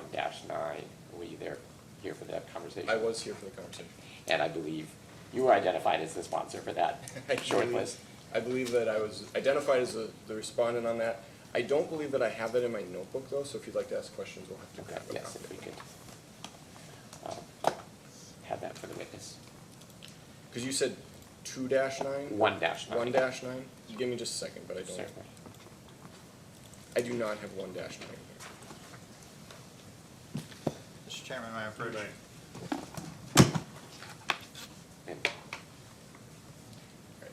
I will caution, of course, it's confidential, so please don't disclose any numbers on the record. Yep.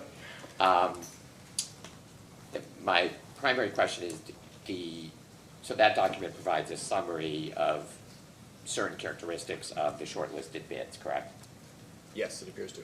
Okay, and to your knowledge, does that summary reflect any of the post-IRA updated pricing that you received?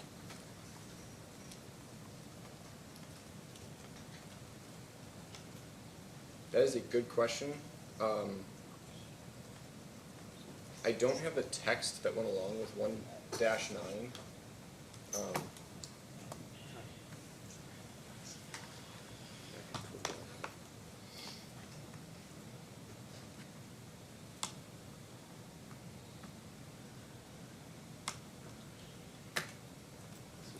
JI 1-9, is that right?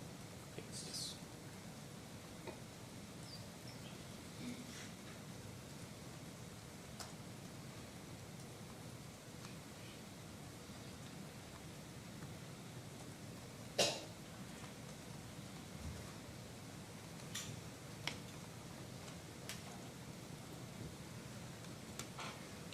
Thank you.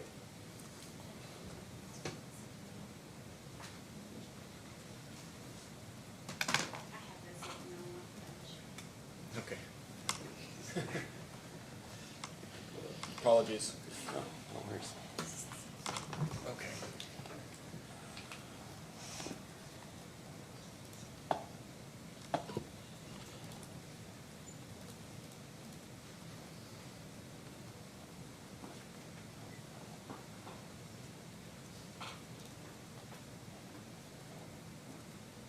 Based on what's written in the supplemental response text, I would believe that the contents of the spreadsheet are for the revised pricing after passage of the IRA and giving shortlisted bids the opportunity to be priced.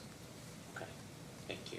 And do you have a similar summary of the pre-IRA bids? Not prepared that I'm aware of. Okay, so that data was not compiled?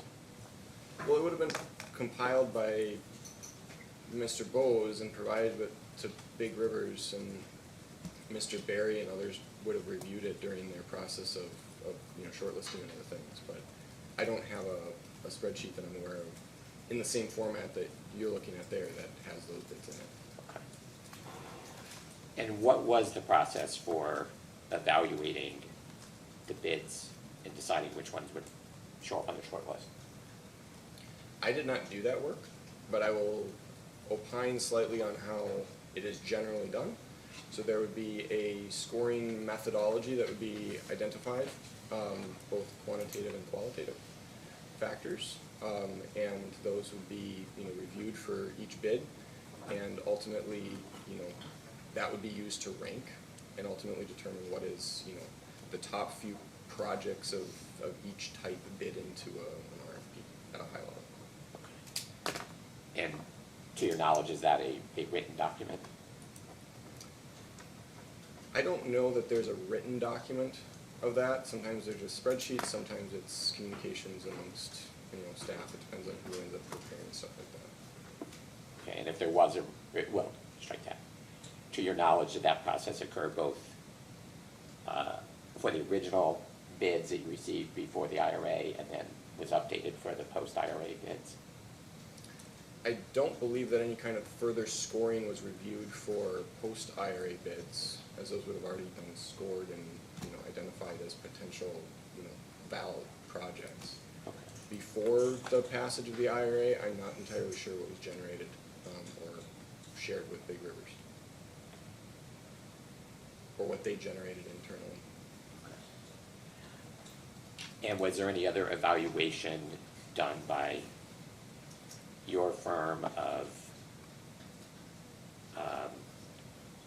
which projects were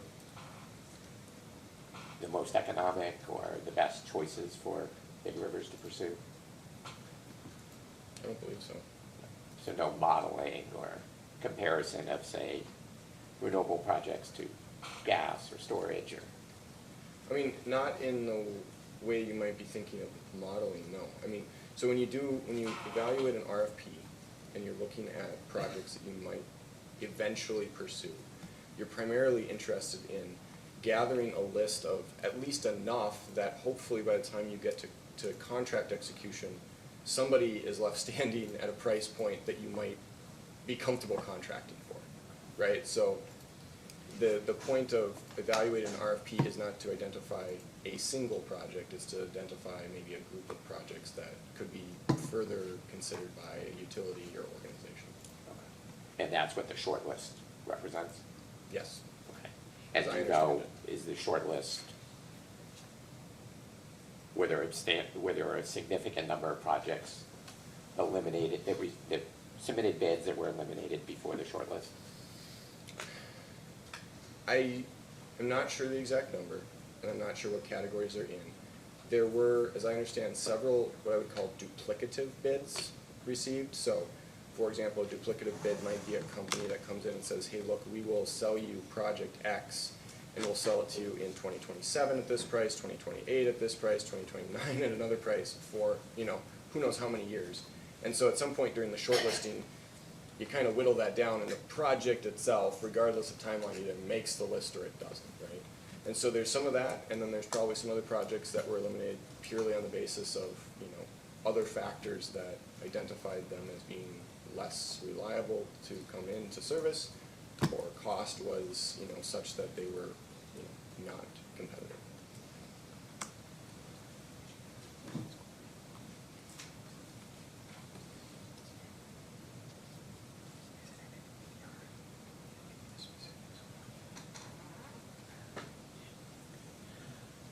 Your Honor, we'd like to request a post-hearing data request for the scoring of the RFP bids. Thank you. The bids or the responses? The scoring of the bids that were received, yes. Okay, thank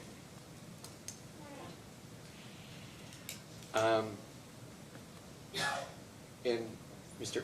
Christensen, do you recall Dr. Matthews' testimony this morning, and I think some others have referred to a fresh start with regards to kind of the resource planning at Big Rivers? I've heard that phrase. It's been coming up on 12 hours, so I won't claim to remember everything. Yeah, But yes, you can refresh my memory on certain aspects. I guess I'm curious, to your knowledge, has there been any discussions with you or your firm about working on this fresh start? Not that I'm aware of, but that wouldn't necessarily mean that, that hasn't happened. Okay. And so you have not had any involvement at this point on the fresh start? I have not. Okay. And have you made any recommendations to Big Rivers as to whether, if there were to be a fresh start, another RFP process should be initiated? I have not been asked my opinion about any fresh start, and so by that I would say no, I have not given them any advice on whether or not they should conduct any form of analysis or action. Do you think of a utility doing a fresh start in 2024, that it would make sense to do a new RFP as opposed to relying just on data from a 2022 RFP? I will offer you my professional judgment, and I'll tell you that there are two approaches that utilities commonly take when attempting to go through planning processes. One is to start with an RFP, and then attempt to whittle that down through planning processes and studies to identify projects from that RFP that they wish to go and procure. The other approach is to conduct more of a very generic IRP type approach, identify a preferred or, you know, set of preferred actions, and then go out and find out in the market what they can actually get at similar price points to what they modeled. So there's sort of two options, RFP, then IRP, or IRP, then RFP, if you follow the alphabet soup there. And if you do the RFP first, then your resource planning would be at least somewhat informed by actual market data.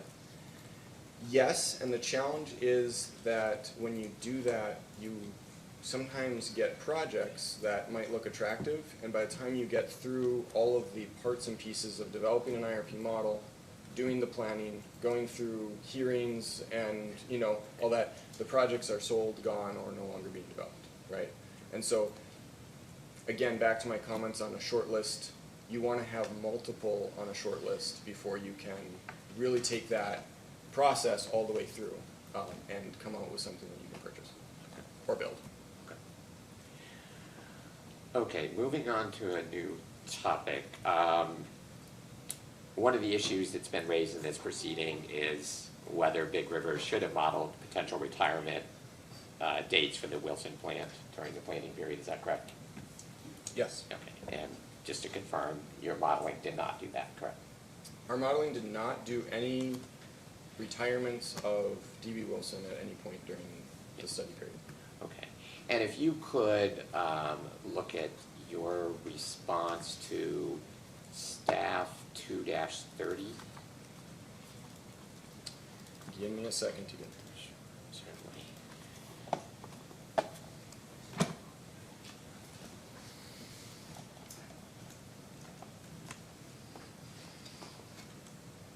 Okay. And I believe you are the sponsor of subpart B, like boy? Yes. Okay. And in that, the question is, explain whether the Encompass model is able to model Breck's units cost effectively retiring in any year. You see that? Yep. Okay, and your response is typically utilities do not model allowing unit retirement every year, only when there's significant shift in the anticipated cost profile, et cetera. Is that right? Yes. Okay, and I know our experts raised questions regarding the first part of that statement as to whether a utility should model allowing unit retirement every year. But leaving that aside, I just want to focus on the second part, which is modeling retirements when there's a significant shift in the anticipated cost profile, such as amidst large outage requirements or pending regulatory changes. Mm-hmm. So you would agree that it's feasible to model discrete potential retirement dates for a generating unit, correct? Absolutely. Yep. And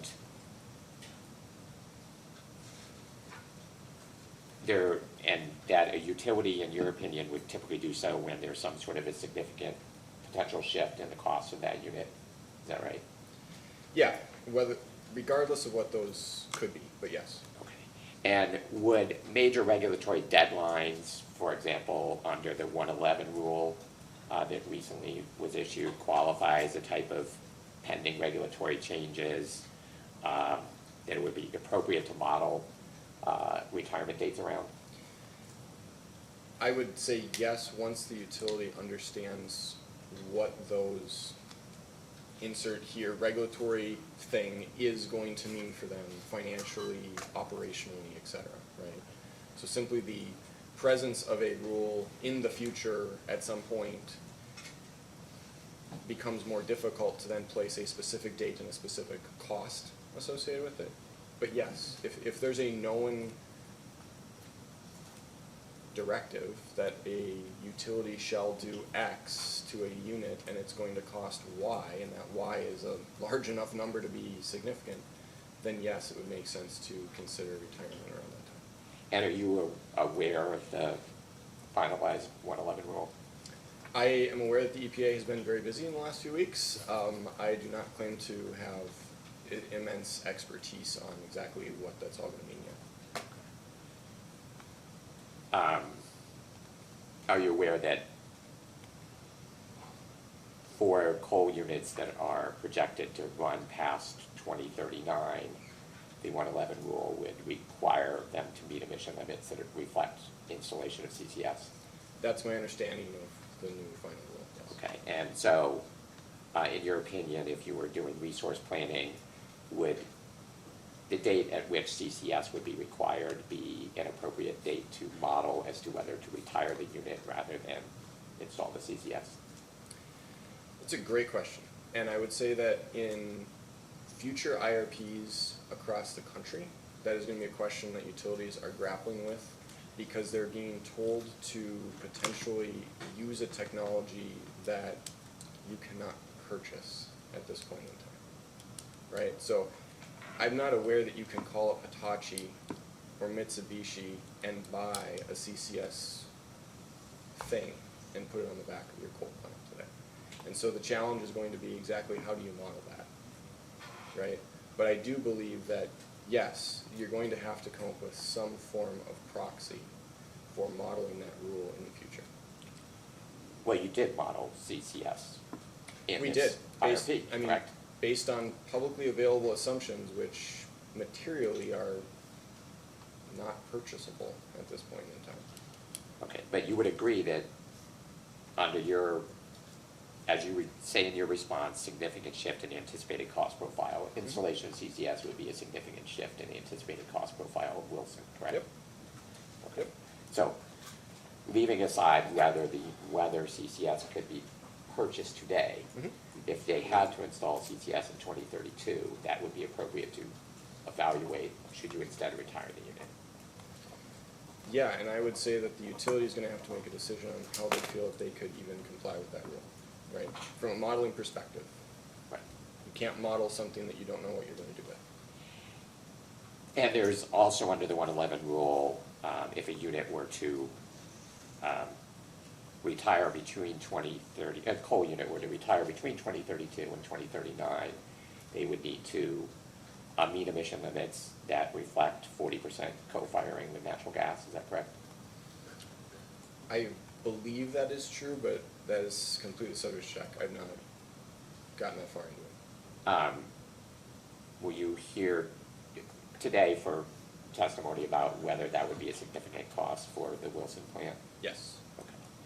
And would you consider that type of requirement a significant shift in anticipated cost profile for the Wilson plant? What I heard today was that it doesn't sound like I'm not sure if this matters, but my light continues to blink different colors up here, but It does matter very much. Matters a great deal. Chairman, I lost my connection again.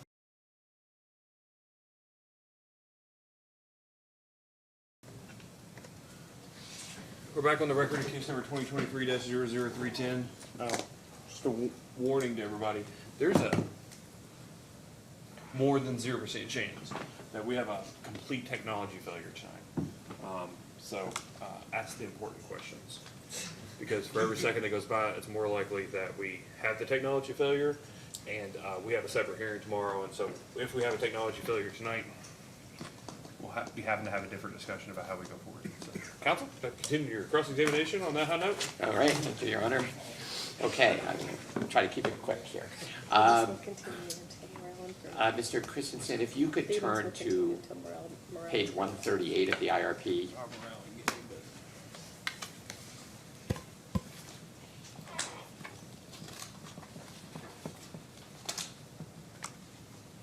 okay.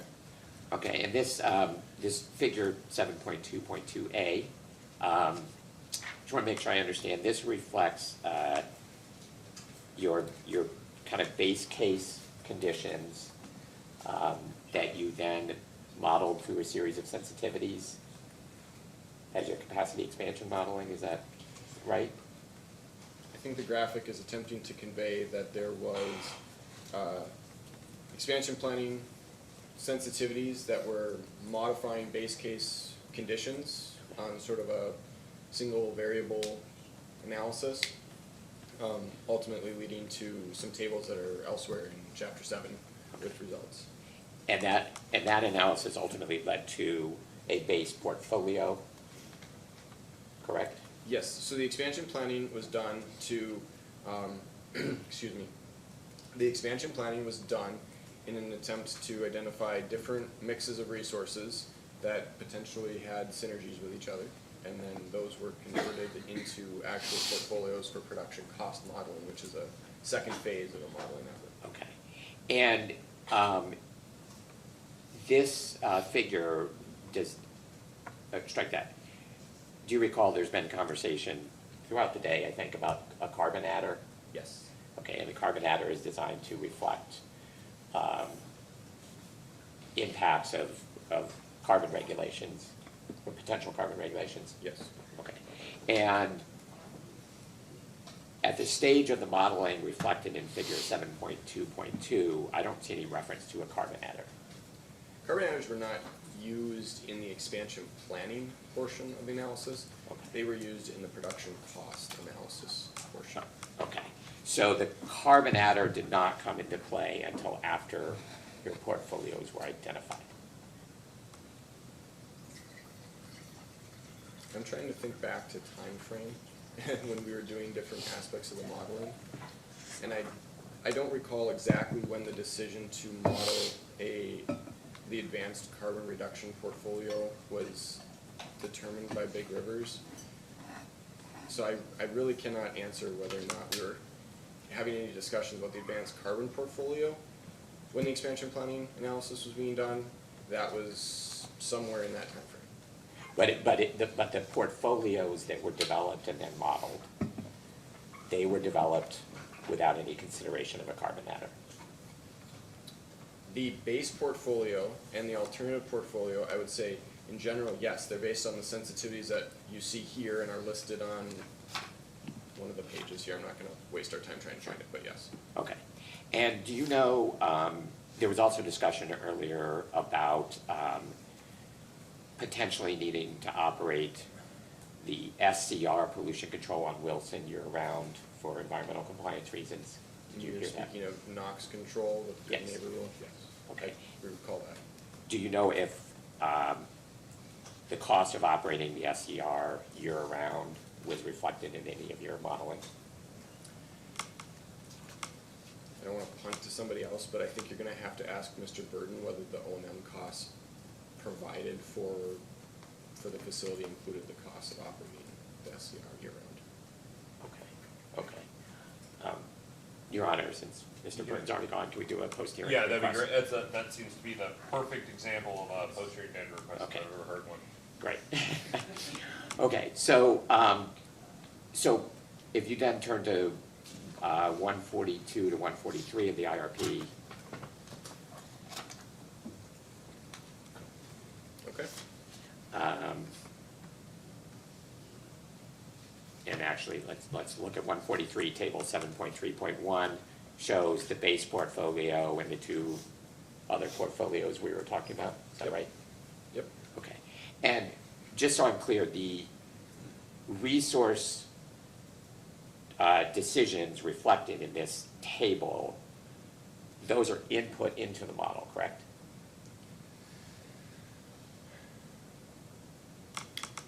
So can I just draw a difference between the two phases of the modeling here for clarity? So in expansion planning, we give the model a menu of options. Yes. The model gets to select what it wants to off that menu. When we get to portfolio analysis and the production cost modeling, where we're trying to get a little bit more specific and a little bit more granular, we make decisions about the portfolios and then compare those side by side, right? And so there's some discussion in here, again, if you want to go back to it, you're welcome to, but there's some discussion in here about the selections from expansion planning and sort of how those translated into Big Rivers' selection of resources that went into these three portfolios. Okay. But so, for example, aggressive carbon reduction portfolio, it shows in 2032 adding CCS to both Wilson and the NGCC plant, correct? Yes. And that is a input into the model as opposed to the model selecting that as a least cost option. Is that correct? Yeah, I don't recall that our team was asked or did any expansion planning involving carbon capture. The reality is it's extremely expensive, plus it's difficult, if even possible, to procure. I don't think that we considered it a viable alternative, but for the purposes of assessing environmental impacts potentially, the decision was made by Big Rivers to model a portfolio that included it. Okay, so this portfolio, that is the aggressive carbon reduction portfolio, doesn't necessarily mean that a model is determined that CCS is the lowest cost option to comply in an aggressive carbon scenario, correct? No, and I would say that it's common practice of utilities, not just here, to do expansion planning, identify portfolios that may have similarities and differences, and then run more granular analysis on them to get costing data, which is why there's no report of, say, costing data from expansion planning runs, because of the difference in how they're modeled and done. So just to be clear, when you said no to my question of correct, I was correct, right? That this is not, the results of the aggressive carbon reduction portfolio is not showing that CCS is the lowest cost compliance option. Yeah, I'm not, sorry if I was confusing there. Yeah. This table is not meant to say which is or is not the least cost at all. Okay. It's just meant to convey what was included in each portfolio. Okay. And the carbon adder was used in modeling these three portfolios, correct? There is 3 sensitivities, low, mid, and high CO2, that include a carbon adder, and each one of these 3 portfolios was evaluated under all the sensitivities, including those 3. Okay.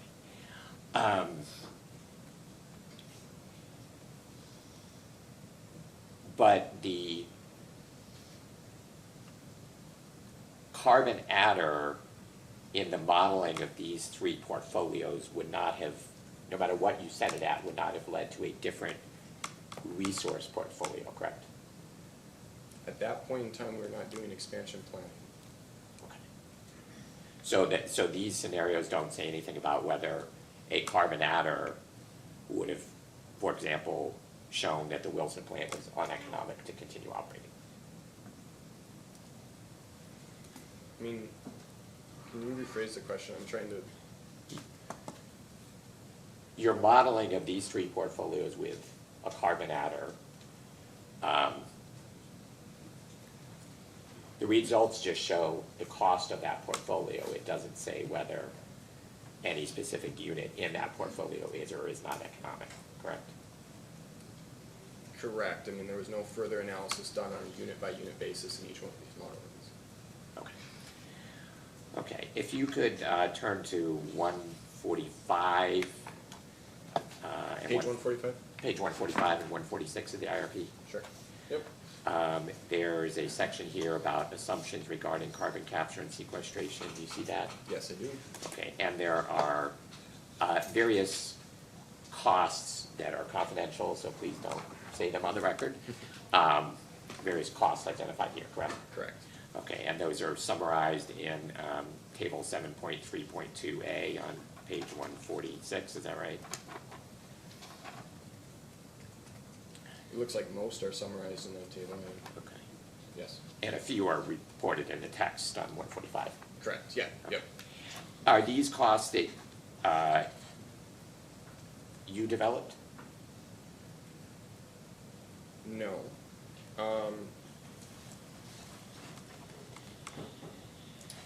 With some caveats. I believe these costs were provided to our team by Big Rivers.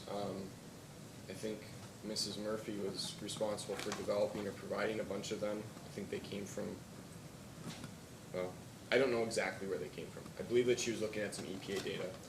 The carbon capture on the combined cycle, I recall some discussions about how to come up with a cost estimate for that. There was some testimony earlier that involved some AEO data for power plant projected costs involving a combined cycle that had 90% carbon capture and one that was identical to it but didn't include the carbon capture. So the one of our analysts assisted Big Rivers in comparing those two and identifying the differences in performance data between them, and that was used to sort of scale the Big Rivers combined cycle to create a Big Rivers combined cycle with carbon capture, if that makes sense. The capital cost. Capital cost and things like, how do the heat rates change, how do the capacity segments change, et cetera. Okay. But for the Wilson data shown in table 7.3.2, that all came from Big Rivers? Yes, I did not develop that, and Okay. none of my team did either. And on page 145, there's a reference to, about in the middle of the page, that the Wilson costs were assumed to qualify for new era financing. Do you see that? Yes, I do. So do you know, does the table, or does the capital cost in table 7.3.2A for Wilson, is that inclusive of getting a 25% grant and and a zero interest loan from under the IRA? It's been quite a while since this was put together. I don't remember. The non-redacted text says total net capital expense for Wilson. The net may include the grant, but I am not, that's completely subject to check. I'm not entirely sure if it does or doesn't. Okay. Your Honor, I request a post-hearing data request on that. That'll be fine. Thank you.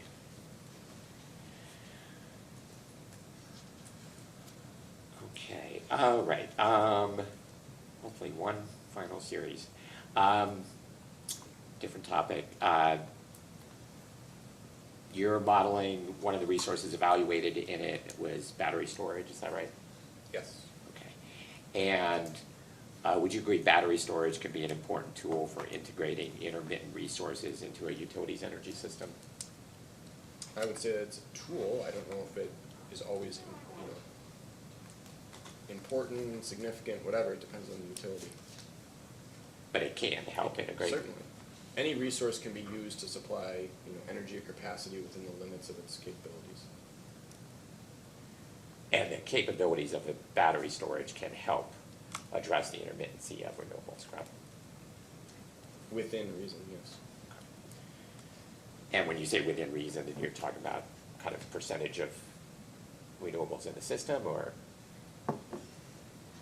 Well, as an academic discussion here, somewhat, we have seen periods of time in our country where we go through much longer than, say, 4-hour periods where there's extremely low output of wind across the nation, right? You get a couple of big high-pressure systems across the Dakotas all the way through, Ohio.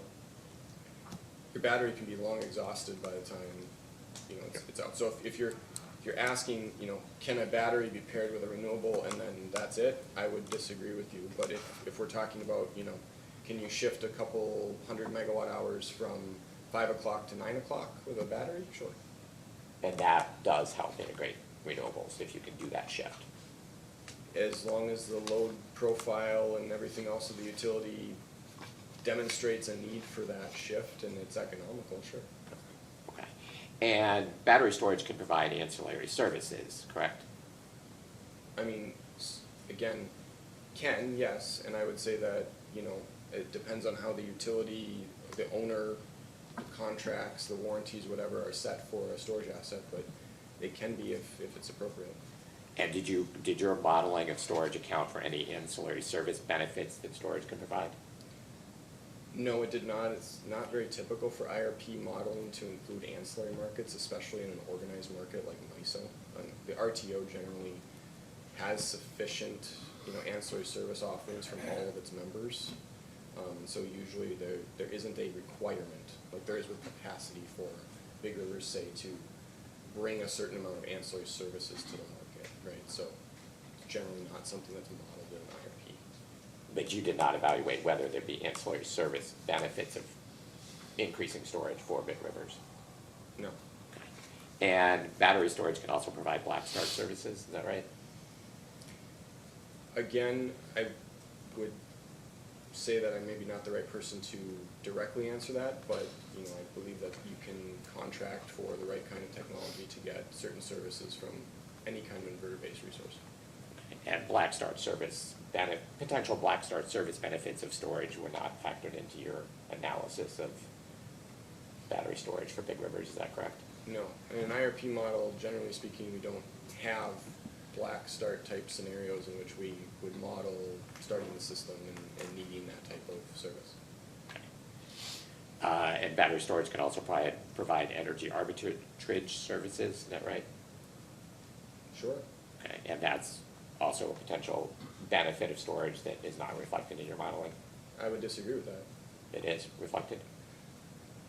The model is built such that Big Rivers' load and generation are effectively dispatched against the MISO market. So any resource added is going to interact with the MISO market, including arbitrage, as you described there. So a battery asset, should it have been picked by this model, would have been fully able to buy energy from the MISO footprint at any hour and discharge it back at any hour as well. So the ability of the model to build or select from the menu storage assets to do arbitrage would have absolutely been something the model could have monetized had the incentives, you know, materialized or been seen by the model. Did your model monetize that? Well, it does, but it obviously chose not to select a storage asset for the purposes of arbitrage. Okay. And battery storage can also help defer the need for transmission or distribution upgrades. Is that right?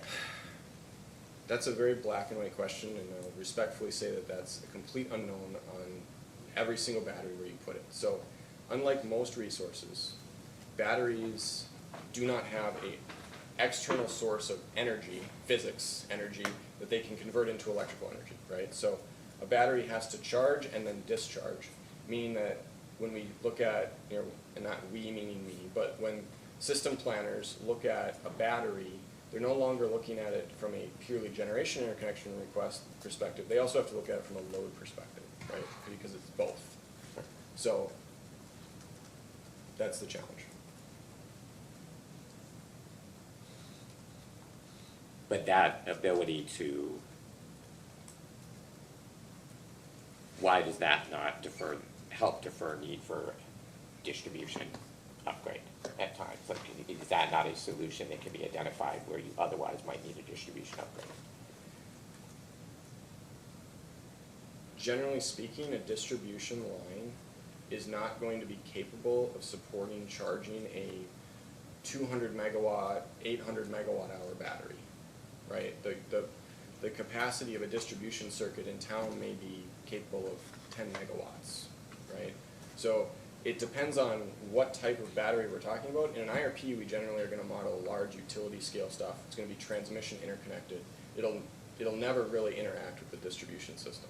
You would have to be modeling something that's, you know, a megawatt, 2 megawatts, something very small. Which would be a distributed generation Correct. battery. Correct. And that was not modeled here. It's not, and if it had been, it wouldn't have been selected because the capital cost would have been much more than the utility scale one, right? But you didn't actually run that analysis. I don't need to run the analysis to know that if something is available to the model for a certain amount of money per kW, doubling it is not going to result in its selection. Unless it received financial assistance from programs under the IRA, correct? Then it becomes cost effective. And in which case the capital cost would look different than what I described.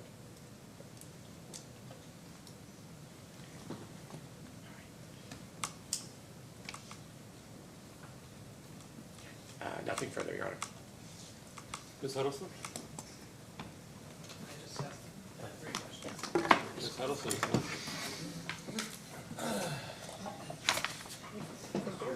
Shinrath?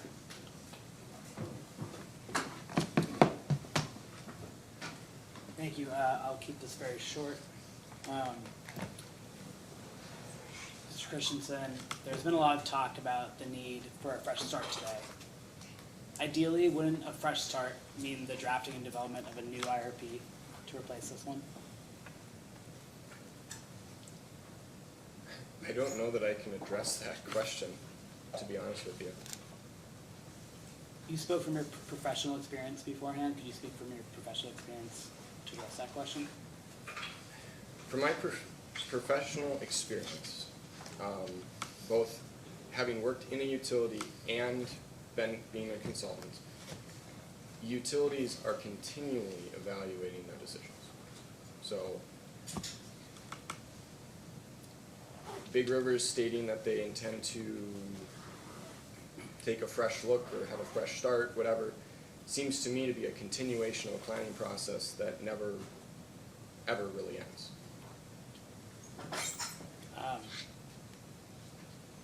Based on all you've heard today, based on the demonstrated deficiencies in the current IRP, isn't a new 2024 IRP or a new 2024 RFP necessary in order to, under the IRP regulations, ensure the lowest cost reliable resources for customers? I think you would need to address that with someone from Big Rivers that can speak to the IRP regulations, because that's not something that I can speak to. You spoke to your professional experience in laying out the possibility of a new IRP in 2024 or a new RFP in 2024. Do you remember that? Well, I don't believe I put a date on it. Okay, so a new IRP or a new RFP. I described two approaches that I've seen utilities take when it comes to planning cycles. Okay. I'm not trying to be difficult, I'm just trying to. Totally fair. Wouldn't maximizing low cost for members include a concurrent new IRP and new RFP? Couldn't that be an approach?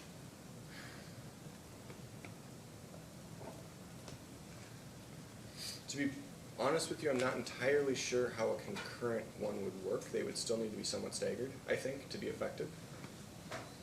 And how would you stagger those? Again, back to my previous comments, that would be a utility call on how they want to approach planning, whether you want to start more with the RFP or start more with the generic approach to an IRP and you know, cross-pollinate appropriately. Thank you. Yeah. Ms. Cohn? No questions. Commission staff? Oh, Mr. Christensen, I apologize if I jump around a little bit. A lot of people have pointed fingers at you as the guy in the know, so I've heard my name mentioned a few times. Yeah, we'll have. Okay, Green Station retirement. How did 2029 get selected as the hard-coded retirement year? I was told that that would be the year that a decision needed to be made.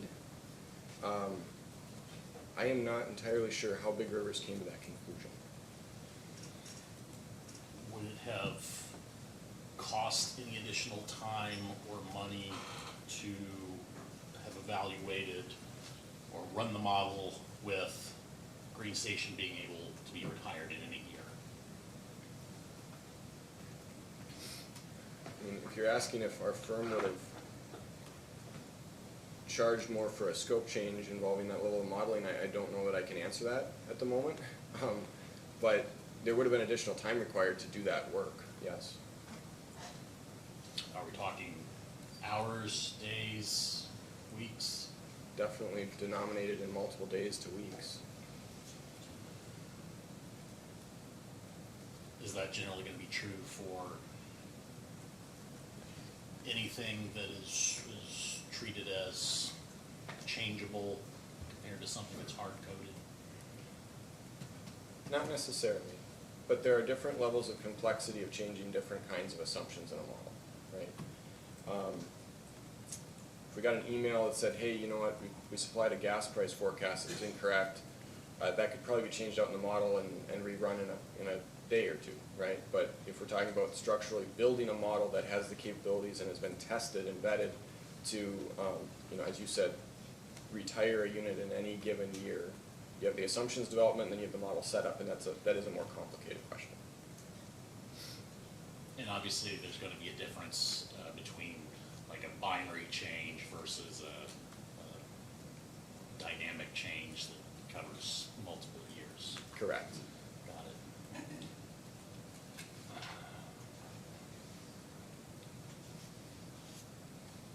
So when, when you were talking earlier about kind of, let's see, you called the first modeling phase expansion planning, and then the portfolio selection, I think you referred to that as part where you're applying production costs. Did I characterize that correctly? Sort of, if I may, I would say there's expansion planning, there's portfolio selection, and then there's production cost modeling on those portfolios. So portfolio selection is sort of the intermediate step between those two parts of the modeling. Okay. Explain to me the difference. Explain to me the different ways that the cost of different resources is used in each of those stages. The cost of different resources, like when I said previously we gave the model a menu, are you referring to sort of that menu of new options when you say that? So I'm assuming in order to, from the menu, select resources and options, that for the model to pick anything, you have to have some sort of cost information. Correct, yes, absolutely. And that cost information is derived from where? From a multitude of sources. Big Rivers supplied us with data, and I think we answered some data requests about some of those sources, but generally a lot of generic resource alternatives were developed, and those came from different public sources, and then they had their combined cycle offering as well, which had been developed based on their detailed engineering analysis that they had done to date of those costs. So ultimately, when you look at a new resource, pick any type, you're going to have unit performance data, you're going to have upfront capital cost, ongoing costs, etc. And I would say that those came from a multitude of sources for this IRP. And do any of those sources include the all-source RFP data that we talked about earlier? The Big Rivers combined cycle bid was functionally used as the basis for the Big Rivers combined cycle in the modeling. Talking about the self-bid? Yes, the self-build, sorry. The remaining generic resources were pulled from publicly available data, including the EIA data that was provided and discussed already. That same technical assessment was used here. The Reed Rivers felt that the data, as I understood it, that came in through the all-source RFP was not of sufficient depth and breadth to supply a good look at the market. For example, there was, to my knowledge, no wind bid. No what? No bid for wind resources at all in the all-source RFP.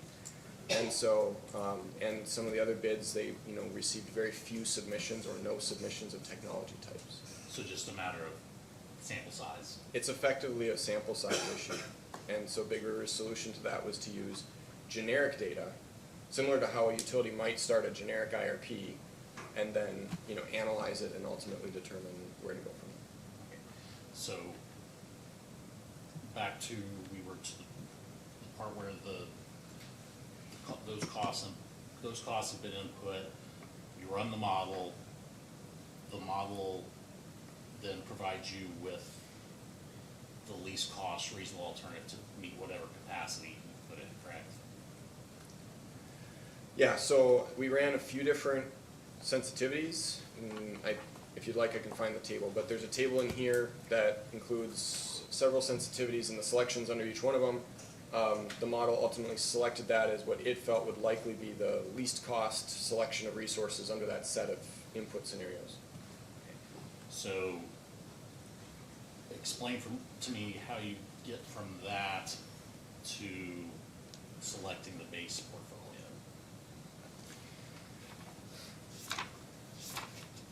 So generally speaking, that is kind of that's the art of planning. Utilities take different approaches to determining that. But generally speaking, they're looking for sort of no regrets or consistently selected options. So on page 141 of the IRP, table 723A, summary of alternative resource selections, shows the resource selections that came out of the expansion planning for each one of these base conditions and sensitivities, right? And so, generally speaking, you would look at a set of data like this, and you would look for synergies around selections, and then you'd build portfolios around that to some level. And that's where the art comes in. There will never be, well, I won't say never, but I don't think it's best practice to simply just look at one model run and select a portfolio, right? So if you look at this table that I referenced on page 141, you see that the model selected to retire green 1 and 2 in every single case in 2029, right? And if you flip to page 143, across all of Big River's resource portfolios, you see that they also chose to include the retirement of green 1 and 2 in 2029. So again, looking at selections and thinking about it, there was a lot of strategy discussions, including probably many that I was not a party to, where Big River's transitioned between 723A and 731A to make those determinations. Sorry for the long-winded description there. And I appreciate that, and I'm gonna make one of the jumps I told you about on that table on page 143. All 3 columns include the PACE program, which makes sense, but it's not selected by the model in table 7.2.3. Why is that? I'm sorry, let me correct that. Under high load, yes, PACE is selected, but on all the other ones it is not. Correct. I believe that comes down to the art, air quotes, art that I described there. I'm not entirely sure Big River's senior management's decision-making process on that. I don't know who you would ask about it, but they made the decision to include that as a assumption in all of their portfolios. I guess I would have expected, since the PACE, I mean, taking into account I think Dr. Matthews said up to 20% forgiveness for the financing of PACE project, I think that would be more cost effective. The model would pick that ahead of solar or wind every time, shouldn't it? Well, the PACE project is partially solar, right? It's 100 megawatts of solar. I mean, like without application of PACE. I mean, if you're comparing it to like solar PPAs or, I guess the PACE is always solar and storage, is that? That's not? correct, and the model never selected generic solar or storage either. Okay.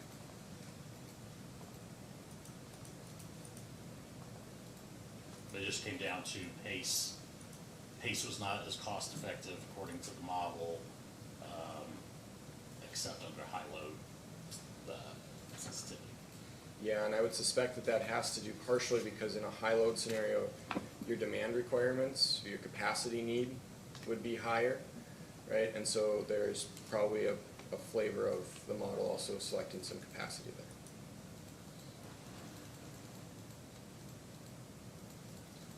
there. Okay, back to the table we were looking at on page 143.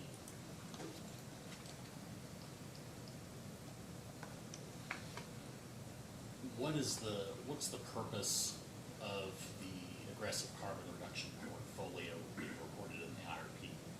What does that do for us planning wise?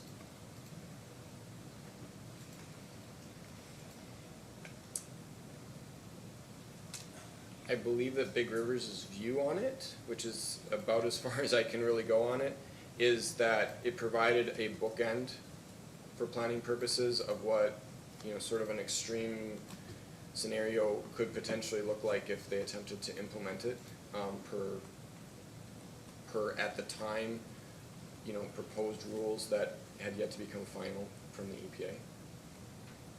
Beyond that, you'd have to ask senior management at Big Rivers.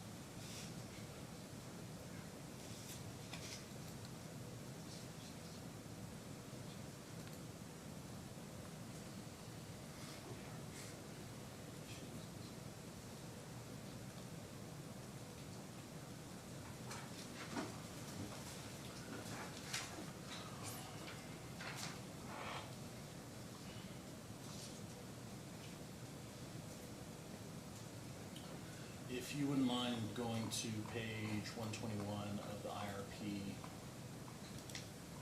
Did you say 121? 121, yes, sir. Sorry. Must be sorry.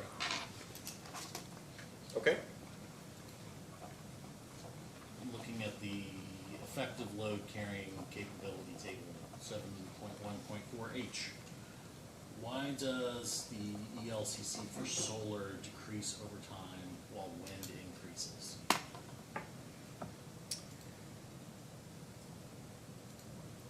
So these values were extrapolated from some data that was available at the time from MISO. MISO had just, during this IRP modeling, MISO had recently enacted seasonal, which is why you see 4 columns for each one of the resource types. But they have not fully addressed the long-term ELCCs for all these types of resources. So they've put out information and they've proxied stuff. So there was a chart, I don't remember exactly who found it, that showed solar accreditations in a certain year, let's say 2025 and again in 2035 from MISO, and they had different values, and those, you know, are effectively based on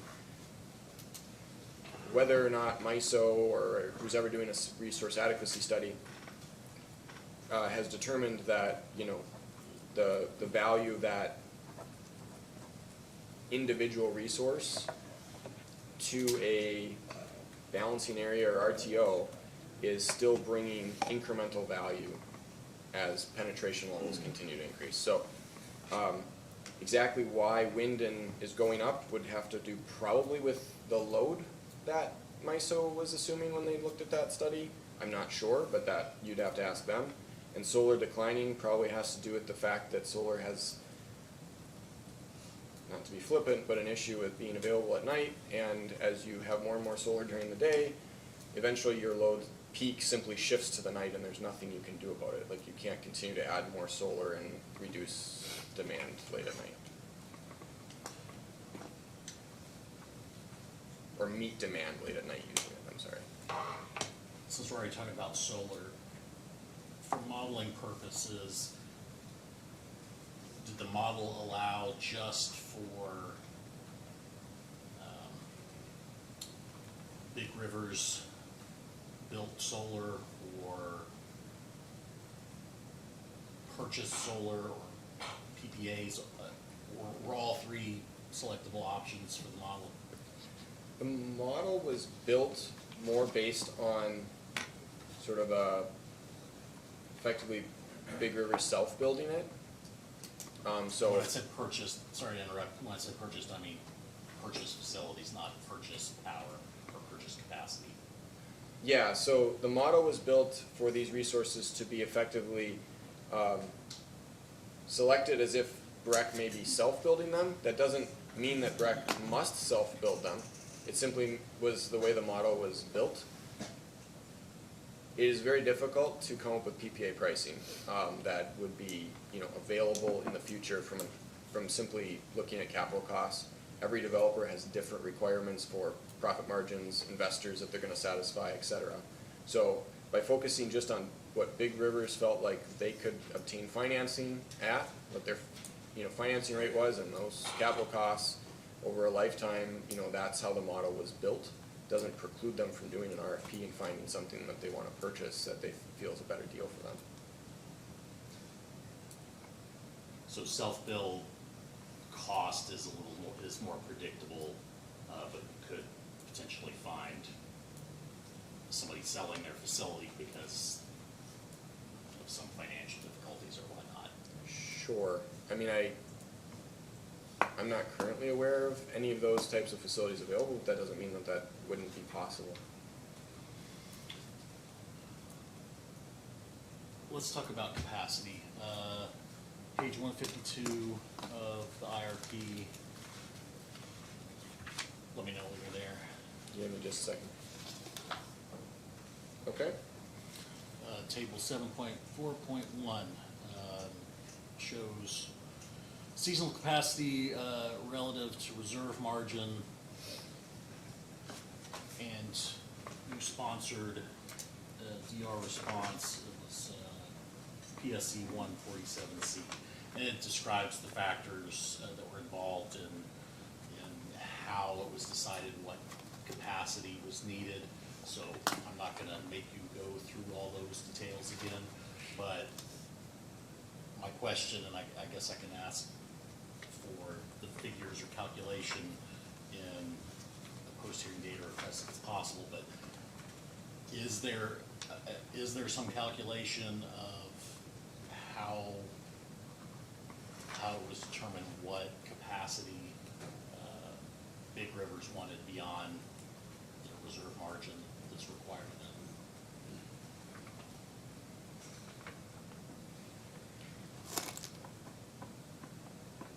I'm not aware of them, and nor was it modeled specifically wanting a certain amount of capacity beyond their MISO requirements. So the model was built with their MISO coincident peak load forecast, which would then be grossed up appropriately to get to their planning reserve margin included number.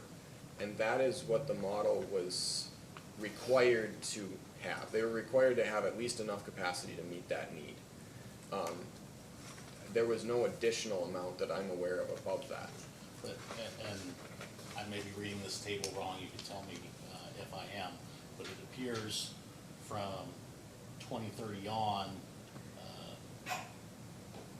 there's quite a bit of extra capacity beyond the reserve margin. Yeah, and I think that's reflected in the charts on the pages prior to that as well. They're confidential, I won't try to speak to specific numbers, but you see that on those charts there is excess capacity over and above Big Rivers' current load forecast plus PRMR. And again, I feel like you did a fine job of explaining in that DR, or whoever was paraphrasing whatever you told them, in explaining why that excess capacity might be needed.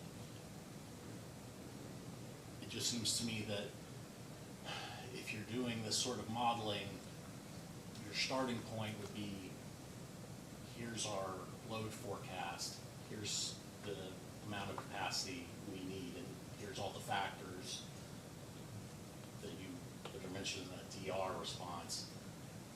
So I want to, I'd like to know where that actual capacity number came from. And it sounds like you're saying there is no calculation of that. So what I want to know is, am I missing something, or does the process not start with setting a needed capacity level? I don't want to miss anything either, and it's getting late, so I apologize.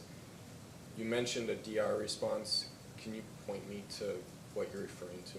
Sure, it was PSC 1-47C. 147C? That's right.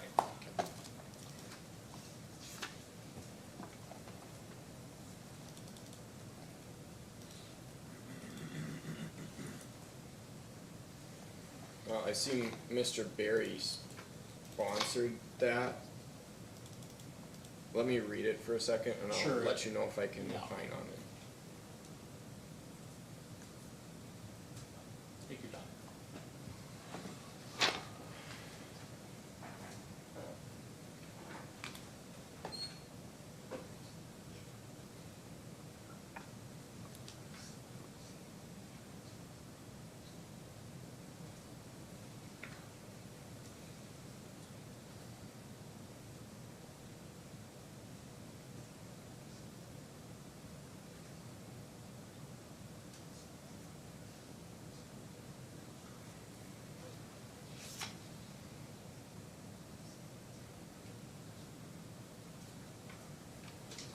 Okay, so it looks to me like Mr. Barry is discussing the fact that there's multiple uncertainties around the future. This is me paraphrasing. And multiple uncertainties around future accreditation of resources and needs, etc. And so he's effectively, at the time, trying to say that, and this is me paraphrasing, being a little long maybe isn't a terrible idea. So your question was, how did capacity requirements of the model get calculated? Is that correct? That's right. Okay, so I would say it starts with the load forecast from ClearSpring. And on top of the load forecast from ClearSpring, and I'm searching for the numbers here, I know they're in here, there is a need for adding PRMR. So on page 133, there is, for local resource zone 6, the seasonal PRMRs as follows. Summer 7.4%, fall 14.9%, winter 25.5%, and spring 24.5%. So we would have taken that load forecast, which would have been coincident to the MISO peak, grossed up for, I believe ClearSpring grossed up for transmission losses and stuff, and then it was grossed up for the PRMR. That would have set the long-term need for Big Rivers' capacity obligations to MISO. And there is a set of charts on page 110 and 111, chapter 7, that show a preliminary summer capacity position, preliminary winter capacity position, that are identified as pre-IRP. So this is, as I understand it, and Mr. Wright can confirm it, but this is effectively their load forecasts plus PRMR in those 2 seasons, all their resources stacked up, and their current positions before making any additions or retirements. I don't know if that answers the question that you're trying to get at, but. I think it does. I think that we may ask a post-hearing data request just for any documentation that kind of solidifies that if it hasn't already been produced. And Chairman, I want to note that my computer is telling me that in 12 minutes it will restart automatically, whether I like it or not. So I may not be able to refer to the DRs after that time.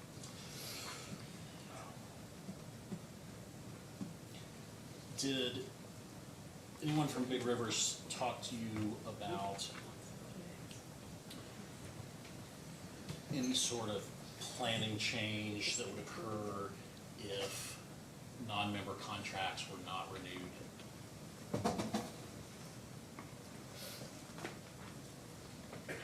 I don't recall that being a discussion item. They're modeled as expiring in the IRP. And that can be seen in those 2 charts that I just referenced from the pre-IRP section. You see in those, without trying to describe too much that might delve into confidential information, you see changes over the next few years to those charts that that reflect the changes that Big Rivers, as I understand it, currently has with those contracts. Let's assume for a second that those non-member contracts don't get renewed and Big Rivers were to have significant excess capacity. Has anything been modeled to demonstrate whether any excess capacity would be a net gain for Big Rivers to sell? In this modeling, a price for the sale of excess capacity was not put into the model, and that was done intentionally to not incentivize the model to build extra capacity that would not be needed for the purposes of taking it merchant.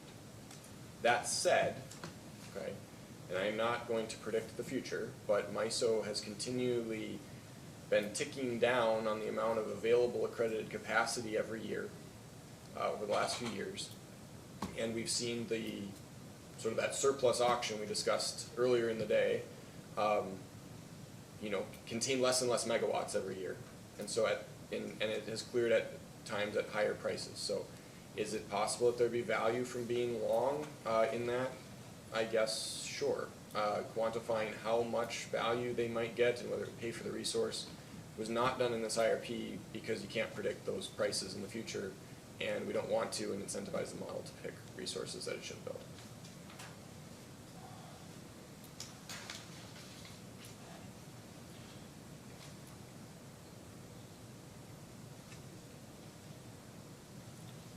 I don't know how to describe these questions except, I'll call them risk outliers. So, at the end of the first, the expansion planning portion of things, you basically just kind of have raw whatever the model spit out. In either that stage or in the portfolio selection stage, is there anything to account for extreme cost outliers? And my hypothetical would be, there's the first plan that will cost X, and there's the second plan that will cost X plus $1. The first plan is the least cost reasonable alternative under base scenario. But let's say the second plan under, let's say, a high carbon scenario results in significantly lower costs than plan one. Under the first set of modeling, the model is going to choose the one that's costs X plus 1 under the base scenario, right? Or will it not? We're talking expansion planning. Expansion planning. Forgive me if I misheard you. I heard you say one set of menu selections costs X and one selection costs X plus 1. And then you asked, would the model select and report out the X plus 1? What was that last part? I think I heard you ask, would the model select and report out the set of resources that were the result of X plus 1? I'm asking, would it select X or X plus 1 regardless, under the base scenario, regardless of the cost of the sensitivities, like super high carbon or super high load, or I forget what the other sensitivities are. Sure. What I want to know is, does that expansion planning phase take those high-risk scenarios into account at all? And if not, does the portfolio selection portion consider that. Okay. I will try to give you a good answer.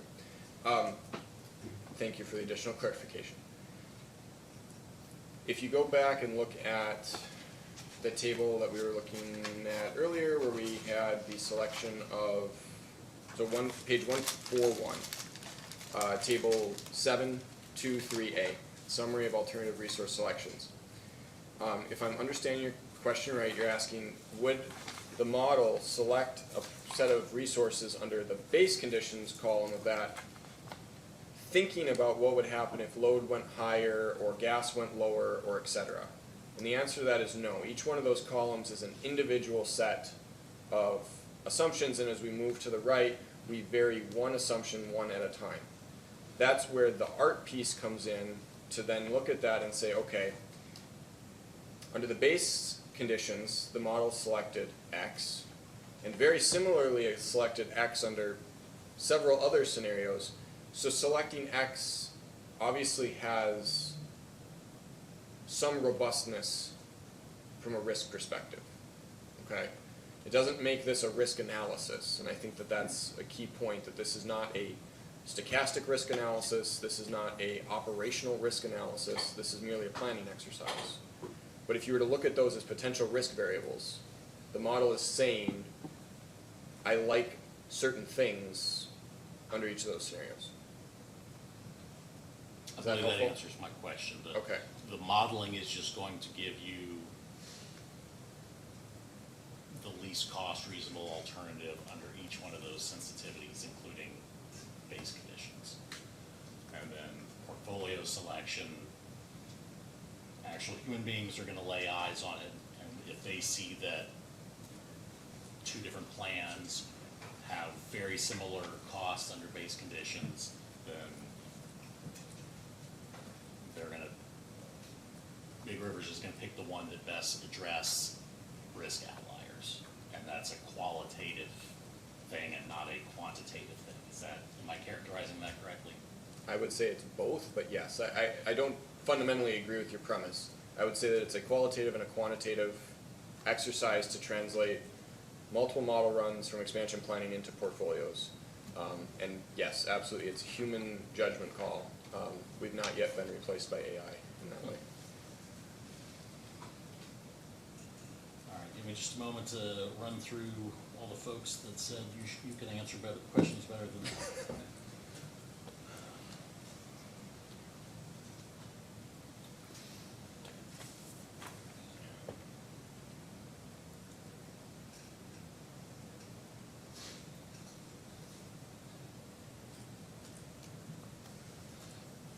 Did Big Rivers tell you why the resources that they were choosing for availability for modeling were limited to 635 megawatt NGCC and a 230 simple cycle and whatever the other two, Wartzilla and do you know where those capacity numbers came from and why they were limited that way? I have a list in here, if you'd give me just a second to find it. I think it'd be helpful for me just to refresh my memory on what exactly was stated. So, I'm looking at page 107, by the way. And again, my computer's got multiple things that are telling me I can't look at it now, so I just remember in the IRP, there's a list and it says, here's the 4 thermal Yes. options. I can and read there's it for you if 4 you want. renewables. Yeah, you don't have to read it, you just Okay. tell me why they told you that you were limited to using those options. I don't know exactly the why. I will tell you that they selected 4 different thermal options, all fired by natural gas, based on, I would say, commercially available technology. So combined cycle was based on an actual turbine train design. Wartzilla reciprocating engines often come in different sizes. Some people call them ship engines, but usually you build like 4 to 12 of them in a row. So I think they selected 4 roughly 5 megawatt engines to put side by side. The simple cycle at 237 megawatts is roughly speaking the size of a single F-class frame unit today. Or back when they did the modeling assumption development. And 105 megawatt aeroderivative is like I would describe it as like a plane engine or a jet engine. And nominally you can get those from GE or Siemens in about that size. So they were modeling discrete blocks that could be acquired as a package from someone or somewhere. Dr. Matthews testified earlier that in a self-build situation, they could basically build whatever capacity NGCC they wanted to. Now, Mr. Wright also testified that the bigger you make it, the more capacity, the more efficiency too. So was that something that was discussed at all, building bigger because of the efficiency, and was the self-build, did that come into play at all? Sorry, that was like 3 questions. I'll try to do my best there. You are correct, first of all, in stating that there are multiple different ways to build a combined cycle. A combined cycle is effectively some form of primary fired resource, jet engine turbine type thing, with something behind it, normally a heat recovery steam generator or HRSG, coupled with a steam turbine. So take excess waste heat, recycle it, and get additional megawatts out of it. You can do that. You can buy technology to put a HRSG and a steam turbine on the back of an aeroderivative, and you can make a small combined cycle out of that. You can go all the way up to a very large frame unit and do the same thing. I don't know why or how Big Rivers chose the machine that they did for their self-build option that they ultimately did the engineering for and bid in, which is what led to the 635 number. Does the model permit you to use whatever capacity is requested?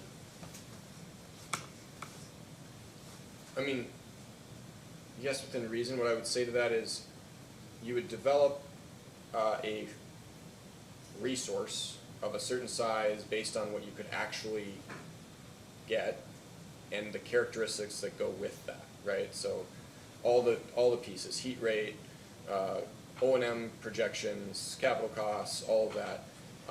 And then it's a utilities call on whether they want to model partial shares of those types of resources or full size, 100% type situations.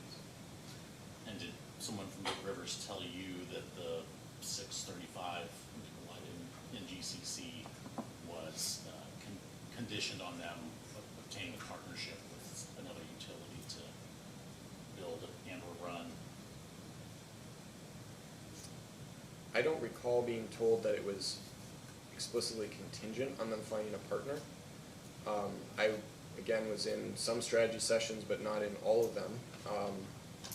There was some conversation, I remember, when Mr. Berry had said something that they were looking at or talking to someone who might be interested in investing in said resource. But I don't have more details than that. And I definitely wasn't at those conversations.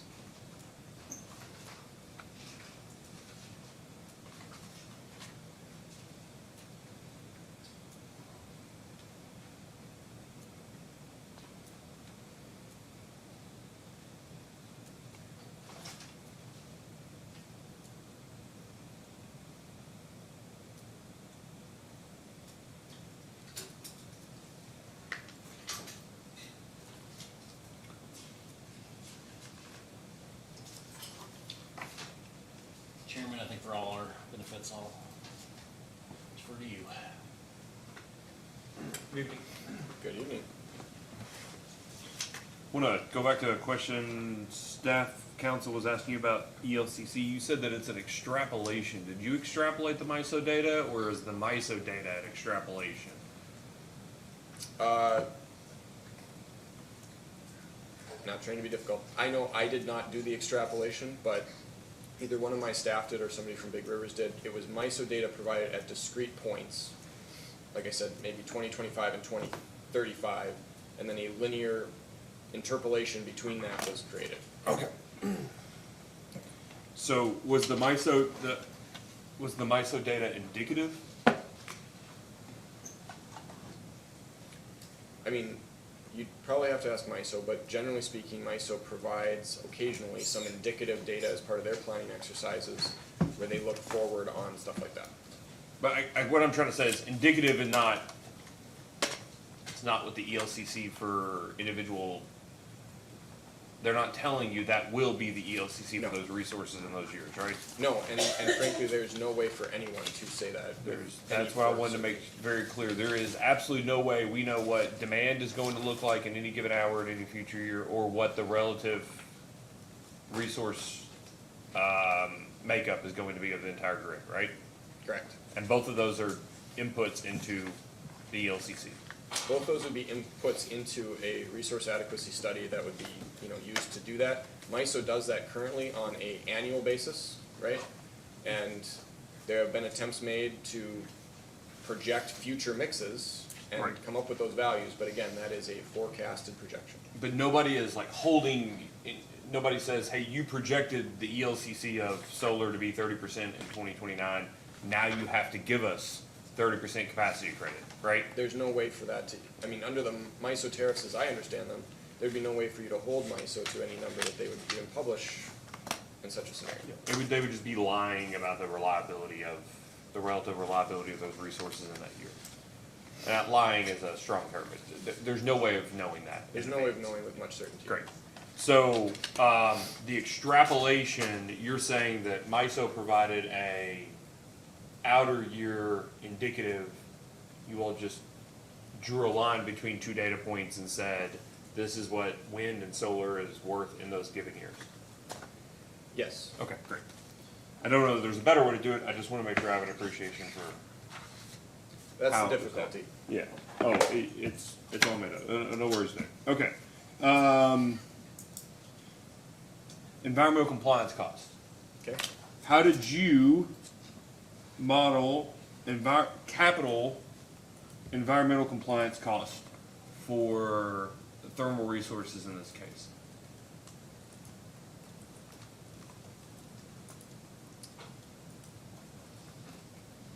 I am not sure what Big River is included in some of their fixed O&M costs that they provided to be included with the modeling. That would have included ongoing maintenance and potentially some capital costs for certain things in the future. I would say for the unknowns, they're sort of captured within the confines of this idea that, carbon regulation or carbon adder exists such that, units have to spend money to comply with something in the future. Okay. I'm not sure if I'm following where you're trying to ask me. Well, you heard my entire line of questioning with Mr. Mizell, right?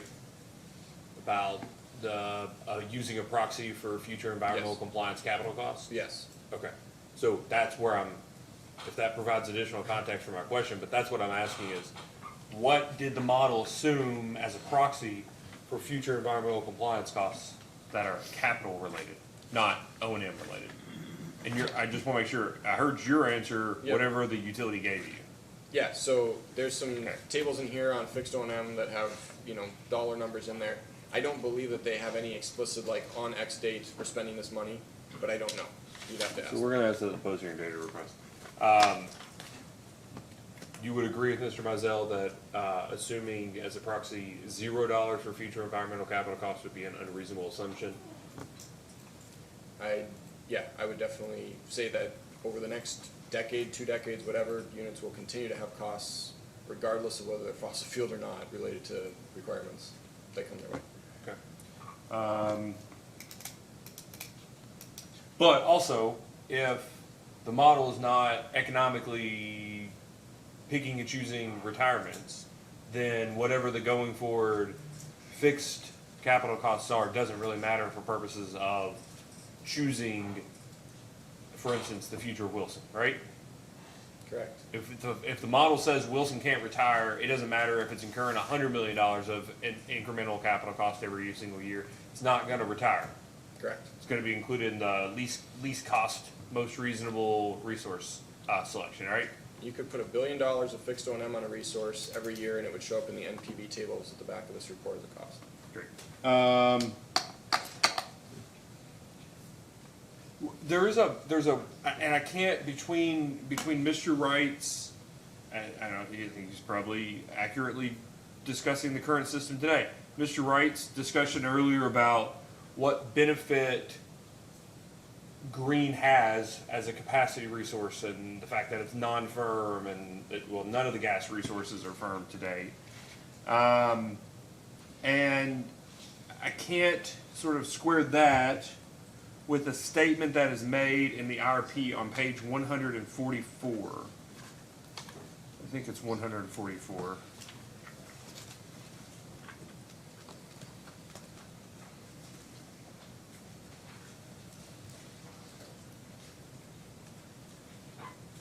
One second.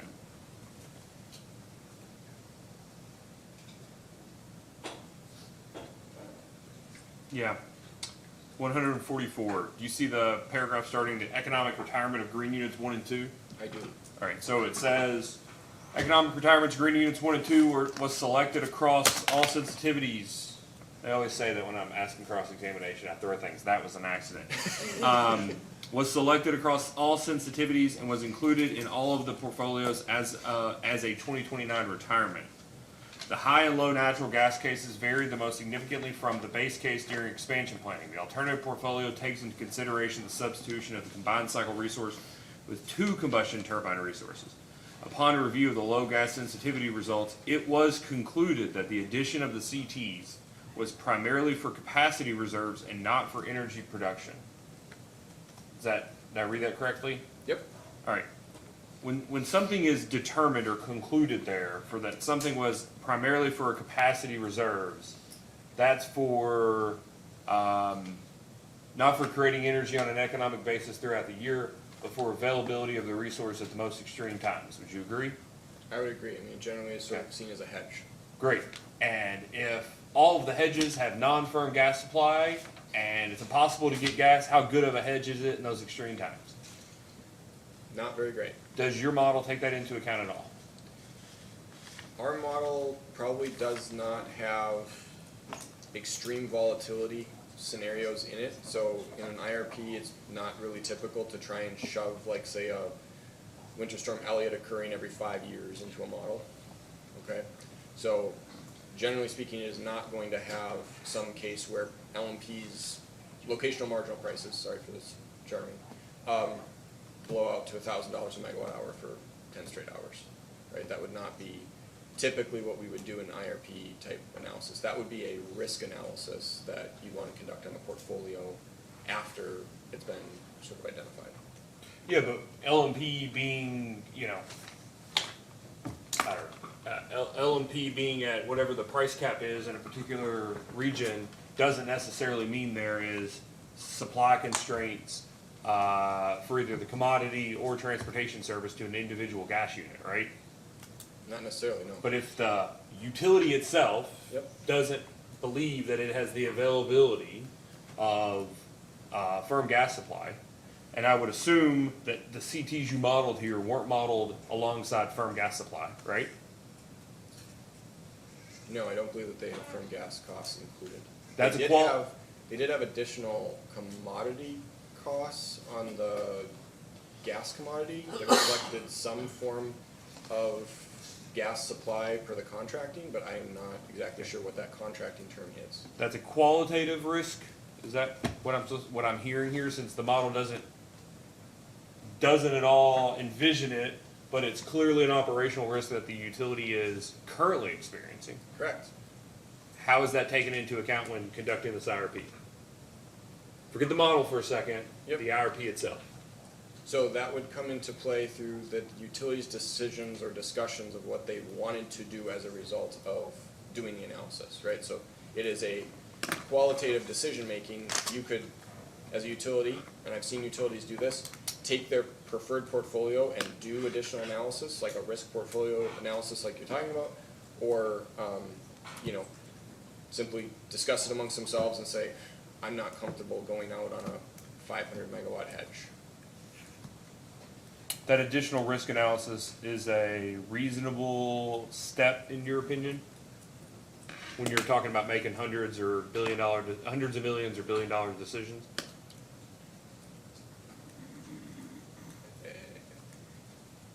the chance of being accused of being a consultant, I think additional studies are always warranted.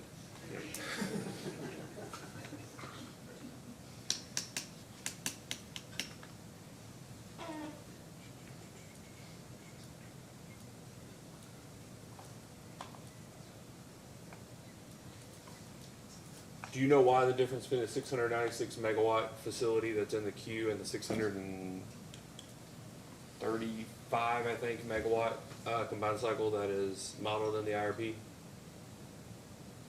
Well, I've not seen Big River's queue request or their application, but I will say that my knowledge of MISO's interconnection process is that you have to request the maximum injection onto the transmission system that your facility is capable of producing, which would sort of be potentially your gross generation before station service, okay? Because that's how MISO has set up their process, because you could theoretically serve the station service load of a facility a different way and at the generator, through the generator step-up transformer, deliver a larger amount of power to the grid. So MISO has very specific rules about if you have this type, it's not by machine, but you have to do certain things to come up with the number that you request interconnection for. I thought, are they not requesting the number of capacity interconnection rights they're seeking as a network resource? Yes, but MISO has specific rules about what that has to be based on the capabilities of the unit. Okay, but did you model a 635 megawatt unit, or did you model a 635 megawatt output net of station power? The IRP model is what we would consider the net, so it's the 635. It's what would effectively, is my understanding, be after station service and typical operation. Okay, so that's the same with your 21 megawatts of reciprocating engines. Correct. All the station power is netted already. Generally speaking. The 200 plus megawatt F-frame, GE, Verona, or whatever they're called now, Right. that's a net amount. Generally speaking, yes. The turbine itself is often capable of more than that, and then you size a generator to sit behind the turbine, and that generator is going to provide, some form of conversion to electrical energy. Sorry for lack of a better description at this time. So what is the what's the CT here? How many megawatts is the CT? At that point, you're past my knowledge on this. You don't know how big the CT that was chosen? I didn't get into the specific details of the full plant analysis. We look at it as a package, so HRSG, steam turbine, everything put together. If you want to get into the specific details of the components, you'd have to talk to Mr. Burton, I would guess. One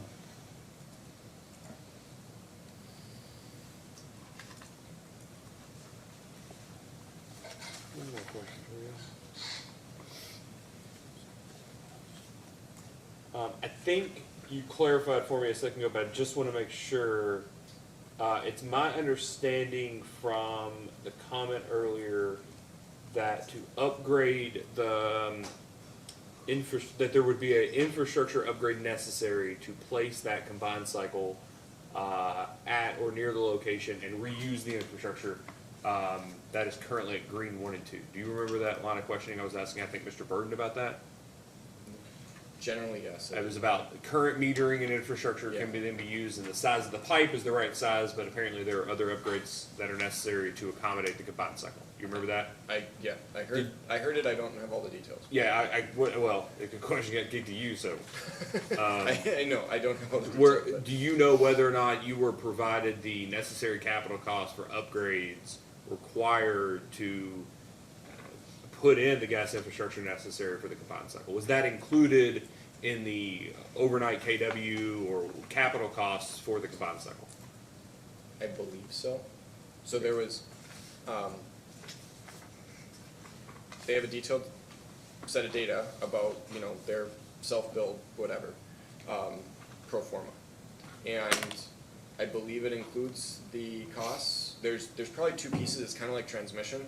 So there's costs to get the gas from the main pipeline, and then there's potentially large pipeline upgrades for, the owner of the, multi-state pipeline to deliver gas to a location. So they gave us costs for upgrades, and I believe that it included both lateral upgrades as well as upgrades on the interstate pipeline.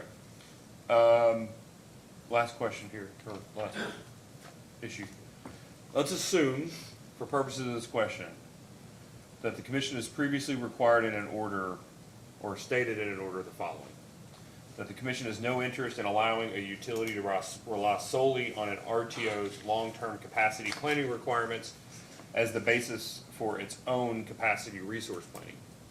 A utility's long-term plan should satisfy both the resource requirements of its own system, independently of and in conjunction with that of its RTO requirements.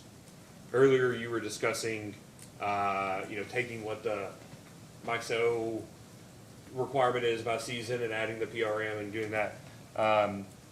Does the modeling in the IRP plan to both meet the entirety of the utilities' peak demands regardless of MISO rules and separately MISO's rules? Let me restate the question. Does the portfolio, do the models you run seek to meet the utilities requirements under MISO rules? Yes. Or, okay, does it also, then this question, does it also attempt to serve, to meet the entirety of Big River's native and wholesale, whatever, but their entire retail and wholesale obligations as if it was a standalone utility?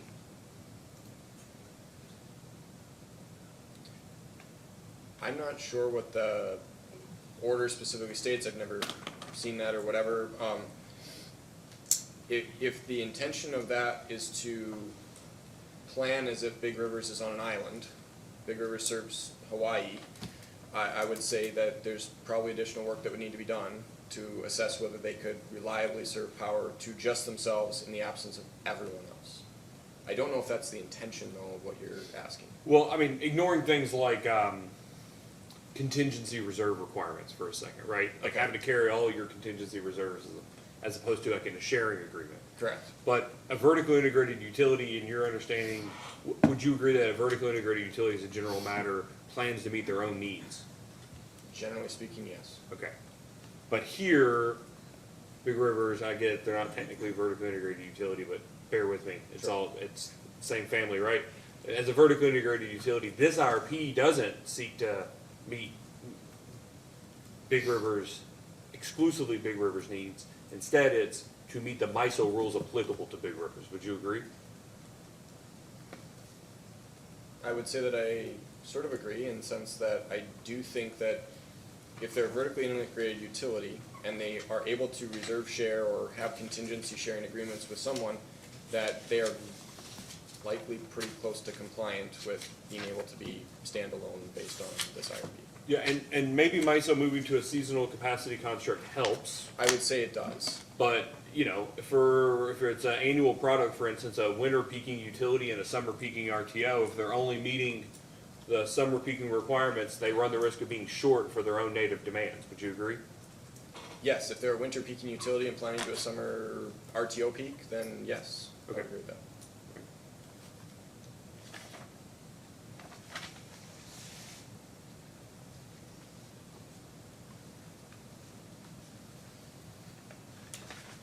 Mr. Depp? No questions, Your Honor. Thank you.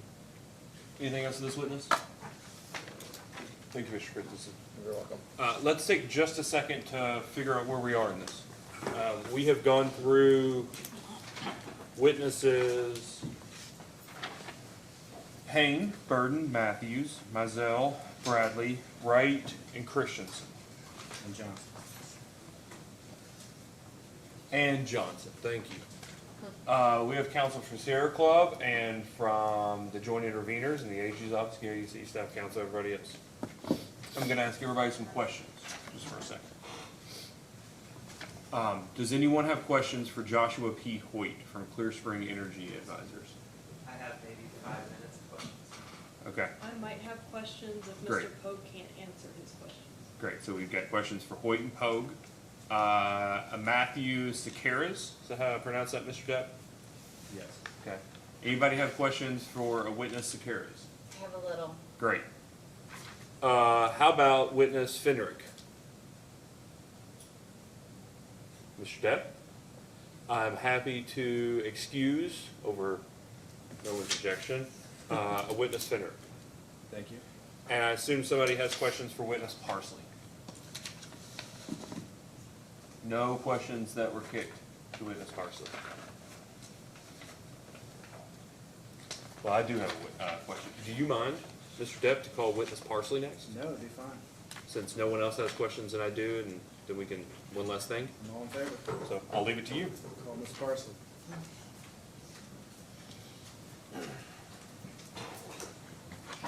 Please raise your right hand. Do you swear or affirm that the testimony you're about to give is true and correct under penalty of perjury? I do. Please have a seat. Please state your name and address for the record. Marlene Parsley, 1208 South County Road 42 West, Rockport, Indiana. Mr. Depp? Thank you. Ms. Parsley, who's your employer? Priority Management LLC, Thank you. And what's your title? consultant. Thanks. Did you sponsor data request responses in this case? Yeah, I adopted some. Okay. Do you have any updates or amendments to those? If you were asked those questions today, would your answers then remain the same? Yes. And do you intend to adopt those today at your testimony? Yes. Do you have any materials to bring? I have those responses. Thank you. Witness available. Good evening. Hi. You're aware of the $1 million constraint on demand-side management spending in the IRP? I am. Are you aware that that is generally the same constraint that I understand that operationally Big Rivers implements for demand-side management spending? I have heard that it has been. Okay, let me I ask. don't know if that still is. Well, okay, that's fine. In the past, that has been, I don't know what today holds either, but at least in the past, there's been a general $1 million threshold on demand-side management. Yes. Is that right?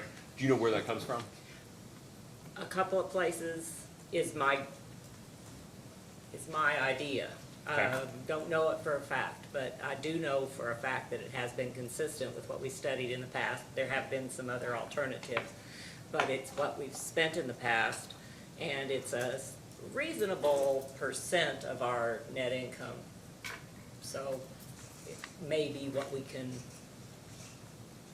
walk before we could run. If we were to try something bigger, we might not want to leap into a bigger number. So $1 million has just been consistent. It's something we could do. That's where it comes from. Is $1 million what you've been told to implement in IRPs?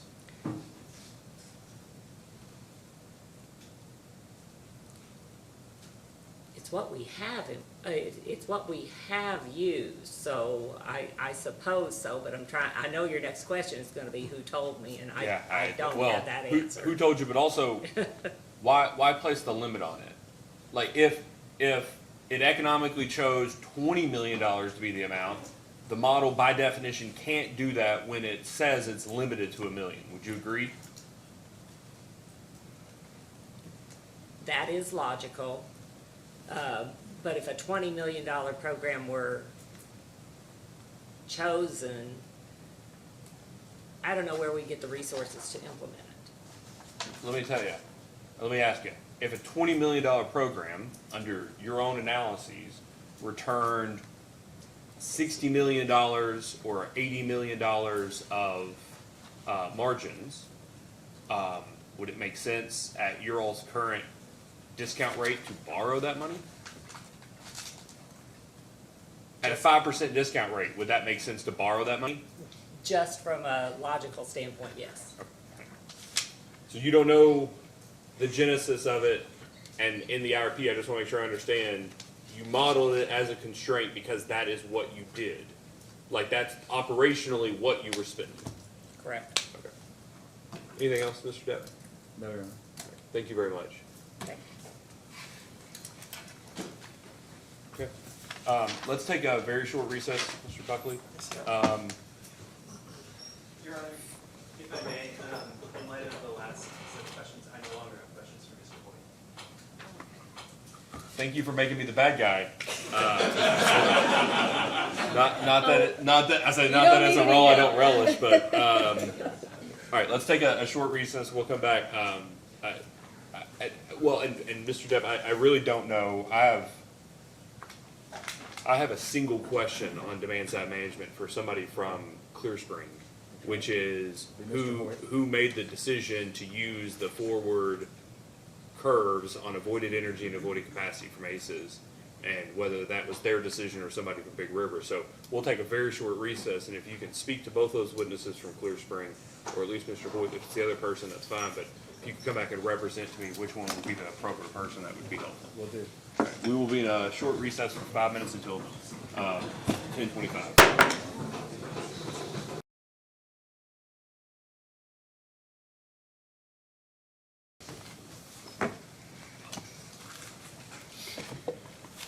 We're back on the record in case number 2023-00310. Before we broke, Mr. Depp, I asked if you'd clarify something for me. Do you have any indication of who'd be the right person? If you're looking for the source of the data and the rationale behind it, I think Mr. Pogue would be the correct person. Great, all right.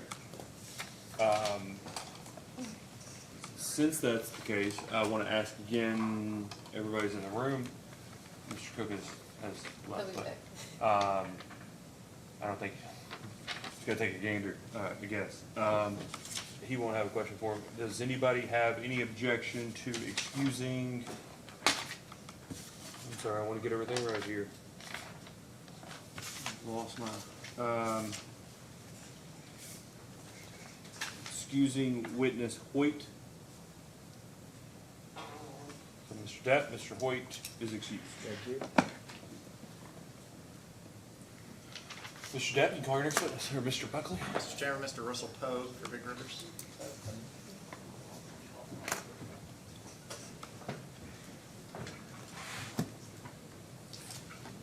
Please raise your right hand.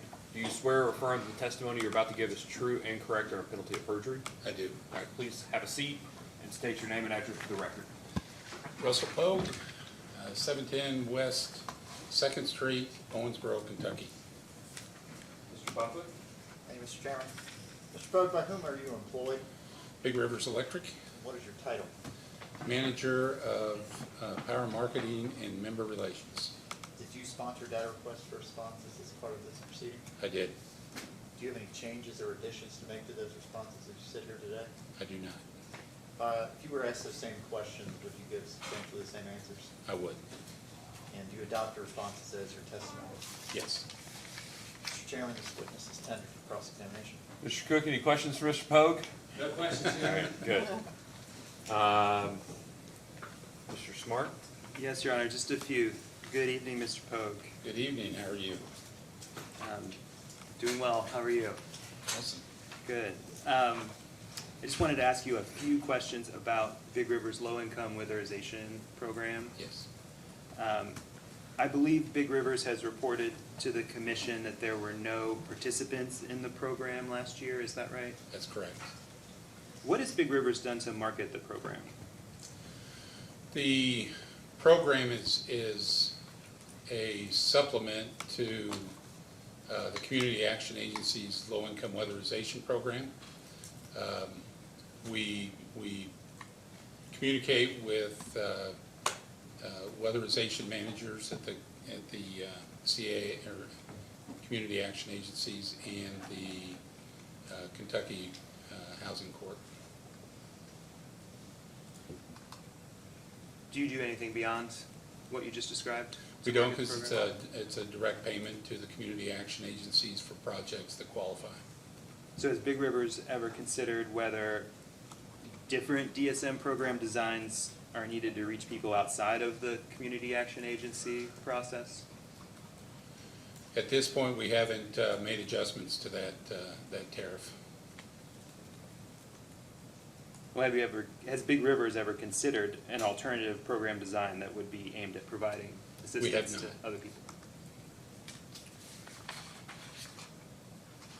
Is it true that part of the community action agency process is that participants undergo a home energy audit? Correct.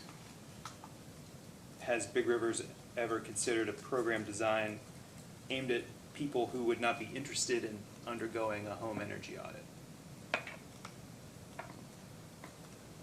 Could you restate that question? Well, let me take a step back. Would you agree that not everyone would be interested in a home energy audit? Yes, I would agree with that. has Big Rivers ever considered a program designed to reach people who would be in that category? We have not.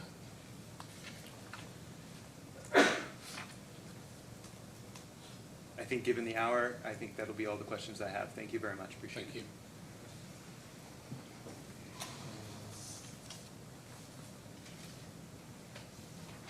Mr. Childers? Commission staff? Oh, I'm sorry, Ms. Combs? No questions. Yes, we have just a few questions. Speaking of the low-income weatherization program, on page 88 of the IRP, it was stated that it would be reevaluated by Big Rivers. Can you explain what Big Rivers means by reevaluate?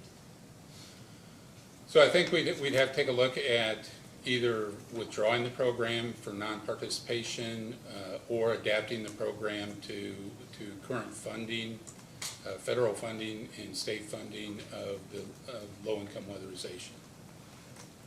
And have there been any conversations within BREC about implementing any cost-effective DSM programs that were presented in the potential study? So within BREC Yes, or including the members? including the members as well. Yes. So at the end of each cycle that we produce a DSM study, I do probably about a 3-hour brief on the results. And so beyond that, the discussions are more of an executive level as to whether there's going to be an implementation or program development and program design. I'm sorry, I'm a little scratchy. No, it's okay. It's been a long day. Generally speaking, if a DSM program was shown to have substantial capacity savings but was not shown to be cost-effective, would BREC consider implementing such a program? That I do not know. We'd have to do a program design and really take into consideration the cost benefit. Okay. Based on your answer, would you say you might consider it, but it doesn't mean that you would do it, basically? Yes, and I really can't speak, it's not within my purview to determine whether to develop programs that's going to be a little bit higher level than where I'm at. Okay. Thank you, that's all I have. Thank you. Commissioners, no questions? Good evening. Good evening. Did you make the decision for the DSM cost-benefit analyses to include, to use avoided energy and avoided capacity futures provided by ACES? I did in conjunction with my boss at the time. Who's that? Ron Repsher. Okay. Why use avoided values provided by ACES when you were studying resources as part of the IRP that you had real costs for? We have always used market capacity costs. When you say market capacity costs, what market? So the ACES forward forecast for capacity in zone 6. So what we were talking about earlier, results of when you say, so let's just have a conversation about avoided generation capacity costs, okay, that ACES gives you. And I'm just talking in general. I don't need to know the numbers because I'm sure that it's proposed to be confidential. That's fine. But they're effectively going and looking at what the clearing prices are in MISO's residual auction. Is that right? What they think it'll be in forward years. Not necessarily the clearing price, but what a ZRC is valued at within in the bilateral market. Okay.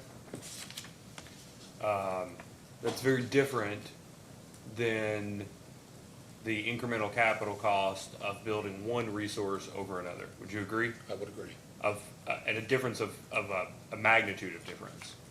Like Potentially, yes. Yeah. Multiple times larger likely. I would agree with that. Okay. That materially impacts the cost effectiveness of the underlying programs. Would you agree? It does. And so if all else equal, if the cost that the utility is actually avoiding is twice what a previous assessment would indicate, directionally, would that make programs more or less cost effective? It would make them more cost effective. Okay.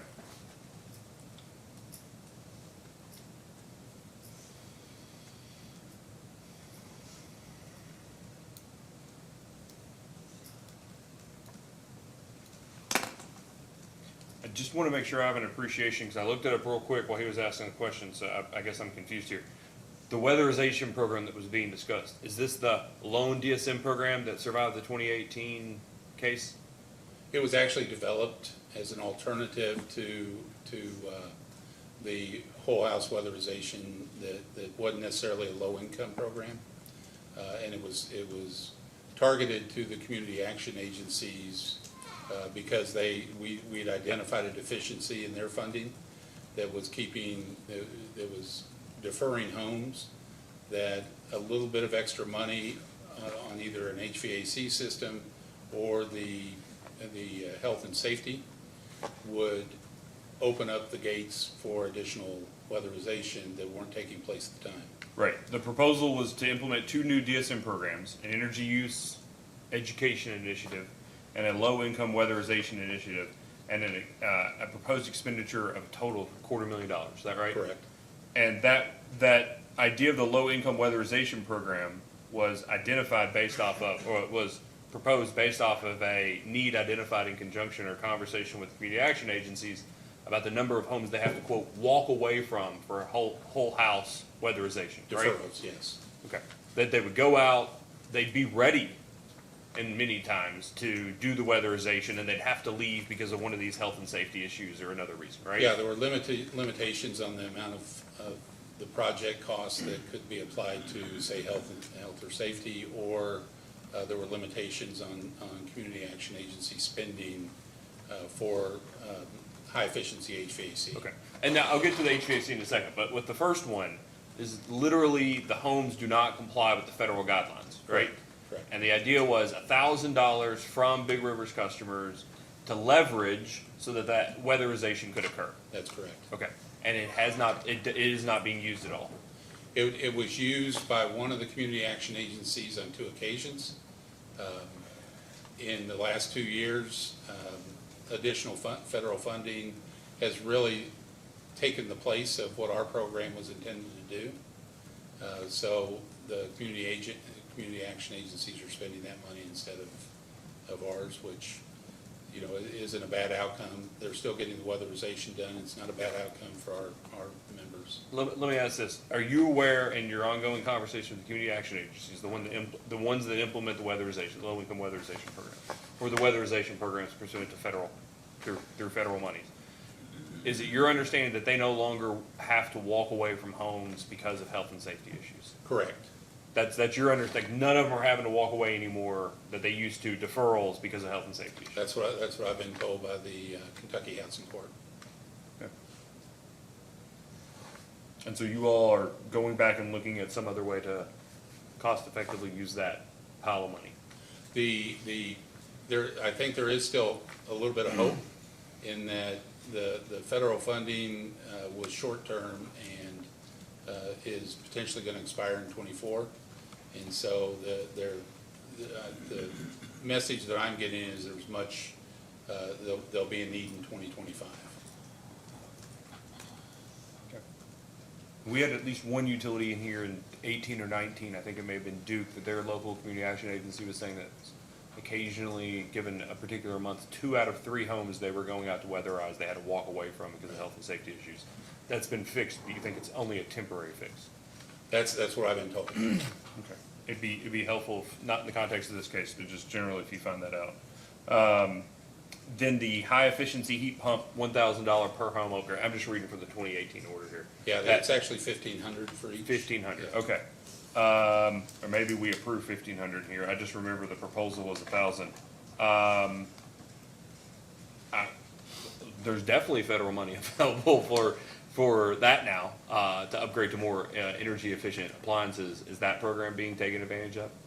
It is not. In the 2 cases that a community action agency used it, they utilize funds for both. Okay.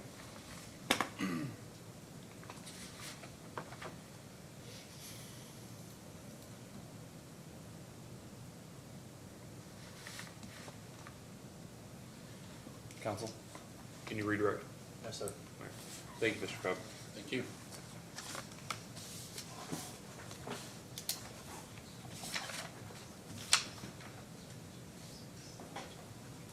Mr. Buckley, Mr. Depp? Mr. Chairman, is our final witness Matthew Sekeres.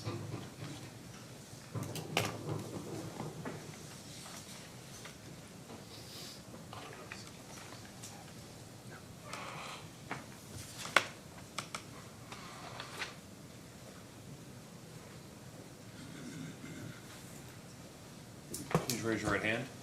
Do you swear or affirm the testimony you're about to give is true and correct under penalty of perjury? I do. All right, please have a seat and state your name and address for the record. Matt Securis, 1050 Regent Street, Madison, Wisconsin. Mr. Depp, Mr. Buckley? Thank you, Mr. Chairman. Good evening, Mr. Sekeres. By whom are you employed? Clear Spring Energy Advisors. And Clear Spring was retained by Big Rivers in connection with this IRP, is that correct? That's correct. And Clear Spring conducted load forecasting as well as a DSM potential. So That's correct. And you're on the load forecasting side? That is correct. Okay. Did you sponsor data request responses as part of this Yes, I proceeding? did. Do you have any changes or additions to those responses? I do not. You were asked those same questions today, which gives substantially the same responses. I would. And do you adopt those responses as your testimony? I do. Mr. Chairman? Mr. Cook? No questions. Mr. Smart? No. Questions? Schindler? Ms. Cohen? I do. Okay. So you worked on the load forecast included in Appendix A of the 2023 filing? Yes, I do. Do you have Appendix A in front of you? I do. Can you turn to page 91?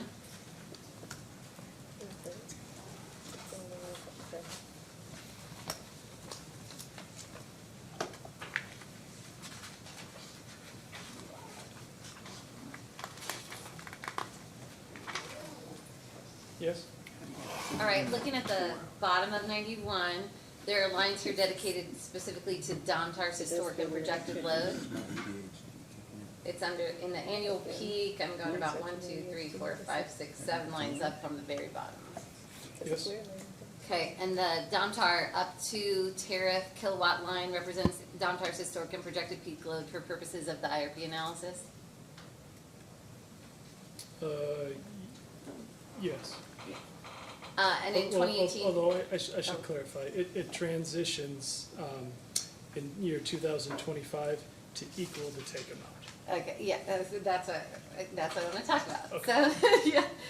Okay, so in 2018, the load is listed as 15 megawatts, 15,000 kilowatts, correct? Yes. And it stays that way through 2021. It goes up to 35, which again represents Domtar's firm load in 2021, correct? Is that right? The load represented by the tariff they were on. Yeah, and then it goes back down to 20 in years 2023 and 2024. Yes. But from 2025 on, it stays above 40 megawatts, correct? Yes. Okay, and this reflects a change in Big River's peak load forecasting with respect to the treatment of Domtar's standby service load? It's a transition from serving solely the tariff amount to the total load of the site in excess of their self-generation. Right, That would, so, that would be what the take is. right, so it includes a portion, assuming Domtar's firm load remained at the 35, it includes a portion of a standby service load beginning in 2025, correct? I don't know that I would characterize it as standby, but it contains an additional part of the Okay, load. okay, okay. And, let me go down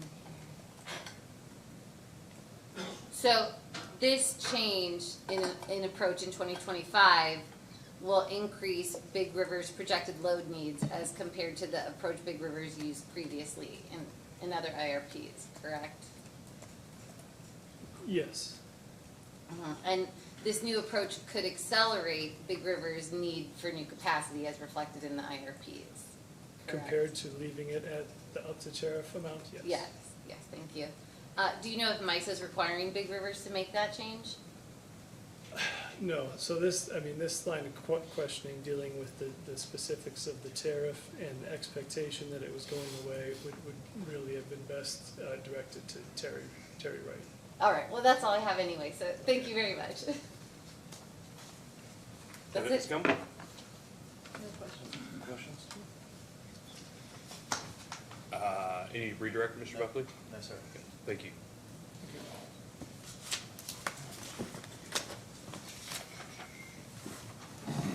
There will be a number of post-hearing data requests. There will be more than 2 weeks to respond to them. I mean, we're not in any rush on this thing. Although I guess the faster we finish this case, the earlier the review anew can occur. So we will enter a post-hearing procedural schedule indicating, frankly, let's just be reasonable. Post-hearing data requests will be issued no later than next Friday. You'll have 3 weeks to respond to them, so what is, towards the end of June. And then, we will readdress all the post-hearing procedural dates after that. Which should include following the company's post-hearing data request will be the commission staff report, comments to the commission staff report, and then a closing order. Okay? Sounds good. Your Honor, we have an opportunity to file comments before the staff report. I don't know. I've got to go look. It's we'll follow the process of the last. I think rightfully have a fairly, in the last couple of IRPs have a fairly consistent process that includes a number of post-hearing dates and pleadings and filings. We'll be following that, whatever that we've done in the last 2 or 3 IRPs. So for what it's worth, we were not anticipating a need to file pre-report comments, but we'll be fine with whatever. Yeah. Let us look at what we've done in the past. Yeah, we'll enter a post-hearing procedural schedule, and certainly if anybody needs anything different, they can seek leave to do so.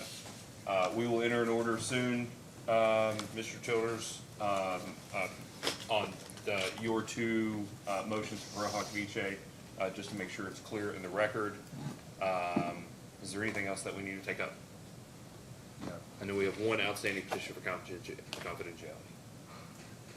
Okay, all right. I do have, we'll go, well, this hearing is adjourned.